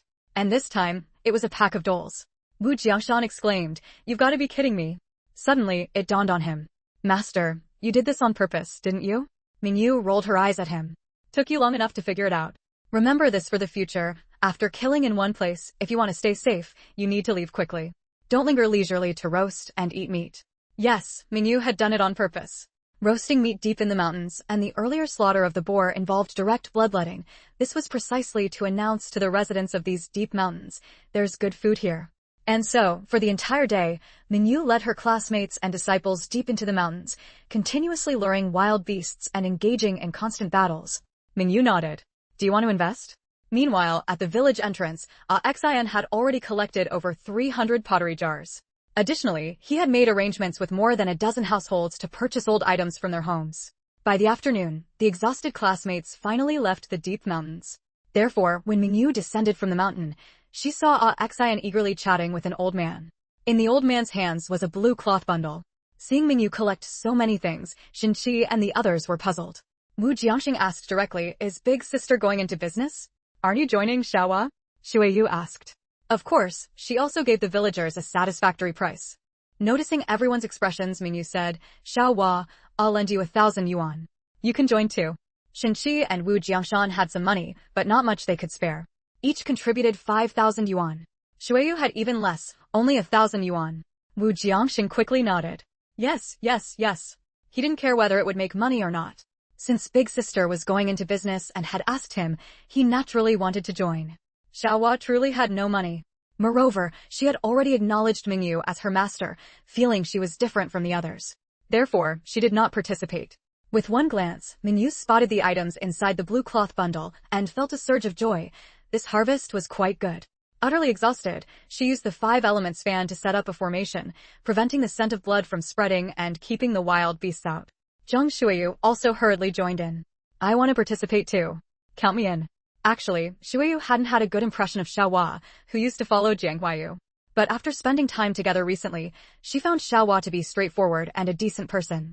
Plus, since Mengyu had brought her in, she accepted her. Of course, when discussing genuine antiques with those people, it was always done in private. As for the prices, he didn't dare decide on his own and had been waiting for Mengyu to confirm. I'll pass. I don't have any money. Now, seeing everyone else investing while Xiaohua didn't, she felt a bit regretful. Count me in, Xinqi said. Xiaohua was pleasantly surprised. Can I too? Mengyu nodded. Of course you can. Although she had acknowledged her as master, Mengyu didn't treat her like a feudal-era servant with no personal or property freedom, but merely as a subordinate. And so, under the large camphor tree of this small mountain village, an antique company named Guyun was established. Chapter 452 Xia Hongjun strives for presence. Mengyu alone contributed 500,000 yuan, but only took 50% of the shares. Xinqi and the others naturally refused. Mengyu was their classmate, friend, and master. How could they take advantage of their master? But Mengyu herself knew that the essence of the collected antiques was hers. She was the one truly gaining the advantage. In our company, although capital investment is important, the key is recognizing antiques and acquiring them. No more discussion. It's settled. I'll take 50%. Xinqi and Wu Jiangxing will each take 12%. Xueyu and Xiaohua will each take 10%. Additionally, Awakens will take 6%. Xueyu grew anxious, but I don't know anything about authenticating antiques. I'll teach you antique authentication, Mengyu said. Originally, although Mengyu had studied the appraisal canon, whenever she went out, it was always Xiaohua who directly sensed the essence value on the antiques and then had Mengyu buy them. But she couldn't always rely on Xiaohua. It seemed she would have to fully utilize the knowledge from the appraisal canon herself from now on. Thus, the studies of the 5 of them added another subject, antique authentication knowledge. Considering that Awakens and the other children collected scrap and waste daily, which was also a channel for obtaining antiques, if they understood antique authentication knowledge, it would be easier for them to acquire antiques. So, she had them join the lessons as well. The knowledge in the appraisal canon was vast and complex. Mengyu didn't plan to teach them the overly specialized parts, only briefly instructing everyone on methods to determine whether something is an antique. However, during Mengyu's first solo trip to acquire antiques, she encountered someone she didn't want to see. After a week of studying antique authentication knowledge, Mengyu and the others decided to go out separately to purchase antiques, learning through practice. After all, during this era, the proportion of fake antiques was still relatively small. For example, examining patina, observing the sheen of handling, distinguishing thief's light, and the characteristics of antiques from specific periods, and so on. Looking at the man holding a bouquet of flowers before her, Mengyu felt a dark, oppressive sensation. Jiang Huayu's lover from her past life. Why was he coming to flirt with her in this life? That wasn't right. Last time, when his father came to beg her for treatment, he had glared at her angrily and even almost hit her. What wind was blowing him this way? Moreover, Mengyu's primary purpose in collecting antiques was for the essence value.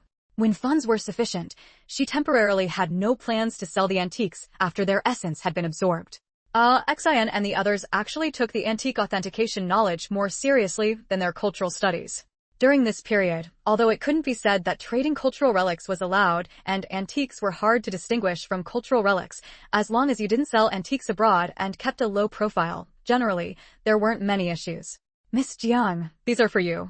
Furthermore, when her group went out to acquire antiques, they did so secretly and in disguise. Why could he still recognize her? Who are you? She decided to pretend not to know him. Xia Hongjun pretended to be deeply hurt. Miss Jiang, you're breaking my heart. Am I really so lacking in presence that you forgot me so quickly? And here I was, missing you so much.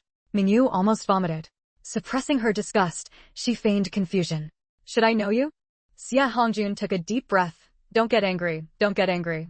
She's just a little girl pretending to be aloof. Once I strip away your pretense, I'll surely make you see my warmth and charm.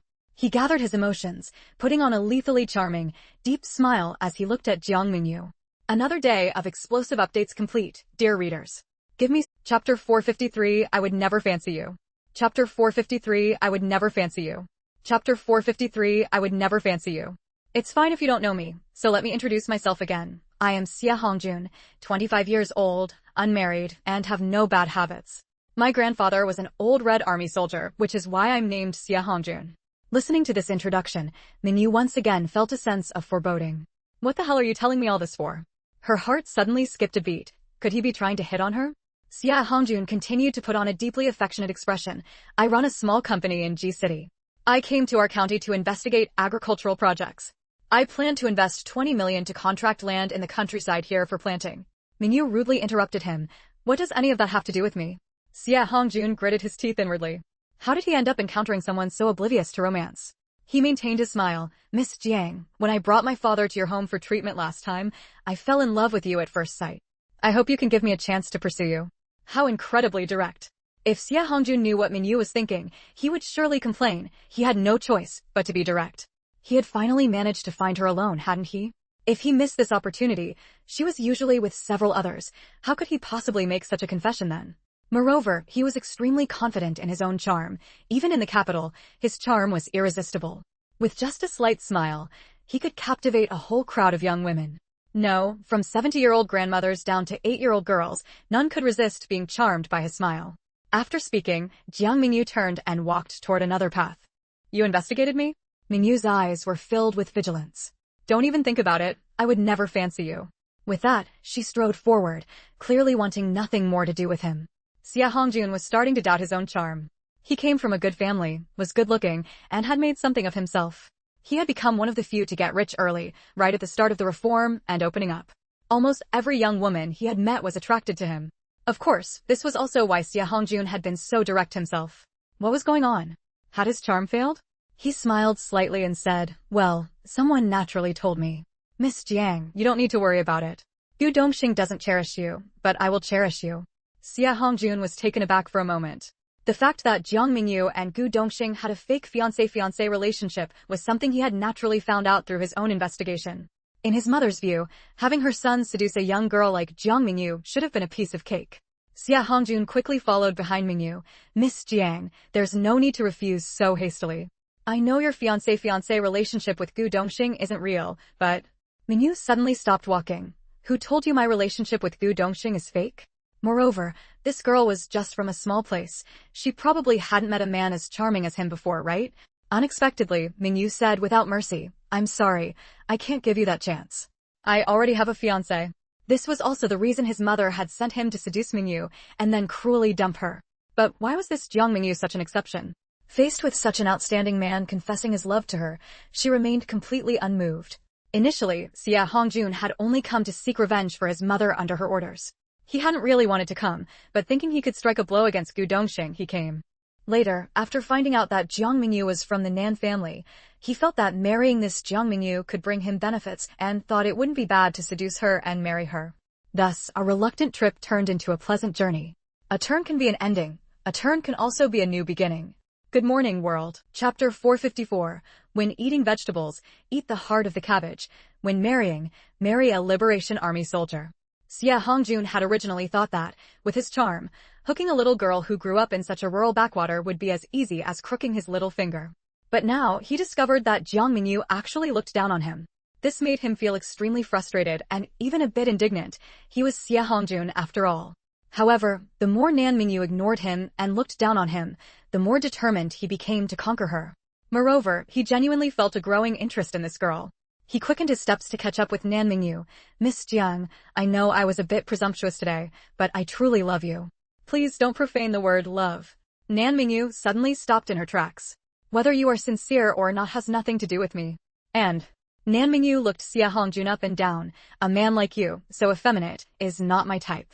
Yes, Xie Hongjun was very beautiful, even enchantingly so, but his beauty was of a feminine kind. If dressed as a woman, few women could likely match his beauty.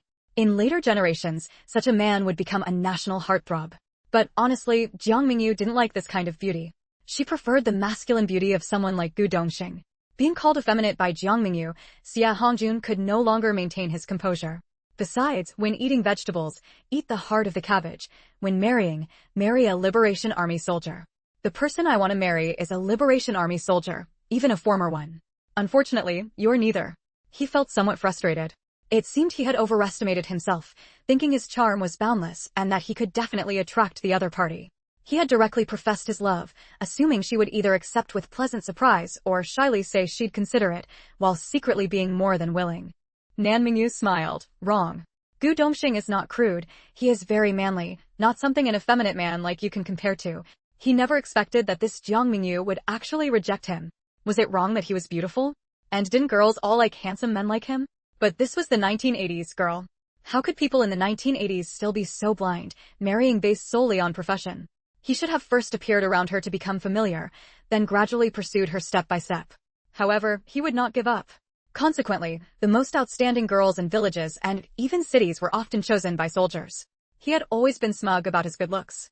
Although men didn't like him, whether they were aunties, older women, or young girls and married women, whenever they saw him, they all showed him extreme fondness.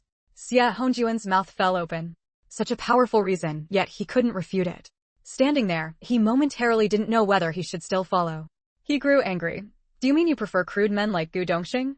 Watching Jiang Mengyu walk away, he suddenly remembered, when eating vegetables, eat the heart of the cabbage. When marrying, marry a Liberation Army soldier, was a viewpoint from the 1960s and 70s. Although he was beautiful, his speech and behavior weren't effeminate. Why, then, did Jiang Mengyu just not like him? She had successfully piqued his interest. How could he let her go? Having shaken off Xie Hongjun, Nan Mengyu felt a chill run down her spine. This Xie Hongjun was Jiang Huayu's lover in her past life. In this life, he actually came to profess his love to her. Moreover, he had investigated her, even knowing about her fake engagement with Gu Dongxing. But why hadn't he found out that she and Gu Dongxing had turned fake into reality? Successful people don't win at the starting point. They win at the turning point. Thank you to all the angels who support this. Chapter 455, Ming Artifacts again. Mengyu suddenly thought of another question. Could it be that in her past life, he had tumbled around with Jiang Huayu not because he fell in love with her, but because she, Jiang Huayu, was Gu Dongxing's woman? Mengyu didn't know that she had inadvertently stumbled upon the truth. Mengyu was certain that when Xie Hongjun saw her last time, there wasn't a trace of affection for her in his eyes, only hatred toward her for relaying the female ghost's message that led his parents to divorce. But now he came to tell her that he fell in love with her at first sight? Moreover, Mengyu remembered that after his father came for treatment last time, his father wanted a divorce upon learning the truth. His mother even came to make a scene, threatening to have the public security authorities arrest her. After all that happened, anyone would know his love wasn't genuine, right? Did he take her for a fool?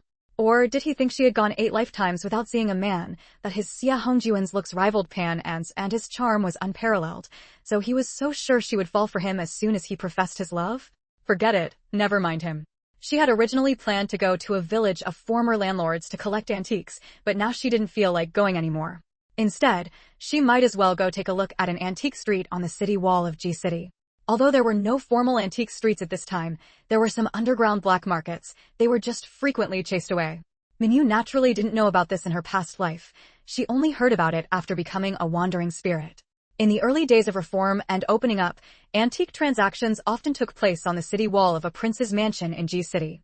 Because the location was high enough, one could see the surroundings at a glance. There were naturally lookouts on the city wall, and those management personnel had only a few familiar faces, all of whom had long been memorized by the lookouts. As soon as they arrived, a notification would be issued immediately, and those buying and selling antiques would pack up their goods. She took out 10 yuan and placed it in that person's hand. Jiang Mengyu boarded the bus to G City, but didn't notice that someone saw her getting on. That person, seeing she was sensible, took the money and stepped aside. A young man guarding the entrance glanced at Jiang Mengyu, who was carrying a large bag. Seeing she was an unfamiliar face, a girl of about 16 or 17 who didn't look like someone buying or selling antiques, he wanted to stop her. "Little girl, what are you doing here?" Jiang Mengyu straightforwardly took out a pottery jar. The young man looked at it, thinking she was there to sell antiques, and reached out his hand to her. Mengyu knew the other party was asking for a stall fee. After getting off the bus, she transferred to a city bus and finally arrived outside that prince's mansion, walking up onto the city wall. Of course, those buying and selling antiques were all insiders. They knew each other, and even if there were unfamiliar faces, as long as they weren't management personnel, they wouldn't be excluded. Jiang Mengyu looked around as she walked. There were quite a few people, setting up stalls to sell antiques, almost as many as when she followed Chung Jioha to such places in the capital. However, as she walked along, she still came across a few genuine items. She stopped at the stall in front of her. This stall had more genuine items than any other. Moreover, all the genuine items on this stall were actually Ming artifacts. Life steps often move too hastily. Letting go is an attitude, simplicity is a state of mind. On life's journey, there are mountains and waters, wind and rain. As one walks through the wind and rain amidst mountains and waters, only by learning to relinquish and maintaining a simple state of mind can one live steadily, lightly, peacefully, and happily. Chapter 456. Didn't you tell me to come with you? How much is this? Mengyu picked up an ivory-carved ox. The old stall owner glanced at Mengyu. The girl before him didn't seem like a genuine buyer, but he still answered 2,000. Mengyu put down the ivory ox and picked up a brush washer. And this one. The old stall owner took a look. That's a brush washer from the Yuan dynasty. 12,000. Mengyu put down the brush washer again and then picked up a snuff bottle. What about this? The old stall owner glared at Mengyu. Qing dynasty snuff bottle. 5,000. Mengyu put it down once more and picked up a black tortoise and snake figurine. And this? The stall owner grew impatient. Girl, if you're not buying, stop asking. Mengyu shot him a look. Who says I'm not buying? She quickly glanced around and whispered to the stall owner. These are funerary objects, aren't they? The old stall owner's eyes first flashed with panic, then with a fierce glint. Little girl, are you here to ruin my stall? During this period, grave robbers who were caught were sentenced to prison. Mengyu wasn't afraid of him and followed him as he walked toward the base of the wall. What a pity, what? These few funerary objects weren't particularly valuable. She guessed the valuable ones were probably kept at home. Mengyu shook her head. I'm not a judge. I'm just here to buy things. The old stall owner began packing up his things. He took out a sturdy piece of coarse cloth, placed everything on it, tied the four corners together, and made a bundle. Therefore, as soon as this old stall owner heard Mengyu say he was selling funerary objects, he immediately grew resentful.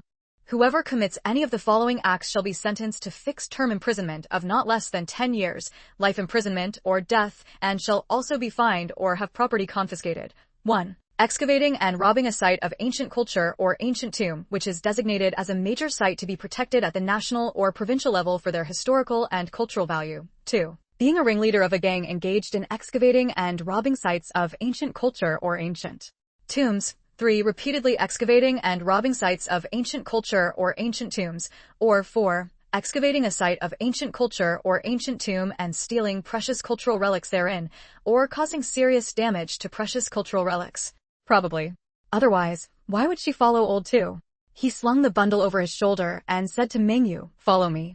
Only after descending the city wall did she hear the discussion from the top. What do you think? Is that girl a real buyer?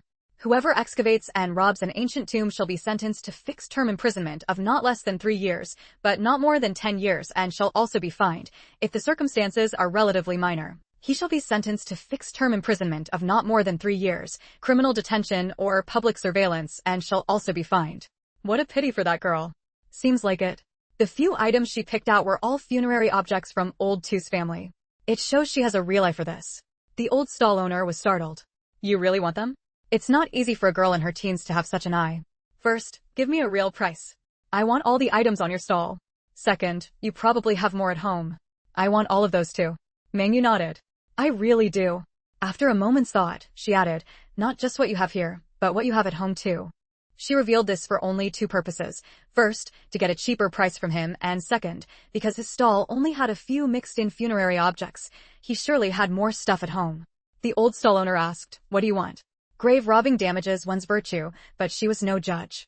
What a pity that girl is too bold, daring to follow old two alone. I'm afraid she... Shh, keep your voice down. Do you have a death wish? If old two hears you. A person's knowledge can be acquired through learning. A person's growth, however, must be achieved through Chapter 457. Miss, you've been poisoned. Mengyu naturally heard the conversation of those people on the city wall, but she wasn't afraid. As a Foundation establishment cultivator, how could she possibly fear a mere mortal? Although unafraid, it was still wise to be prepared. Thus, she cast a protective shield around herself. Mengyu followed the old man named Lao Tu, who carried a bundle on his back. The path they took grew increasingly remote, yet Lao Tu never once looked back. It seemed he didn't care at all whether Mengyu was following him. Only after entering a secluded alley did Lao Tu finally glance back at Mengyu. You really followed. Mengyu smiled slightly. Lao Tu, didn't you ask me to come? Hearing her speak his name, Lao Tu was inwardly shocked. He gave Mengyu a deep look. As long as you don't regret it. With that, he knocked on a somewhat worn wooden door. Knock, knock, knock, knock, knock. Mengyu noticed there was a particular pattern to Lao Tu's knocks. The first three were rapid and consecutive, while the last two were separate. The consecutive knocks were heavier, the separate ones lighter. After knocking, Lao Tu didn't knock again but instead stepped to the side. Mengyu simply assumed this was their secret signal and didn't think much more of it. The door opened. However, before Mengyu could even lift her foot, an arrow shot out from within. She raised her hand and caught the arrow, but another immediately followed, which she also caught, followed swiftly by a third. Again, Mengyu caught it. Mengyu was certain that if she hadn't been prepared, if she were immortal, it would have been very difficult to dodge that first arrow. Mengyu sighed. You lack sincerity. Forget it, I'm not buying. Having said that, she turned to leave. She had no intention of returning the arrows she had just caught. Instead, she held them in her hand. She looked at Lao Tuesday. Was this an attempt to rob and kill me? She had already noticed that the moment the door opened, Lao Tu had suddenly dodged to the side, exposing her. Mengyu lowered her head to look at the arrows in her hand and only then discovered a blue glint on the arrowheads. They were poisoned arrows. Lao Tu stared fixedly at her. You've been poisoned. You'll need my special antidote to cure it. Mengyu said resentfully, even if it's not fatal, I'm still seriously injured. Besides, if it had hit an artery, I would have died just the same. Lao Tu shook his head. No, my home is stocked with golden wound medicine that can stop bleeding quickly. We were just taking precautions, not trying to kill anyone. Petty mortal poison can affect me? Mengyu turned to look at Lao Tuesday. I'm just here to buy antiques. You told me to follow you, and I came honestly. Yet you poisoned me? Lao Tu, what exactly do you want? However, after taking only a few steps, Lao Tu's voice came from behind her. Miss, you've been poisoned. Lao Tu observed Mengyu's face, which showed not the slightest sign of poisoning, and his shock deepened. Mengyu recalled where the arrows had been aimed, the first at her arm, the next two at her thighs. Lao Tu shook his head. That's not it. It was merely a precaution. Didn't you notice the arrows weren't aimed at fatal spots? Ordinary mortal poison, able to poison me? Mengyu turned and looked at Lao Tuesday. I'm just here to buy antiques. You asked me to follow you, and I came obediently. Yet you poisoned me? Lao Tu, what exactly do you want? After taking only a few steps, Lao Tu's voice came from behind. Miss, you've been poisoned. Lao Tu observed Mengyu's face, which showed not the slightest sign of poisoning, and his shock deepened. You must know, in the Jianghu, one must be wary when encountering children traveling alone, women, and monks. This young lady was a woman and alone. Furthermore, there are two other types of people one should not provoke, men who keep their heads down and women who hold their heads high. And this young lady, walking with him all this way, could be described as walking with her head held high and chest out. The girl before him was both among the three types to be wary of and one of the two types not to provoke. How could he not take precautions? The best thing in the world is waking up every morning to a brand new day, completely free, with an endless supply. Chapter 458. The Curse. Old Tu looked at the girl before him, an inexplicable dark glint flashing in his eyes. Girl, you clearly know I sell funerary objects, and you even called me by my name. You dared to follow me alone. Do you think I wouldn't be wary of you? Since you followed me, Old Tu, home, don't you know my rule? Anyone who requests to come to my home must first endure 3 deterring thief arrows. If you survive 3 arrows without dying, you can make any request of me. You have now passed the test and can state your demand. Why don't you tell me first, what was your purpose in following me? Mengyu's heart skipped a beat. Coming to Old Tu's home required enduring 3 arrows? What if someone was shot dead? She sighed. I truly am just someone here to buy antiques. Old Tu stared fixedly at Mengyu. Mengyu met his gaze without fear, even releasing a sliver of her cultivator's aura to press down on Old Tu. Old Tu's shoulders suddenly slumped, his previous imposing manner vanishing entirely. He pushed the door open, turned back, and bowed to Mengyu. Please come in, miss. The items you want are all inside. If you desire them, you may take them all. Mengyu found it amusing. Was this opening the door to invite the thief? The other party regarded her as a robber, but she was clearly here to buy antiques, all right? However, after he explained the reason for the 3 arrows, she couldn't very well seek revenge for them anymore. These tomb raiders engaged in work that damaged their own virtue. Still, even among thieves, there are codes. Certain rules must be followed. This Old Tu's son must have violated a taboo. There weren't many houses in the courtyard, only 5, but each was built of blue bricks and tiles, appearing rustic yet exceptionally clean. Old Tu's eyes suddenly shot out a sharp, piercing light. What did you say? Upon hearing the coughing, a pained expression appeared on Old Tu's face. Under the grape trellis in the courtyard stood a young man, still holding a bow and arrows. His tone carried a trace of grief and indignation. Old Tu was just about to speak when the sound of coughing came from inside the house. The young man who had just shot the 3 arrows at Mengyu immediately ran out again, though this time he wasn't carrying his bow and arrows. Clearly, when Old Tu said 3 arrows, he really meant just 3. Just from the sound, Mengyu knew this person didn't have long to live, but she still extended her spiritual sense inside. Mengyu turned to look at the old man, then towards the room from which the coughing came. I said, he has only 3 months left to live. The courtyard was planted with various flowers and plants, all well tended. A grape trellis stood in the yard, covered with vines in bloom, foretelling a future heavy with grapes. Mengyu sighed. 3 more months. She lifted her head and walked through the gate. Mengyu merely gave the young man a cold glance, causing his heart to flutter with fear, and he hurriedly ducked into a side room. But this cleanliness was only superficial. Mengyu could see that the entire courtyard was enveloped in a black aura. The courtyard gate appeared worn and old from the outside, but upon entering, one's eyes were met with a refreshing sight. It was clearly an elegant small quadrangle courtyard. It seemed the 3 arrows shot at her earlier were from this person. Then came the sound of a child crying, along with a woman's soft voice. Chapter 459, Meeting a Master. Old Tu closed his eyes for a moment. When he opened them again, all emotion had vanished from his gaze. He said calmly to the young man, pour our guest a cup of tea. Mengyu waved a hand. No need. Where are the items you mentioned? Old Tu sighed, went inside the house, and soon emerged carrying 2 large cases in one hand. He placed them before Mengyu and opened them. Everything is here. Mengyu's eyes lit up. These items were indeed all antiques. Moreover, many of them were jade pieces. Xiao Tao, seeing them from within the space, exclaimed joyfully, Master, these antiques are quite good. Combined, they're worth over 100,000 essence points. Mengyu felt a twinge of disappointment. Only over 100,000 essence points for 2 such large cases of antiques?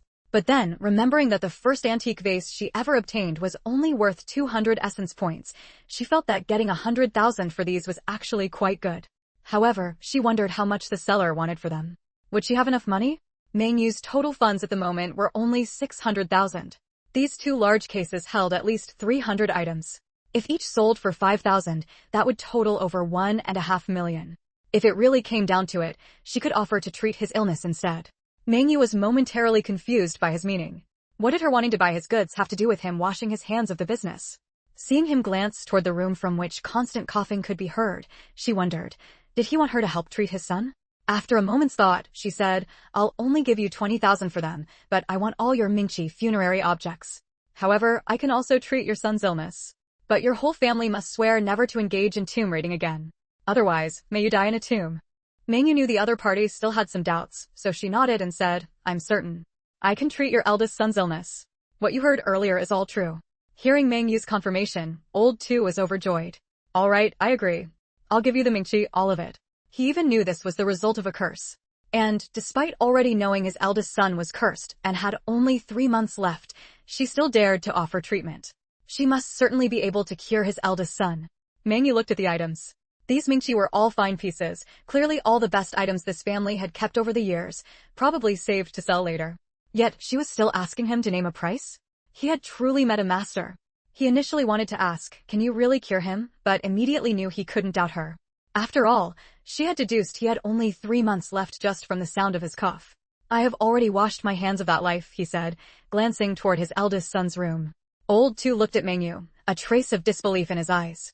He had just said that anyone who received his 3 Jidao arrows could make any request of him. Was she interested in a particular ancient tomb and wanted him to take action? No, he had washed his hands of it. He couldn't go back. Since this young lady wanted these Mingqi, she could simply demand to take them all. Could it be she had another request? She looked at Old Tuesday. I want all your goods. Name your price. Old Two's eyes once again shone with intensity. You really are sure?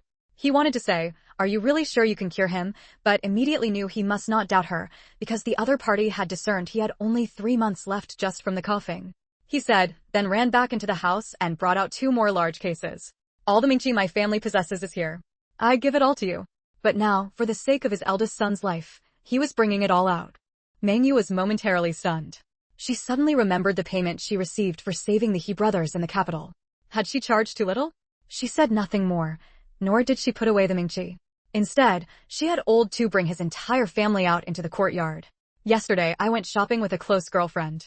Seeing 2 little kids wearing identical clothes, I quickly said to her, look, twins. The little girl turned her head and said, don't you know these are called... Chapter 460. The 5 Elements Fan unleashes its power. To tell you the truth, your entire courtyard has been cursed. Old Two could no longer maintain his composure. Mengyu continued in a calm tone, right now, it's only your eldest son who's affected. But after your eldest son passes, your daughter-in-law and grandson will be next, followed by your younger son, and finally you. Therefore, I must purify your entire courtyard to ensure your safety. After you go outside, stand in the sunlight. Old Two was utterly shocked.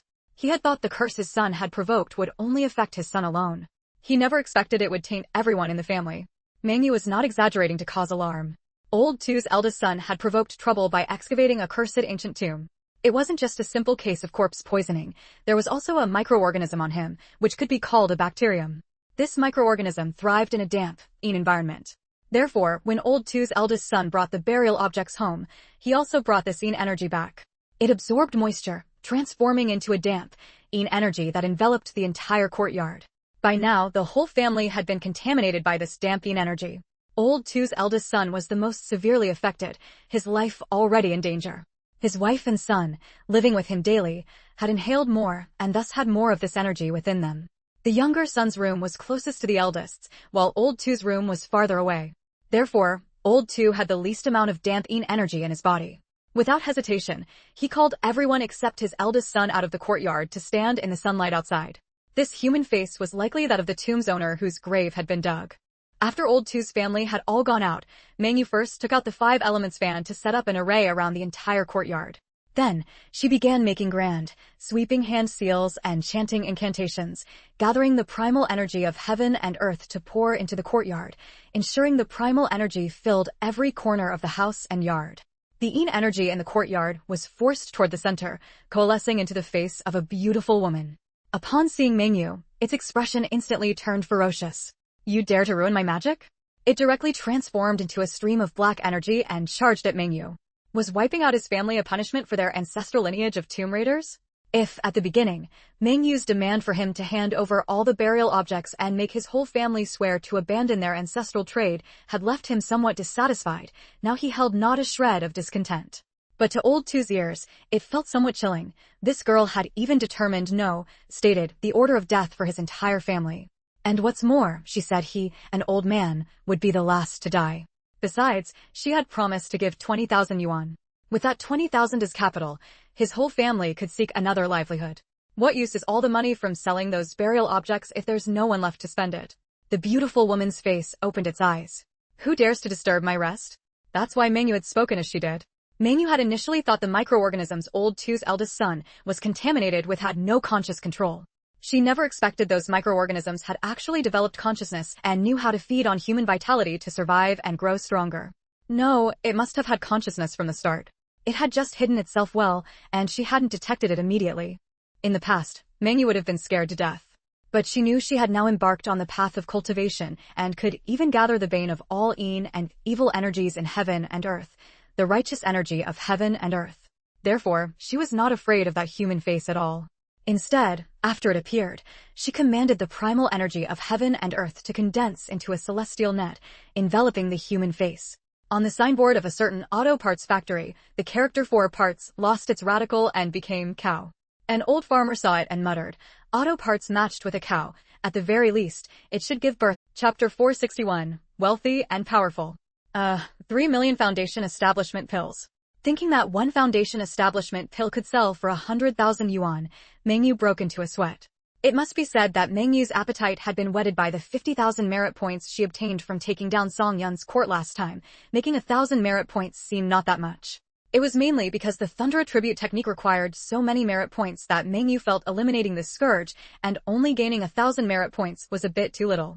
After destroying the thing that fed on human vitality, Mengyu entered the room of Old Tu's eldest son, fed him a foundation establishment pill, and replenished the vitality that had been drained from him.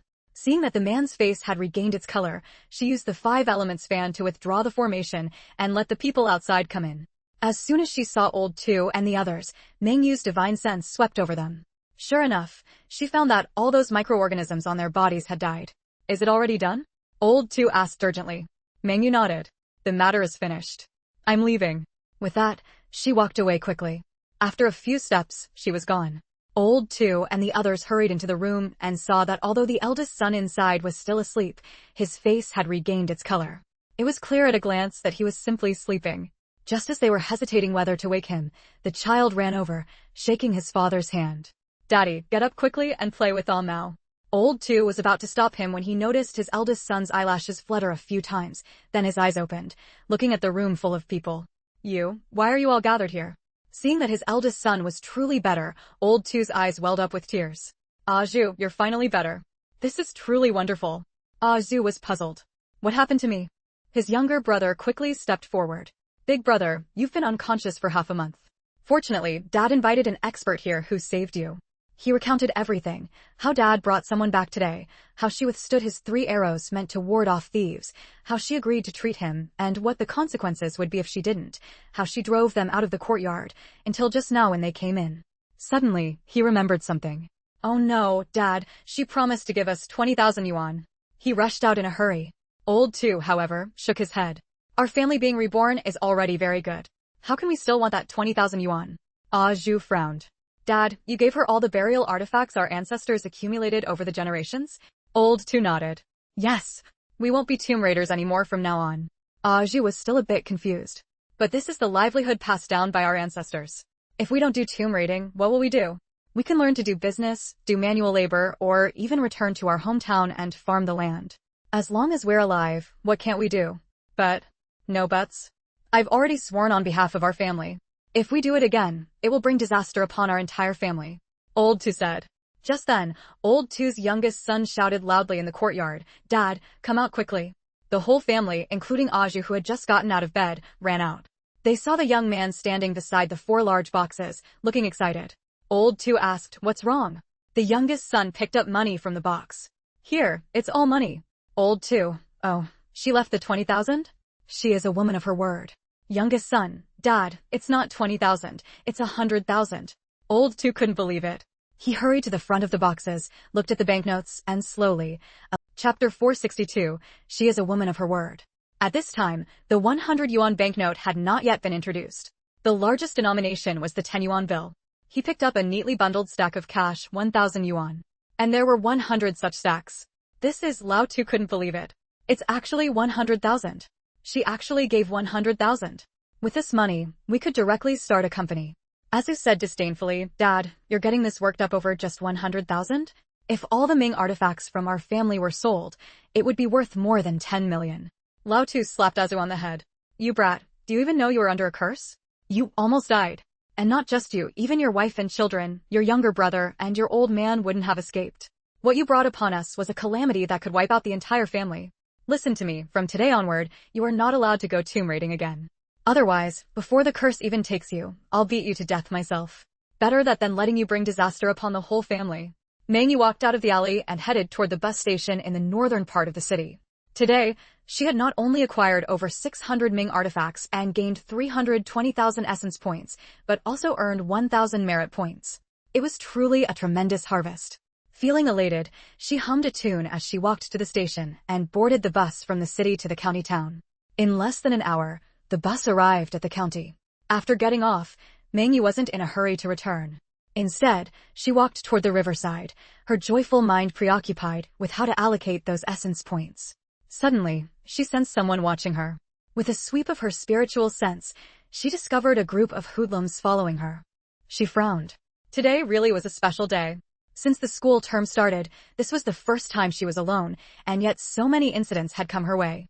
Earlier, when she had just left, she was stopped in the county town by that troublemaker Xia Hongjun, who professed his love for her. Now, on her way back from the city to the county, she encountered these delinquents blocking her path.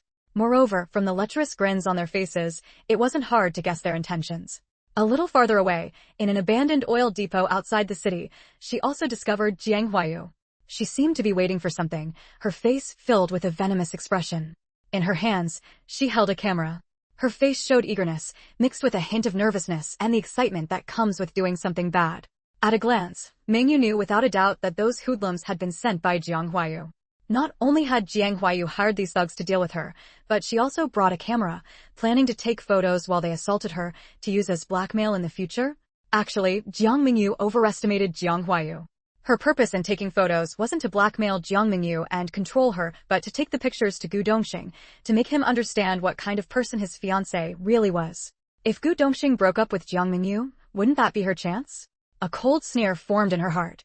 This Jiang Mengyu, why couldn't she just behave? But since you've made preparations, I can't let you down, can I? She deliberately walked toward that remote, abandoned depot. Sure enough, as soon as she headed outside, the hoodlums exchanged glances. They didn't even need to knock her out and carry her there. She was going to the destination on her own. Looking at the four delinquents in flared trousers before her, Mengyu shook her head. Turning around, she saw four more behind her, also wearing flared trousers. In just a moment. Chapter 463, Repaying in Kind, Part 1. Jiang Mengyu sighed and said, I'm in a good mood today and don't want to hit anyone. Step aside. She actually really wanted to teach these people a lesson, but she had gained so much today and naturally didn't want to ruin her mood. Secondly, after noticing that these people were all teenagers around 16 or 17, she suddenly lost the desire to fight. The group of delinquents snickered, looking at each other and joking. Did I hear that right? She said she's in a good mood today and doesn't want to hit anyone. Sounds like it. She's in a good mood because she knew in advance that the 8 of us brothers would come to serve her today, right? Probably something like that. But she also said she doesn't want to hit anyone. Probably because she knows how fierce we brothers are, that she can't resist, so she doesn't dare to hit anyone. You guys heard wrong. She said she doesn't want to hit people, not that she doesn't dare to hit people. Haha, you must have misheard. No, it's the little sister who misspoke. Little sister, you got it wrong.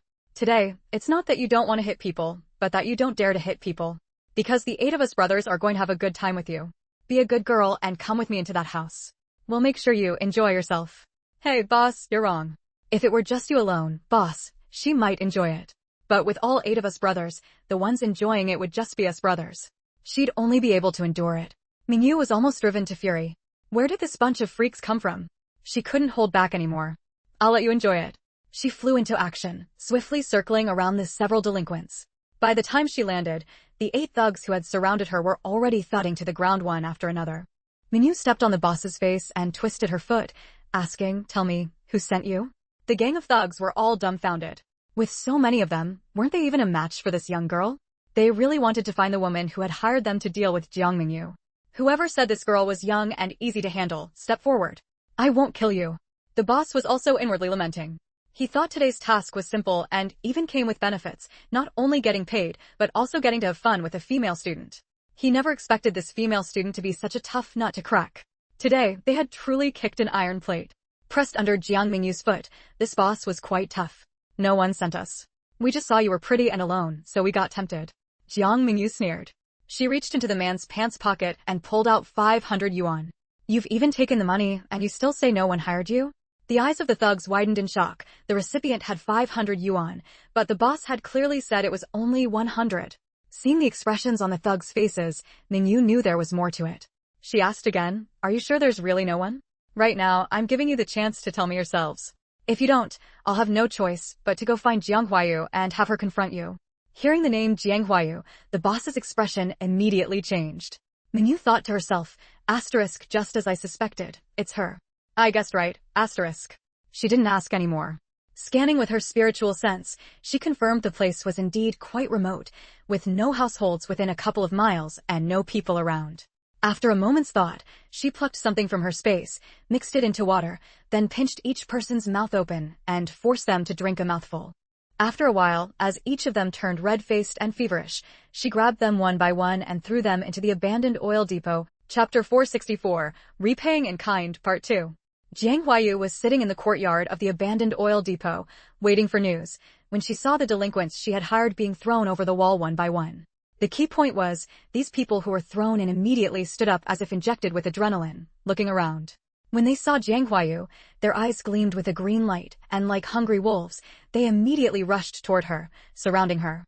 Seeing these men charge at her and encircle her, Jiang Mengyu sensed something was wrong and shouted, What are you doing? What are we doing? Of course, we're doing you.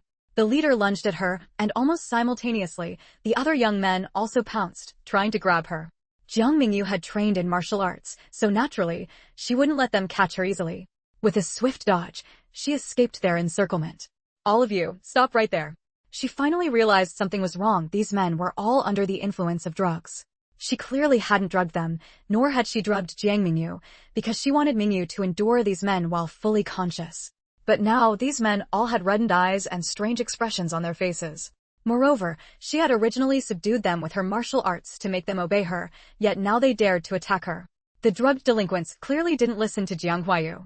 The fear and respect they had felt after being subdued by her martial prowess had now been completely overshadowed by their overwhelming desire. In their eyes, Jiang Mengyu was just a woman, and they desperately needed a woman right now. Jiang Mengyu didn't want to tangle with them any longer. Seeing the entrance blocked, she simply leaped toward the top of the wall, intending to escape by climbing over. However, just as she jumped up, with one foot about to land on the wall and the other still in the air, a sudden, sharp pain shot through the knee of the leg on the wall. She couldn't help but cry out in pain. That leg became immobile, and her body fell back inside the wall, where several men waiting below caught her. The camera also fell to the ground. As soon as the men got hold of the woman, they immediately pounced on her. The sound of tearing fabric filled the air, and pieces of cloth were thrown aside. At the same time, Jiang Mengyu's screams of "No, Brother Long, no," echoed from within. Mengyu stood outside, listening, without an ounce of sympathy in her heart. Because if she weren't strong enough, if she were just an ordinary person, she would be the one in this situation now. She was merely repaying Jiang Mengyu in kind. A cold sneer formed in her heart. Jiang Mengyu, these men were all hired by you. No matter how many there are or how strong they are, you'll have to bear it all yourself.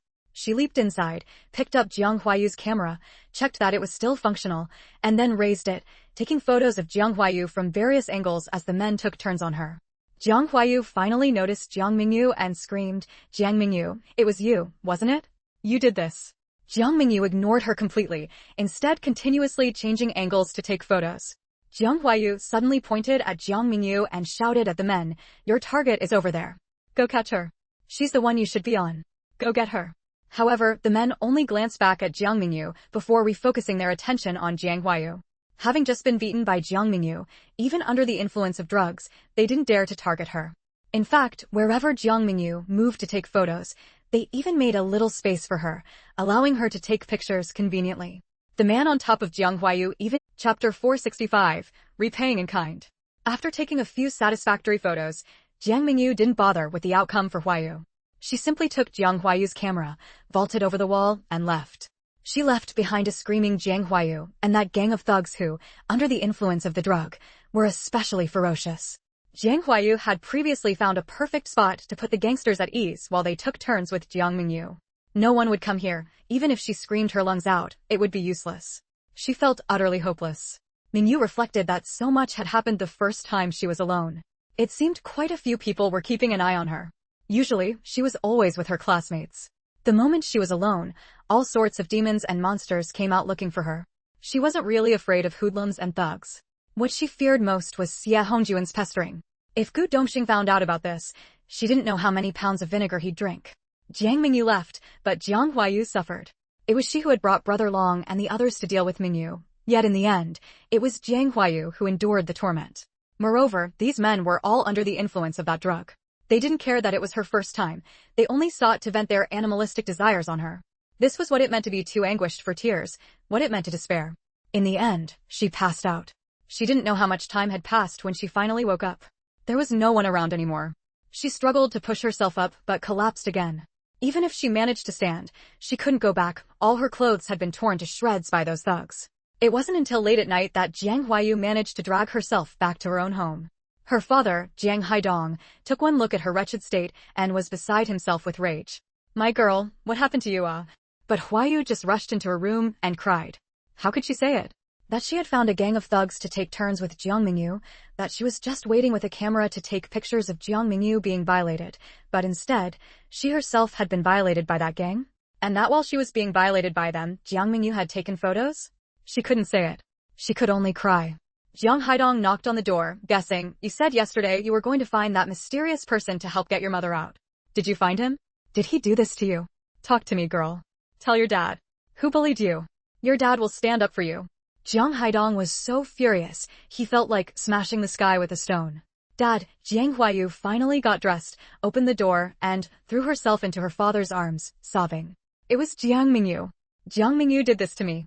It must have been Jiang Mengyu who discovered her plan, found someone to help, subdued those men when they came for her, fed them that drug, and then threw them into the courtyard to deal with her instead. She refused to believe Jiang Mengyu had the ability to take on 8 thugs alone. Otherwise, how could those thugs have turned on her like that?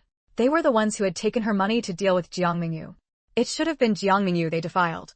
She was just the one standing by taking pictures. Jiang Haidong, however, had some doubts. You want to find the mysterious person. Did Jiang Mengyu know about that? When Jiang Huayu went out today, she had told her father she was going to find the mysterious person who had always helped their Jiang family. Of course, she doesn't know. I wasn't really going to find the mysterious person. I was following Jiang Mengyu. Jiang Huayu hesitated for a moment. She probably knows? Jiang Haidong was greatly alarmed. She knows the mysterious person exists? This was no joking matter. The mysterious person had warned them that if any of the Jiang family revealed his existence. Chapter 466. Dad will stand up for you. Jiang Huayu quickly shook her head. She probably doesn't know about the mysterious person's existence, but she could have followed Jiang Mengyu after seeing her go to the city. In reality, it was she herself who had seen Jiang Mengyu heading to the city and followed her. She was just talking nonsense off the top of her head. Jiang Haidong looked at Jiang Mengyu with suspicion. Are you sure it wasn't you who followed her, intending to set her up, only to end up being set up by her instead? He knew exactly what kind of person his daughter was, just as vicious as her mother. In contrast, that adopted daughter, Jiang Mengyu, was the type who wouldn't bother you if you didn't provoke her. Actually, the abuse of Jiang Mengyu had always been carried out by Li Chunhua, with Jiang Huayu as an accomplice. Jiang Haidong simply turned a blind eye. Even the idea of selling Jiang Mengyu and having Jiang Huayu take her place at university was Li Chunhua's plan. Of course, it was only after the mysterious person approached them that they were able to get in touch with the human traffickers. Originally, he thought selling the adopted daughter to fund his own daughter's university education was perfect. It would also spare him from having to watch his wife, daughter, and even son bully the adopted girl every day. But he truly never expected that Li Chunhua would sell her to Tiger Hollow to become a shared wife for the Zhou family. Moreover, Jiang Mengyu escaped and returned to expose the whole affair. At that point, he had no choice but to join his wife and children in dealing with Jiang Mengyu. He only wanted to protect his wife and children, but he never imagined his wife would end up implicated.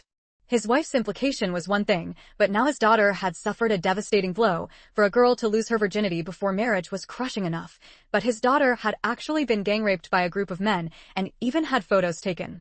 His daughter, whom he had cherished and held in the palm of his hand, was utterly ruined. How could he not feel resentment and hatred? If before he had only passively participated in harming Jiang Mengyu, from now on, he would consider taking the initiative to destroy her. Jiang Haidong went into the house, dug out a phone number, and headed to a public phone booth outside. "Hello, I'm looking for third brother. This is Jiang Haidong." Meanwhile, in the basement of an entertainment venue in the city, the human trafficker ringleader, third brother, was startled to hear that Jiang Haidong was looking for him. When the Jiang family got into trouble and Li Chunhua was sentenced, he knew that even if he intervened, given the huge public outcry and the sale contract Jiang Mengyu had circulated, those in power would hesitate to shield Li Chunhua due to the potential backlash. Therefore, he did not intervene. Even when Jiang Huayu sent out signals several times wanting to meet him, he did not respond. But he never expected that the Jiang family, unable to contact Old K, the mysterious person who was their single point of contact with Jiang Mengyu, would instead get in touch with Wang Lao-san, the human trafficker ringleader. "This is Lao-san. What do you want?" "Hello, third brother. I want to sell you a big piece of information." The obsequious tone in Jiang Haidong's voice was palpable even over the phone. "Oh? What big information?" In a place Jiang Haidong couldn't see, Wang Laosan's eyes held contempt, but his tone remained gentle. Your tofu shop stronghold was raided, right? I know who provided the tip-off. Jiang Haidong said. The secret tofu shop base had been investigated, and everyone hidden there had been captured, including Old Six. This incident was a great humiliation for the human trafficking ring. What angered them most was that the place had been constructed perfectly. Even if the police came, the people inside could escape through a tunnel. Not only that, but among those present were not only the human trafficker sub-boss Old Six, but also 2 martial artists he had brought. Chapter 467. I want to sell a piece of information. If it were only the police, would they have had those few guns? But that day, the people who raided that hideout weren't just from the police, there were also military personnel. Even the exit of their tunnel, located in the house, was guarded. Thus, like catching turtles in a jar, everyone in the tofu shop was rounded up in one fell swoop. They had never understood how the police found such a secret place, even knowing the location of their tunnel exit. Now, hearing Jiang Haidong say he knew the informant, third brother immediately radiated a powerful, chilling aura. Who is it? It's Jiang Mengyu. Jiang Mengyu? How's that possible? Even if she was captured by Old Six wouldn't have told her things he shouldn't have. How could she possibly know? You're not trying to use us to get revenge on Jiang Mengyu because your wife was sentenced this time, are you? Third brother, even if you lent me 100 times the courage, I wouldn't dare lie to you, Jiang Haidong said, wiping sweat from his brow. She has special abilities. X-ray vision? Wang Laosan was greatly shocked, but still suppressed his emotions, saying calmly, are you sleep-talking? Jiang Haidong swore an oath, what I'm saying is true. If it's not, may a great thunderbolt strike me dead. How can you prove she has special abilities? If she really had them, how could your family have drugged her and sold her to us? Alright, let me tell you one thing, and you'll know she has special abilities. Jiang Haidong recounted how Jiang Mengyu, under the pretext of going home to get books, stole a treasure chest that Li Chunhua had hidden in the bottom layer of a cabinet. Li Chunhua placed the treasure chest she obtained from her older brother in the cabinet, in the very bottom layer, a spot where you had to lift a sealed board to reach inside. Yet Jiang Mengyu took that treasure chest right in front of Li Chunhua's eyes. When she left the room, her hands were empty. But after she left, Li Chunhua felt something was wrong and went to look for the chest, only to find it had vanished without a trace. That day, the only things she took were a stack of books. There was no sign of the treasure chest. That doesn't necessarily mean Jiang Mengyu took it. Maybe someone else stole it before she went in? Your wife must have checked on that chest often, right? She did check it often. But my wife had inspected the chest the night before, and even reached into the cabinet to feel it that morning. The iron chest was still there. Not long after, Jiang Mengyu came with her fiancé. After she left, the treasure chest was gone. And her fiancé stayed outside without entering the room, so it's certain the chest was stolen by her. To steal the chest silently right under our noses, what else could that be but a special ability? Wang Laosan fell silent. Seeing Wang Laosan remain non-committal, Jiang Haidong gritted his teeth and also recounted what happened to his daughter during the day. It was clearly Jiang Huayu who hired those people, yet in the end, they were the ones who violated Huayu. It goes without saying that Jiang Mengyu must have special abilities, controlled those hoodlums in the county town, and that's why they harmed Jiang Huayu. Jiang Haidong said through clenched teeth. Only then did Wang Laosan understand why Jiang Haidong had called him. He felt great contempt inwardly. Your daughter hired people to harm someone else, and the other person isn't allowed to fight back? However, this Jiang Mengyu actually managed to turn it around and have those 8 men violate Jiang Huayu instead. That does. Chapter 468. She has special abilities. Lao San was a bit suspicious again. Could it be that Jiang Mengyu offered them more money to go harm Jiang Huayu instead? Jiang Haidong said with certainty, absolutely not. My daughter gave them a full 1,000 yuan. Those hoodlums aren't so easy to turn. Besides, my daughter said all 8 of those hoodlums were drugged. Since they were drugged, it couldn't have been a matter of being paid off. To be able to drug the hoodlums and then drive them to turn against Jiang Huayu, these methods even earned a bit of Wang Laosan's admiration. It was just a pity she was Nan Zhao's daughter, someone his master feared. However, the matter of Jiang Mengyu having special abilities needed to be reported to his master as soon as possible. Alright, I understand the situation. I will report it to the higher-ups, and we'll need your cooperation then, Wang Laosan said. Of course, Jiang Haidong replied, putting down the phone, his eyes filled with venom. Jiang Mengyu, let's see who can come to save you this time. Mengyu had no idea she had been sold out by Jiang Haidong once again. By the time she returned to Shinqi's courtyard, the others had also come back. They were all talking about their experiences collecting antiques that day. Wu Jiangxing had acquired a large bowl and a plate, spending 100 yuan. Shuiyu laughed at him. Wu Jiangxing, you're such a foodie. Even when collecting antiques, you buy bowls and plates. Why didn't you get some ivory chopsticks to complete the set? Are these even real antiques? Mengyu also wanted to laugh because the bowl and plate didn't look like antiques. After examining them, she felt uncertain and asked Xiao Tao. Xiao Tao laughed so hard she was practically rolling on the floor in the space. Master, these aren't antiques. They're just things from about 50 years ago. Seeing Mengyu trying to hold back her laughter, Wu Jiangxing couldn't help but ask, so mine really aren't antiques? Mengyu was struggling to contain her amusement. They're from the Republican era. Hearing this, Zhang Xueyu laughed even harder. The Republican era is a bit ancient too.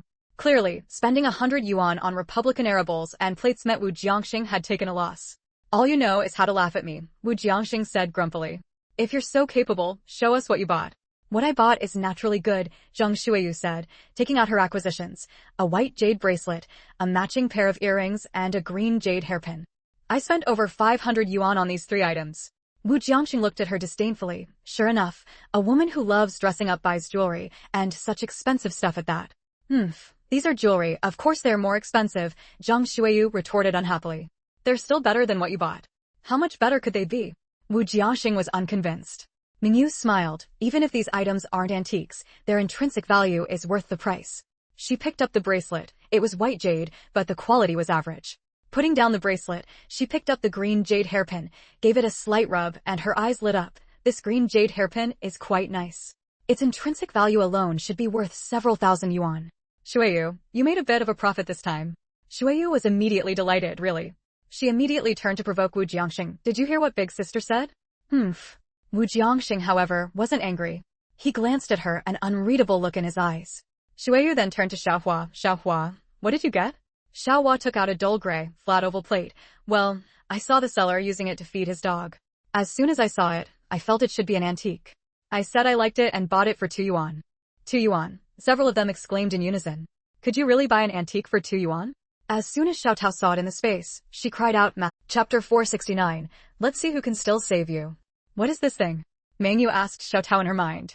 Xiao Tao hurriedly explained, this should be a brush washer. I can't tell exactly which dynasty it's from, but it's at least 5,000 years old. The amount of essence value on it is at least over 10,000. Mengyu hadn't forgotten that when she was in City B, she obtained over 100 funerary objects from a warring state's tomb and only got a little over 100,000 points of Sun Moon essence value.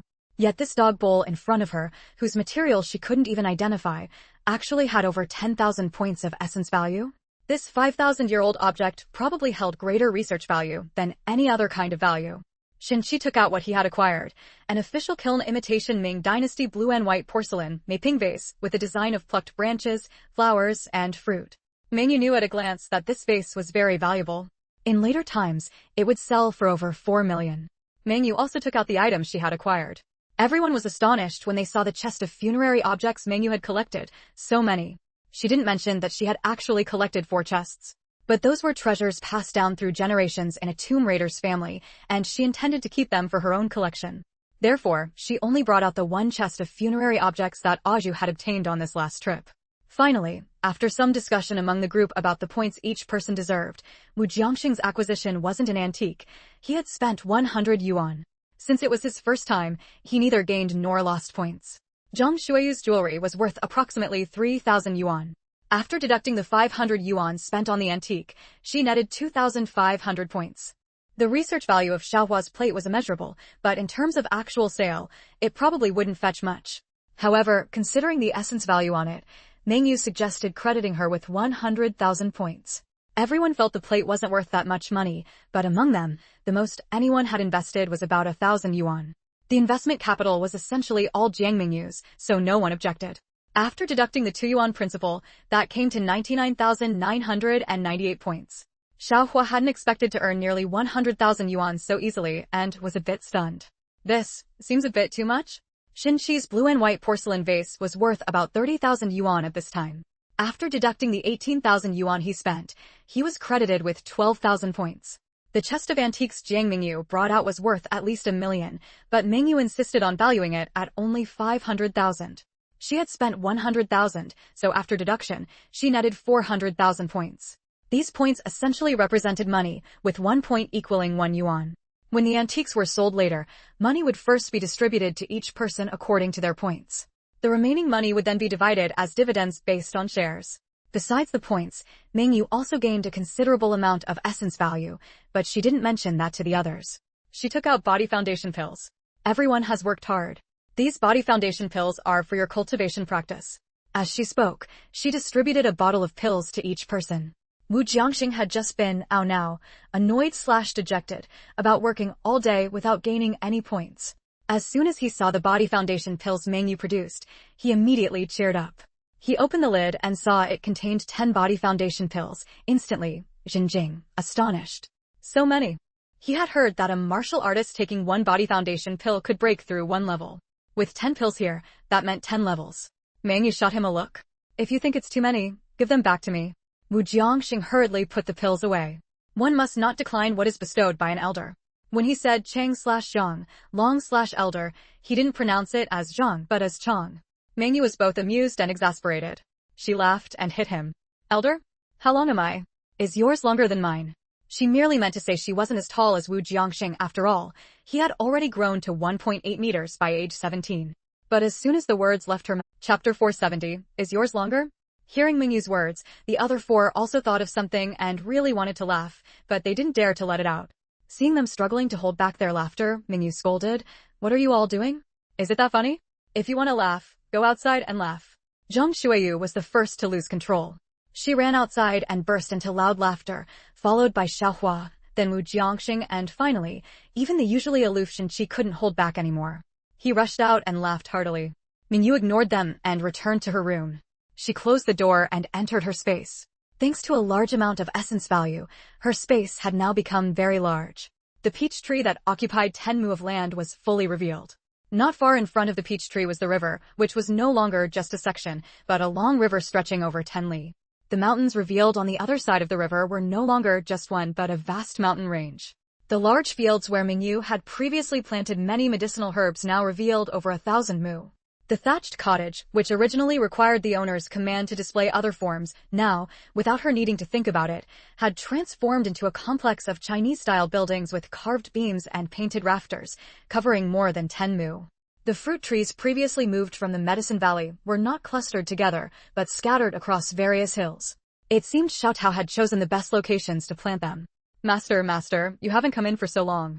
I've missed you so much. The little sprite Xiaotao came over and hugged her arm. Mengyu patted her head. Don't we see each other every day? And we're always communicating. Master, you didn't come in yesterday, Xiaotao accused. Being stared at by an utterly adorable little sprite, Mengyu had no choice but to surrender. All right, I'll come in every day when I have time from now on. Xiaotao picked a lot of fruit from the medicine garden and offered it to Mengyu. Mengyu picked a bunch of grapes to eat, thinking about how delicious the fruit was, yet her disciples and classmates couldn't have any. Spirit fruits were too rare, and if she casually brought them out, it would raise suspicion. Go pick some ordinary fruit. When I go out later, I'll take some for those 4 disciples and classmates of mine. Seeing that Mengyu was still thinking about those 4 even after entering the space, Xiaotao was a bit displeased, but she had to obey her master's orders. How about I pick more so you can send some to the male master? Mengyu suddenly turned around and looked at Xiaotao. You haven't fallen for him, have you? Xiaotao looked a bit confused. I've liked him for a long time, but I still like you more, master. Mengyu felt frustrated. This little one clearly had no idea what she meant. But she was also relieved. This little sprite hadn't even considered that aspect. She had overthought it. Another week passed, and they continued to go out separately to collect antiques. This time, however, Mengyu didn't go out.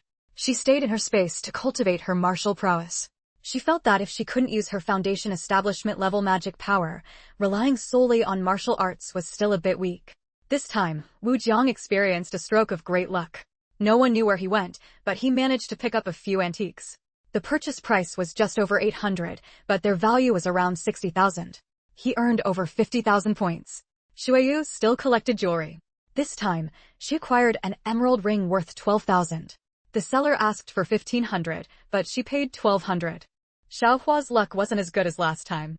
She collected 3 items, but only one was an antique, earning her just 1,200 points. Shinchi also misjudged this time. He brought back 3 counterfeits. Not only did he earn no points, but he also lost 600. Zhang Shuiyu suddenly brought up something that happened while collecting antiques in her hometown today. Big sister, I encountered something today. Chapter 471. Shuiyu tells her story. Xiaohua glanced at Mengyu and said, What's there that you can't say? We're all classmates here. It's okay even if you say something wrong. Go ahead. Shuiyu found the situation strange. How come Xiaohua could speak for Mengyu now? Wasn't she herself Mingyu's best friend? But she started talking anyway. The place she went to collect antiques this time was her own brigade. Although Shuiyu and Mengyu weren't from the same village, they were from the same brigade, both belonging to Jiangzhou Brigade. Shuiyu's village was called Shangyao Village, and Mengyu's village was called Xiaoyao Village. This time when Shuiyu went back, she ran into her junior high school classmate Wang Huilan. Wang Huilan's family was quite poor, so she hadn't continued her studies after finishing junior high. When she saw Shuiyu this time, she happily told Shuiyu that she was about to go work in a coastal open city. Shuiyu was happy for her, but also a bit worried. Wasn't she afraid of being tricked, going just like that? Wang Huilan told her that someone had referred her. There were several others from their village going too, all girls aged 16 to 20. When mentioning the person who referred her, Wang Huilan said, "It's that Jiang Huayu's father from your village." Shuiyu thought it was odd. Jiang Haidong himself was just digging in the dirt for a living. How did he have the connections to refer people to work in coastal cities? She wanted to advise Wang Huilan not to go, but seeing how happy Wang Huilan looked, she couldn't bring herself to say it. As soon as Mengyu heard the referrer was Jiang Haidong, her heart skipped a beat. She knew that mysterious person helping the Jiang family was the human trafficker ringleader, Lao San. Jiang Haidong himself worked the land, yet he was referring others to go work. Could it be that those referred weren't going to work at all, but were being introduced to Lao San to be sold into prostitution in coastal cities? She stood up and left immediately. After a few steps, she turned back and said to Shuiyu, "You call the brigade headquarters right now and tell Wang Huilan not to go. I'm going to find Gu Dongxing." With that, she continued rushing out like the wind. This time, she wasn't just going to rescue her junior high school classmate and her companions, she was also going to get Jiang Haidong and Lao San arrested. Shuiyu acknowledged and rushed out to find a telephone on the street. The few people left looked at each other. What did their eldest sister mean by this? Everyone looked at Xiaohua. Xiaohua spread her hands, indicating she didn't know either. Actually, she wanted to follow Jiang Mengyu, but hearing Mengyu say she was going to find Gu Dongxing, she felt it wasn't appropriate to tag along, so she had to stay behind again. Mengyu rushed anxiously out of the city. She originally intended to make a phone call, but after running to 2 phone booths and finding people using them, she simply ran to a secluded spot, threw out her flying fan, got on it, and flew towards the military camp where Gu Dongxing was stationed. Since their school wasn't far from Gu Dongxing's military camp, just an hour or 2 by car, traveling by fan took almost no time at all.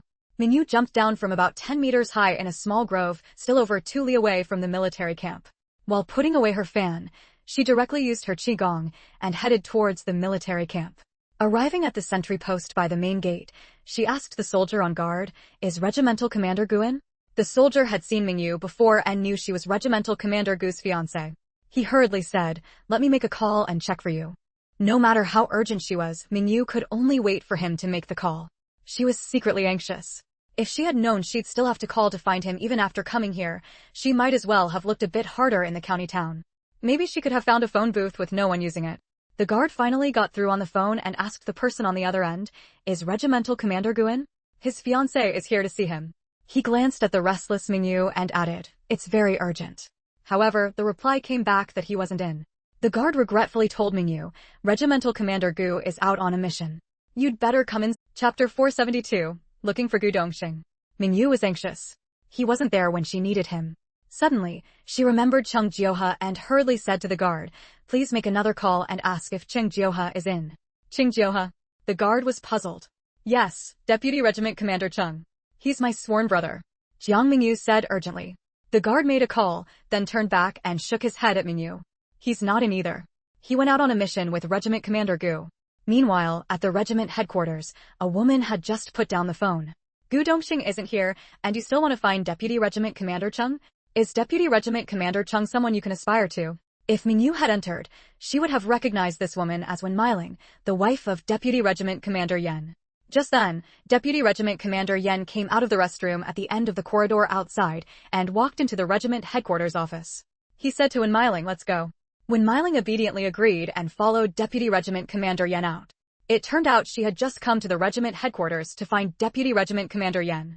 He had gone to the restroom and asked her to wait in the office. She happened to answer that phone call. In her haste, Mengyu didn't use her spiritual sense to check who had answered the phone and simply believed the soldier's words. She was truly frantic and said to the soldier, "If Gu Dongxing or Cheng Jioha returns, tell them, never mind." If they were out on a mission, they probably couldn't be relied upon. And without Gu Dongxing and Qing Jiohe, she couldn't mobilize troops to rescue those trafficked girls. Most importantly, saying they were trafficked was only her deduction. She couldn't produce solid evidence. When they return, just tell them I went to rescue the trafficked women. The young soldier on guard duty immediately became anxious upon hearing that Jiang Mengyu, a young woman, was going to rescue trafficked women by herself. Sister-in-law, please wait until Regiment Commander Gu returns before going. It's very dangerous for you to go alone. How could Mengyu wait until Gu Dongxing returned? She took off running, covering a great distance in just an instant. The young soldier stared, dumbfounded. Is she a flying person? If she competed in international track and field, she'd definitely win a medal. He stared blankly in the direction where Jiang Mengyu had disappeared. Over an hour later, the young soldier came off duty. Regiment Commander Gu still hadn't returned. Worried, he went to the regiment headquarters and found Deputy Regiment Commander Chung just coming out. The young soldier was shocked. It's you, Deputy Regiment Commander Chung. You're at the regiment headquarters? Then why did they say you went on a mission with the regiment commander when I called the regiment headquarters earlier to ask? Qing Jiohe sensed something was wrong. What are you talking about? When did I go on a mission? You called the regiment headquarters looking for me earlier? I didn't know about it. The young soldier suddenly exclaimed again, oh no. Your sister said over an hour ago that if Regiment Commander Gu or you returned, to tell you that she went to rescue trafficked women. Qing Jiohe was greatly alarmed. He grabbed the young soldier. You really called the regiment headquarters looking for me earlier? The young soldier quickly replied, yes. Your sister came looking for you and Regiment Commander Gu earlier. I immediately called the regiment headquarters to ask. There should be a record on the phone. Which way did Mengyu go? The young soldier pointed in a direction. Without another word, Qing Jiohe released the soldier and chased after Mengyu. However, after chasing for a while and not seeing Mengyu, he quickly turned back, got a car and drove after her. He drove to the county town and went to Shinqi's courtyard. Chapter 473, When Milings Blunder. Qing Jiohe went to the school again and asked around. He learned that Mengyu hadn't been attending classes at all recently, let alone today, which was a Sunday. Unable to find Mengyu and not knowing where exactly she had gone to rescue the trafficked women, he grew anxious. Since she had come looking for him and Battalion Commander Gu, she must have needed help. He worried if she was in any danger.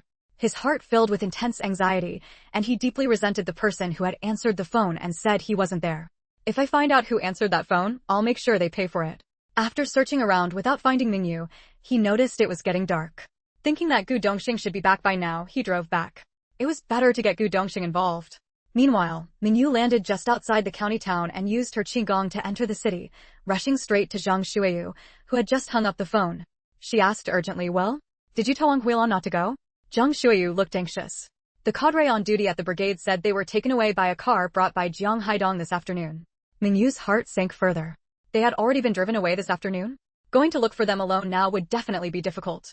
Mainly, there were so many coastal cities, she had no idea which direction they might have taken. Moreover, her spiritual sense could currently only extend about 3 li, anything beyond that was invisible. After a moment's thought, she said to Shuiyu, come on, let's go report it. Reporting it naturally meant going to the Public Security Bureau, but Mengyu led Shuiyu directly towards the County Party Committee compound instead. Shuiyu was puzzled. The Public Security Bureau is that way. Mengyu didn't turn her head. We're going to the county committee. It wasn't that she didn't trust the Public Security Bureau, but she suddenly remembered there was a peculiar bureau chief there named Lai Zidong. He held a very bizarre viewpoint. He believed that human traffickers were also contributing to humanity. He said that human reproduction included both the reproduction of humans themselves and the reproduction of material goods. However, in the remote mountains, women all wanted to marry out, leaving the men there without wives and unable to achieve human reproduction. Fortunately, human traffickers existed, selling women into the mountains, allowing those men who couldn't afford wives to fulfill this task of human reproduction. Therefore, human traffickers were also serving human reproduction. From this perspective, they had merit. Later, a man whose daughter had been trafficked, furious at Lai's remarks, secretly abducted Lai's young son and sold him to a faraway place. Many people said that trafficker had nerves of steel, daring to abduct even the Public Security Bureau chief's son. But even more people believed it was an act of retaliatory trafficking. Who told him to spout such nonsense and show little enthusiasm for combating trafficking? Perhaps even his own daughter wouldn't be safe when she grew up. Hearing such discussions, he himself began to worry. When his daughter turned 16, he became constantly vigilant, fearing she too might be abducted. As for his previous statements about traffickers contributing to human reproduction, he never dared utter them again. But despite all his precautions, his daughter was eventually trafficked. In her previous life, when Mengyu heard this story, she felt nothing but contempt for that man. Until the revolution touches you personally, you don't feel the pain. Of course, that was later. At this time, his children were still by his side.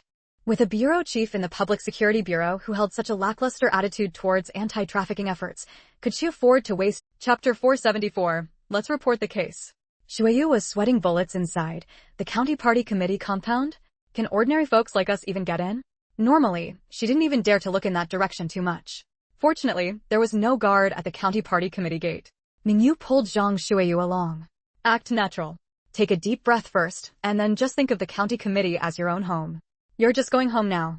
Shuiyu straightened up, chest out, and indeed felt much more spirited and natural. Mengyu directly pulled her and headed straight for the 3rd floor. Hey, the county party committee office is on the 1st floor, Shuiyu said. Mengyu shook her head. We're looking for the Women's Federation. Yes, Mengyu remembered from her previous life as a wandering spirit that the Women's Federation had a department dedicated to safeguarding the lawful rights and interests of women and children. If women were leaving the province for work, they had to register with the Township Women's Federation, which would then report it to the County Women's Federation. The reason she came to the Women's Federation instead of going directly to the Public Security Bureau to report the case was that she was just a nobody. If she went to the Public Security Bureau, they might not be willing to listen to her. But the Women's Federation was different. If the comrades at the Women's Federation learned that a group of women had been taken by traffickers to coastal cities for prostitution, they would definitely immediately notify the public security organs and mobilize multiple forces for a rescue operation. This way, it would be much easier than Mengyu rushing there alone. In the County Women's Federation office, Mengyu spoke up as soon as she entered. Comrade leaders of the Women's Federation, I want to report a case. This afternoon, Jiang Haidong from Xiaoyao Village, Jiangzhou Brigade, Damian Township, Xiangyang County, recruited several dozen young girls for his friend to take to the coastal areas. On the surface, it's recruitment for work, but in reality, the so-called friend Jiang Haidong knows is none other than Lao San, the fugitive ringleader of the human trafficking den that was recently raided by city and county public security officers along with military personnel. Therefore, we have reason to suspect that the several dozen young girls taken by Jiang Haidong, who has spent his whole life digging in the dirt, are not going to work in coastal cities as they claim, but are being sold by the trafficker ringleader Lao San into brothels in those coastal cities. After firing off this barrage of information, Mengyu pulled up the oldest-looking comrade, who was clearly the highest-ranking leader present. Comrade leader, there's no time. Please call and report to the authorities immediately. Request that neighboring counties intercept the bus with license plate number XXXX on the coastal route right away. That female leader was also a decisive person. She didn't make a call but instead grabbed Mengyu and ran downstairs. Come on, I'll take you to find Vice County Chief 1, the leader of the anti-trafficking office. My surname is Huang. I'm the chairperson of the County Women's Federation. This time, I'll make sure he sends people immediately. Mengyu noticed her phrasing this time seemed to imply there had been a previous instance where the other party refused to send people. She couldn't help but feel a bit hesitant. However, she had also heard of a temporary anti-trafficking office that drew personnel from public security, the Women's Federation, the Youth League Committee, politics and law departments when operations were needed, but who usually worked in their own units. Later on, the trafficking of women became so rampant that, but soon, she was being pulled along by that decisive Women's Federation chairperson, running towards another building. And directly barging into the 2nd floor, into a room with a sign saying Vice County Chief's office, without even knocking, she charged right in. Vice County Chief 1, something major has happened. In Vice County Chief 1's office, a female cadre was reporting work to him. Vice County Chief 1 wore a long face. Chairperson Huang, what is this? Unacceptable, unacceptable. The female cadre covered her mouth and laughed.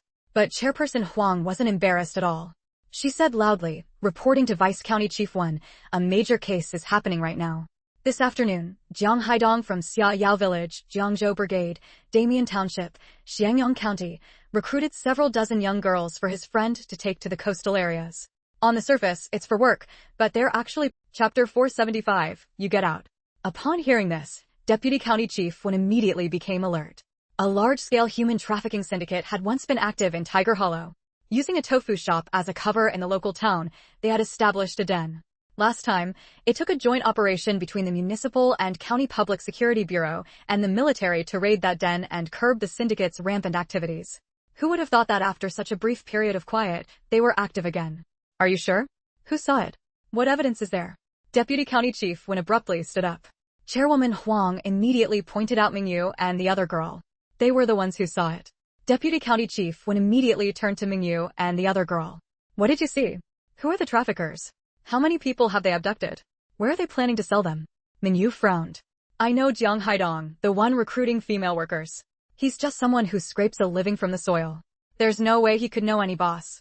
The person he knows is actually a leader of the human trafficking syndicate. His code name is Lao San.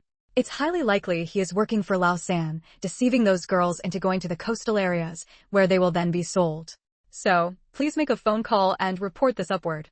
Request that the public security forces of other counties intercept a bus with the license plate XXXX at the intersections. Hearing this, Deputy County Chief Wen sat back down. So it's just hearsay after all. He's just recruiting workers. How can you be sure they are being taken away to be sold? It's a good thing I asked for details. Otherwise, if I had colleagues from other counties mobilized for nothing, and then there was no justification to intercept them, wouldn't they resent me to death? A sharp light flashed in Mengyu's eyes. I've already said, Jiang Haidong is not a boss, and he doesn't know any boss. He only knows human traffickers. Moreover, he has a prior record. He once sold his adopted daughter to traffickers. Therefore, his so-called recruitment is just a scheme to deceive and sell girls. He set off this afternoon. If you make the call now, comrades on the public security front can still help, can still rescue those girls. If, due to your negligence, they are not rescued and those young women suffer immeasurable harm, can you bear that responsibility? Chairwoman Huang hadn't expected Mengyu to suddenly erupt. She inwardly groaned. This deputy county chief Wen was very concerned with face. How could he tolerate a young girl speaking to him like this? She was just about to speak when a loud smack echoed. Deputy County Chief Wen's hand had slammed onto the table. Where did this wild girl come from, daring to cause a scene in my county chief's office? You get out. Out! Smash! Another loud crash. This time, however, it was Jiang Mengyu who had slammed the table. And what shocked everyone even more was that while Deputy County Chief Wen's table slam was just for show, merely making a sound, when this Jiang Mengyu slammed the table, it actually shattered into pieces. Deputy County Chief Wen's heart trembled. This was a solid wood table made of padok. Padok is a hardwood second only to rosewood. In fact, it's harder than some woods classified as rosewood. Forget using a hand. Even with a knife, it wouldn't be easy to chop through. Yet, such a hardwood table was shattered by a single palm strike from Mengyu. How much force would that require? Was she really just a girl? And not a martial arts master? Chairwoman Huang hurriedly pulled at Mengyu. Ahem, let's talk this over properly, talk properly. Having smashed the table, Mengyu wasn't ready to let it go. She pointed at County Chief Wen. Are you going to make that call for help or not? Time was truly too urgent. She didn't have time to reason with County Chief Wen properly. Shuiyu also pulled Chapter 476. Money makes the mare go. Mengyu immediately lashed out at Shuiyu. How can I not be anxious? Do you know what will happen to those girls once they fall into the hands of human traffickers? They will be gang raped first, have their photos taken, have their self-esteem crushed, and only then can they be kept under control. The exceptionally beautiful ones might be kept to fetch a good price, but those who are merely pretty will suffer the most. If we can intercept their vehicle before dark and rescue those girls, such tragedies can be avoided. If the rescue comes too late and they are violated, even if we save their lives, we cannot mend their shattered hearts. Upon hearing this, Chairman Huang grew anxious. Deputy County Chief Wen.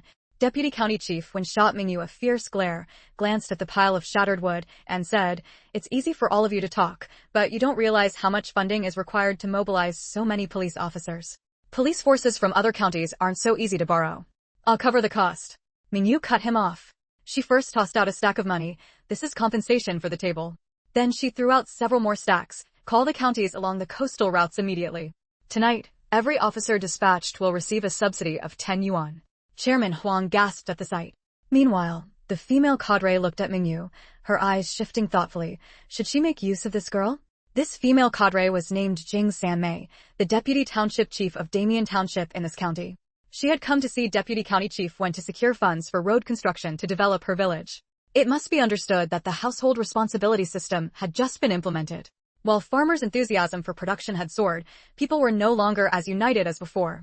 In the past, road construction and other projects were handled by specialized teams from the communes, who worked for free and earned work points from their production teams. Thus, building roads and irrigation systems was never an issue. However, after the implementation of the household responsibility system in rural areas, the specialized teams were naturally disbanded. It was still possible to gather farmers for work, but without any payment, few were willing to participate. Moreover, materials like cement and sand had to be purchased, so road construction now required money. Since Deputy County Chief Win's designated contact point was in her township, she had hoped to appeal to sympathy and secure some funds for road construction. However, Deputy County Chief Win was tight-lipped.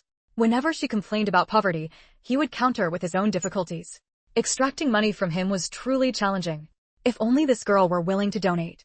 With this thought, she began to speak up for Mengyu. Don't worry, young lady. Deputy County Chief Win is a real man. Rescuing young women is his unshirkable responsibility. He will definitely help you. Deputy County Chief Win hadn't expected this young girl to be wealthy. Wealthy people always commanded a bit more respect, especially when this wealthy person was also physically formidable. This was what they called money makes the mare go. With the female township chief adding her indirect persuasion, it would be unreasonable for him to refuse any longer. All right, I'll call other counties for assistance right away. However, to thoroughly block the roads along the coastal routes, we need at least 6 counties to send out forces. If each county dispatches 50 people, 6 counties would mean 300 people. 300 people at 10 yuan each would amount to 3,000 yuan. Do you have that much money? Perhaps Chairman Huang wanted to suggest reducing it to 5 yuan. In truth, a 5 yuan subsidy for a night shift wasn't bad. Usually, officers had to work night shifts without any subsidy, didn't they? Chapter 477. Do you have that much money? To everyone's surprise, Mengyu not only refused to reduce the amount, but also interrupted Chairman Huang. No need to reduce it. Additionally, intercept the vehicle carrying Jiang Haidong and his group. A reward of 10,000 yuan will be given for rescuing all the women. If even one is missing, no reward will be granted. If the human trafficker ringleader, Lao San, is captured, the reward is 20,000 yuan. Chairman Huang, Deputy County Chief Wen, and the female cadre all looked at Mengyu. Wasn't this reward too high? But Mengyu didn't think it was excessive. That Lao San was one of her enemies. Spending this amount to capture an enemy was nothing. Moreover, the 10 million she had obtained from Song Yun couldn't be used for herself, but could be used for charitable deeds. Rescuing the women and capturing the evildoers were both acts of charity. As she spoke, Mengyu tossed out a passbook. See if this money is enough? Deputy County Chief Wen took it and looked. It actually contained 100,000 yuan. He repeatedly said, enough, enough, more than enough. But inwardly, he wondered, who exactly was this girl? How did she have so much money? Thus, Jiang Mengyu stayed there, watching as Deputy County Chief Wen first called the county's Public Security Bureau, requesting a rapid dispatch of police. Then, he called the Public Security Bureaus of all the counties along the routes to the coast for assistance. He specifically mentioned that the families had pooled money to provide a 10 yuan subsidy for the dispatched officers. Additionally, a reward of 10,000 yuan would be given for rescuing the trafficked women and 20,000 yuan for capturing the human trafficker ringleader, Lao San. At that time, the monthly salary of a section-level public security officer was only about 40 or 50 yuan. Getting a legitimate 10 yuan subsidy for working a night shift was quite attractive. Of course, the most enticing were the 10,000 yuan reward for rescuing the women and the 20,000 yuan reward for capturing the human trafficker ringleader, Lao San. Thus, several highways leading to the coast suddenly saw an increase in public security officers. Their attention was fixed on vehicle license plates and any vehicles carrying young women. Seeing that everything was arranged, Mengyu left the place with Zhang Shuiyu. Before she left, the female cadre hurriedly handed her a business card. Let's find some time to sit down together. Mengyu had some impression of this female cadre and understood her intention of condescending to greet her. However, she didn't dislike it. After all, the woman was acting for the benefit of the towns under her jurisdiction, not for personal gain. Deputy Township Chief Jing, once those girls are rescued, I'll treat you to a meal. She then turned to Deputy County Chief Wen and said, I have a few classmates who know some martial arts. Can they join the rescue operation? The Public Security Bureau and Women's Federation of Xiangyang County would certainly also rush to the roads to assist. Deputy County Chief Wen, who had just finished a call, was inclined to refuse, but he suddenly remembered the table Mengyu had shattered earlier and noticed that the classmate she brought didn't even blink, as if it were entirely expected. A thought struck him, and he said, all right, you can all come. Mengyu immediately called to Shuiyu, run back right now and tell Shenqi, Wu Jiangxing, and Xiaohua to come and join this rescue operation. Shuiyu quickly asked, what about you? I'll go ahead alone. Surprisingly, Shuiyu didn't object and simply ran off. Mengyu bid farewell to Deputy County Chief Wen and Chairman Huang. I'll take my leave now. Chairman Huang grabbed Mengyu's arm. How can you travel faster than a car? Come with us. She also planned to bring the head of the Rights Protection Department to rescue the women. That's right, come with us, she said. Originally, she didn't need to go, but since she intended to ask Mengyu for money, Chapter 478, Tight Deployment. Deputy County Chief Wen finished his phone call just in time to hear Mengyu was about to leave. He said, Chairman Huang is right. It's better if we all go together so we can look out for each other. Mengyu smiled faintly. No need. Although your cars are faster, by the time you all assemble, it will probably be at least half an hour later. I'll go ahead and ask along the road which route they took. If I find out, I'll find a way to notify you. Deputy County Chief Wen wanted to ask how she would notify them while on the road. But he still told her the name and pager number of Deputy Bureau Chief Lin Xianmin from the Public Security Bureau, who was leading the police operation. Mengyu said, I'm off, and plunged into the darkness. After all the commotion, it was already completely dark. As she passed by a certain neighborhood office, she suddenly remembered that being out and about without a letter of introduction would make it difficult to get things done. She quickly jumped into the courtyard, used her psychic power to pick the lock, entered the office, and similarly used her psychic power to unlock a desk drawer. She found a stack of blank letters of introduction, stamped more than a dozen of them, then restored everything to its original state. She slipped out quietly. With the letters of introduction, she could now stay at hotels. What she didn't know was that after she left, Deputy County Chief Wen finally called his superiors to report the day's events. When major cases occur, counties can request assistance from each other. The municipal bureau leadership didn't take issue with Xiangyang County mobilizing police forces from other counties without authorization, especially since this was just a deputy county chief in charge of political and legal affairs. In fact, the municipal bureau had already received a report from the Xiangyang County Bureau. After all, they wouldn't dare not report such a major case. However, the municipal bureau gave them different instructions. Upon discovering the bus with a specific license plate, they must make meticulous deployments and ensure the capture of the ringleader of the human trafficking syndicate. After hearing the municipal bureau's instructions, that eccentric bureau chief from Xiangyang County Bureau called the county bureaus along the route again. He told them that upon spotting the target vehicle, they should not intercept it immediately but instead follow it.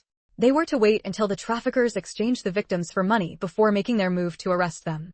Mengyu never expected that the eccentric bureau chief would alter the operation to lure out the syndicate leader. Consequently, they failed to prevent the crimes the traffickers committed on the road, leading to the tragedy for Wang Huilan, whom Mengyu wanted to save. Jiang Haidong never imagined that on his very first mission with the human trafficking syndicate, a net was already being cast specifically for him. Yes, he had asked Third Brother to avenge his daughter, but Third Brother demanded that he recruit a batch of female workers and deliver them to a designated location. He even assigned him an assistant. He really disliked that assistant, who was always bossy and ordered him around. But he had no choice. If he wanted revenge, he could only rely on Third Brother. So, he gritted his teeth and followed the instructions of that trafficker named Ah Sheng. Under the guise of recruiting workers for a factory, he recruited 43 unmarried female workers aged 16 to 22 from the entire brigade. If it were an outsider they didn't know, they wouldn't have been able to recruit so many young women. But Jiang Haidong was a local. Generally, people tend to trust familiar faces more. So, the girls' families confidently handed them over to Jiang Haidong, repeatedly urging their daughters to listen to him. They didn't know that handing someone over to Jiang Haidong was equivalent to handing them over to the devil. Once the vehicle left Xiangyang County, the trafficker's true nature gradually began to show. See, he actually started harassing the girls. Didn't he realize that if he revealed his intentions, these girls would... Chapter 479, Don't Stay Behind. Yes, Jiang Haidong wasn't actually recruiting female workers for some boss at all. He was planning to take these girls to coastal cities and sell them to nightclubs. It was said that a virgin sold to a nightclub could fetch 1,000 yuan each. He himself could get a commission of 100 yuan per girl. These 43 girls meant 4,300 yuan. Jiang Mengyu had received money from a mysterious person but never told him about it. Of course, even if she had, she wouldn't have given him the money. Therefore, he had never gotten his hands on such a large sum before. He had to deliver these girls intact to a certain Lao San, who was waiting at a luxurious nightclub in a certain city. However, Ashing, sent by Lao San, couldn't hold back anymore. So many girls, he could look but not touch, it was maddening.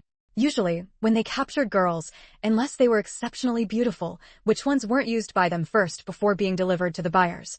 When they stopped for dinner, after most of the girls had gotten off the bus and were heading towards the restaurant, he grabbed the last girl, not letting her get off. Don't go yet. I have something to say to you. That girl was unwilling to stay. She pushed him away fearfully. No, I don't want to stay. I'm hungry. I want to go down and eat. Don't go down. I'll have Jiang Haidong bring food up for you. By then, the girls were all starving. Most had already gone down, leaving only a few girls on the bus. Seeing that Ashing wouldn't let her go, the girl shouted for Jiang Haidong, "Uncle Haidong, you promised my dad you'd look after me." Jiang Haidong had already reached the bus door. Hearing this, he turned back to look at Ashing. "Ashing, don't cause trouble. Let her go and let her come down to eat." But Ashing refused to let go. "I just want to talk to her for a bit." The few remaining girls on the bus didn't dare speak up either, afraid that if they did, Ame's fate would befall them. Ame looked at Wang Huilan and cried out, "Wang Huilan, save me. You promised my uncle you'd look after me. If you don't help me, I'll tell my uncle when I get back, and he'll kick you out of the house." Wang Huilan couldn't stand it anymore and said to Ashing, "Ame doesn't want to talk to you. Just let her go." Ashing indeed let go of Ame. However, he reached past Ame and grabbed Wang Huilan instead. "Let her go? Then you come keep me company." With that, he seized Wang Huilan. Ame took the chance to escape from Ashing's side. Wang Huilan, caught by Ashing, kicked and hit him desperately, shouting loudly, "We're all from the same brigade. Come help. Hit him. Hit him until he's scared. Otherwise, he'll bully us all later. Once he bullies me, it'll be your turn next." Several girls were stirred by Wang Huilan's cries. Yes, they were all from the same brigade. If Wang Huilan was bullied, they would lose face too. Besides, Wang Huilan was right. If she was bullied, they would be next. "Who knew?" Ashing shouted. "Who dares to help her? Anyone who does won't get a good job assignment later. And from now on, I'll only have her keep me company. I won't touch the rest of you. Sacrifice her alone to protect all of you. Are you sure you want to help her?" Sure enough, the girls who had initially wanted to intervene stopped again. Yes, if sacrificing Wang Huilan alone could protect everyone on the bus, it really wasn't a bad deal. In the end, they chose self-preservation and walked towards the bus door again. Wang Huilan regretted it. She shouldn't have stepped forward to intervene in Ame's matter. But now, Ame didn't even dare to look. Chapter 480, Jiang Mengyu's friend. Wang Huilan shouted loudly, "Uncle Haidong, you can't let him do this. We were all brought up by you. If anything happens to any of us, you won't be able to escape responsibility. You have to stop him." However, when Jiang Haidong saw it was Wang Huilan, he remembered his daughter mentioning that this Wang Huilan was precisely Jiang Mengyu's friend. She hadn't even originally come to participate in the recruitment. It was Jiang Huayu who specifically sent someone to find her. But he still confirmed, "You're Jiang Mengyu's friend?" Wang Huilan was not from the same village as Mengyu, so she was unaware of what had happened in the Jiang family. She quickly nodded, "Yes, I'm a friend of your daughter, Jiang Mengyu. We were in the same class in junior high. I got along very well with Shuiyu and Mengyu. Please tell him to let me go."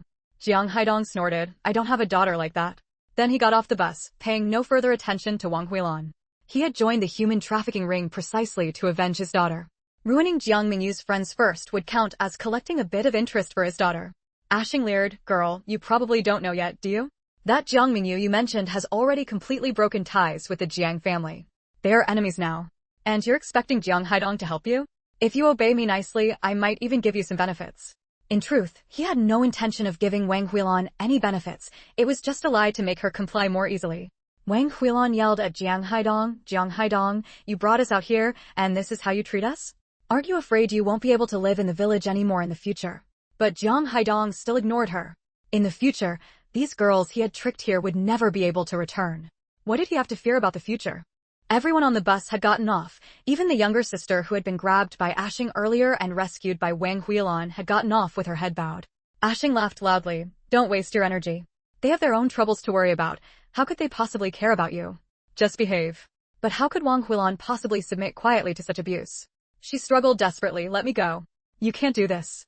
If you don't let me go, I'll report you and have you sent to prison. You monster, let me go now." "Let you go? Who do you think you are?" Ashing was also angered. "Even if I let you go now, in a few days, some other man will just take your virginity anyway. If you listen to me obediently, I might even be a bit gentler with you." Hearing his words, Wang Huilan was stunned for a moment. What did he mean by that? But her daze lasted only a second before she began struggling again. She also shouted and cursed angrily, causing people to frequently glance toward their bus. However, because the coach was relatively high, and Ashing had pinned Wang Huilan down in the aisle, nothing could be seen from outside. Afraid that the true situation of the people on his bus would be exposed, Jiang Haidong turned back and walked toward the vehicle. However, just as he was about to go open the door, he found the coach's door was already locked. He knocked on the door and called out, "Be careful, don't attract attention." Hearing Jiang Haidong's words and seeing that Wang Huilan was resisting so fiercely he couldn't succeed, Ashing noticed that people at the restaurant had already started eating.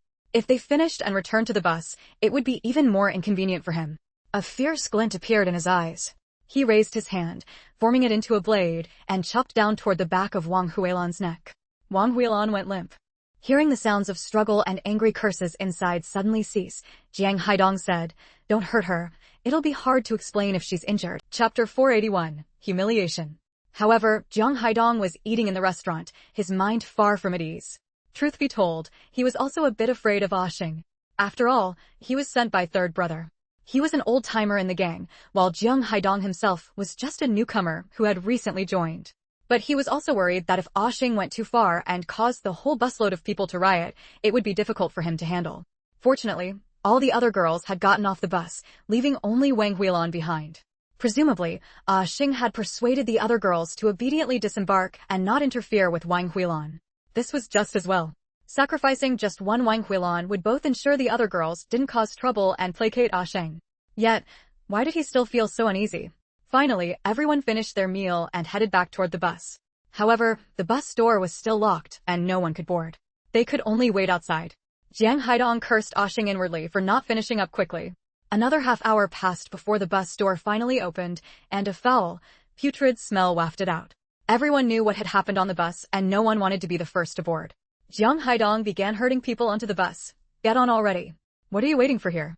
Do you still want to go work or not?" The girls had no choice but to board, their eyes involuntarily drifting toward the back of the bus. By now, Wang Huilan's clothes were back on, and she was being held by Xing as they sat in the back.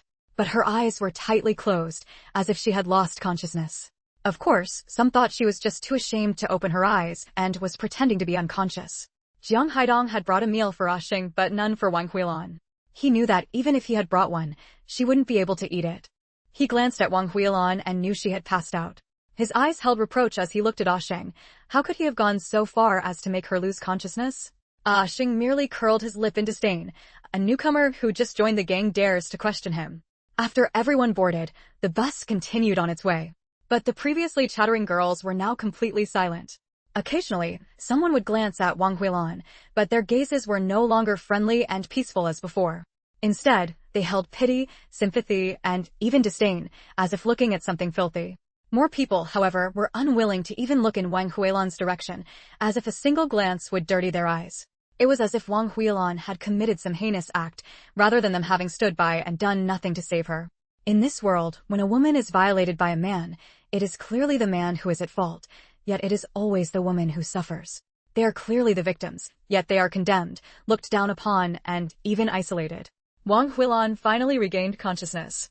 The first thing she did was stand up and shake off Xing. "What are you doing?" Xing tried to pull Wang Huilan back. Wang Huilan whirled around, her eyes filled with hatred and a bloodthirsty glare fixed on Xing. "Get away from me." Xing wanted to get angry, but upon meeting Wang Huilan's bloodshot eyes, he actually felt a twinge of fear. He awkwardly withdrew his hand. No need for such a big temper. All girls have to go through this sooner or later. Just then, Jiang Haidong turned his head and shouted, "Shut up, all of you."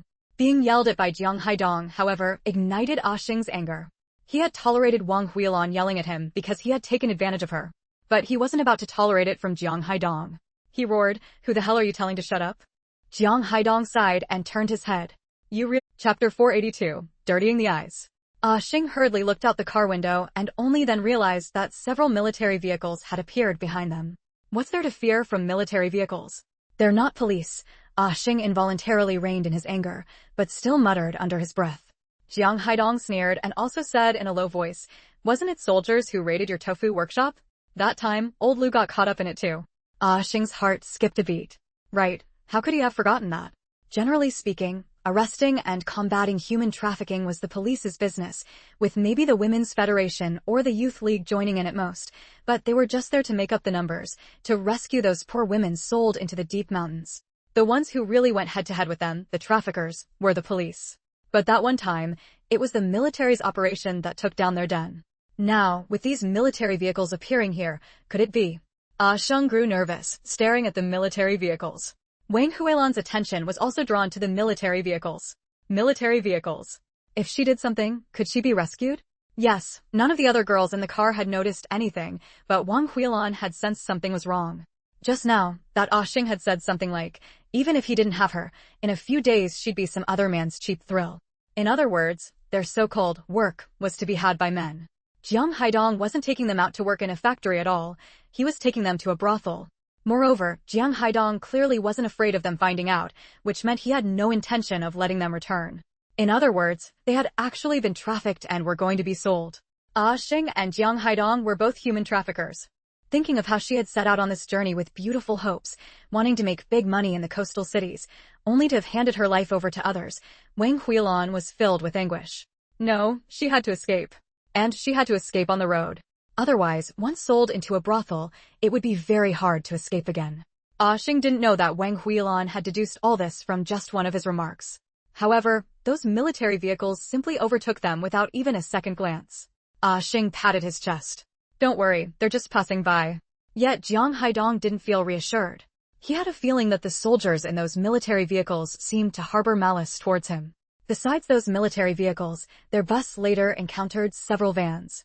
For some reason, he felt that inside the vans, several pairs of sharp eyes were observing their vehicle, especially their license plate number. Like the soldiers in the military vehicles, the people in these two vans also seemed to be filled with malice towards him. It seemed he wasn't cut out to be a trafficker. Being constantly on edge like this was going to cost him a lot of lifespan. What he didn't know was that those military vehicles really were coming after them.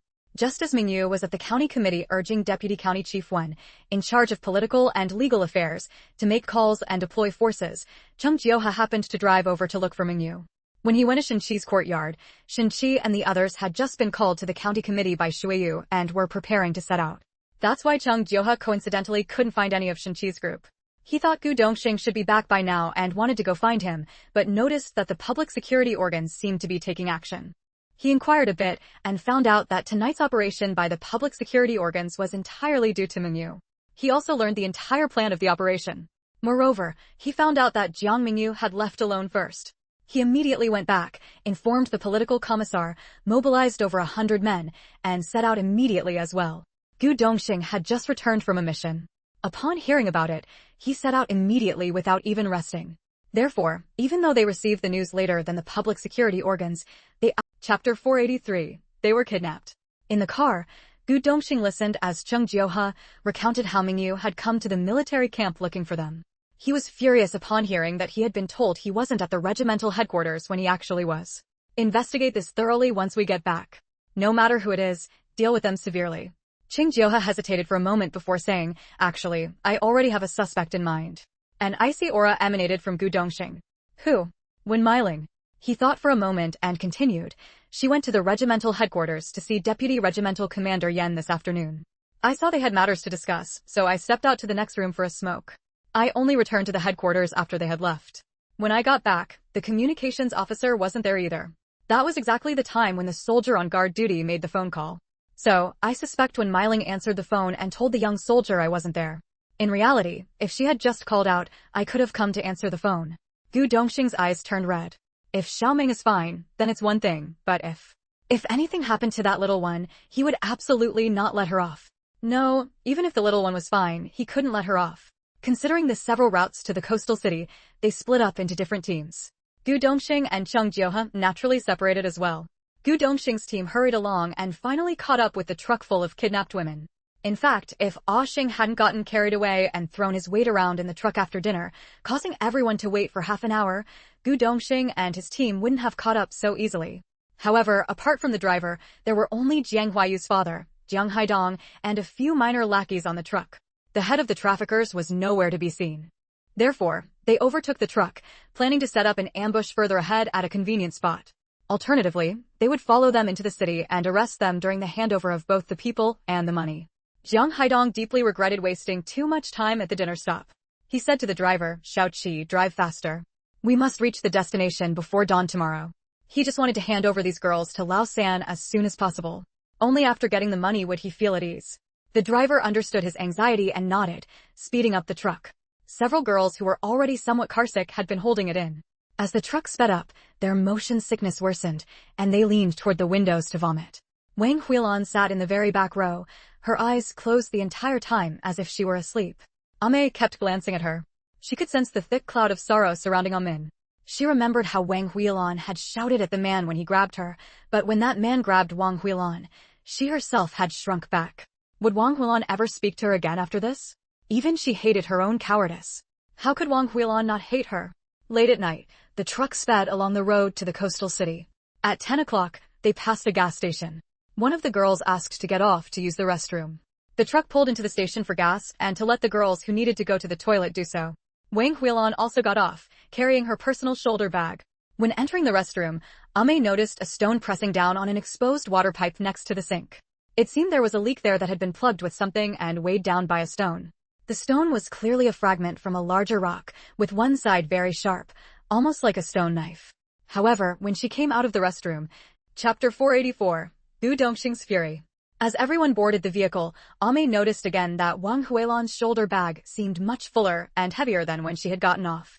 She was almost immediately certain that rock had been placed into the bag by Wang Huilan. She couldn't help but worry, what was Wang Huilan planning to do? But in the end, she didn't dare say anything. She merely glanced at Wang Huilan, who happened to look back at her at that moment. Upon seeing Wang Huilan's bloodthirsty gaze, she quickly averted her eyes. Pressing a hand against her wildly beating heart, she chose to keep silent. The vehicle continued speeding forward. Time passed bit by bit. The night deepened, and the girls on the bus had all fallen asleep. Jiang Haidong and Ashing took turns keeping Xiaoqi company. Because Xiaoqi couldn't sleep, they had to reach the nightclub before dawn and sneak the girls in under cover of night. Around past midnight, Jiang Haidong walked to the front of the bus to relieve Ashing, who had been chatting with Xiaoqi. Ashing then headed straight for the very back row. Only one person sat in the last row, Wang Huilan. After sitting down beside Wang Huilan, perhaps due to sheer exhaustion, he couldn't resist the onslaught of sleep and soon dozed off. When Wang Huilan heard the man beside her start snoring, she knew he was asleep. She slowly moved closer to Ashing, raised her bag, and swung it violently down at him. For some reason, Ashing, in his sleep, suddenly sensed an extreme danger. His eyes snapped open just in time to see a bundle coming down at him. At the critical moment, he jerked his head to the side. The heavy, rock-filled bag in Wang Huilan's hand smashed hard onto his shoulder. A sickening crack was heard, Ashing's shoulder was shattered. Excruciating pain assaulted him. He couldn't help but let out a loud, agonized scream, startling all the sleeping girls awake. Wang Huilan, what are you doing? Jiang Haidong shouted and rushed toward the back. But the vehicle was moving, and on the speeding bus, he couldn't move very fast either. Wang Huilan still held the bag strap in her hand. She lifted it, raised the bundle again, and swung it a second time at Ashing's head. Ashing was sitting by the left window. His right shoulder, shattered by Wang Huilan, was numb with pain. His right arm was naturally useless now. Using his other arm to block was somewhat awkward. He wanted to use his legs, but Wang Huilan had deliberately placed a faux leather suitcase between them, preventing him from kicking out. Anyone who has suffered a shoulder injury knows that once the shoulder is hurt, moving any part of the body pulls on the injured area. As Wang Huilan's rock-filled bag swung toward his head again, Ashing couldn't dodge. He could only raise his left arm to block. Blocked by Ashing's arm, Wang Huilan's second blow didn't land directly on his head, but instead smashed onto his forearm. Consequently, his left arm bones broke section by section under the impact of the stone. Even after his arm was broken, the bundle continued its downward arc, striking Ashing's head. However, because it had hit his hand first, it absorbed most of the force from Wang Huilan's swing. The impact on his head was already weakened. If his hand hadn't blocked that blow, Wang Huilan's second strike would have killed him. Ashing let out another agonized scream. Blood streamed down his face, blurring his vision, and Chapter 485, Wang Huilan wants to kill. Wang Huilan did not put down the bundle. Instead, she raised it again, holding it suspended over Ashing's head. This time, Ashing had already passed out and was completely unable to resist Wang Huilan. If Wang Huilan brought that bundle of stones down on him again, Ashing would definitely be finished. Jiang Haidong was frantic. Jiang Haidong would bet that Wang Huilan truly intended to kill Ashing. It wasn't just the murderous aura radiating from her entire body. Her expression also showed she was desperate to smash Ashing to death with that bundle. Not to mention the bundle she was swinging down with all her might. But he couldn't let Ashing die. He shouted, Wang Huilan, put that down. Bai Xiangxiang, are you all dead? Hurry up and restrain Wang Huilan. Bai Xiangxiang, whom he had named, moved to pull Wang Huilan back. Wang Huilan roared, don't anyone come over. Whoever comes over, I'll smash them to death. That includes you, Jiang Haidong. If you dare come over, I'll kill him first. You get back, go back to the front of the bus. Her roar stopped Bai Xiangxiang and the others in their tracks. None of them dared move. Even Jiang Haidong didn't dare approach. She stood in the very last row, with only Ashing beside her, and Ashing was now unconscious and had lost all ability to fight. Wang Huilan's face was full of murderous rage. her hands holding the bundle suspended over Ah Shing's head. If he dared move even a little, she would definitely bring it down. Jiang Haidong didn't want to obey Wang Huilan, but she made a show of starting to swing the stones down. Jiang Haidong had no choice but to say repeatedly, I'm backing up, I'm backing up. Please, whatever you do, don't smash it down. As he spoke, he retreated toward the front of the bus. Wang Huilan glared at Jiang Haidong like a ferocious demon. Jiang Haidong, tell me the truth. Did you really bring us out here to work in a factory? Startled by her shout, Jiang Haidong hurriedly said, of course it's for work, it's to work in a garment factory. Wang Huilan snorted. Stop lying. When you all went down to eat dinner earlier, Ah Sheng already let it slip.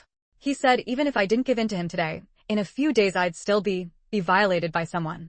So, you lured us here under the pretense of factory recruitment, but you're not taking us to work in a factory at all. You're going to sell us into a nightclub to be prostitutes. Hearing Wang Huilan's words, all the girls were shocked, unable to believe what she was saying. Jiang Haidong wanted to rush over to stop Wang Huilan from speaking, but Wang Huilan made a threatening motion with the stone-filled bundle toward Ah Sheng's head. He didn't dare approach and could only yell at Wang Huilan, you're talking nonsense. At this moment, he felt a deep sense of regret. His daughter had said that Wang Huilan was relatively close to that Mengyu. Since they couldn't get revenge on Mengyu for now, they would start with her friend. Therefore, he had deliberately sent someone to persuade Wang Huilan. Earlier, when Ah Sheng had gotten the idea to assault these girls, Jiang Haidong had intentionally ignored it after discovering the person Ah Sheng had grabbed was Wang Huilan.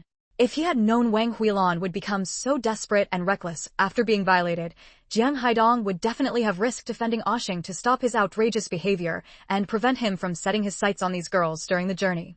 Unfortunately, there's no medicine for regret in this world. Wang Huilan sneered. I'm talking nonsense? She looked at the other girls.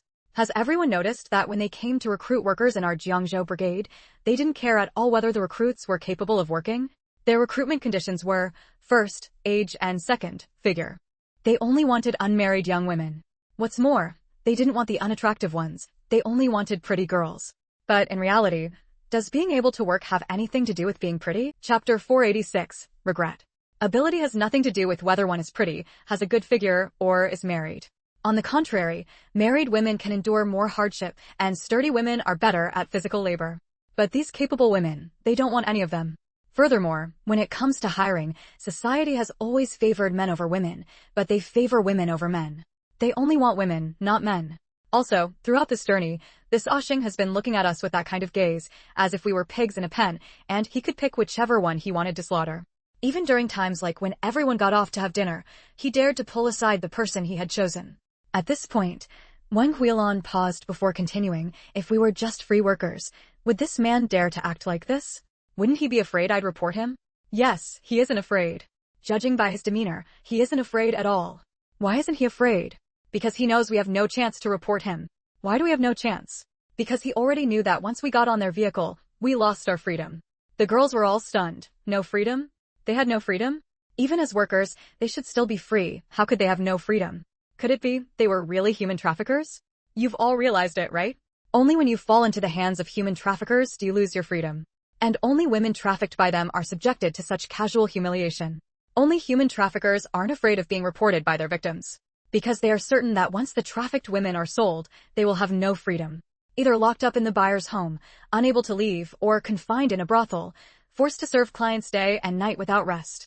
Even if they wanted to report them, there would be nowhere to turn. All their actions point to one thing. Their purpose in tricking us here is to sell us into those filthy places.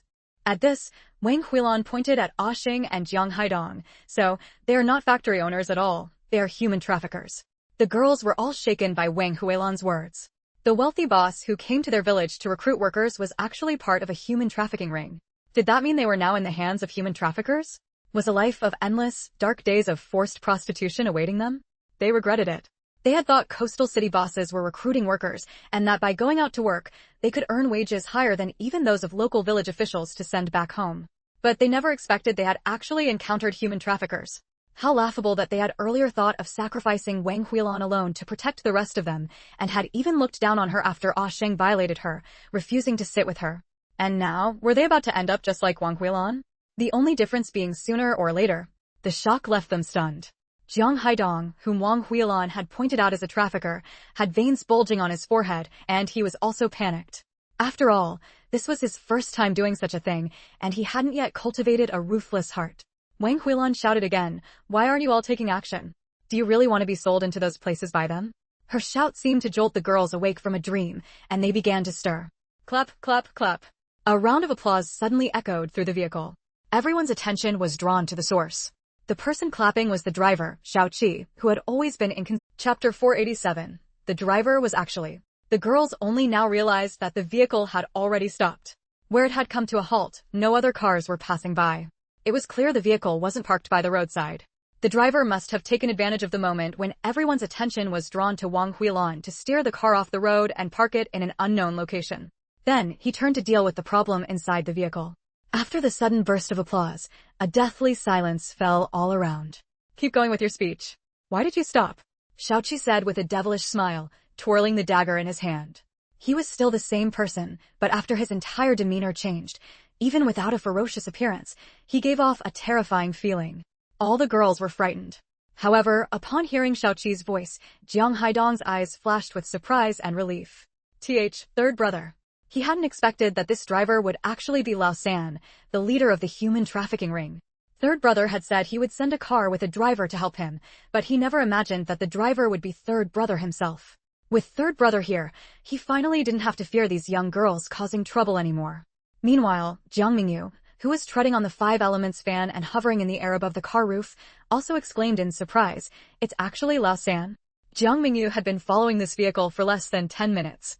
After seeing Deputy Director Wen arrange for counties along the coastal road to intercept the traffickers' vehicle, she left Shuiyu and the others at the county committee to catch a ride with the local pursuit vehicle, while she herself took off on her flying fan. Although she had set out the earliest, there wasn't just one road leading to the coastal cities, nor was there only one city. Therefore, Mingyu had to eliminate routes one by one.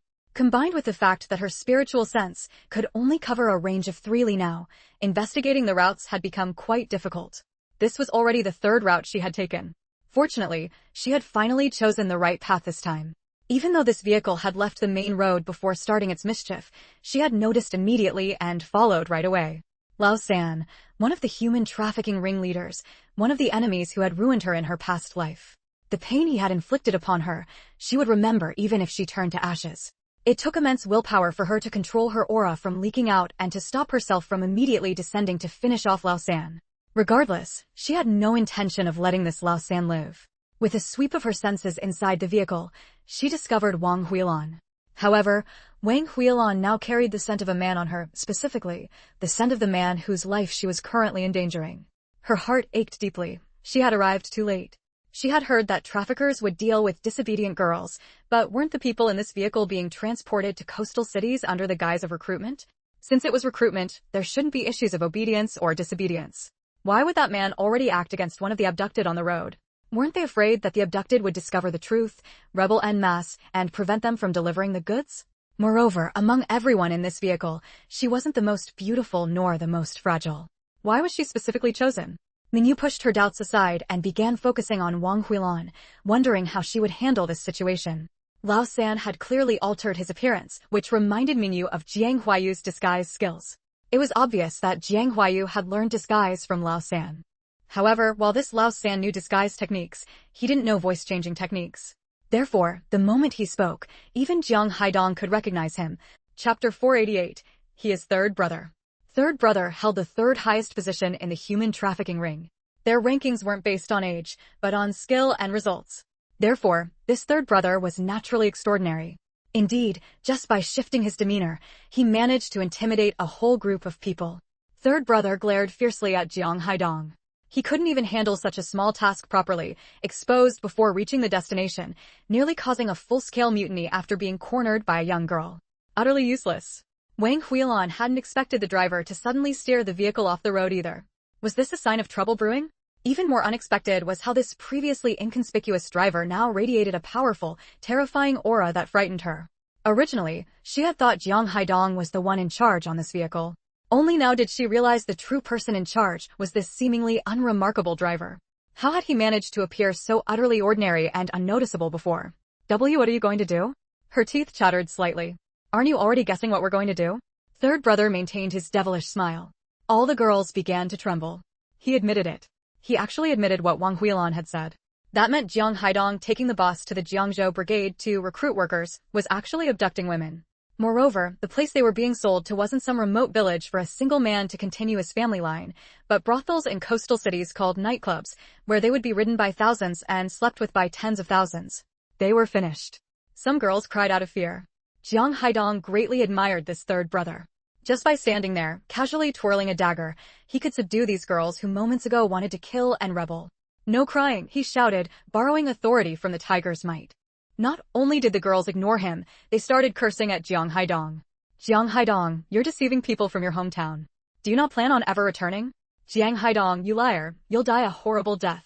Jiang Haidong, your family line will end with you. After a round of curses, threats followed. Jiang Haidong, don't forget, your son is still studying at the brigade school. That's right, Jiang Haidong, if you sell me, my father won't let your son off. My cousin is very tough. If you sell me, he'll definitely beat up your son every day, make his life a living hell. Mengyu couldn't help but worry for these people. Threats like these would only make Jiang Haidong instruct the buyers to keep a tighter watch on them when selling them. They wouldn't just lack a door to freedom, they wouldn't even have a crack. A girl's pleading voice rose above the others' curses.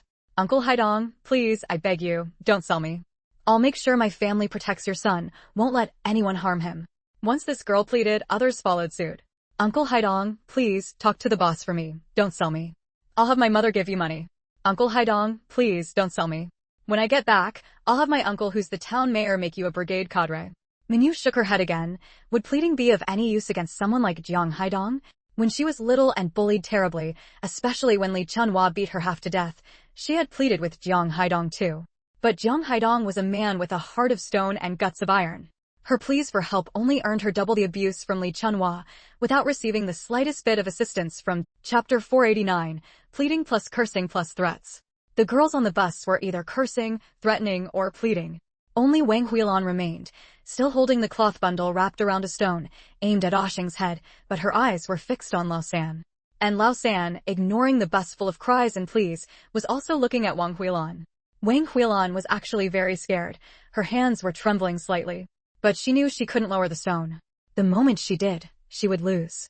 In the bus, the sounds of crying, cursing, and pleading gradually subsided, and the entire vehicle once again fell into a deathly silence. Wang Huilan felt her arms growing numb. At any moment, the stone bundle in her hands might drop. She knew right now. She finally couldn't hold back and said, "Let me go." The devilish smile on Lao San's face widened. "Reason. I will never submit," Wang Huilan said. "Either Oshing and I die together, or Oshing and I live together." But as soon as she said it, something felt off. All the women in the bus turned to look at Wang Huilan. Wang Huilan's original intention was, if they dared to act, she would dare to kill Oshing, even if she would be killed by them afterward. That was die together with Oshing. As for live together, it meant having Jiang Haidong and Lao San let her go, using Oshing as a hostage to return. She decisively pulled the stone out from the bundle. The stone was clearly a fragment broken off from a larger rock, with one side extremely sharp, almost like a stone knife. Wang Huilan pressed the sharp edge against the major artery in Oshing's neck. With just a bit of force, the knife-like stone could slit Oshing's throat. Lao San's face suddenly showed interest. Such a loyal, clever, and resourceful girl, it was a shame Oshing had ruined her. He should have taken charge of her earlier. He suddenly became serious. "You have a third option. Follow me and work with Oshing." Wang Huilan shook her head.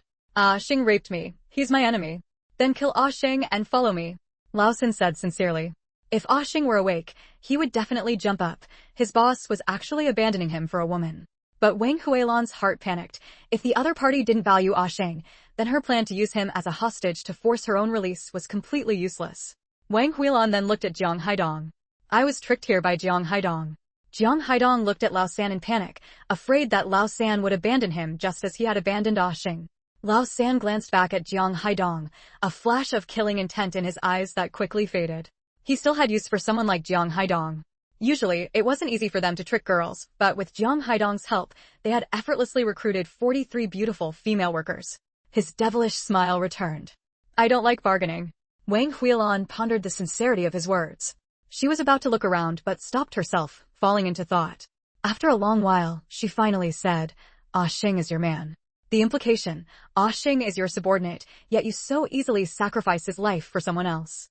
Working under you, one could be sacrificed at any time, there would be no good outcome. Lao San laughed. He damaged the goods before delivery without permission. He doesn't deserve to be my subordinate. Even if he went back, he would still be punished to death.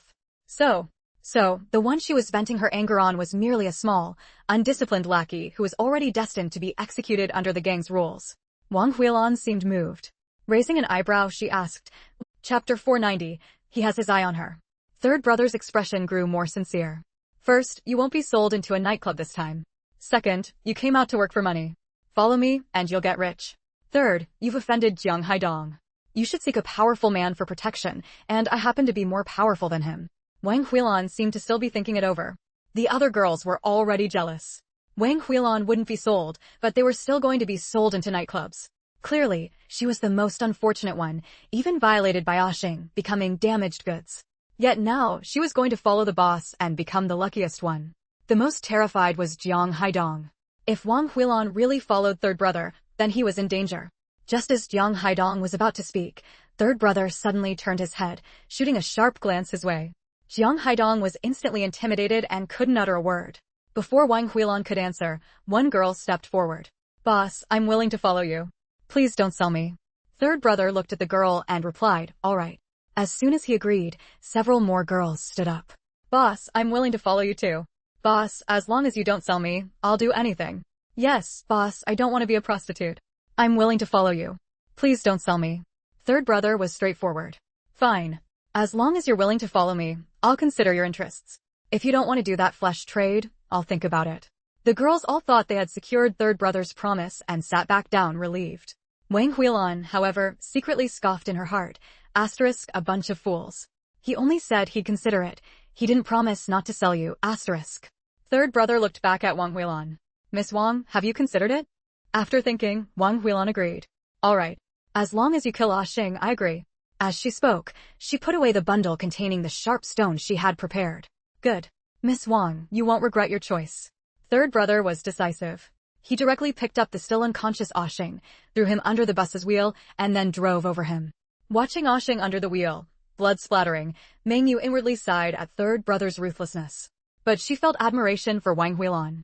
She had always known Wang Huilan was clever, but she hadn't expected that after suffering such a huge blow in life, she could still use her wisdom and ability to get revenge for herself, and even have her enemy's accomplice personally kill her enemy. She liked a friend like that. She even began to wonder if she should. The now exposed third brother sat in the driver's seat and continued driving. Jiang Haidong sat facing the women on the vehicle's hood, keeping watch over them. Mengyu, standing in the air on her 5 elements fan, hesitated about whether to take down third brother, as he was one of her enemies. But she also wondered if there might be another leader at the nightclub rendezvous point. Then it occurred to her that there wouldn't be 2 leaders for a single transaction, so she decided to act.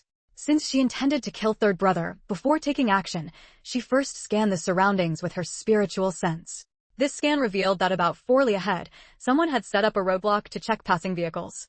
Looking further, she discovered many soldiers lying in ambush in the wasteland on both sides of the road. To her greatest delight, Gu Dongxing was among them. It seemed that after she left, the soldier on guard duty had found Gu Dongxing.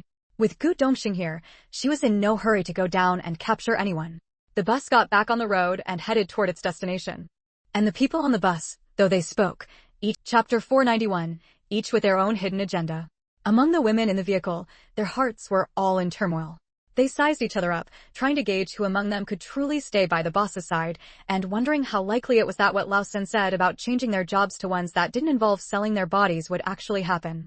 As for Jiang Haidong, he believed he had already figured it out. Lao San had managed to pacify everyone in this vehicle, especially that Wang Huilan. Given the earlier situation, Wang Huilan's words had been highly inflammatory. If Lao San hadn't won her over, he feared the entire vehicle of people might have been swayed by her. And in the vehicle, it was just him and Lao San. If these 43 women really decided to take action, even if they could win, it would be a struggle. In truth, Jiang Haidong didn't believe that 2 grown men fighting over 40 women could come out unscathed. Even if Lao San was skilled, given the numbers, he wouldn't dare hold back. By then, probably less than half of these 43 women would survive. And these girls, he had coaxed them here with his silver tongue. If any died, each death would mean a loss of 100 yuan for him. As for dealing with Ashing, Jiang Haidong didn't think Lao San was wrong. Ashing was already useless.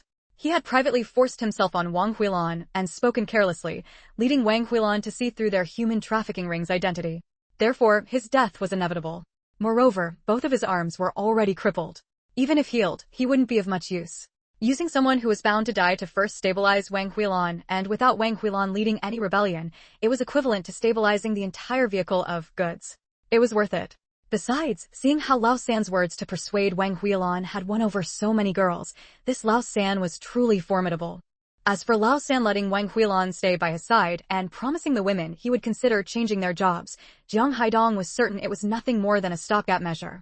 As for Wang Huilan, her heart was also in turmoil. Was that Lao San just employing a stopgap measure, or did he genuinely take a liking to her? But if it was just a stopgap measure, why did he so decisively throw Ah Sheng under the wheels? If he really did take a liking to her, what should she do? Of course, Wang Huilan wasn't so conceited as to think he was attracted to her looks. After all, she had just lost her virginity today. If he was interested in her, it must be because of her commendable performance earlier in the county. Therefore, he was more likely drawn to her abilities. But she herself was also a victim. How could she sincerely join a human trafficking ring to sell other girls? Agreeing to join Lao San's gang was nothing more than a stopgap measure. She had used Lao San to kill Ah Sheng, but the person she hated most was still Jiang Haidong, who had deceived her into coming here. Thus, her purpose in agreeing to join the gang was to kill Jiang Haidong. Only by joining the gang could she then use Lao San again to kill Jiang Haidong, or use information within the gang to betray Jiang Haidong when he was on a mission. As for what would happen after she took revenge, she no longer dwelled on it. If she died, so be it, there was nothing to fear. In the driver's cabin, Lao San was also secretly sneering. Promising those thoughtless girls was naturally his stopgap measure, but as for that Wang Huilan, he genuinely wanted to recruit her into the team. Not to mention her intelligence and quick wit, what he admired most was her sense of righteousness in stepping forward for Ame from the start. Such people were hard to win over, but once won over, they were loyal for life. Of course, he could also tell that Wang Huilan's agreement was not. Chapter 492, a stopgap measure. The reason Old Third killed Ah Sheng was to win Wang Huilan's trust, but it was also because Ah Sheng's recent slip-up had revealed their whereabouts. This led the girls to realize, even before reaching their destination, that they weren't being taken to work as factory girls, but were instead being trafficked. This complication made Ah Sheng's own actions deserving of death. Another reason was that Ah Sheng's arms were already crippled. Old Third had a feeling that something else would happen on this journey. When it did, Ah Sheng wouldn't be able to help him and would instead become a burden. Therefore, he readily agreed to Wang Huilan's demand and discarded Ah Sheng. As for whether Wang Huilan was sincere about joining the team, it didn't matter. He would make her join willingly. The vehicle entered the main road, and Old Third breathed a sigh of relief. Along the way, he had seen military trucks and police cars, keeping him on edge the entire time. Now that those military and police vehicles were nowhere in sight, he was certain they had just been passing by and weren't targeting him. However, the moment this thought crossed his mind, he heard two pop sounds and felt the rear of the vehicle sink, forcing the speed to slow down. Old Third's heart sank. A flat tire. And not just one, all four rear tires were blown. It was obvious they had been shot out. Ahead on the road, two patrol cars were parked sideways, blocking the way. Immediately afterward, many dark figures rapidly approached his vehicle from the fields on both sides. Stop the vehicle for inspection. Get out of the car now. Inspection. Jiang Haidong's heart raced. It's over, it's over. We're going to be caught. What do I do? What do I do? He looked at Old Third and saw that Old Third had stopped the car. Instead of getting out, he turned and rushed toward the very back of the compartment, grabbing Wang Huilan and pressing a dagger against her neck. When Old Third rushed toward the back, Wang Huilan sensed something was wrong and tried to hide behind a seat. But Old Third had his eyes on her, and his speed was too fast. Despite her attempt to hide, he caught her. Old Third held the dagger to Wang Huilan's neck, dragged her to the window, and shouted outside, "Take a good look. We have a hostage. Give us one of your cars and let us go. Otherwise, I'll kill her." Seeing this, Jiang Haidong followed suit. He grabbed a petite girl, pulled out a switchblade, and held it against her neck. "That's right. We have hostages. Move aside now and let us take a car. Otherwise, I'll kill her." The most ironic part was that the girl was none other than Ame, the one Ah Sheng had tried to assault the first time, but was saved by Wang Huilan. In truth, Jiang Haidong's imitation of Old Third was entirely unnecessary. Old Third was the leader of a human trafficking ring and had blood on his hands. If caught, he would face the death penalty. But Jiang Haidong? This was his first real involvement in trafficking women. During the incident with Jiang Meng, his wife Li Chunhua was the mastermind. He basically reaped the benefits without doing much. Therefore, even if he were caught, he would only be sentenced to a few years in prison. There was no need for him to take a hostage and flee with Old Third. With Wang Huilon captured, she could only cooperate obediently. Although she had spoken of dying together with Oshing when she attacked him, in reality, she didn't want to die. Mei, held by Jiang Haidong with a knife pressed to her neck, was terrified. Why is it me again? I'm scared. Don't grab me. She cried out to the other girls in the vehicle, someone save me, please. But no one would save her. During dinner, when Oshing grabbed her, Wang Huilon saved her. But when Wang Huilon was caught by Oshing, Mei had silently walked away. She hadn't even brought Wang Huilon any dinner. Who would be willing to... Chapter 493, Who is willing to save her? Seeing that no one was willing to save her, Mei had no choice but to plead with Wang Huilon again. Sister, save me. Talk to the boss and tell him to take someone else hostage. Wang Huilon rolled her eyes at her. Couldn't she see that she herself was also being held hostage? Did she have the ability to make Jiang Haidong switch hostages? Besides, even if she weren't being held hostage, she wouldn't save her anyway. During dinner last night, she had only gotten entangled with Oshing because she spoke up for Mei. And what did Mei do? When Oshing grabbed her, did she make a single sound? How shameless did she have to be to think she would still save her? Seeing that Wang Huilon remained silent and even rolled her eyes at her, Mei grew anxious and whispered, if you don't make Jiang Haidong let me go, I'll tell the people outside that you've joined the gang, that you're one of them. Then, swish! Mei looked down, unable to believe the knife now protruding from her chest. She didn't want to die. That's why she had threatened Huilon. Her mother had said that Huilon was just her servant girl, that she could always push her to the front to take the fall. So why was it that Wang Huilon wasn't taking the fall for her and instead, she was the one dying? She could have lived a while longer, but now she was experiencing the taste of death ahead of time. Mei fell to the ground, her eyes wide open. The one who threw the dagger was, naturally, Lao San. They must be in cahoots. Otherwise, why would Wang Huilon be so docile, allowing Lao San to hold her hostage? They must be planning to escape together once they got out of danger. Because she was convinced that Wang Huilon was colluding with Lao San, she thought of threatening Wang Huilon to save her, to make Jiang Haidong switch hostages. But she forgot that threatening Wang Huilon was also tantamount to threatening the human trafficker ringleader, Lao San. And was Lao San someone who tolerated threats? The result of her threatening Lao San was naturally being silenced. Wang Huilon inwardly cursed Mei for being a fool. How dare she speak and act recklessly while being held hostage? Wasn't that just asking for death? Almost simultaneously with throwing the dagger, Lao San swiftly pulled out a handgun and pressed it against Wang Huilon's temple. Feeling the cold muzzle against her temple, Wang Huilon forced down the panic in her heart. She didn't want to escape with Lao San. She would rather stay behind and be rescued along with the other girls.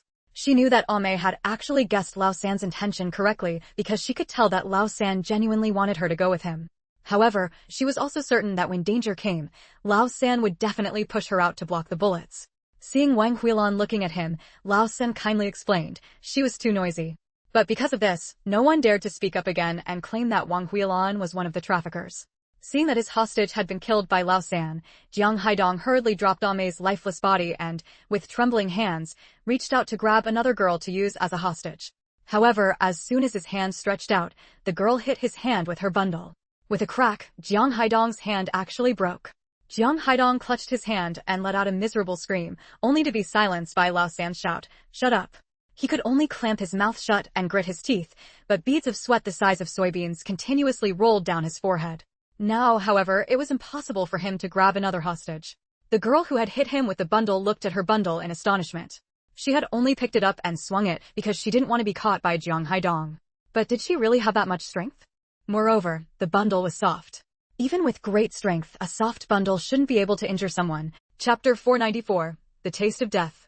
Seeing the girl's dumbfounded expression with her spiritual sense, Mengyu secretly laughed, knowing the girl was doubting her own abilities.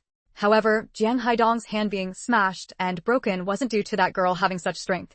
It was the handiwork of her, Jiang Mengyu. Seeing Jiang Haidong injured, Lao San immediately sensed that the vehicle was no longer safe. He resolutely pulled Wang Huilon and headed for the door, leading her off the bus and closing the door behind them. Using the bus as a shield, he issued another warning, "Drive your vehicle over here now and have your people disperse. Otherwise, I'll kill this woman immediately." Lao San was also quite helpless. Previously, he had greatly admired Jiang Haidong's recruitment tactic, which could be used twice or even 3 times in the same location. But after today, he had developed a distaste for this method. Under normal circumstances, abducted women would be drugged and sold off without anyone knowing. By the time the abducted women woke up, they would already be in the buyer's home. But because it was recruitment, they couldn't drug the women themselves. They couldn't even have many escorts. This led to them being outnumbered and weak when incidents occurred. This was also why he had no choice but to take Wang Huilan off the bus and close the door. He also knew that once the door was closed, Jiang Haidong, who was already on the bus with a broken hand, was in grave danger. On the bus, Jiang Haidong wanted to follow Lao San off, but just as Lao San got off, he closed the door. His heart sank. He had been abandoned by Lao San. The other girls on the bus, seeing Jiang Haidong try to take a hostage only to have his hand smashed, suddenly felt that this man wasn't so formidable after all. Someone shouted, "Beat him to death." The girl who had hit him with her bundle immediately swung it again. A tremendous force struck Jiang Haidong, sending him sprawling face down into the central aisle of the bus. Immediately after, a girl pounced, sitting on his back, and started punching Jiang Haidong with her fists. Which of those girls didn't hate being deceived by Jiang Haidong? Seeing him fall face down, they immediately swarmed him, their fists raining down on his body. At first, they could still hear Jiang Haidong's cries of "Stop hitting me! Stop!" and the force of his struggles to turn over.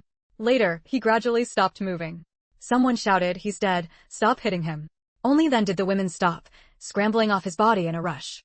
One girl reached under his nose to check, then immediately withdrew her hand in fright. "He's dead."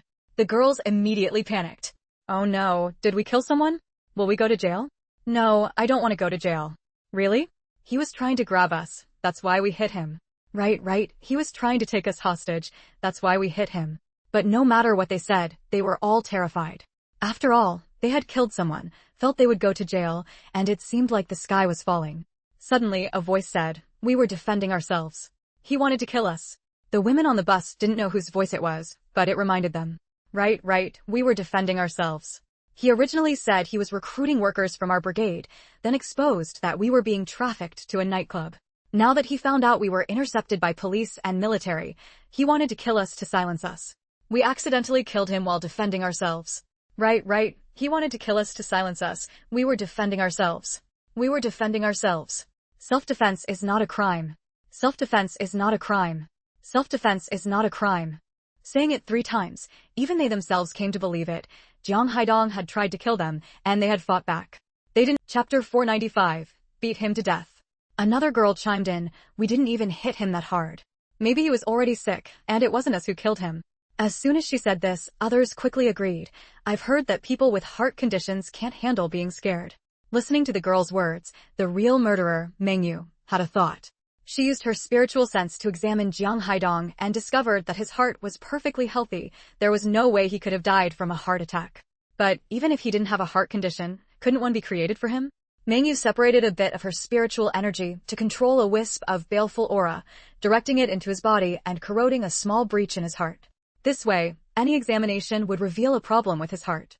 And so, the conclusion was formed. Jiang Haidong, who had been involved with a human trafficking ring, luring women under the guise of offering jobs, had died of a sudden heart attack after his plot was exposed.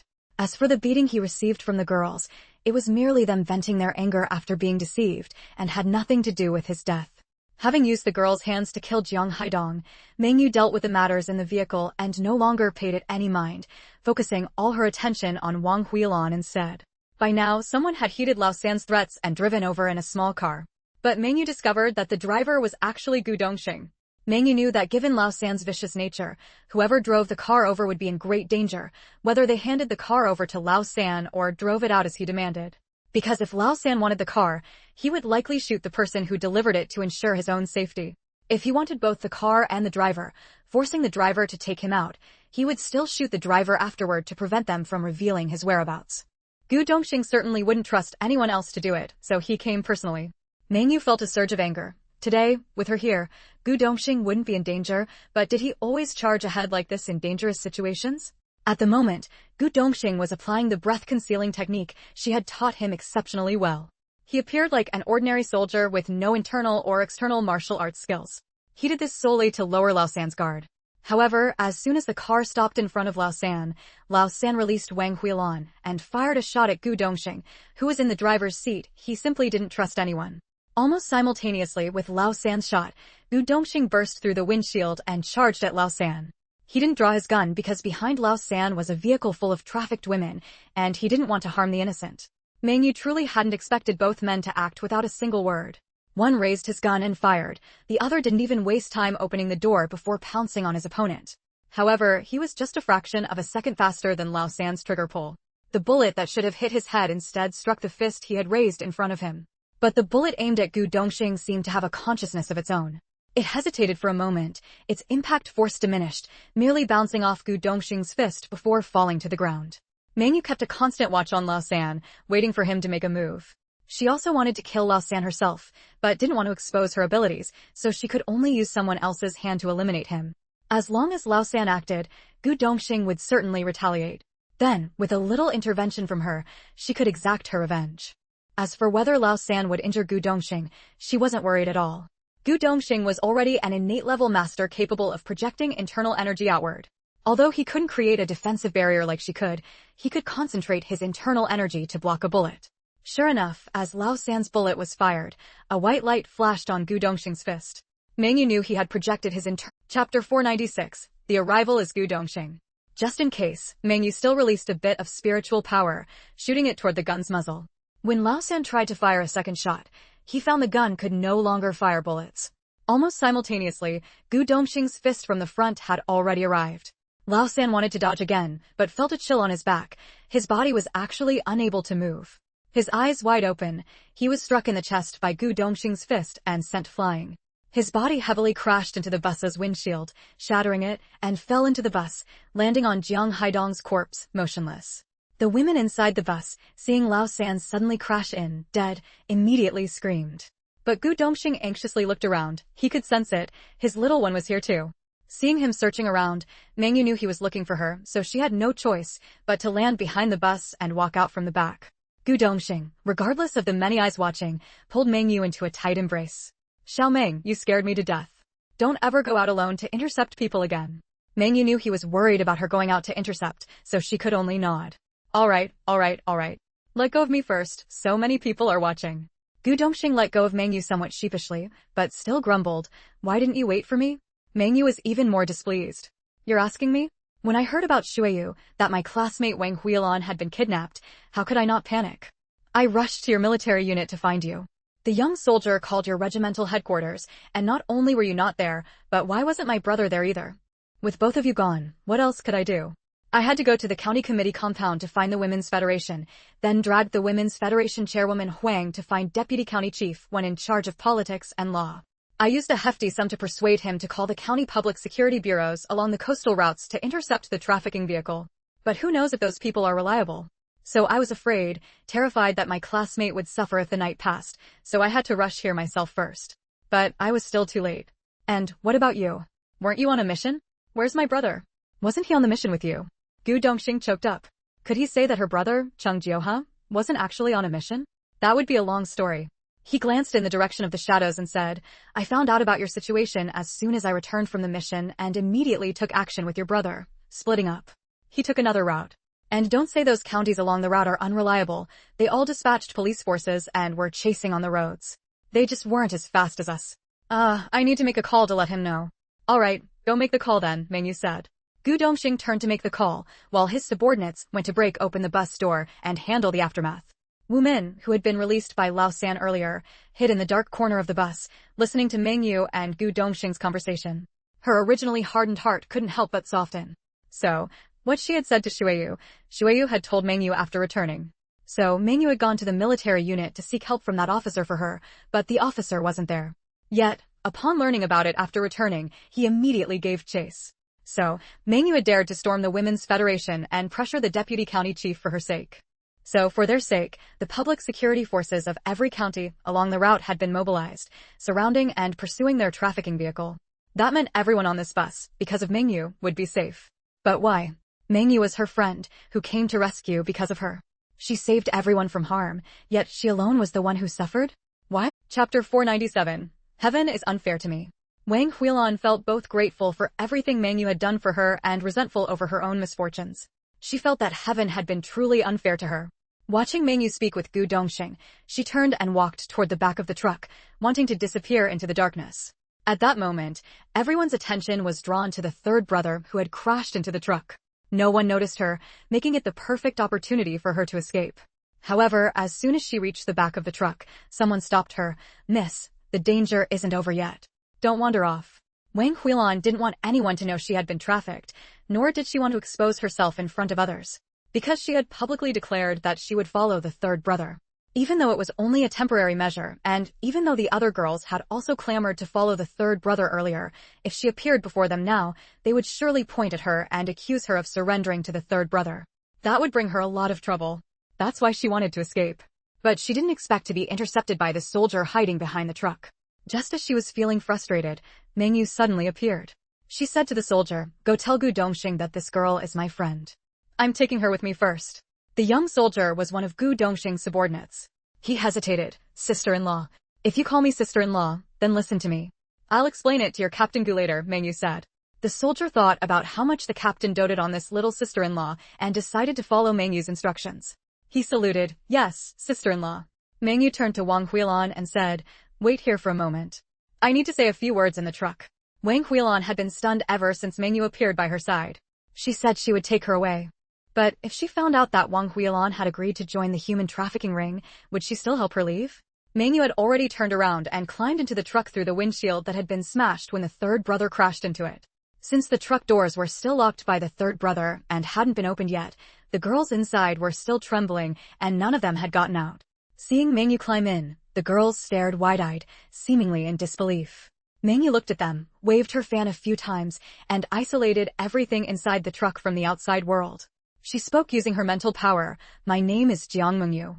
I believe many of you know me. Today, no, it's already 2 a.m., so it should be yesterday. Yesterday afternoon, I heard from Zhang Shuiyu that Jiang Haidong had brought bosses from coastal cities to recruit workers in our Jiangzhou brigade, and Wang Huilan was one of those recruited. As soon as I heard this, I knew something was wrong. I immediately tried every means possible, coordinating with the county police to pursue and intercept them, and also requesting the army to chase after them. That's why you were fortunate enough to be rescued. I was able to do all this because of Wang Huilan. So, your rescue is thanks to Wang Huilan. In other words, Wang Huilan is actually your savior. However, I don't want anyone to know that Wang Huilan was once trafficked. Therefore, I demand that you forget everything about Wang Huilan from yesterday onward. Consider it repaying Wang Huilan for saving your lives. Can you do that?" All the girls in the truck were initially confused, but upon hearing Mengyu's words, they couldn't help but reply in unison, "We can." "Good, now swear an oath. Repeat after me. I swear to forget everything about Wang Huilan from yesterday to today. If I reveal even a single detail about Wang Huilan, may I be..." Chapter 498, Forget It.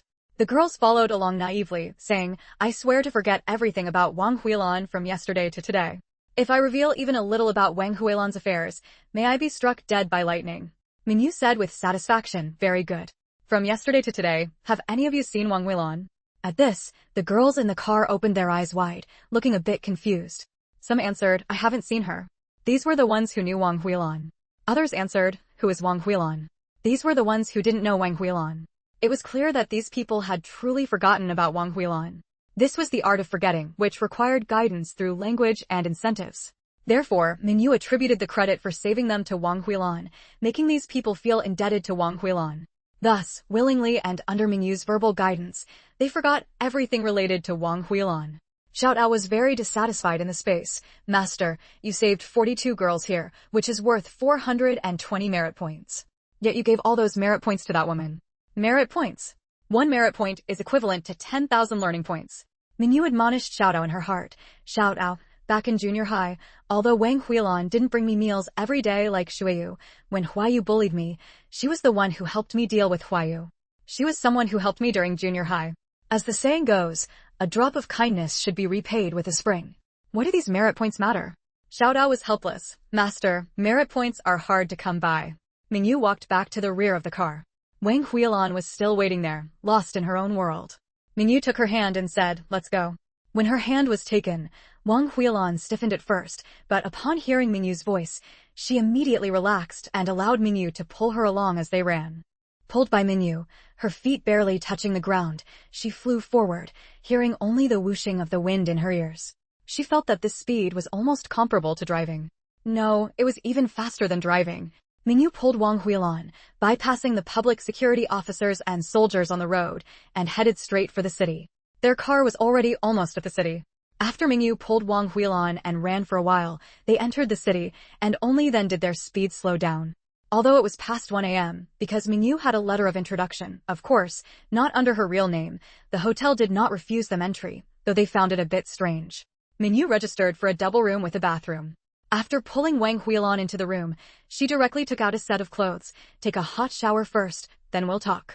After being violated by that Ashing, Wang Huilan had wanted to take a bath. She felt very dirty. She gently tugged Mengyu's hand. Thank you, Mengyu. Mengyu looked into her eyes. Wash well. Once you're clean, you'll be a brand new you. Don't worry about the past. I'll help you clean up the loose ends. When Mengyu said she would help clean up the loose ends, she meant it. She knew how strong-willed Wang Huilan was, and what the consequences would be if word got back to the village that a girl had been trafficked and violated. Therefore, she was covering for Wang Huilan. She had erased all memories of her from the girls on the bus. Only when she soaked in the bathtub did Wang Huilan truly relax. She was truly saved. It was Mengyu who had asked someone to save her. Moreover, when the soldier was about to take her away, Mengyu had pulled her out, sparing her from facing interrogation. Yes, she was afraid of interrogation because having to recount what happened on the bus would be like tearing open her wounds again. It would be agonizing and humiliating, making her wish she could die. It was Mengyu who spared her this humiliation. Mengyu, Chapter 499, saving her a second time. Wang Huilan thought that she must figure out what to do in the future. The third brother was dead, Jiang Haidong was dead, and Ashing was dead too. However, those girls, that whole group of kidnapped people, knew about her situation. Therefore, she could not return to the village. If she went back to the village and the news of her rape spread there, the gossip alone would drown her. Moreover, if she went back, how could she repay Mengyu for her kindness? She had decided, since Mengyu had saved her life, from now on she would follow Mengyu. Wherever Mengyu went, she would go too. Mengyu noticed that Wang Huilan, who had just come out from bathing, seemed like a different person. Before, although Wang Huilan had been rescued by her, she was like a vegetable that had lost all its moisture, haggard, despairing, and even self-abandoning. But after just one bath, she had become radiant and spirited, especially her eyes, which were shining brightly. Wang Huilan, this set of clothes actually fits you quite well, Mengyu said, looking at the clothes she was wearing, Mengyu's own clothes. Their figures were quite similar. Wang Huilan walked up to Mengyu and knelt straight down before her. Jiang Mengyu was startled. Wang Huilan, what are you doing? Get up quickly. Mengyu, you saved me, but I have nowhere to go now. So, please take me in. I'm willing to follow you. Mengyu looked into her eyes. They were very sincere.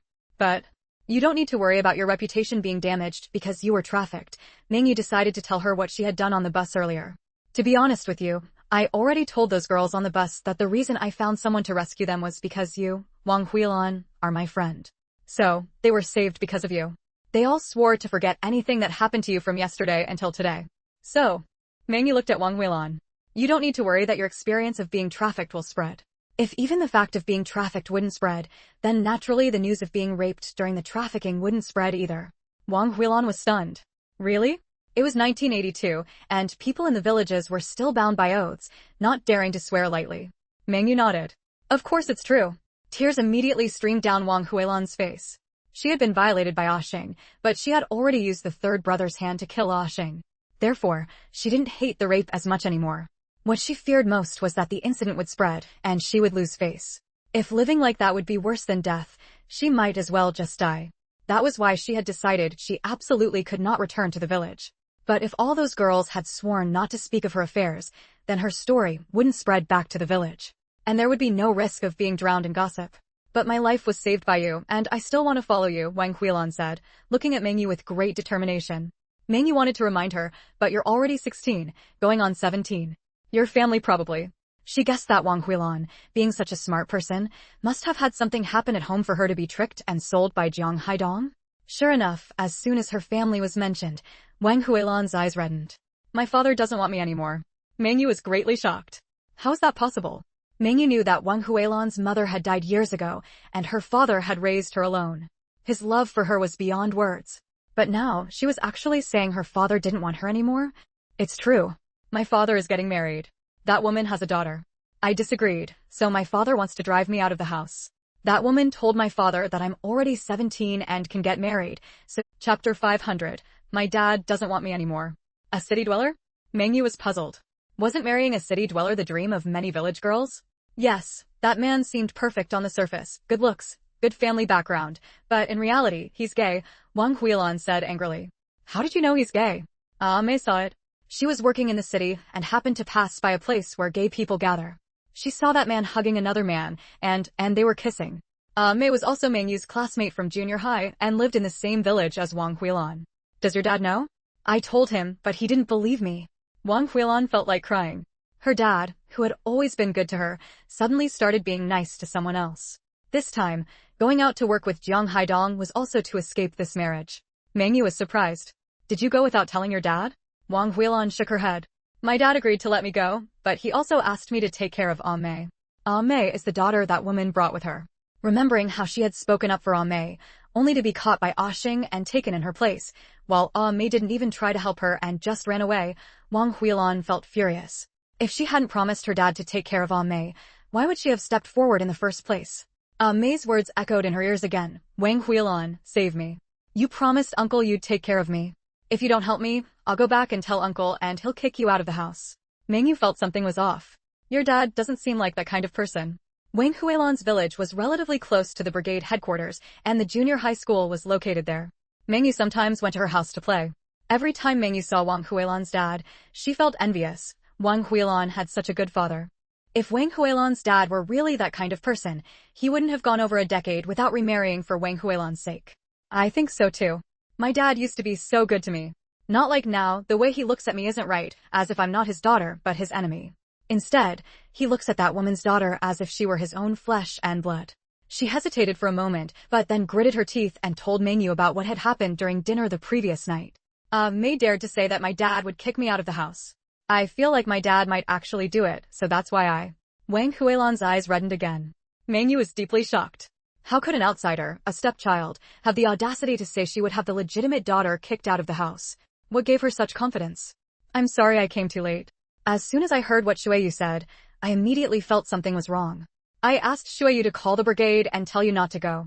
But who knew the people at the brigade would say you had already left? After a pause, Mengyu sighed and said, because I didn't know which coastal city you were going to or which route you were taking, it was hard for me to search alone. So, I first went to find my boyfriend in the army, hoping he could send people to look for you. But who knew that when I rushed to the army, I found out my boyfriend was on a mission. I also looked for my sworn brother in the army, but he wasn't there either. With no other options, I went to the county committee for help, asking the public security bureaus of various counties to mobilize so they wouldn't dare act recklessly. I thought even if they wanted to cause trouble for you, it would be at night, after you reached your destination. I never expected. Mengyu sighed inwardly. If either Brother Gu or her own brother had been there when she first looked for them, Wang Huilan wouldn't have been raped. Meanwhile, Gu Dongxing, whom Mengyu was blaming, had returned to the army overnight and was also investigating who the person was that had answered the phone at the regimental headquarters and said Chapter 501. Who answered the phone? Gu Dongxing was filled with regret. After confirming their relationship, the first time the little one called him for help, he wasn't there. His absence was one thing, but Qing Jioha was clearly at the regimental headquarters. Yet, the person who answered the phone at the headquarters said he wasn't there, preventing the little one from getting help immediately. With his experience, he could tell that the girl taken hostage had been violated that very day. Judging by how worried the little one was about that girl, she was likely the friend the little one had caused such a huge uproar to rescue, the reason behind the massive anti-kidnapping operation. The girl the little one was so desperate to save had been violated by the traffickers. Although he had saved her life, he couldn't undo the harm done. He had no idea how furious the little one would be. All he could do now was try to minimize the fallout. That's why he had pretended to be in a hurry to notify Qing Jioha and the others. In reality, he was just creating an opportunity for the little one to take the girl away, to spare her from facing immediate secondary trauma. Sure enough, the little one left with the girl. His heart was now consumed by rage. His little one said she had arrived too late. If he or Qing Jioha had received her plea for help right away, they would have found the kidnapped girls sooner, and her friend might not have been violated. So, the root of all this was that phone call messing things up. Once he found out who was responsible, no matter who it was, he wouldn't let them off. This time, he wouldn't spare anyone's face. He immediately tracked down the young soldier who had taken the call. Tell me, who came looking for me and Deputy Regimental Commander Cheng yesterday afternoon? The soldier, surnamed Zhang, was very nervous in front of the regimental commander. Report, Regimental Commander. It was your wife who came looking for you around 5 p.m. yesterday. I called the regimental headquarters and a woman answered. She said you were out on a mission. I told your wife, and then she asked me to call Deputy Regimental Commander Cheng, saying he was her brother. I immediately called the regimental headquarters again. The same woman answered and said Deputy Regimental Commander Cheng was out on the mission with you. I relayed the message truthfully to your wife. She asked me to inform you and Deputy Regimental Commander Ching upon your return from the mission that she had gone to rescue kidnapped women. However, by the time I went off duty at 6 p.m., I still hadn't seen you return from any mission. Worried, I went to the regimental headquarters and saw Deputy Regimental Commander Ching just coming out. I was shocked. Deputy Regimental Commander Ching was clearly at the headquarters, so why did the person who answered the phone an hour earlier say he was out on a mission with you? I immediately reported the situation to Deputy Regimental Commander Ching, and he drove off right away to catch up with your wife. Gu Dongxing knew immediately that the key lay with the telephone operator. He promptly investigated who had been answering the phone at the regimental headquarters around 5 p.m. the previous day. The officer on duty for telephone duty that day, Comrade Jiang, was so shaken by the problem that occurred during his shift that his legs were trembling. Report, Regimental Commander. Yesterday afternoon, Deputy Regimental Commander Yan's wife came to the headquarters looking for him. Deputy Regimental Commander Yan had stepped away briefly on some business and asked her to wait in the headquarters. She didn't like the tea in our office and asked me to make her a fresh cup. But there was no boiling water in the office, so I had to take the teapot to the water room. I asked Deputy Regimental Commander Yan's wife to watch the phone for me while I was away for a moment. Gu Dongxing was furious. You actually let an army dependent watch the regimental headquarters phone? Report, Regimental Commander. I was wrong. Deputy Regimental Commander Yan's wife asked me to make. She asked you to make it, so you went? Are you her family's order? Chapter 502. No one's face will be spared. Commissar Jiang felt wronged. How could he have refused the wife of Deputy Regimental Commander Yan? Besides, if Deputy Regimental Commander Yan could let his wife stay at the regimental headquarters, why couldn't he, Jiang, ask her to watch the phone for a moment? Who knew something would go wrong in just those few minutes? You still don't accept it? Yesterday afternoon, a local villager discovered that over 40 women had been abducted. Because he recognized me and Deputy Commander Ching, he ran to our troops for help. The sentry on duty called to ask if Deputy Commander Chung and I were here. But because you weren't there, someone who didn't understand the situation answered the phone, directly said we weren't available, and sent the villager away. It wasn't until that soldier was relieved from duty, thought it over more and more, and felt something was wrong, that he ran to the regimental headquarters to ask. Only then did he find out Deputy Commander Ching was actually at the headquarters all along. But because of that 1-hour delay, the abducted women were violated by the traffickers. Do you know what fate awaits a girl after she's violated? Her entire life could very well be ruined. And all of this is because you left your post without permission. This time, it only ruined one girl. But if the villager had come to report other military intelligence, it wouldn't just have ruined one girl, it could have caused immense damage to the party and the people. Commissar Jiang was truly frightened now. He had only recently been promoted to cadre status. This time, he was probably going to be demoted back to his old rank, or even discharged from the army. I'm sorry, he said, hanging his head. Regimental Commander Gu roared, the one you should be sorry for is that girl whose life was ruined because you left your post without permission. You just wait for the regimental headquarters punishment. After calming down a bit, he added, go, summon Deputy Regimental Commander Yan for me. Commissar Jiang felt as if granted a great reprieve and hurried off. Not long after, Deputy Regimental Commander Yan arrived. Although Gu Dongxing didn't treat him the same way he had treated Commissar Jiang, his expression was still far from pleasant. Your wife came to the regimental headquarters yesterday afternoon? Deputy Regimental Commander Yan was surprised. Yes, my father-in-law needed to see me about something.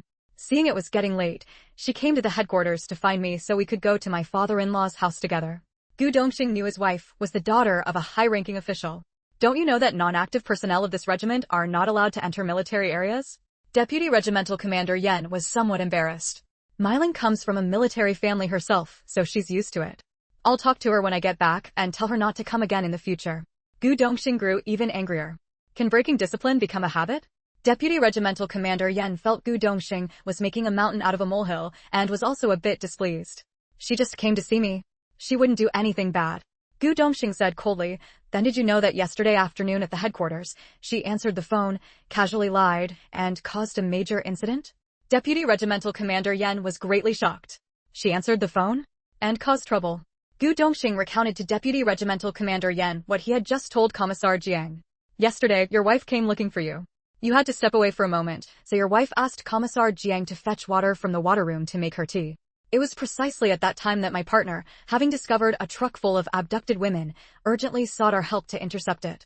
But because your wife lied and said Deputy Commander Chung wasn't here, we failed to rescue the abducted women in time, resulting in the loss of their virtue. Tell me, isn't that doing something bad? Don't tell me I've got the wrong person. In those few minutes when Commissar Jiang went to make tea for your wife, she was the only woman there. Moreover, all our internal phone calls are recorded.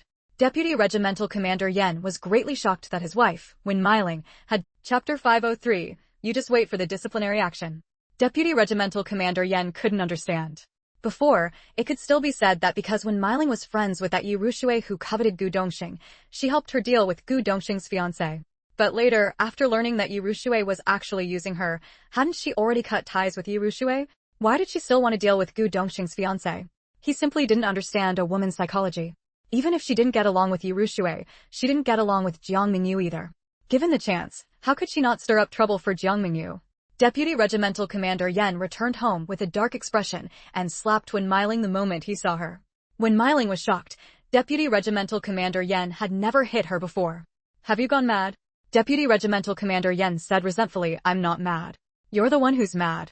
That move you pulled at the regimental headquarters yesterday, why did you answer the phone? Answering the phone is one thing, but the caller was looking for Deputy Regimental Commander Cheng.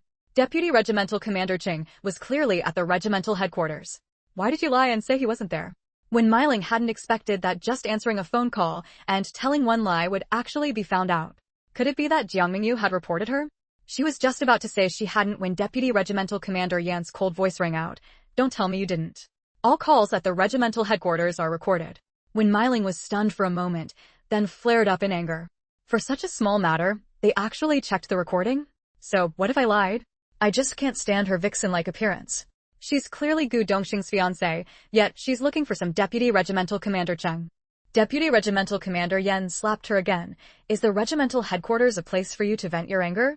Do you have any idea that because you answered that phone call, because of your lie, a major incident was delayed?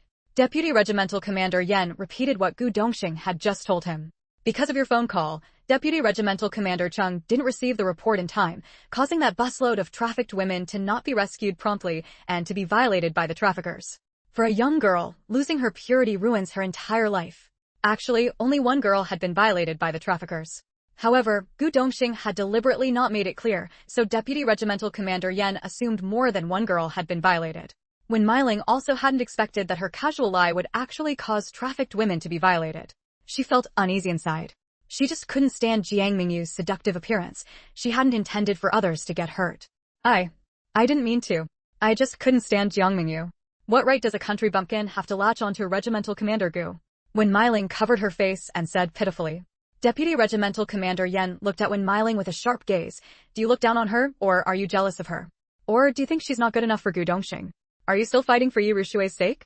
Do you think Yi Rushui is more suited for Gu Dongxing?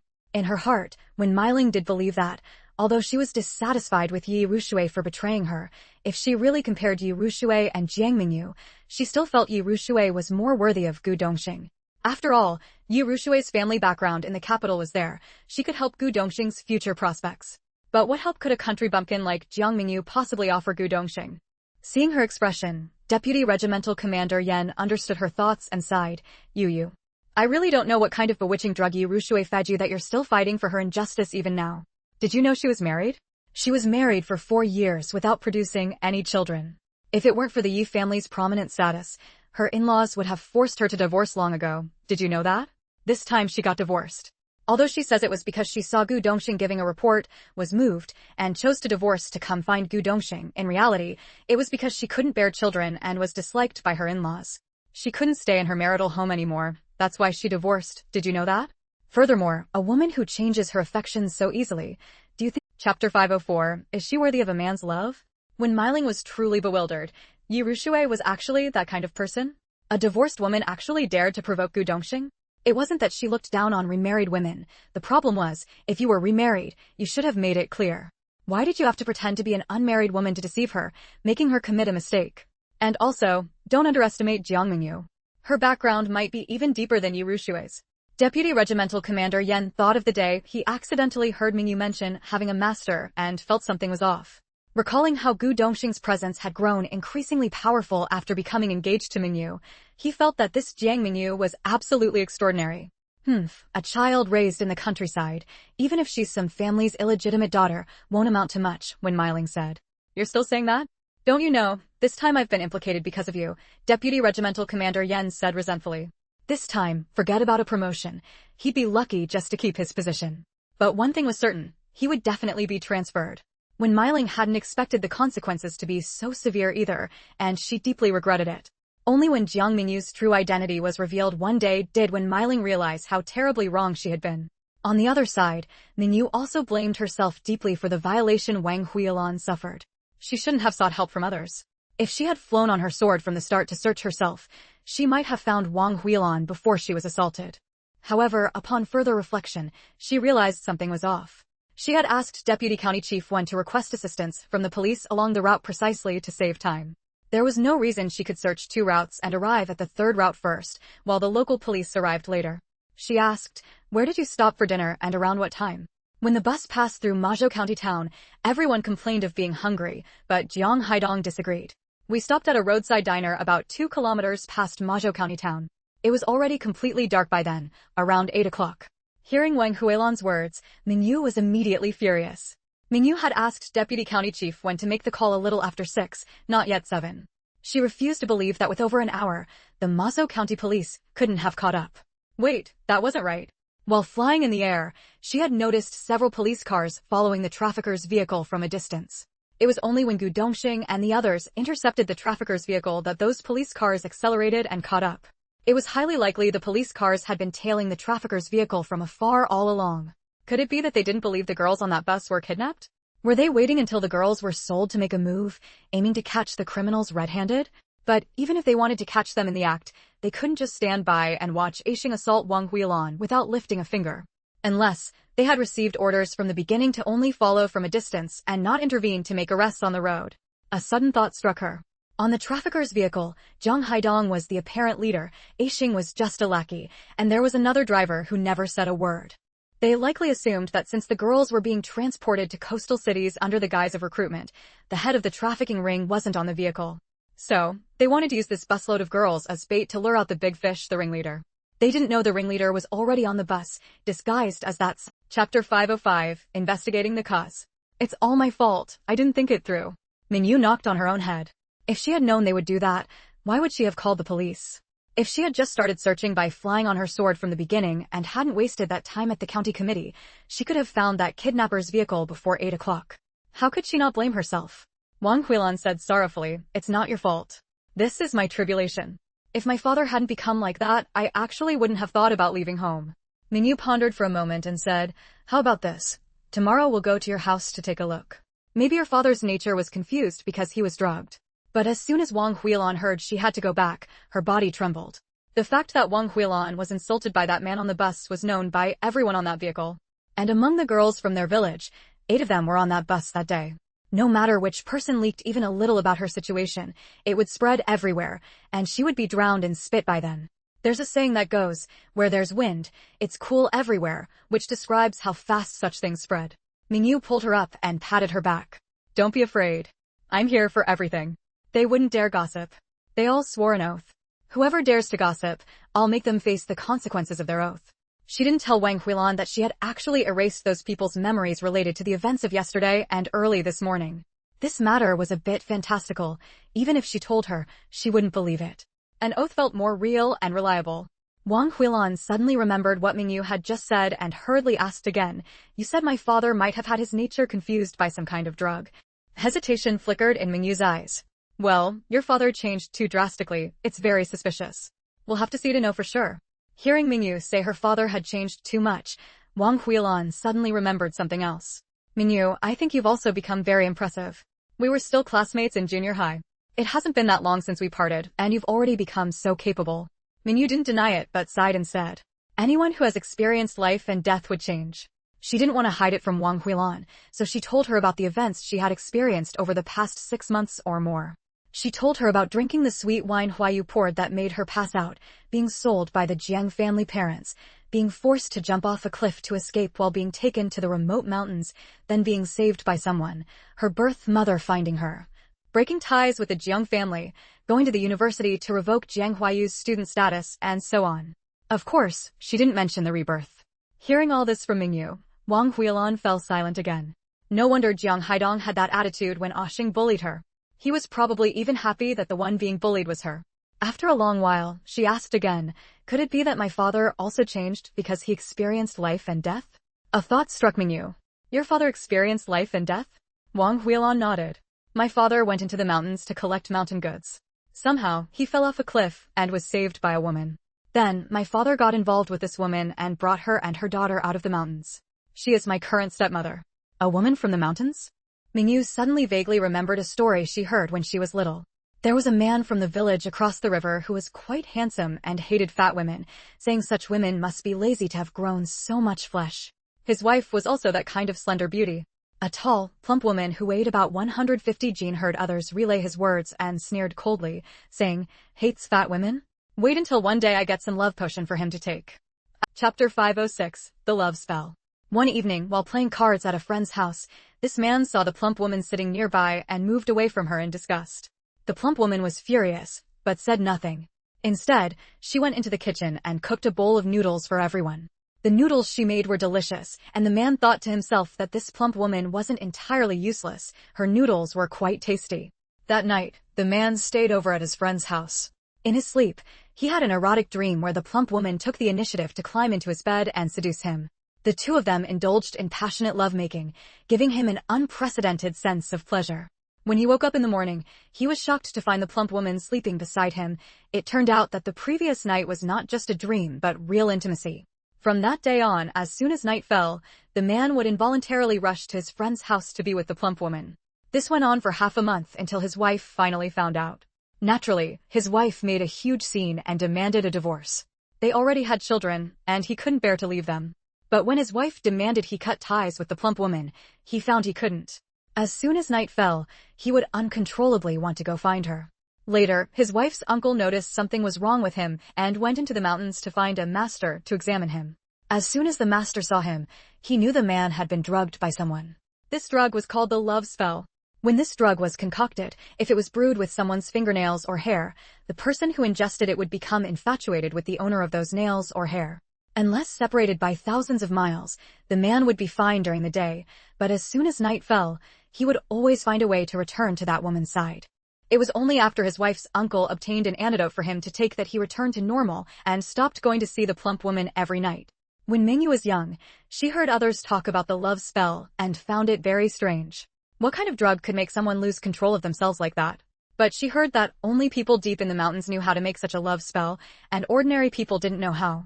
Now, hearing about the changes in Wang Huilan's father and learning that he had met this widow while collecting mountain goods in the mountains, she remembered the story she had heard as a child. Could it be that this mountain widow had fed Wang Huilan's father the love spell?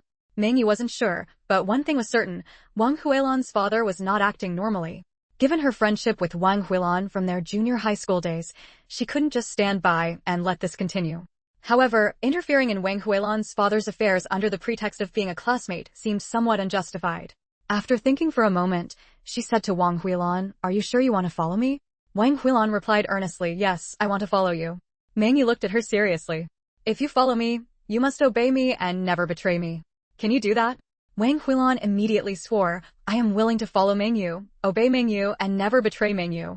Otherwise, I will accept any punishment from Mengyu without complaint." As soon as she finished her oath, a sound echoed in the air, and something fell into Wang Huilan's forehead. Wang Huilan felt something added to her soul, something that filled her with reverence for Mengyu.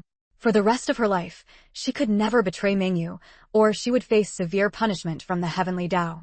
She was deeply shaken. Chapter 507. Startling the Heavenly Tao once more. Mengyu found it strange once again that someone making a vow to her would startle the Heavenly Tao. Last time it was Xiaohua, this time it was Wang Huilan. Why did their vows elicit a response from the Heavenly Tao? She had often seen others make vows before, so why didn't those startle the Heavenly Tao? Could it be that it wasn't because of the person making the vow, but because the vow was made to her? Or, more precisely, because she was a cultivator? Did that mean if she made a vow in the future, it would also elicit a Heavenly Tao response? It seems she would have to be careful from now on not to make vows lightly. She looked at Wang Huilan and said, "Since that's the case, you can call me Big Sister from now on. Remember, don't make vows lightly in the future." Wang Huilan nodded repeatedly. Yes, I'll definitely be careful from now on. I've never made a vow to anyone else before. You're the first, Big Sister. Wang Huilan felt incredibly fortunate to be able to follow Mengyu. It wasn't just because Mengyu had successfully called in the military to rescue her and even alerted the county public security bureau along the road to the coastal city to surround and intercept the traffickers' vehicle. Nor was it just because her old father at home had abandoned her, leaving her with nowhere to go. It was because Mengyu possessed extraordinary abilities. When that officer was about to kill Lao San earlier, she had seen clearly from behind that Lao San had been immobilized first before the officer killed him. And at that time, the only person visibly standing by the vehicle behind was her, but afterward, Mengyu had emerged from the darkness. Therefore, she was certain that the one who had immobilized Lao San was Mengyu. She even had a feeling that Mengyu had descended from the sky at that moment. If Mengyu knew of her feeling, she would be astonished by her sixth sense, because she truly had descended from the sky at that time. Moreover, immobilizing Lao San was naturally because she had sneak attacked and sealed his acupoints from a distance. Otherwise, given that Lao San was a practitioner of ancient martial arts, how could he have been killed with a single punch from Gu Dongxing? At 5 o'clock the next morning, Mengyu woke up. In truth, she could go several days without sleep. However, as soon as she moved, Wang Huilan also woke up and quickly got up. Is big sister leaving already? Ever since Mengyu agreed to let her follow, her mental state had undergone a dramatic transformation. Mengyu chuckled. What's the hurry? Since we've come to this city, how can we leave without spending some time here? Wang Huilan hurriedly got up. I'll go fetch hot water. She naturally slipped into the role of an attendant. Mengyu stopped her. No rush, it's only 5 o'clock. Go back to sleep. I'm going to meditate. Wang Huilan watched as Mengyu sat cross-legged, her legs folded in a strange manner so that the soles of both feet faced upward. Her hands rested on her knees, palms also facing upward. Wang Huilan tried to fold her legs like Mengyu, but found she couldn't do it at all. Mengyu smiled. If you want to learn to sit cross-legged, you must start with the natural cross-legged position. Then the half-lotus position, and only after that can you achieve the full lotus position like mine. If you try the full lotus position right away, first, your legs won't be able to fold like that, and second, even if you barely manage it, without knowing how to circulate the qi and blood in your legs will quickly go numb. Mengyu taught her to start with the natural cross-legged position. The natural cross-legged position is how ordinary people sit cross-legged, with yin embracing yang. Although comfortable, the soles of the feet cannot face upward, making it unsuitable for absorbing spiritual energy. It is only suitable for nurturing qi. During cultivation, one must achieve the 5 centers facing heaven. The crown of the head is easy, as long as one isn't sleeping, it naturally faces upward. The palms facing upward are also easy. The most difficult are the soles of the feet facing upward. And only the full lotus position allows both soles to face heaven. Mengyu taught her the natural cross-legged and half-lotus positions, both of which she learned easily.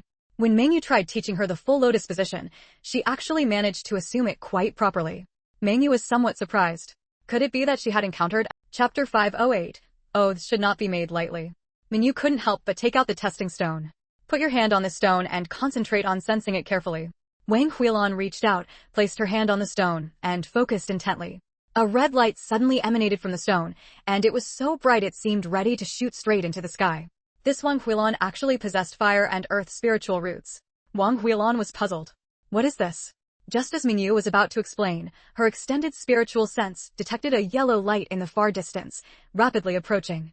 She immediately knew something was wrong. She had caused trouble. She hurriedly put away the testing stone. I'll explain later when we get back. Hurry, we need to leave this place immediately. Wang Huilan didn't know what was happening, but since Big Sister said to go, she naturally obeyed. The two grabbed their bags. They had only paid for one night when they booked the room anyway. Therefore, without bothering to check out, she directly pulled Wang Huilan into a taxi parked outside the inn. Driver, to the train station. We're in a hurry to catch a train, please be quick. As the car drove off, Wang Huilan still felt completely bewildered. What she didn't know was that less than 10 minutes after they left, someone arrived at the Xinmin Inn where they had stayed and began inspecting room by room. Strange, the red light clearly appeared here. There must have been a treasure manifesting. How come there's not a trace of its aura left? Could it have already been taken by someone? The person then went to check the front desk to see if anyone had left. However, since Mengyu and the others hadn't checked out when they left, he didn't find anything. Finally, the person left, filled with confusion and doubt. Mengyu and the other arrived at the train station to buy tickets. But Mengyu bought tickets to Mazhou. Wang Huilan was surprised. Are we going home? Why are we going to Mazhou? A dark cloud seemed to settle over Mengyu's face. First, we're going to settle accounts with the Mazhou Public Security Bureau. Wang Huilan was stunned. In this world, it was always the public security who settled accounts with people. Who would dare go settle accounts with the public security? But sensing Mengyu's anger, she didn't dare say anything. Moreover, when Mengyu had asked her about the time and place where she was bullied by Xing, she had already guessed that Mengyu must have notified the Majo police to intercept and rescue them, the girls who were being trafficked, before their bus even arrived in Majo. But due to their negligence, her own tragedy had occurred. Her heart swelled with emotion. Mengyu was going to demand an explanation for her. Mengyu stood at the entrance of the Majo County Public Security Bureau, glanced at it a few times, and then walked in. Someone stopped them. To report a case, go over there. Mengyu looked up. I'm looking for your bureau chief. Only then did the person notice that Mengyu was a rare beauty, and his attitude immediately changed. The bureau chief was out on a call last night and is resting now. You can tell me what's the matter. I'm the office director, my surname is Liu. Mengyu swept a glance over him. What I want to talk about is precisely last night's operation. I am the client. Hearing it was about last night's matter and that she was the client, Director Liu was greatly shocked. He had heard that last night, they received a request for assistance from Xiangjiang County. They were commissioned to intercept a bus and rescue a group of trafficked girls. Just for deploying officers, each person received a 10 yuan subsidy. There was a 10,000 yuan bonus for successfully rescuing the people, and another 20,000 yuan bonus for capturing the head of the traffickers. That's why the bureau chief had personally led the team. The subsidy was minor. They were more hopeful of getting that 30,000 yuan bonus. After all, clients who offered such generous rewards were rare. However, the bureau chief had returned extremely angry, saying they had followed the bus all the way, only to have the military intercept them right before reaching the destination. Now hearing this young woman say she was the client, how could he not? Chapter 509, Demanding an Explanation 1. Please wait a moment. He immediately went inside and picked up the internal line phone. After a short while, he came out and gestured for Mengyu and the other person to sit. Please have a seat here. Director Gong will be here shortly. Before long, Director Gong, whose figure showed signs of middle-aged weight gain, arrived. He extended his hand to shake Mengyu's. Hello, I am Director Gong from the Majo County Public Security Bureau. My surname is Gong. Mengyu neither humbled herself nor acted arrogantly, lightly touching Director Gong's hand briefly as a handshake. Hello, I am Jiang Mengyu, the client who commissioned the operation against the traffickers last night. The client? So she was that client with more money than sense? Mengyu then pointed at Wang Huilan. This is my younger sister, one of the victims trafficked in this incident. Director Gong glanced at Wang Huilan. So this is the one who caused the large-scale police mobilization last night. Oh no, I mean, the victim? Wang Huilan remained silent. Jiang Mengyu answered for her. She is not the cause of anything. She is merely one of the victims who was deceived and sold. To be precise, she is one of the victims of your Majo police force's failure to exert genuine effort despite being deployed. Director Gong's eyes widened, and a sharp gaze shot towards Jiang Mengyu. What did you say? Failure to exert effort? When has our Majo County Bureau ever failed to exert effort? Mengyu snorted disdainfully. As I recall, Deputy County Chief went from our county called your bureau for assistance around 6:50 p.m. last night. I'd like to ask, what time did your officers actually deploy? Director Gong answered with certainty. We assembled within 10 minutes and deployed at 7 p.m. Mengyu reined in her anger. All right then, let me ask you this. Since you deployed at 7 p.m., you must have seen that vehicle with license plate XXXX passing conspicuously through your county town around 7:30 p.m., correct? Director Gong was taken aback, pausing for a moment. Yes, we saw it. However, Mengyu interrupted him. Since you saw it, why didn't you intercept it on the spot and rescue the girls being sold in that vehicle? Director Gong frowned slightly. The county town was crowded. Even if it was inconvenient to act in the crowded county town, what about after it left the county? Why didn't you intercept and rescue them then? Mengyu pressed him relentlessly. Director Gong seemed evasive. We had our own plan. Mengyu continued to stare him down. You had a plan? What was your plan? To use that vehicle full of trafficked girls as bait to lure out the head of the traffickers? Didn't you know that the driver was actually the head of the traffickers in disguise? What were you waiting for? To catch them in the act during the exchange of money and people. Director Gong was shocked. The driver was the head of the traffickers? Are you sure? Absolutely. The driver who took a hostage and was later shot dead by the military personnel was precisely the third in command of the trafficking ring. Mengyu stated with conviction. Last night, after Director Gong saw the traffickers' vehicle intercepted by the military, the driver took a hostage and was killed by a soldier. The trafficker inside the vehicle was also beaten to death by the enraged trafficked women. Seeing that neither the credit for rescuing the trafficked women nor for capturing the trafficker leader would fall to his department, he had withdrawn his team. He hadn't known that the driver, killed by a military officer, was actually the third in command of the trafficking ring in disguise. He felt a deep wave of regret. If he had known earlier, he should have taken action before that vehicle even entered the county town. That way, not only would the credit for rescuing the girls belong to them, but the credit for Chapter 510, demanding an explanation too. Director Gong regretted deeply. What a pity, what a pity. The credit that was delivered right to their doorstep, all for the sake of waiting to capture the leader of the human trafficking ring when they made contact, ended up letting the real leader of the traffickers slip away. Not only did the credit have nothing to do with them, but the 30,000 yuan in rewards also had nothing to do with them. Even now, they had to face the anger of this client. Mengyu questioned. The traffickers took the abducted girls to have dinner at the Red Sun restaurant 2 kilometers outside the city, and the target vehicle was parked in the roadside parking lot. When those abducted women got out of the car to eat, one trafficker grabbed a girl inside the car and assaulted her. She struggled desperately and cried out for help. You were tailing their car from behind. How could you not have seen such a situation? If you didn't see it, how can you call it tracking? And if you did see it, why didn't you rescue her first? Mengyu grew angrier as she spoke. When the lives and property of the people are being violated, when a victimized woman cries out for help, even if you couldn't hear the cries for help, you could still see that a girl was being held back by a man. Not allowed to leave the car, pinned down on the seat. What did you think was happening? Only after listening to Mengyu's words did Wang Huilan realize that these people hadn't failed to find them, they had found them, but hadn't rescued them in time. Furious, she pointed at Director Gong. You don't deserve to wear these police uniforms. You're too cold-blooded. She remembered again how she had been pinned down by Oshing on the seat and couldn't help trembling all over, bursting into loud sobs. Her emotions nearly collapsed. Seeing how calm she had been earlier, Mengyu had thought she had already calmed down. Little did she know she had been suppressing it forcefully. Now, faced with these people who had witnessed her tragedy, she could no longer hold back. When Director Lu saw Wang Huilan pointing at Director Gong and calling him cold-blooded, he wanted to intervene. But upon seeing the girl break down in tears, he suddenly understood. This girl was the one who had been assaulted by the trafficker inside the car. Mengyu quickly grabbed her wrist and channeled a trace of spiritual energy into her. Calm down. Take deep breaths, deep breaths. Gradually, under Mengyu's soothing, Wang Huilan stopped crying. Director Gong hung his head, his face a mix of shame, anger, and a hint of grievance. We only followed from behind without taking action because that was the requirement from your Xiangyang County Bureau. Mengyu was furious inside. That bizarre director lie again. But she asked once more, are you sure? Director Gong said with certainty, yes. After your deputy county chief when called us, Director Lai also called. He instructed that since so many girls were abducted from one place at once and a newcomer was taking them, the leader of the trafficking ring would surely come to make contact. Therefore, after we located the target vehicle, we were not to alert them under any circumstances. We could only report the situation to them, follow behind the target vehicle, and wait for the leader of the traffickers who would receive the abducted women to appear, so we could capture them all in one sweep. As for that roadside restaurant, we were quite far away at the time and genuinely didn't see clearly. So, for the bigger picture. Jiang Mengyu slammed her hand on the table, watching someone in danger and not saving them. What bigger picture? That's nothing but an excuse. Your subsidies are gone, and so are your rewards. Let's go. With that, Jiang Mengyu strode out majestically. Chapter 511, demanding an explanation 3.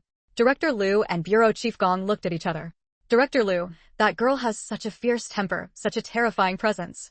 Bureau Chief Gong snorted. It's not that I'm afraid of them, but I pity that girl. When it came down to it, he felt guilty. He should have given the order to intercept back then. Even if they didn't intercept, when their own people noticed that there seemed to be a man on the target vehicle assaulting the trafficked woman, they should have stepped in to stop it. It's just that they were also afraid of being discovered by the other party, so they kept their distance and couldn't see clearly, thus they remained hidden and inactive. They only thought about playing the long game to catch the big fish, not knowing that this big fish was within easy reach all along, and there was no need for a long game at all. Now, it was too late for regrets. Moreover, due to his poor command, even the originally approved subsidy was gone. Bureau Chief Gong sighed and slammed the cup in his hand heavily onto the table. Suddenly, there was a loud crash. The table, which had been perfectly fine just moments before, actually split apart and collapsed into pieces.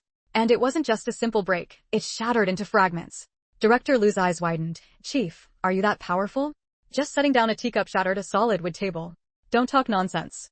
This table was shattered by that girl with a single slap. Director Liu recalled Mengyu's slap and was shocked. How much strength must this girl have? Bureau Chief Gong's heart was also shaken. Brute force could knock this beechwood table apart, but not shatter it into pieces. This was using internal force. We misjudged her. Both of them felt extremely relieved. Earlier, because Mengyu had come with the victim, they felt guilty for failing to protect her. Therefore, even though the two girls had caused a scene, they hadn't gotten angry, nor had they done anything to them. But still, what kind of place was this? This was the Public Security Bureau. To have someone come and make a scene, then swagger out without them being able to do anything about it, it made them feel utterly humiliated. They even thought about finding a way later to have the Xiangyang County Bureau settle this score. But after seeing this table that shattered at a touch, all they felt was relief. Nothing but relief. If their attitude had been any tougher, that girl probably wouldn't have been so easy to deal with. Meanwhile, Mengyu herself found it somewhat amusing. In 2 days, she had shattered 2 tables. One was Deputy County Chief Wen's Rosewood-like table in Xiangyang County, and the other was this Bureau Chief Gong's Beechwood table in Mazhou County. She had paid for Deputy County Chief Wen's table, but she had no intention of paying for Bureau Chief Gong's. Who told them to be so careless in their work? Seeing a suspicious situation, they didn't investigate to clarify it and just let it go, resulting in Wang Huilan being violated by that trafficker. And they still wanted a subsidy? No way. It was already good that she wasn't pursuing their dereliction of duty. Actually, pursuing it wouldn't be feasible anyway. She could only vent her anger on a table. However, since the Mazhou County Bureau was only acting on the request for assistance from the Xiangyang County Bureau, it wasn't appropriate to hold them accountable. But she had no intention of letting off that bizarre bureau chief from Xiangyang County. What right did he have to use trafficked girls as bait without ensuring their safety? Thinking about that bizarre bureau chief's argument that traffickers are also serving human reproduction, they have their merits too, he probably didn't regard women as people at all, did he? In his eyes, women were just tools for carrying on the family line, not really human. Sacrificing a woman or two to complete a mission probably didn't even register as a matter of concern to him. How should she? Chapter 512, demanding an explanation for. Mengyu didn't know that those words from Director Lai weren't actually his own opinion, but rather the intention of the Municipal Bureau's leadership. She felt a bit troubled. Should she report him for improper command? But it seemed he wasn't the overall commander of this incident. Report him for dereliction of duty? He wasn't even on the scene. Even if he really were the overall commander and could be deemed derelict in his duty, she had heard that such matters often ended up being swept under the rug. He might even be transferred to another place and continue serving as an official. She recalled the method used by the man whose daughter had been trafficked in her previous life to deal with him. Abduct his son and sell him far away? Or wait until his daughter grew up, then abduct and sell her to someone else? But his son, daughter, and even his wife were all innocent. They shouldn't have to pay for his actions of condoning human traffickers. Unless she sold him directly. Thinking about selling Director Lai, Mengyu couldn't help but laugh. How did she even come up with such an idea? Human traffickers sold women and children, but not men. Wait, that wasn't right, men were sold too. Mengyu remembered a piece of news she had seen when she was a wandering spirit. A coal mine owner, to save on labor costs, had sent people everywhere to trick men into coming to the coal mine, then imprison them and force them to work day and night digging coal. These people had no freedom, no wages, and were driven down the mine shafts every day to dig coal. No matter how capable they were, they couldn't escape because the coal mine owner had guns. By the time these enslaved people were discovered, some had already been exploited in the coal mine for over a decade. In other words, those who were tricked and sold into the coal mines had actually begun their grueling labor of digging coal as early as the 1980s. I wonder, where were these unscrupulous coal mines at this time? If she were to send this bizarre director who didn't treat women as human beings to a coal mine, what kind of outcome would there be? As Minnie thought about it, she actually started to seriously consider doing it, startling even herself. That would be illegal. Even throwing an ordinary person into a coal mine wouldn't be right, let alone a county public security bureau director. But even though it was illegal, the idea of selling that man who didn't treat women as human beings into a coal mine for hard labor grew wildly in Mengyu's heart like weeds. She forcefully suppressed the rampant growth of these thoughts and decided to deal with Wang Huilan's father's matter first. After all, Wang Huilan was already considered one of her own. Her matters were Mengyu's matters. Returning to the county town, she found that Shinchi and the others had already come back last night.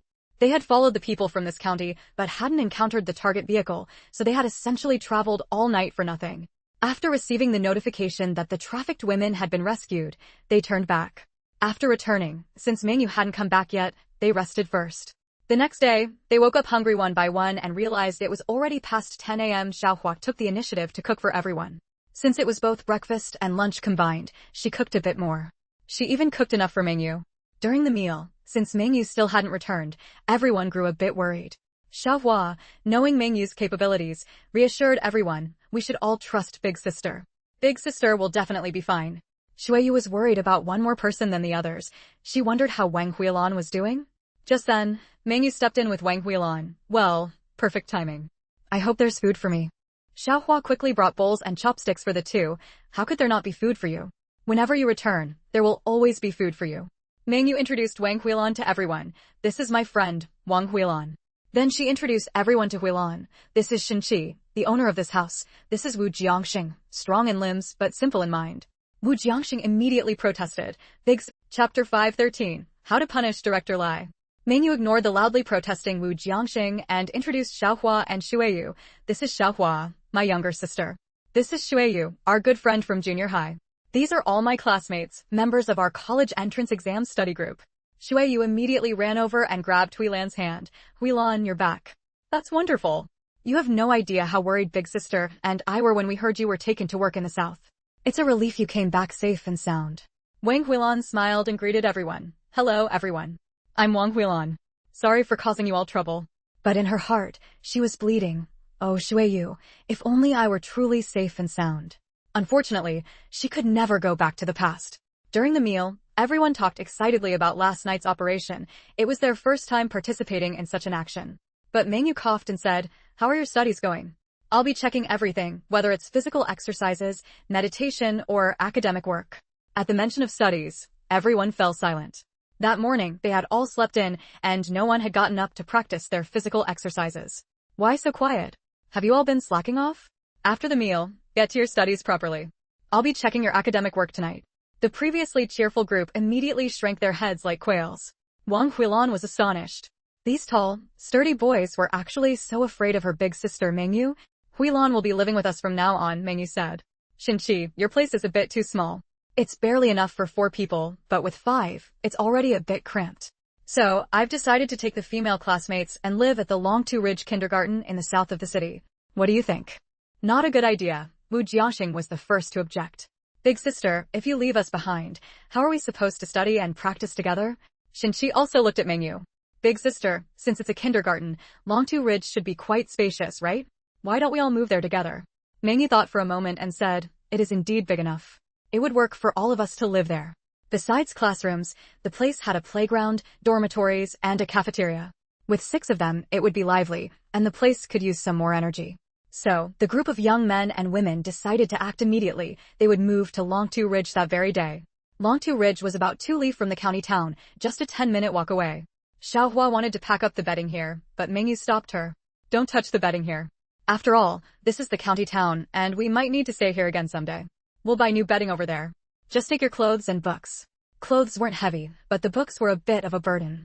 Mengyu had them pack their belongings into large bundles and place them in the living room. Then, with a wave of her hand, she stored everything away. Shinqi and the others were already used to it, but Huilan was utterly amazed. Mengyu said to her, I'll explain later. The group first made a trip to the department store to buy bedding. By this time, many items could be purchased without ration tickets, though they were a bit more expensive. After buying 6 sets of bedding, they walked straight to Longtu Ridge Kindergarten. Everyone noticed that the place was surprisingly clean. They could move in without much cleaning. Mengyu occasionally stayed here alone, so she naturally paid attention to cleanliness. Although she only had a wood spirit body, she could still use some Chapter 514, Moving to Longtu Ridge. Everyone walked past the front office, the children's playground, and the classrooms, and inside were the dormitory area and a large open space. Behind the open space, there was also a low hill, which also belonged to the kindergarten. The entire area was enclosed by a wall. The children's dormitory was at the front, only used for their afternoon naps. The staff dormitory was at the back, consisting of 2 rows, with 4 suites in each row. Each suite had a living room on the outside and a bedroom inside. From the bedroom, a door led out to a small, open-air courtyard of about 10 square meters. Those who liked gardening could plant flowers in the small courtyard. Behind the courtyard was the kitchen. The entire suite, including the courtyard, was just over 50 square meters, but it was more than enough. The most eco-friendly feature was that the kitchen had a flat roof.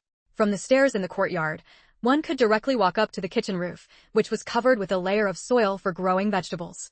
Although it was only 12 square meters, it was enough to grow vegetables for an entire family. Having such a suite in this era was truly wonderful. I love this kind of room. Shueyu was very happy. Previously, at Shinqi Courtyard, each person only had a single room.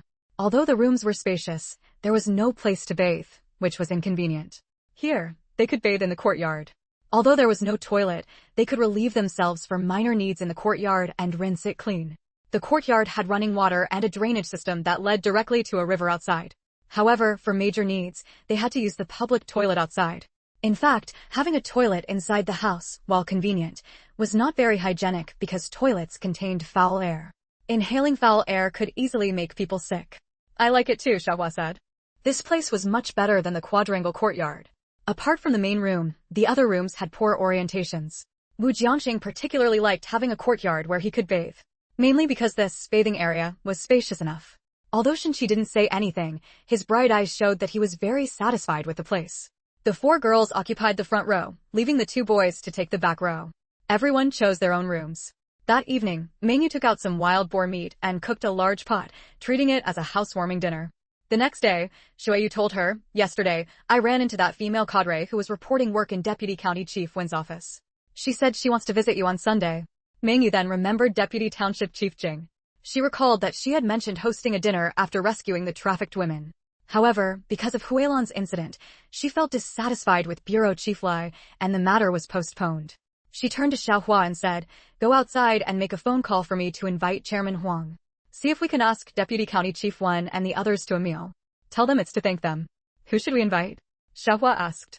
"Deputy County Chief Wen, Chairman Huang, Bureau Chief Lai, Deputy Township Chief Jing, plus the 6 of us and all the officers who participated in the operation that day." Wu Jiangxing said, "Forget about the officers. There are too many people. Besides, they already received a 10 yuan subsidy." Mengyu shook her head. "The officers worked very hard. Since we're inviting people, we should invite them all. We shouldn't follow others' practice of favoring some over others. It's not like we're short on money." Xiaohua agreed and left. Mengyu felt it was inconvenient not having a telephone here and thought it necessary to install one. She instructed Shinchi, "Go to the post and telecommunications office and arrange for a landline telephone to be installed here." Shinchi also agreed and left. "Shui," you looked at Mengyu curiously. "Big sister, you're only inviting Deputy County Chief Wen and the others, aren't?" Chapter 515, Hosting a Banquet. Mengyu thought for a moment and said, "It wouldn't be good to only invite the officials. If we invite both officers and soldiers together, it might be inconvenient for them all to come to the county town. How about we deliver a pig one day and treat all the officers and soldiers who participated in rescuing the trafficked women that night?" She still had more than 10 large wild boars in the underground warehouse of her space. Deputy County Chief Wen and the others soon replied, agreeing to attend the victory banquet. Mengyu was utterly confused. She was just thanking them for their help. When did it become a victory banquet? The banquet was held at the Binjiang guest house, with 4 tables booked in total. Mengyu's plan was, 1 table for Deputy County Chief Wen, Chairman Huang, Deputy Township Chief Jing, and her own group of 6 master and disciples, 3 tables for Officer Gong and the police officers.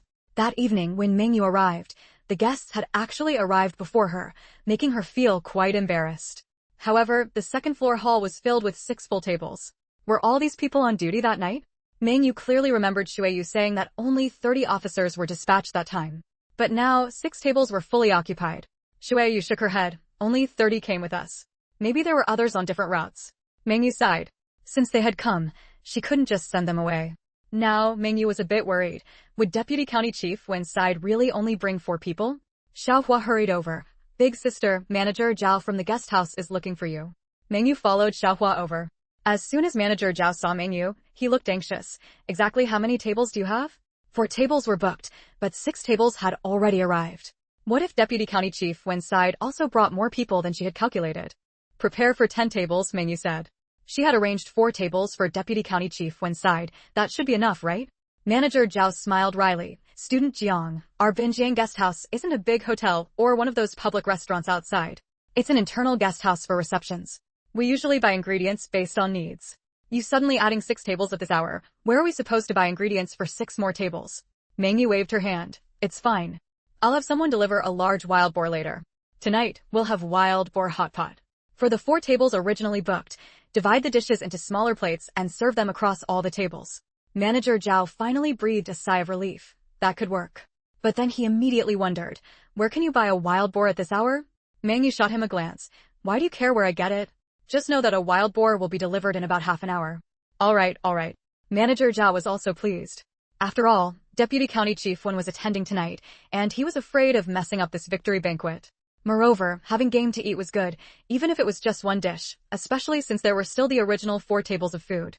For those 4 tables, it's 200 yuan per table as originally agreed. For the wild boar you bring, I'll only charge a processing fee of 2 yuan per person. Manager Zhao said somewhat apologetically, could you settle this payment first? Mengyu sneered inwardly. Was he afraid she couldn't pay?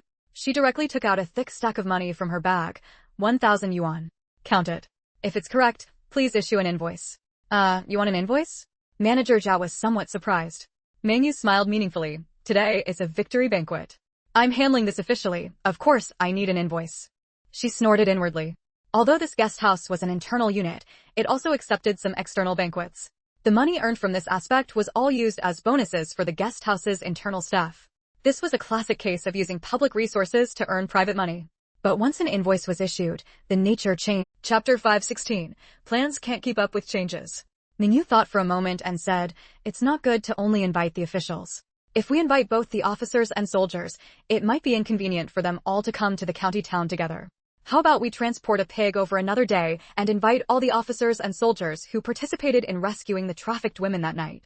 She still had more than 10 large wild boars in the underground warehouse of her space. Deputy County Chief 1 and the others soon replied, agreeing to attend the victory banquet. Mengyu was utterly confused. She was just thanking them for their help. When did it become a victory banquet? The banquet was held at Binjiang Guest House, with 4 tables booked in total. Mengyu's plan was, 1 table for Deputy County Chief 1, Chairman Huang, Deputy Township Chief Jing, and her own group of 6 master and disciples, 3 tables for Officer Gong and the other police officers. That evening, when Mengyu arrived, the guests had actually arrived before her, which made her quite embarrassed. However, the second-floor hall was filled with 6 full tables. Were all these people involved in the police operation that day? Mengyu clearly remembered Shuiyu saying that only 30 officers were dispatched that time. But now, 6 tables were full. Shuiyu shook her head. Only 30 came with us. Maybe there were others on different routes. Mengyu sighed. Since they had come, she couldn't just send them away. Now, Mengyu was a bit worried. Would Deputy County Chief Wen's side really only bring 4 people? Xiaohua hurried over. Big sister, Manager Zhao from the guest house is looking for you. Mengyu gave a half smile. Today is a victory banquet. I'm handling this officially. Why wouldn't I need a receipt? Besides, with wild game to eat, even just 1 type would be fine, not to mention the original 4 tables of dishes. Mengyu followed Xiaohua over. As soon as Manager Zhao saw Mengyu, he looked anxious. Exactly how many tables do you have? The 4 tables originally ordered will be charged at the agreed 200 yuan per table. For the wild boar you brought, I'll only charge a processing fee of 2 yuan per person. Manager Zhao seemed a bit embarrassed. Could you settle this payment in advance? She directly took out a thick stack of money from her bag. 1,000 yuan. Count it. If it's correct, please issue a receipt. Mengyu shot him a glance. Why do you care where I buy it? Just make sure a wild boar is delivered in about half an hour. You still want a receipt? Manager Zhao was somewhat surprised. For tables arranged for Deputy County Chief Wen's side should be enough, right? Manager Zhao smiled wryly. Student Jiang, our Binjiang guest house isn't a big hotel or one of those public restaurants outside. It's an internal guest house for receptions. We usually buy ingredients as needed. You suddenly adding 6 tables at this hour. Where are we supposed to buy the food for 6 tables? 4 tables were booked, but 6 tables had already arrived. What if Deputy County Chief Wen's side also didn't stick to the number she estimated? Prepare for 10 tables, Mengyu said. However, he immediately wondered, where can you buy a wild boar at this hour? Mengyu sneered inwardly. Was he afraid she couldn't pay? All right. Manager Zhao was also happy. After all, Deputy County Chief Wen was attending tonight, and he was just afraid of messing up this victory banquet. Mengyu waved her hand. It's fine. I'll have someone bring a large wild boar over later. We'll have wild boar hot pot tonight. For the 4 tables originally ordered, divide the dishes into smaller plates and serve them across all tables. Manager Zhao finally breathed a sigh of relief. That works too. She snorted coldly inside. Although this guest house was an internal unit, it also accepted some external banquets. The money made from this was all used for bonuses for the guest house's internal staff. This was a classic case of using public resources to earn private money. But once a receipt was issued, the nature changed. It had to be accounted for. An individual always strives not to be overwhelmed by the group. If you try hard, you often feel lonely, sometimes even fearful. But any price paid. Chapter 517. Why is she here? Heh. Manager Zhao gave an awkward laugh. However, there's no need to issue an invoice for that 200 yuan processing fee. Also, if there's any extra wild boar meat, your hotel staff can keep some for themselves to eat. Manager Zhao immediately beamed with delight again. Thank you, Student Jiang. When Mengyu found a tricycle and brought over a wild boar weighing around 150 jin, manager Zhao was even happier. This boar could yield at least 120 jin of meat. With 8 jin of meat per banquet table, supplemented with some offal, it would be more than enough. There would still be over 40 jin left, so each staff member could get 1 or 2 jin of wild boar meat. Afraid the provisions might be insufficient, Mengyu also took some vegetables she grew herself for personal consumption from her space, and placed them on the tricycle to be delivered together. Just as Mengyu had anticipated, the number of people Deputy County Chief when brought far exceeded her original expectations. He brought County Chief Jian, along with the office director, secretaries, and others. Just his group alone would require 1 table. He brought all 5 members of the County Women's Federation, and 3 people from the Youth League Committee also came, making almost another table. Deputy Township Chief Jiang only brought the main leaders from their township. Mengyu really wanted to roll her eyes. Her dinner invitation had turned into a celebration banquet, and now it had further evolved into her being the sponsor. Manager Zhao, why hasn't the liquor been brought yet?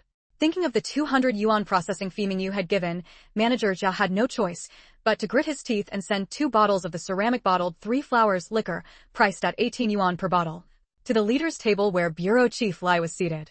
Fortunately, the leaders also understood everyone's mood, so these impromptu speeches didn't exceed 2 minutes each.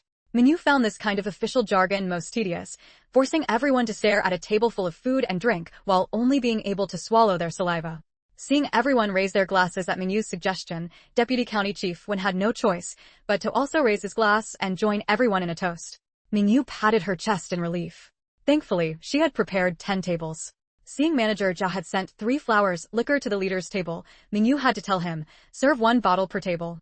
But when Bureau Chief Lai arrived, he came with a leader from the Municipal Bureau, as well as all the secondary level leaders from the county. That was another table of people. Moreover, at that time, afraid she might say something unfavorable to him, he didn't even let her speak, merely expressing his thanks to her. Finally, Deputy County Chief Wen added a line, today's celebration banquet is sponsored by student Jiang Mengyu. Let's express our heartfelt thanks to her with warm applause. Deputy County Chief Wen was a bit dumbfounded. Shouldn't the proposal for this toast have come from him? But when all the attendees heard that Mengyu was footing the bill for tonight, they also felt this was normal. So when Mengyu called for the toast, they all filled their glasses, raised them, and drank. When Manager Zhao heard Bureau Chief Lai asking for liquor, he felt somewhat troubled. The banquet fee had already been paid. Who would pay for anything extra taken now? Bureau Chief Lai, treating this as an ordinary dinner, had no idea about Manager Zhao's internal calculations. After a while, seeing that the white liquor still hadn't been brought, he started to feel uncomfortable. Not only did he prefer strong liquor, but the municipal bureau leader beside him also liked strong liquor. Why is it all beer? Waiter, bring a case of white liquor. Bureau Chief Lai also couldn't get used to beer. He only liked strong white liquor. Before the banquet began, Deputy County Chief Wen gave a brief speech, then invited the municipal bureau leader to speak, followed by the county chief. Mengyu had ordered a barrel of beer and 2 bottles of red wine for each table. Barrel beer was a characteristic of this era.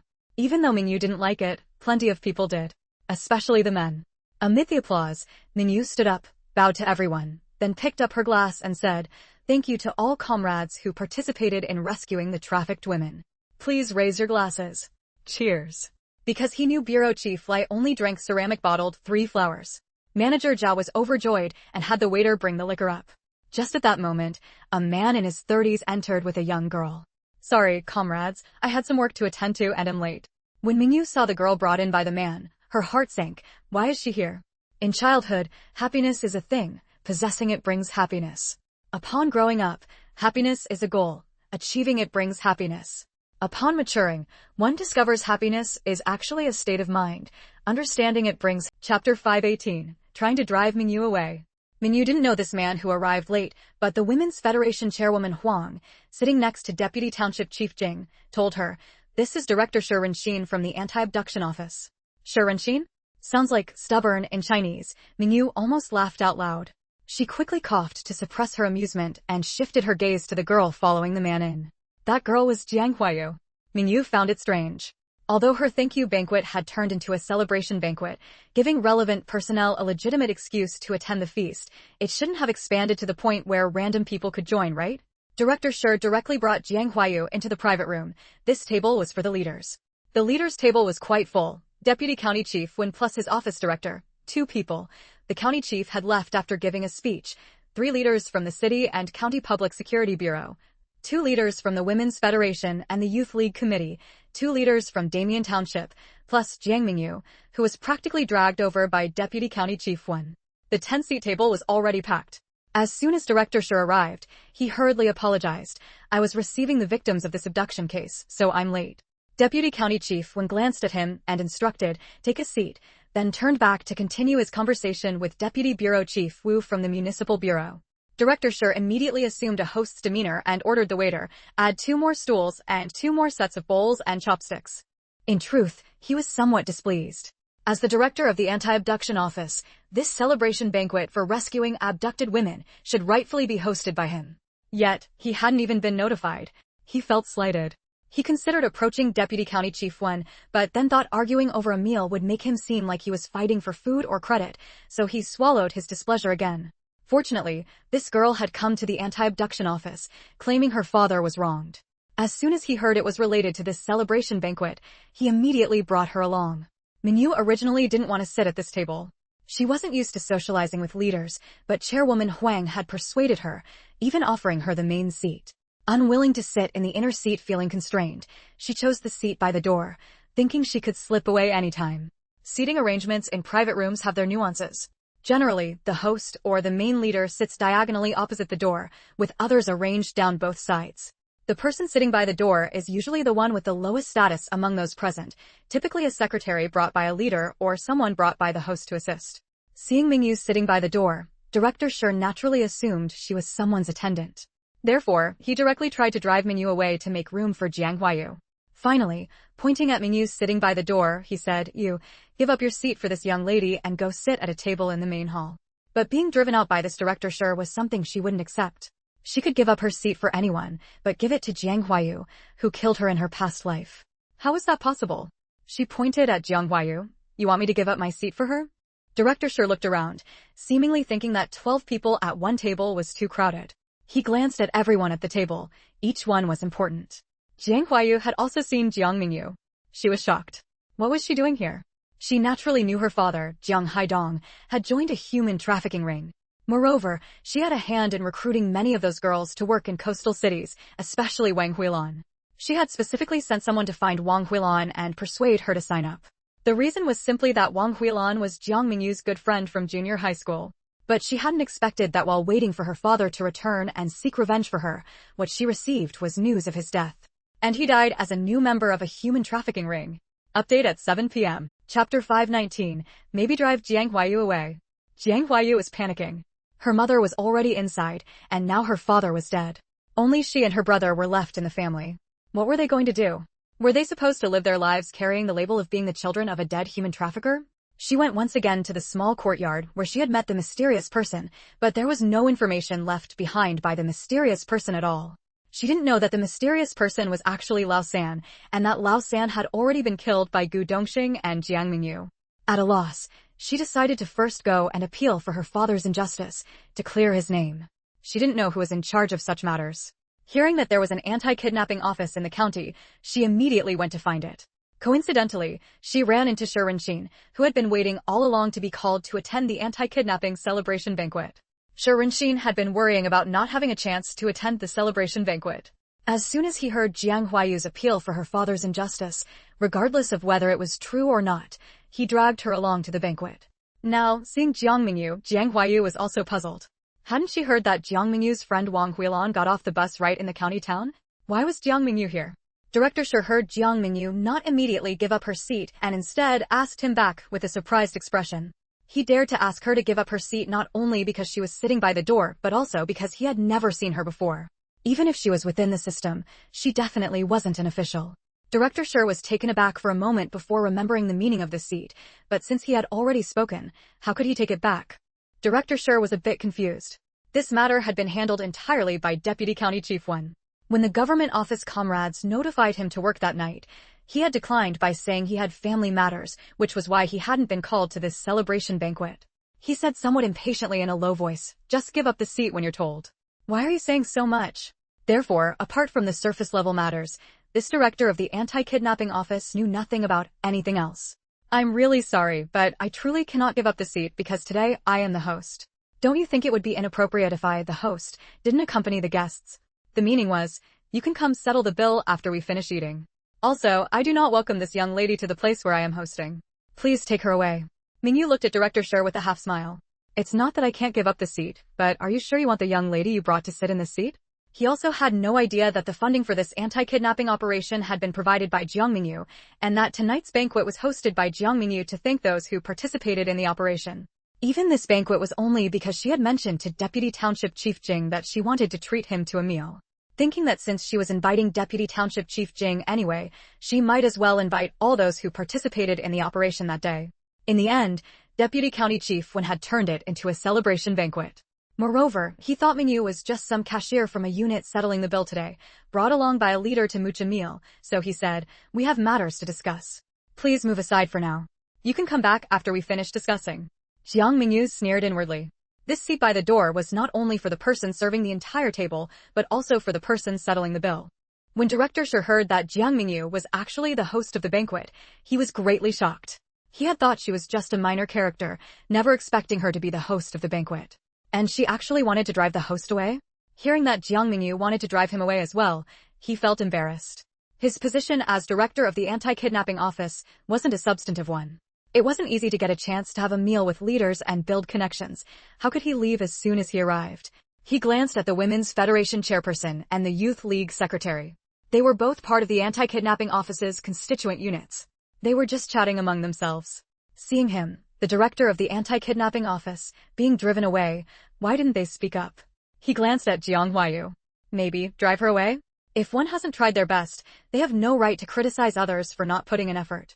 It's easy to complain, but those who shut up and work hard are more worthy of respect. Chapter 520, Upholding Justice at the Expense of Family Ties. Deputy County Chief Wen was chatting with the municipal bureau leaders and Director Lai when he noticed Director Shi fidgeting and unable to settle down for a long time, which left him quite dissatisfied. Moreover, Director Shi had even provoked Jiang Mengyu into stating outright that she was the one hosting the dinner today. Wasn't that undermining his efforts? The anti-trafficking office had limited funds, so every bit saved counted. That was why he had shamelessly turned Jiang Mengyu's dinner invitation into a celebration banquet, avoiding the need to spend additional money on a separate summary meeting. Seeing Jiang Mengyu tacitly agree, he felt grateful to her. He was also scheming about the road construction project in Deputy Township Chief Jing's area, which required funds. Since Damien Township was his designated contact point, he was considering whether he could persuade Jiang Mengyu to donate some money for the road construction. Coincidentally, Deputy Township Chief Jing was quite perceptive. As soon as she arrived, she sat next to Jiang Mengyu and kept her company in conversation. They seemed to be getting along well. Deputy County Chief Wen thought that if Deputy Township Chief Jing put in a bit more effort and he added a few words after the meal, he might be able to get this wealthy girl to contribute some money. But what was up with that damn wrenching? Bringing a young woman to such an occasion was already inappropriate, yet he actually wanted Jiang Mengyu, the financial benefactor, to give up her seat for the girl he brought along? Who gave him the nerve? Although everyone had been chatting earlier as leaders, weren't they all keenly aware of their surroundings? The moment Director Shi arrived with a girl, many had already noticed. They also knew that the low-key girl named Jiang Mengyu sitting by the door was hosting tonight's dinner. The leaders present were somewhat stunned by these highly informative remarks. As soon as Jiang Mengyu spoke, she captured the attention of all the leaders. Now, with the girl brought by Director Shi speaking up, even if everyone wanted to pretend they hadn't noticed, it was impossible. The conversation had completely stopped, and all attention was drawn to Jiang Mengyu. Was this the biological daughter of Jiang Haidong, the trafficker who was beaten to death in the vehicle? Sis, you know he wasn't. He wasn't a trafficker. He had always worked at the factory. He lost his job because of your abduction. He only agreed to help recruit workers because the boss said they were hiring female workers for jobs in coastal cities. He got carried away in the moment. Everyone reflected on Jiang Mengyu's actions throughout the entire incident. It could be said that without Jiang Mengyu, those 40-plus abducted girls would have been sold into brothels. There was no issue with her being Jiang Haidong's daughter. The question was this Jiang Mengyu also the daughter of that trafficker? He really was just helping with recruitment. He didn't know that person was a trafficker, sis. How could he have been beaten to death? Sis. He was about to speak when, unexpectedly, the girl spoke up. Sis, I came looking for you. Seeing that Mengyu was involved, Deputy Township Chief Jing was the first to close the private room door. All the leaders looked at Jiang Mengyu with puzzled eyes, then glanced at Jiang Mengyu. They didn't look alike. Moreover, they were confused. Was this pitiful girl Jiang Mengyu's sister? Seeing that she had captured the leader's attention, Jiang Mengyu immediately threw herself to her knees, hugged Jiang Mengyu's legs, and began to cry. "Sis, I'm so scared. Our dad is dead, but he's been falsely accused of being a trafficker. She had contributed tens of thousands of yuan for this matter. Was she upholding justice at the expense of family ties, or was Jiang Haidong wrongly accused, as the girl claimed? Also, did that trafficker Jiang Haidong lose his job because of Jiang Mengyu?" The few sentences from this girl contained a lot of information, and it was somewhat hard to accept. Self-abandonment is an expression of extreme inferiority arising from unmet extreme self-esteem. Chapter 521, Was Jiang Haidong wronged? Nan Mengyu truly hadn't expected that Jiang Mengyu would still be putting on an act, no, digging her own grave even at this point. She smiled faintly. "Jiang Mengyu, have you made a mistake? My mother's surname is Ling and your mother's surname is Li. We are not sisters. Are you going to say again that your parents raised me? Even though your mother, after several years of marriage without children, stole me from my own mother's side right after I was born, your parents never treated me as a daughter. They treated me as a servant. Do you want me to repeat once more the miserable life I lived in your home? I started doing chores at 3, took over all the household duties at 5. Did your parents ever buy me a single piece of clothing? Did they ever give me a single cent for school fees? Moreover, your parents already sold me for 500 yuan to cover your travel expenses when you went to attend the university I had earned admission to. From that moment on, I had no connection with your family." Upon hearing this, everyone realized that she had been a stolen child, stolen and raised as a servant, only to be sold off for 500 yuan in the end. No wonder Jiang Mengyu refused to acknowledge her adoptive parents. Jiang Mengyu refused to accept this. "But because of selling you, my mother has already been imprisoned." She suddenly stopped herself, putting on a pained expression. "Sister, no matter how bad my father was, you shouldn't have let your fiancé falsely accuse him of being a human trafficker. The dead should be respected. He's already gone, so why must you still slander him? He worked in a factory all along. How could he possibly have been part of a human trafficking ring? Even after he lost his job because of you, sister, he stayed at home.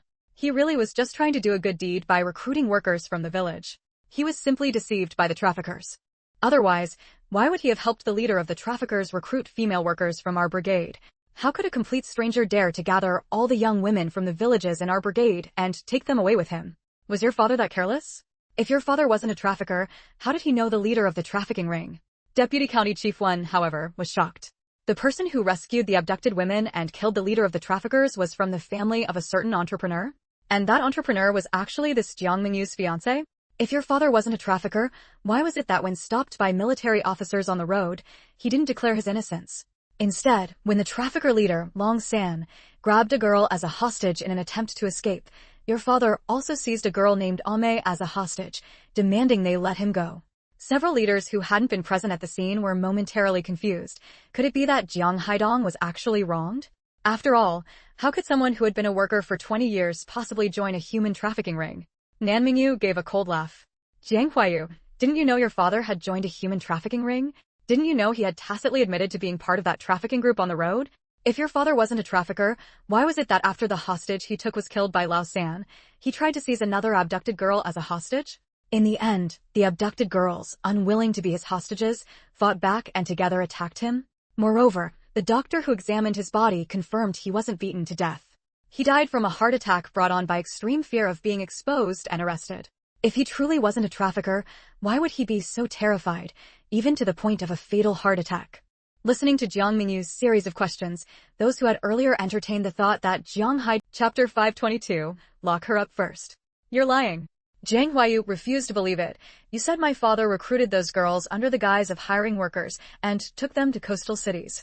If he were a human trafficker, how could he possibly reveal his identity on the way and let those girls know they were being trafficked? So, everything you said is false." "False? Heh, your father was indeed very cautious."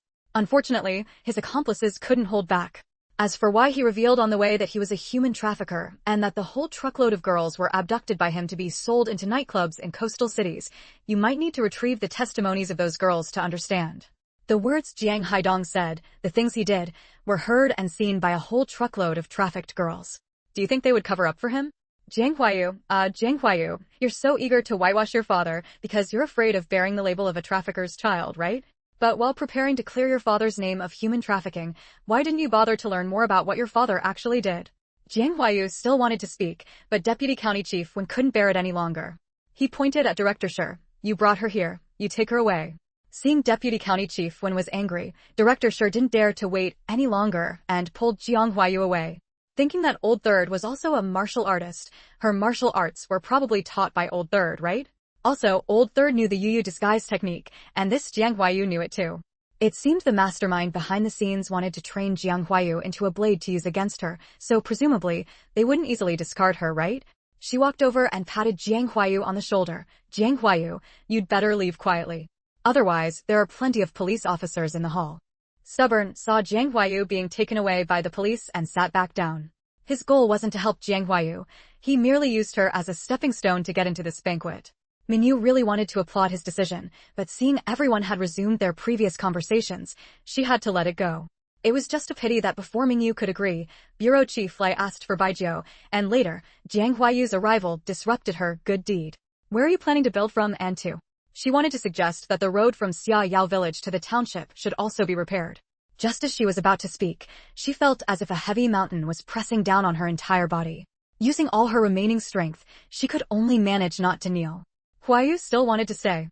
She had trained in martial arts. Director Shi, a grown man, couldn't make her leave. Jiang Huayu wanted to say, so what if there are police officers? She was a first-level martial artist. But she immediately discovered that the strength in her body suddenly dissipated like a ball with its air valve pulled out. Yes, before Jiang Huayu arrived, Deputy Township Chief Jing had been talking to Mengyu about the road construction in Damian Township. Mengyu frowned. This Jiang Huayu had actually practiced martial arts and was already a first-level martial artist. This was not good news. Seeing she still wouldn't leave, Bureau Chief Lai immediately opened the door and called over 2 plainclothes officers, who hauled Jiang Huayu out. Classmate Jiang, about what I discussed with you earlier, could you consider it? Deputy Township Chief Jing resumed the previous topic. She widened her eyes, looking at Jiang Mengyu. Was there something wrong with that pat on the shoulder earlier? But she hadn't heard that Jiang Mengyu possessed such high-level skill. Lock her up first, deal with her after the banquet. Bureau Chief Lai said. Mengyu still had 10 million in funds in her space that could be used for charitable deeds. For something like road and bridge construction, she naturally wouldn't refuse. Deputy Township Chief Jing hurriedly said, well, it's the road from your Jiangzhou Brigade headquarters to Damian Township, and then from Damian Township to the county town. Originally, it was just from the Damian Township government to the county town. After learning that Mengyu grew up in Xia Yao village, Jiangzhou Brigade, she temporarily added the section from Jiangzhou to the township. Mengyu asked, is 100,000 enough? No matter how busy the day is, night is for sleeping. No matter how troublesome work is, rest is necessary. No matter how many tangled thoughts are in your heart, dear, remember, we have no hurdle we can't overcome. Rest well, and you can handle anything. Sleep well, and let the Duke of Zhou help check things over later. But before sleeping, check one thing. Chapter 523, The Injustice of a Past Life. It's a dirt road, full of potholes. When it rains, puddles form everywhere, making it very difficult to walk. What did you say? Deputy Township Chief Jing, who had been describing the road's poor condition, belatedly registered the surprise and delight. She couldn't believe it. She hadn't even said much, yet Mengyu had agreed. Usually, when she went to solicit sponsorships from business owners, she had to talk endlessly, smiling and drinking with them, just to secure a few thousand yuan. But now, she had barely started speaking, and Mengyu had agreed, and promised 100,000 at that. How could she not be overjoyed? After Mengyu agreed to Deputy Township Chief Jing's request for 100,000 yuan in road repair funds, the attitude of everyone at the table toward her changed. Not only Deputy Chief Jing, but even Deputy Chief Wen and City Bureau Director Kai raised their glasses to toast Mengyu. Director Lai, who didn't regard women as fully human, poured a glass of baijiu and offered a toast to Mengyu. Student Jiang, you have the spirit of a man. I toast you. You must drink baijiu. Mengyu naturally wasn't afraid of a single glass of baijiu, but why should she comply with his demand? Earlier, she had even been thinking of throwing him into a coal mine. Sorry, I don't drink baijiu, she said, not claiming she couldn't drink, but stating she didn't drink. Mengyu was stunned. Had he not yet spoken those words at this point in time? Had she asked about them prematurely? Director Lai was taken aback, then suddenly roared, when did I ever say such a thing? I despise human traffickers more than anything. How could I sympathize with them? And say something as absurd as human traffickers contribute to human reproduction. Even City Bureau Director Kai was staring at Mengyu. How dare a young girl offer advice to a county bureau director? Don't look down on women, and don't treat women merely as tools for carrying on the family line. Director Lai set his glass down with a thud. Wine emboldens the hero, food bloats the fool.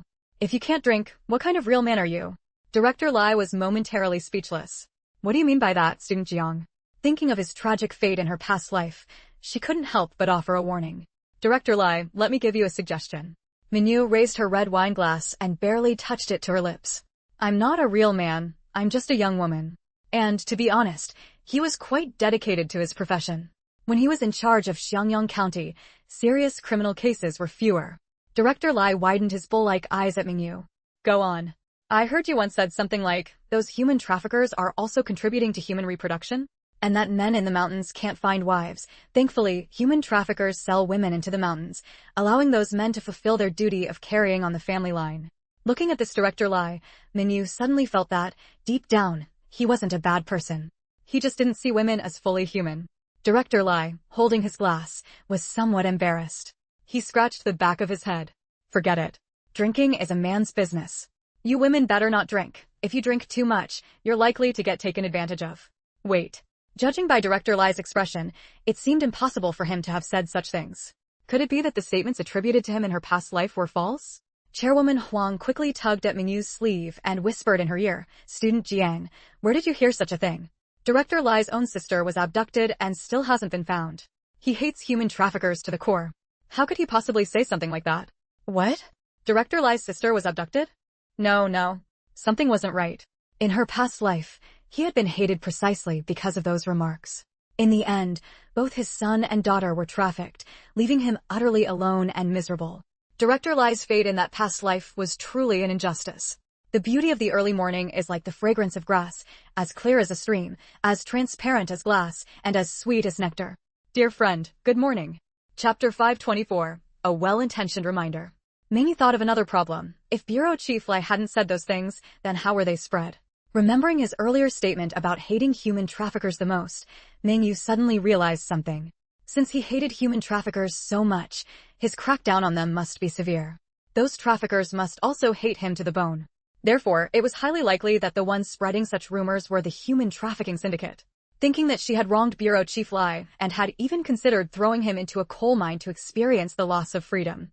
In reality, he was just chauvinistic, not someone who didn't treat women as human beings. Mengyu felt quite embarrassed. She proactively poured a glass of white wine for Bureau Chief Lai and one for herself. I'm sorry, Bureau Chief Lai. I believe you didn't say those nonsense words.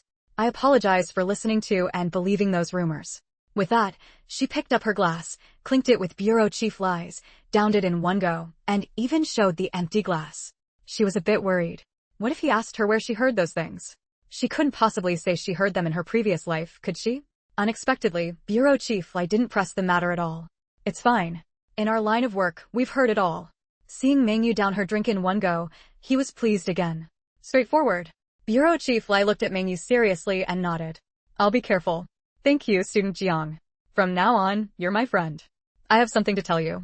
For this matter, you must first swear not to spread it. Mengyu couldn't help but smile. In later times, there was the term tough girl, but she hadn't expected to become a female tough guy first. He also downed his drink in one go and then poured wine for Mengyu. Come, I'll toast you. You are a female tough guy. Military wives need to be people like you. Ancient martial arts? The legendary martial arts masters? Mengyu, however, was thinking that if this Bureau Chief Lai hadn't said those outrageous things, he could be a good shield for Xiangyang County. She should consider protecting his son and daughter. Mengyu was very satisfied. Good. Let me tell you first, Xinqi and the other three are my nominal disciples, practicing ancient martial arts.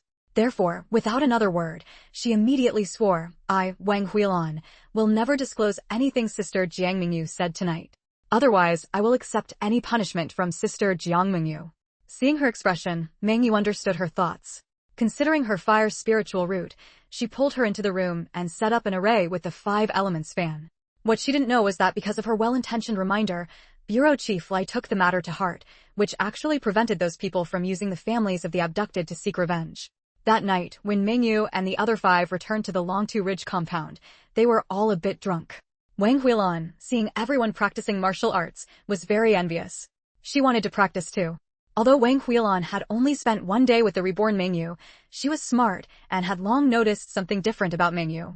But even though they were drunk, everyone still didn't forget to practice.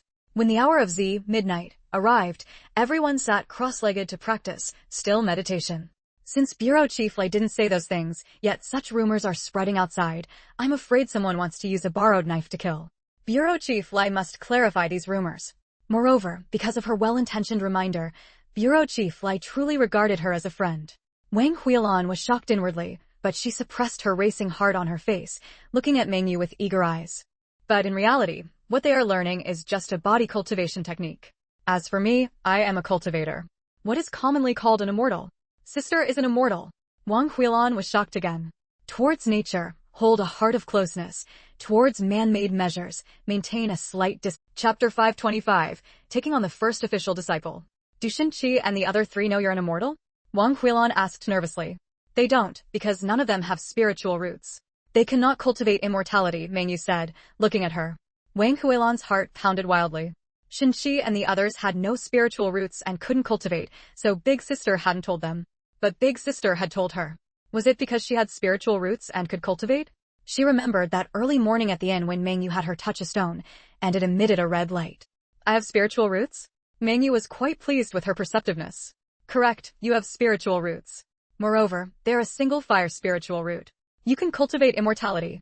Wang Huilan fell to her knees with a thud before Mengyu. Master, please teach me to cultivate immortality. Mengyu had originally intended to take Wang Huilan, this fire spiritual root disciple, as her student. Now, seeing Wang Huilan pleading and even calling her master, how could she refuse? She helped Wang Huilan up. Get up first. Let me tell you some rules of cultivation. Not saying so earlier, hurry up and bring it. The corner of Mengyu's mouth twitched. Not mentioning earlier that essence points could buy a storage bag, Little Peach must have wanted to keep all the essence points for herself. Well, there's still 150,000, Little Peach said, somewhat embarrassed. If you live as a mortal, with your intelligence and the startup funds I give you, you will surely become a wealthy and honored person. But entering the world of cultivation means you will live a life competing with others for resources, and you might even die by someone else's blade one day. Are you still sure you want to cultivate immortality? Well, master, you need essence points to buy it, Little Peach said awkwardly.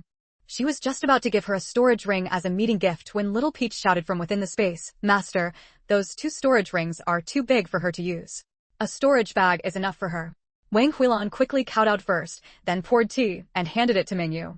Master, please have some tea. Needless to say, Little Peach must have used reverse spatial expansion. Wang Huilan didn't hesitate. I want to cultivate immortality. How many essence points do I have left now? She told Wang Huilan all about the brutal survival laws of the cultivation world, competing for resources, power, manpower, even killing each other, seizing others' spiritual roots, and so on, as well as the rules cultivators must follow in the mortal world, all things Little Peach had taught her. During this period, Mengyu had harvested quite a few essence points. Just from those artifacts obtained at Old Tu's place last time, there were 320,000. After drinking Wang Huilan's ceremonial tea, Mengyu thought that since this was her first official disciple, she should give a decent meeting gift. Seeing her firmness of purpose in pursuing the Tao, Mengyu accepted her as a disciple. Then prepare the tea and perform the tea ceremony to formally become my disciple. Actually, she herself felt that giving a storage ring wasn't quite right. Even Gu Dongxing only used a storage bag. If she gave someone else a storage ring, it seemed somewhat unfair to him. In the future, you must get my permission before using essence points, Mengyu said unhappily. She didn't expose it and asked, how many essence points does it cost to buy? Later, they had acquired quite a few antiques. She remembered a single dog bowl alone was worth over 10,000 essence points. How could only 150,000 be left? Little Peach said, 10,000 essence points can buy 1 square meter. Little Peach whispered, Master, I asked you. You told me to handle it. Mengyu was furious. I told you to handle it, and you only left me 150,000? Little Peach didn't dare to speak. A man willing to let a woman manage his money means he has completely let down his guard and accepted her. Similarly, if a man takes his money back from a woman, it means he has become estranged from her and is ready to break up with her at Chapter 526, a shortcut to obtaining the lightning attribute technique. Forget it. Don't take matters into your own hands from now on. Xiao Tao breathed a sigh of relief. Yes, master. How big of a bag should I buy this time? Is there a storage bag that can be used without spiritual power? Xiao Tao quickly replied, yes, but they are somewhat small in volume, and they can only be used for a maximum of 100 years. They are also expensive. The kind that uses spiritual power costs 1,000 essence points for 1 square, but the kind that doesn't use spiritual power costs 1,000 essence points for only 1 cubic meter. Mengyu found it strange. Why is one measured in cubic meters and the other in square meters? 1 cubic meter is a space with length, width, and height all being 1 meter, while 1 square meter refers to a space with an area of 1 square meter and a height of 6 meters. Mengyu drew a sharp breath. The difference was too great, wasn't it? 1 square meter of volume was equivalent to 6 cubic meters, yet the price was the same. Also, storage bags that don't require spiritual power have a maximum volume of no more than 9 cubic meters, Xiaotao added. Mengyu sighed. Was this meant to control and prevent mortals from using treasures like storage bags? Mengyu wanted to exchange for storage bags to make it convenient for them when they went out to collect antiques. Hearing Xiaotao's explanation, she agreed. There are still 50,000 essence points left, so exchange for 5 of them. Mengyu was frustrated. It turned out that because he hadn't taken a master, and she wanted to buy a technique for him, essentially an outsider, the technique couldn't be given for free. Xiaotao reminded her, but there aren't enough essence points. Exchanging with merit points isn't worth it. Merit points are much harder to obtain than essence points. How about exchanging for 4 1 cubic meter storage bags for them to use first? When we have more essence points later, we can exchange them for larger ones. Xiaotao explained. The male master hasn't taken a master. Get married. As long as you marry the male master, he will become one of us. Perhaps the next space reward will be a lightning attribute technique. Xiaotao said. Fire attribute technique. Mengyu rolled her eyes inwardly. You can only get a marriage certificate at 20. I'm only 17 this year. Mengyu quickly asked, what shortcut? She had just accepted a fire spirit root disciple, and the space rewarded her with a fire attribute technique. Xiaotao deducted 100,000 essence points and handed Mengyu a storage bag with an area of 10 square meters and a height of 6 meters. Mengyu placed a bottle of gathering yuan pills for chi gathering stage cultivators, a low-grade flying sword bought for 10 merit points, a large basket of ordinary fruits, and a small bag of spiritual fruits into the storage bag. She said, then buy me a 10 square meter storage bag first. Mengyu was confused. Xiaotao said, Master, the space's rewards are random, but they also align with the master's needs. Why wasn't a lightning attribute technique rewarded? Mengyu asked. After thinking for a moment, she realized that if Huilan had a storage bag while the others didn't, it would be too unfair to them. She added, buy 4 more 9 cubic meter storage bags. This way, she would only have 50,000 essence points left again. If the master wants the space to reward a lightning attribute technique, there is actually a shortcut, Xiaotao said again. Then there's no other way. We'll just have to collect more merit points as soon as possible, Xiaotao said, spreading her hands. Remembering the storage bag rewarded during the last space expansion, which had over 30 square meters, she asked again, what was rewarded for expanding such a large space this time? This is your master's gift for meeting you. Thank you, master. Wang Huilan took the storage bag, but was a bit confused. Why was her master giving her a pouch as a meeting gift? Wasn't this kind of pouch something only exchanged between lovers? The blisters on your feet are formed by your own walking. Don't blame others for not valuing you, because only you can ever make yourself value. Chapter 527. Becoming a debtor. Seeing Wang Huilan's strange expression, Mengyu couldn't help but find it amusing. She had actually forgotten to tell her first. But now that she had already formally become her disciple, there was no need to say anything. Mengyu directly condensed the foundational cultivation techniques and some common knowledge of the cultivation world, then pointed at the center of Wang Huilan's forehead and transmitted it all into her mind. Knowing that her master was an immortal, Wang Huilan was no longer shocked in her heart. She accepted the information packet and closed her eyes to digest the knowledge. Half an hour later, she opened her eyes and immediately took the storage bag, dripping blood on it to claim ownership. Upon seeing the contents inside, she thanked her master once again. Mengyu said, although you have obtained the cultivation method, this method can only allow you to cultivate up to the foundation establishment stage. Only after establishing your foundation will you truly step into the immortal path. Work hard on your cultivation. I have high hopes for you. The cultivation method couldn't be given all at once, otherwise, it would harm rather than benefit her. Therefore, like Gu Dongxing, Wang Huilan started by learning the foundational techniques first. Mengyu set up a spirit gathering array for Wang Huilan. It took Huilan 3 days to successfully draw qi into her body, which made Mengyu breathe a sigh of relief. As for the storage bag, such a heaven-defying treasure couldn't be bought with money. Xiaotao looked at her master with disdain. It was clearly the smallest storage bag, yet she made it sound so impressive. Xinqi was the first to agree, I'm willing. Seeing her disciple looking dejected and deflated, Mengyu finally felt satisfied. But Wang Huilan was utterly stunned. Back then, Mengyu had also taken 3 days to draw qi into her body. Later, she discovered that Gu Dongxing managed it in just 1 day, making her think her own aptitude was quite poor. The storage bag's master gave to Xueyu and the others were only 1 cubic meter in size. But the storage bag master gave her as a meeting gift was 10 square meters in area and 6 meters high, a full 60 cubic meters. So it turned out it wasn't that her aptitude was poor, but that Gu Dongxing was simply too monstrous. She understood then that her master treated her differently from the others. Xiao Tao pouted inside the space. Master isn't afraid of discouraging her disciple? Actually, this disciple's aptitude is quite similar to the master's.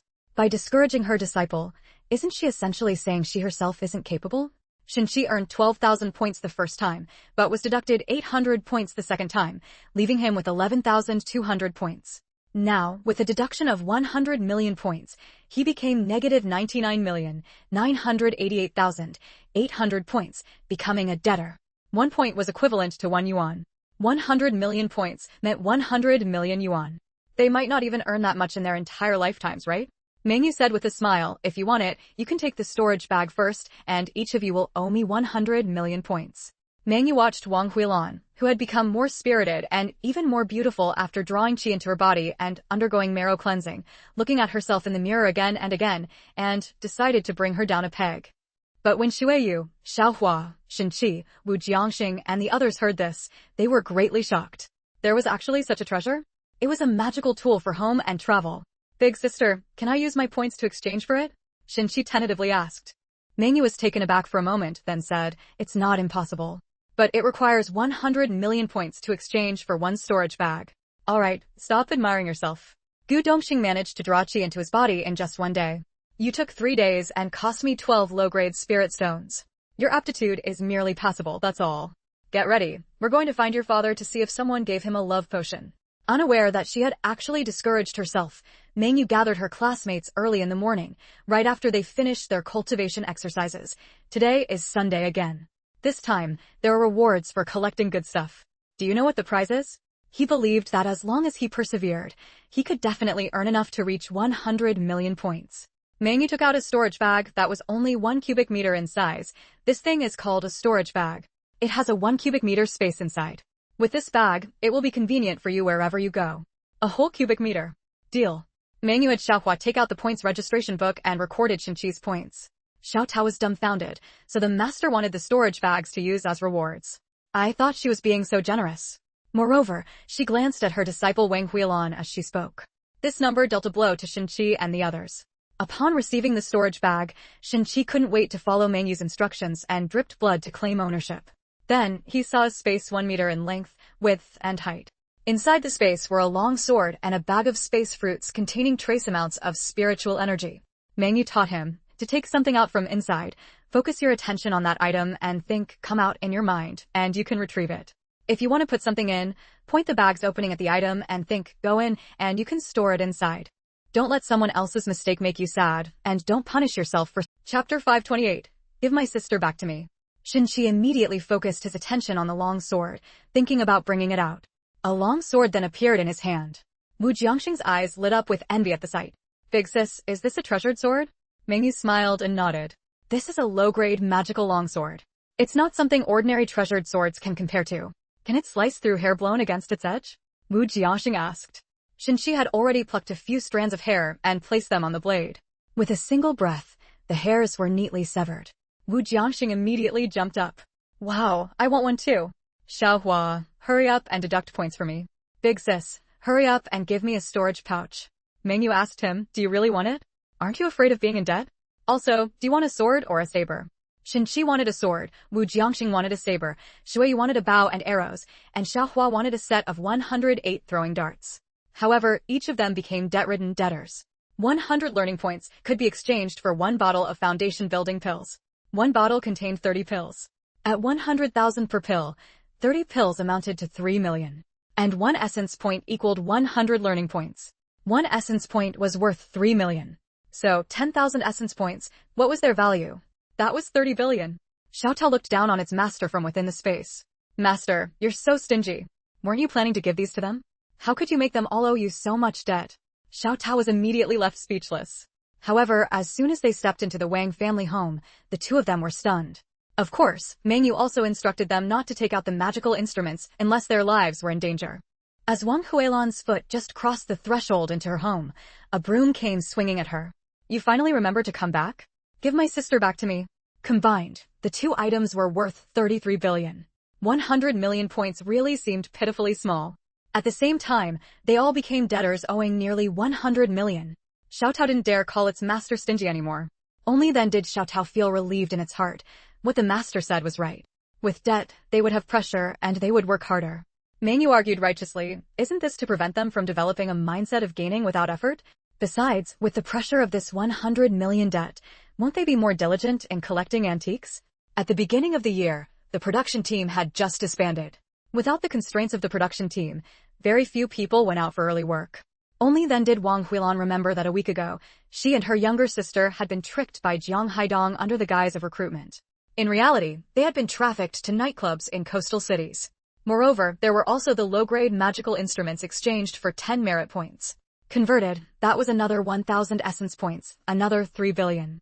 Of course, the low-grade magical instruments in the space were countless times better than the one Mengyu and Cheng Jiohe had unintentionally obtained and sold last time.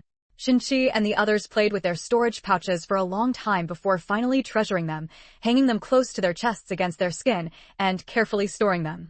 Then, they eagerly rushed off to collect antiques.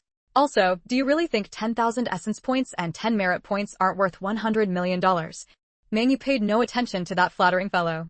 She took Wang Huilan and rode a bicycle to Wang Huilan's hometown, Shangyao village. When the two arrived, it was breakfast time for each household. The entire home was lifeless, the smell of incense and paper money not yet dispersed. Only if they collected more antiques could the master obtain more essence points. It loved essence points the most. Master, you are truly great. And so, each named disciple received a 1 cubic meter storage pouch and 1 low-grade magical instrument. On the road, their vehicle was intercepted by the military. Laosen took Wang Huilan as a hostage and Jiang Haidong took her younger sister as a hostage. To make her plead for Jiang Haidong to change hostages, her younger sister threatened to reveal that she had already joined the human trafficking ring. But Laosen killed her with a single knife strike. Had they already retrieved her younger sister's body and held a funeral at home? What your parents and family can give you is merely an environment. How much you grow depends. Chapter 529, Who Leaked the Secret? As soon as Wang Huilan entered her home, Mengyu saw a middle-aged woman swing a broom at her.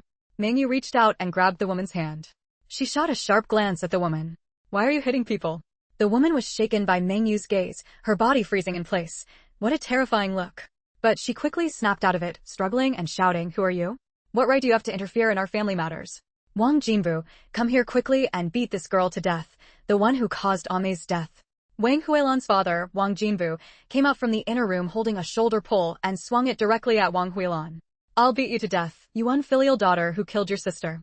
Hearing the whoosh of the shoulder pole, Mengyu knew he had used his full strength. If that blow had landed on Wang Huilan, it could have truly killed her. He genuinely intended to kill his daughter. This was absolutely not the way a father should hit his child. She flung the woman in her hand aside and pulled Huilan away. Wang Jinbu's shoulder pole missed Huilan and struck the ground where she had been standing just moments before. With a sharp crack, the sturdy shoulder pole actually broke into 2 pieces. Seeing the pole broken, Wang Jinbu simply threw it aside and charged at Wang Huilan with his fists. The punches still carried a whooshing sound, clearly delivered with immense force. Wait, that's not right. I heard her father agreed to let her go work elsewhere. I heard that too. All those recruited workers were deceived. I heard they were going to be sold into those kinds of places. Later, some soldiers happened upon them. The traffickers grabbed Wang Huilan as a hostage. Ame went to save her, but she pushed Ame in front of the knife instead.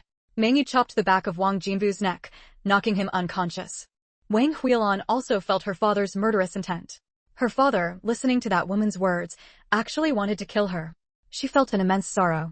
Where had the father who once treasured her like a pearl gone? Why, the moment she returned, did he want to beat her to death just because that woman said, beat this girl to death, the one who caused Ame's death? She even forgot to dodge, just standing there, her face filled with sorrow and despair. Hearing the woman say Wang Huilan had brought an outsider back to kill her father, and seeing Wang Jinbu collapse on the long bench, the onlookers were all bewildered. It was breakfast time. When Wang Huilan brought Jiang Mengyu home, many villagers had seen them. Now, hearing the woman's shouts, many people gathered around. Really, first pushing her sister in front of a knife, now trying to kill her own father. What's wrong with this child? What's going on here? The woman, who had been standing by watching the father and daughter fight, saw Wang Jinbu knocked out by Mengyu and immediately ran out shouting, Everyone, come quickly. The daughter has brought an outsider back to kill her father. How could that not be true? Didn't she leave home to work elsewhere after having a conflict with her father? No way. Huilan brought an outsider back to kill her father? That can't be right. She promised to take care of her younger sister, but instead of taking care of her, she took care of her all the way to the King of Hell. Yes, I heard that too. Her father agreed to it, and she even promised her father she would take good care of Ame. What a pity. How did Huilan become like this? Listening to the villagers' discussions, Mengyu was deeply shocked. She had clearly erased those girls' memories, so how could there still be rumors about Huilan being captured by traffickers? No, it definitely wasn't the kidnapped girls who spread this. Could it be that she had misspoken and revealed Wang Huilan's situation when she went to seek help for the kidnapped women? When one is angry, troubled, or emotionally unstable, it's best not to make any choices or to— Chapter 530, Fabricated. Mengyu tried hard to recall the words she had spoken in the County Women's Federation office. Comrade leaders of the Women's Federation, I want to report a case. This afternoon, Jiang Haidong from Xiaoyao Village, Jiangzhou Brigade, Damian Township, Xiangyang County, recruited several dozen young girls for a friend to take to the coastal areas. On the surface, it's recruitment for work, but in reality, the so-called friend that Jiang Haidong knows is none other than Lao San, the fugitive leader of the human trafficking ring that was recently busted by city and county police officers along with military personnel. And the words she had spoken at Deputy County Chief Wen's office, I know Jiang Haidong, who recruited the female workers. He is just a man who digs in the fields for a living and has no possible way of knowing any boss. The person he knows is actually a leader of a human trafficking ring, and his code name is Lao San. It is highly likely that he is serving Lao San by deceiving those girls into going to the coastal areas, where they will then be sold. Therefore, she absolutely did not reveal Wang Huilan's name. She did not slip up, and the girls had no memory of Huilan being trafficked together with them. So, who leaked the secret? Moreover, if someone from that vehicle wanted to spread rumors, the most likely story to spread would be about Huilan being raped by Ah Sheng on the vehicle. But the most important matter was not mentioned in the rumors. This indicates that Huilan's story did not come from among that group of people. She looked at the woman who was vigorously smearing Huilan's name and suddenly thought of something. Huilan and Ame went out together, and Huilan's father had asked Huilan to take care of Ame. Jiang Mengyu said with great certainty, of course, Huilan listened to my advice and was unwilling to leave her hometown again, so naturally she did not go with Jiang Haidong. Everyone looked at each other. What they knew was all hearsay. Who had seen it with their own eyes? Mengyu raised her voice. A week ago, Huilan called me from the township to ask if it was worth going with Jiang Haidong to work in coastal cities. I told her, absolutely do not go. Therefore, she never followed Jiang Haidong. So, there was no leak at all. All of this was simply deduced by this woman and then spread as fact, with the aim of smearing Huilan. Since her own daughter died, she couldn't let Huilan off easily either. Everyone was stunned. Huilan didn't go with Jiang Haidong? With Mengyu's shout, all voices ceased, and everyone looked at Jiang Mengyu in astonishment. An auntie looked at Mengyu and asked, are you sure? Huilan didn't go with Jiang Haidong. Seeing Huilan's sorrowful and despairing look because her father wanted to kill her, Mengyu shouted sharply. Shut up. Mengyu turned to the crowd outside the door. How much do you all know about Huilan's matter? When you say Huilan pushed her sister to block the knife, did you see it with your own eyes? Please tell me Huilan is by my side. How could she have flown to the human traffickers and been taken hostage by them? From that day on, Huilan has been with me all along. Yet just now, someone slandered her, saying that the human traffickers took Wang Huilan hostage. Ame went to save her, and she pushed Ame to block the knife.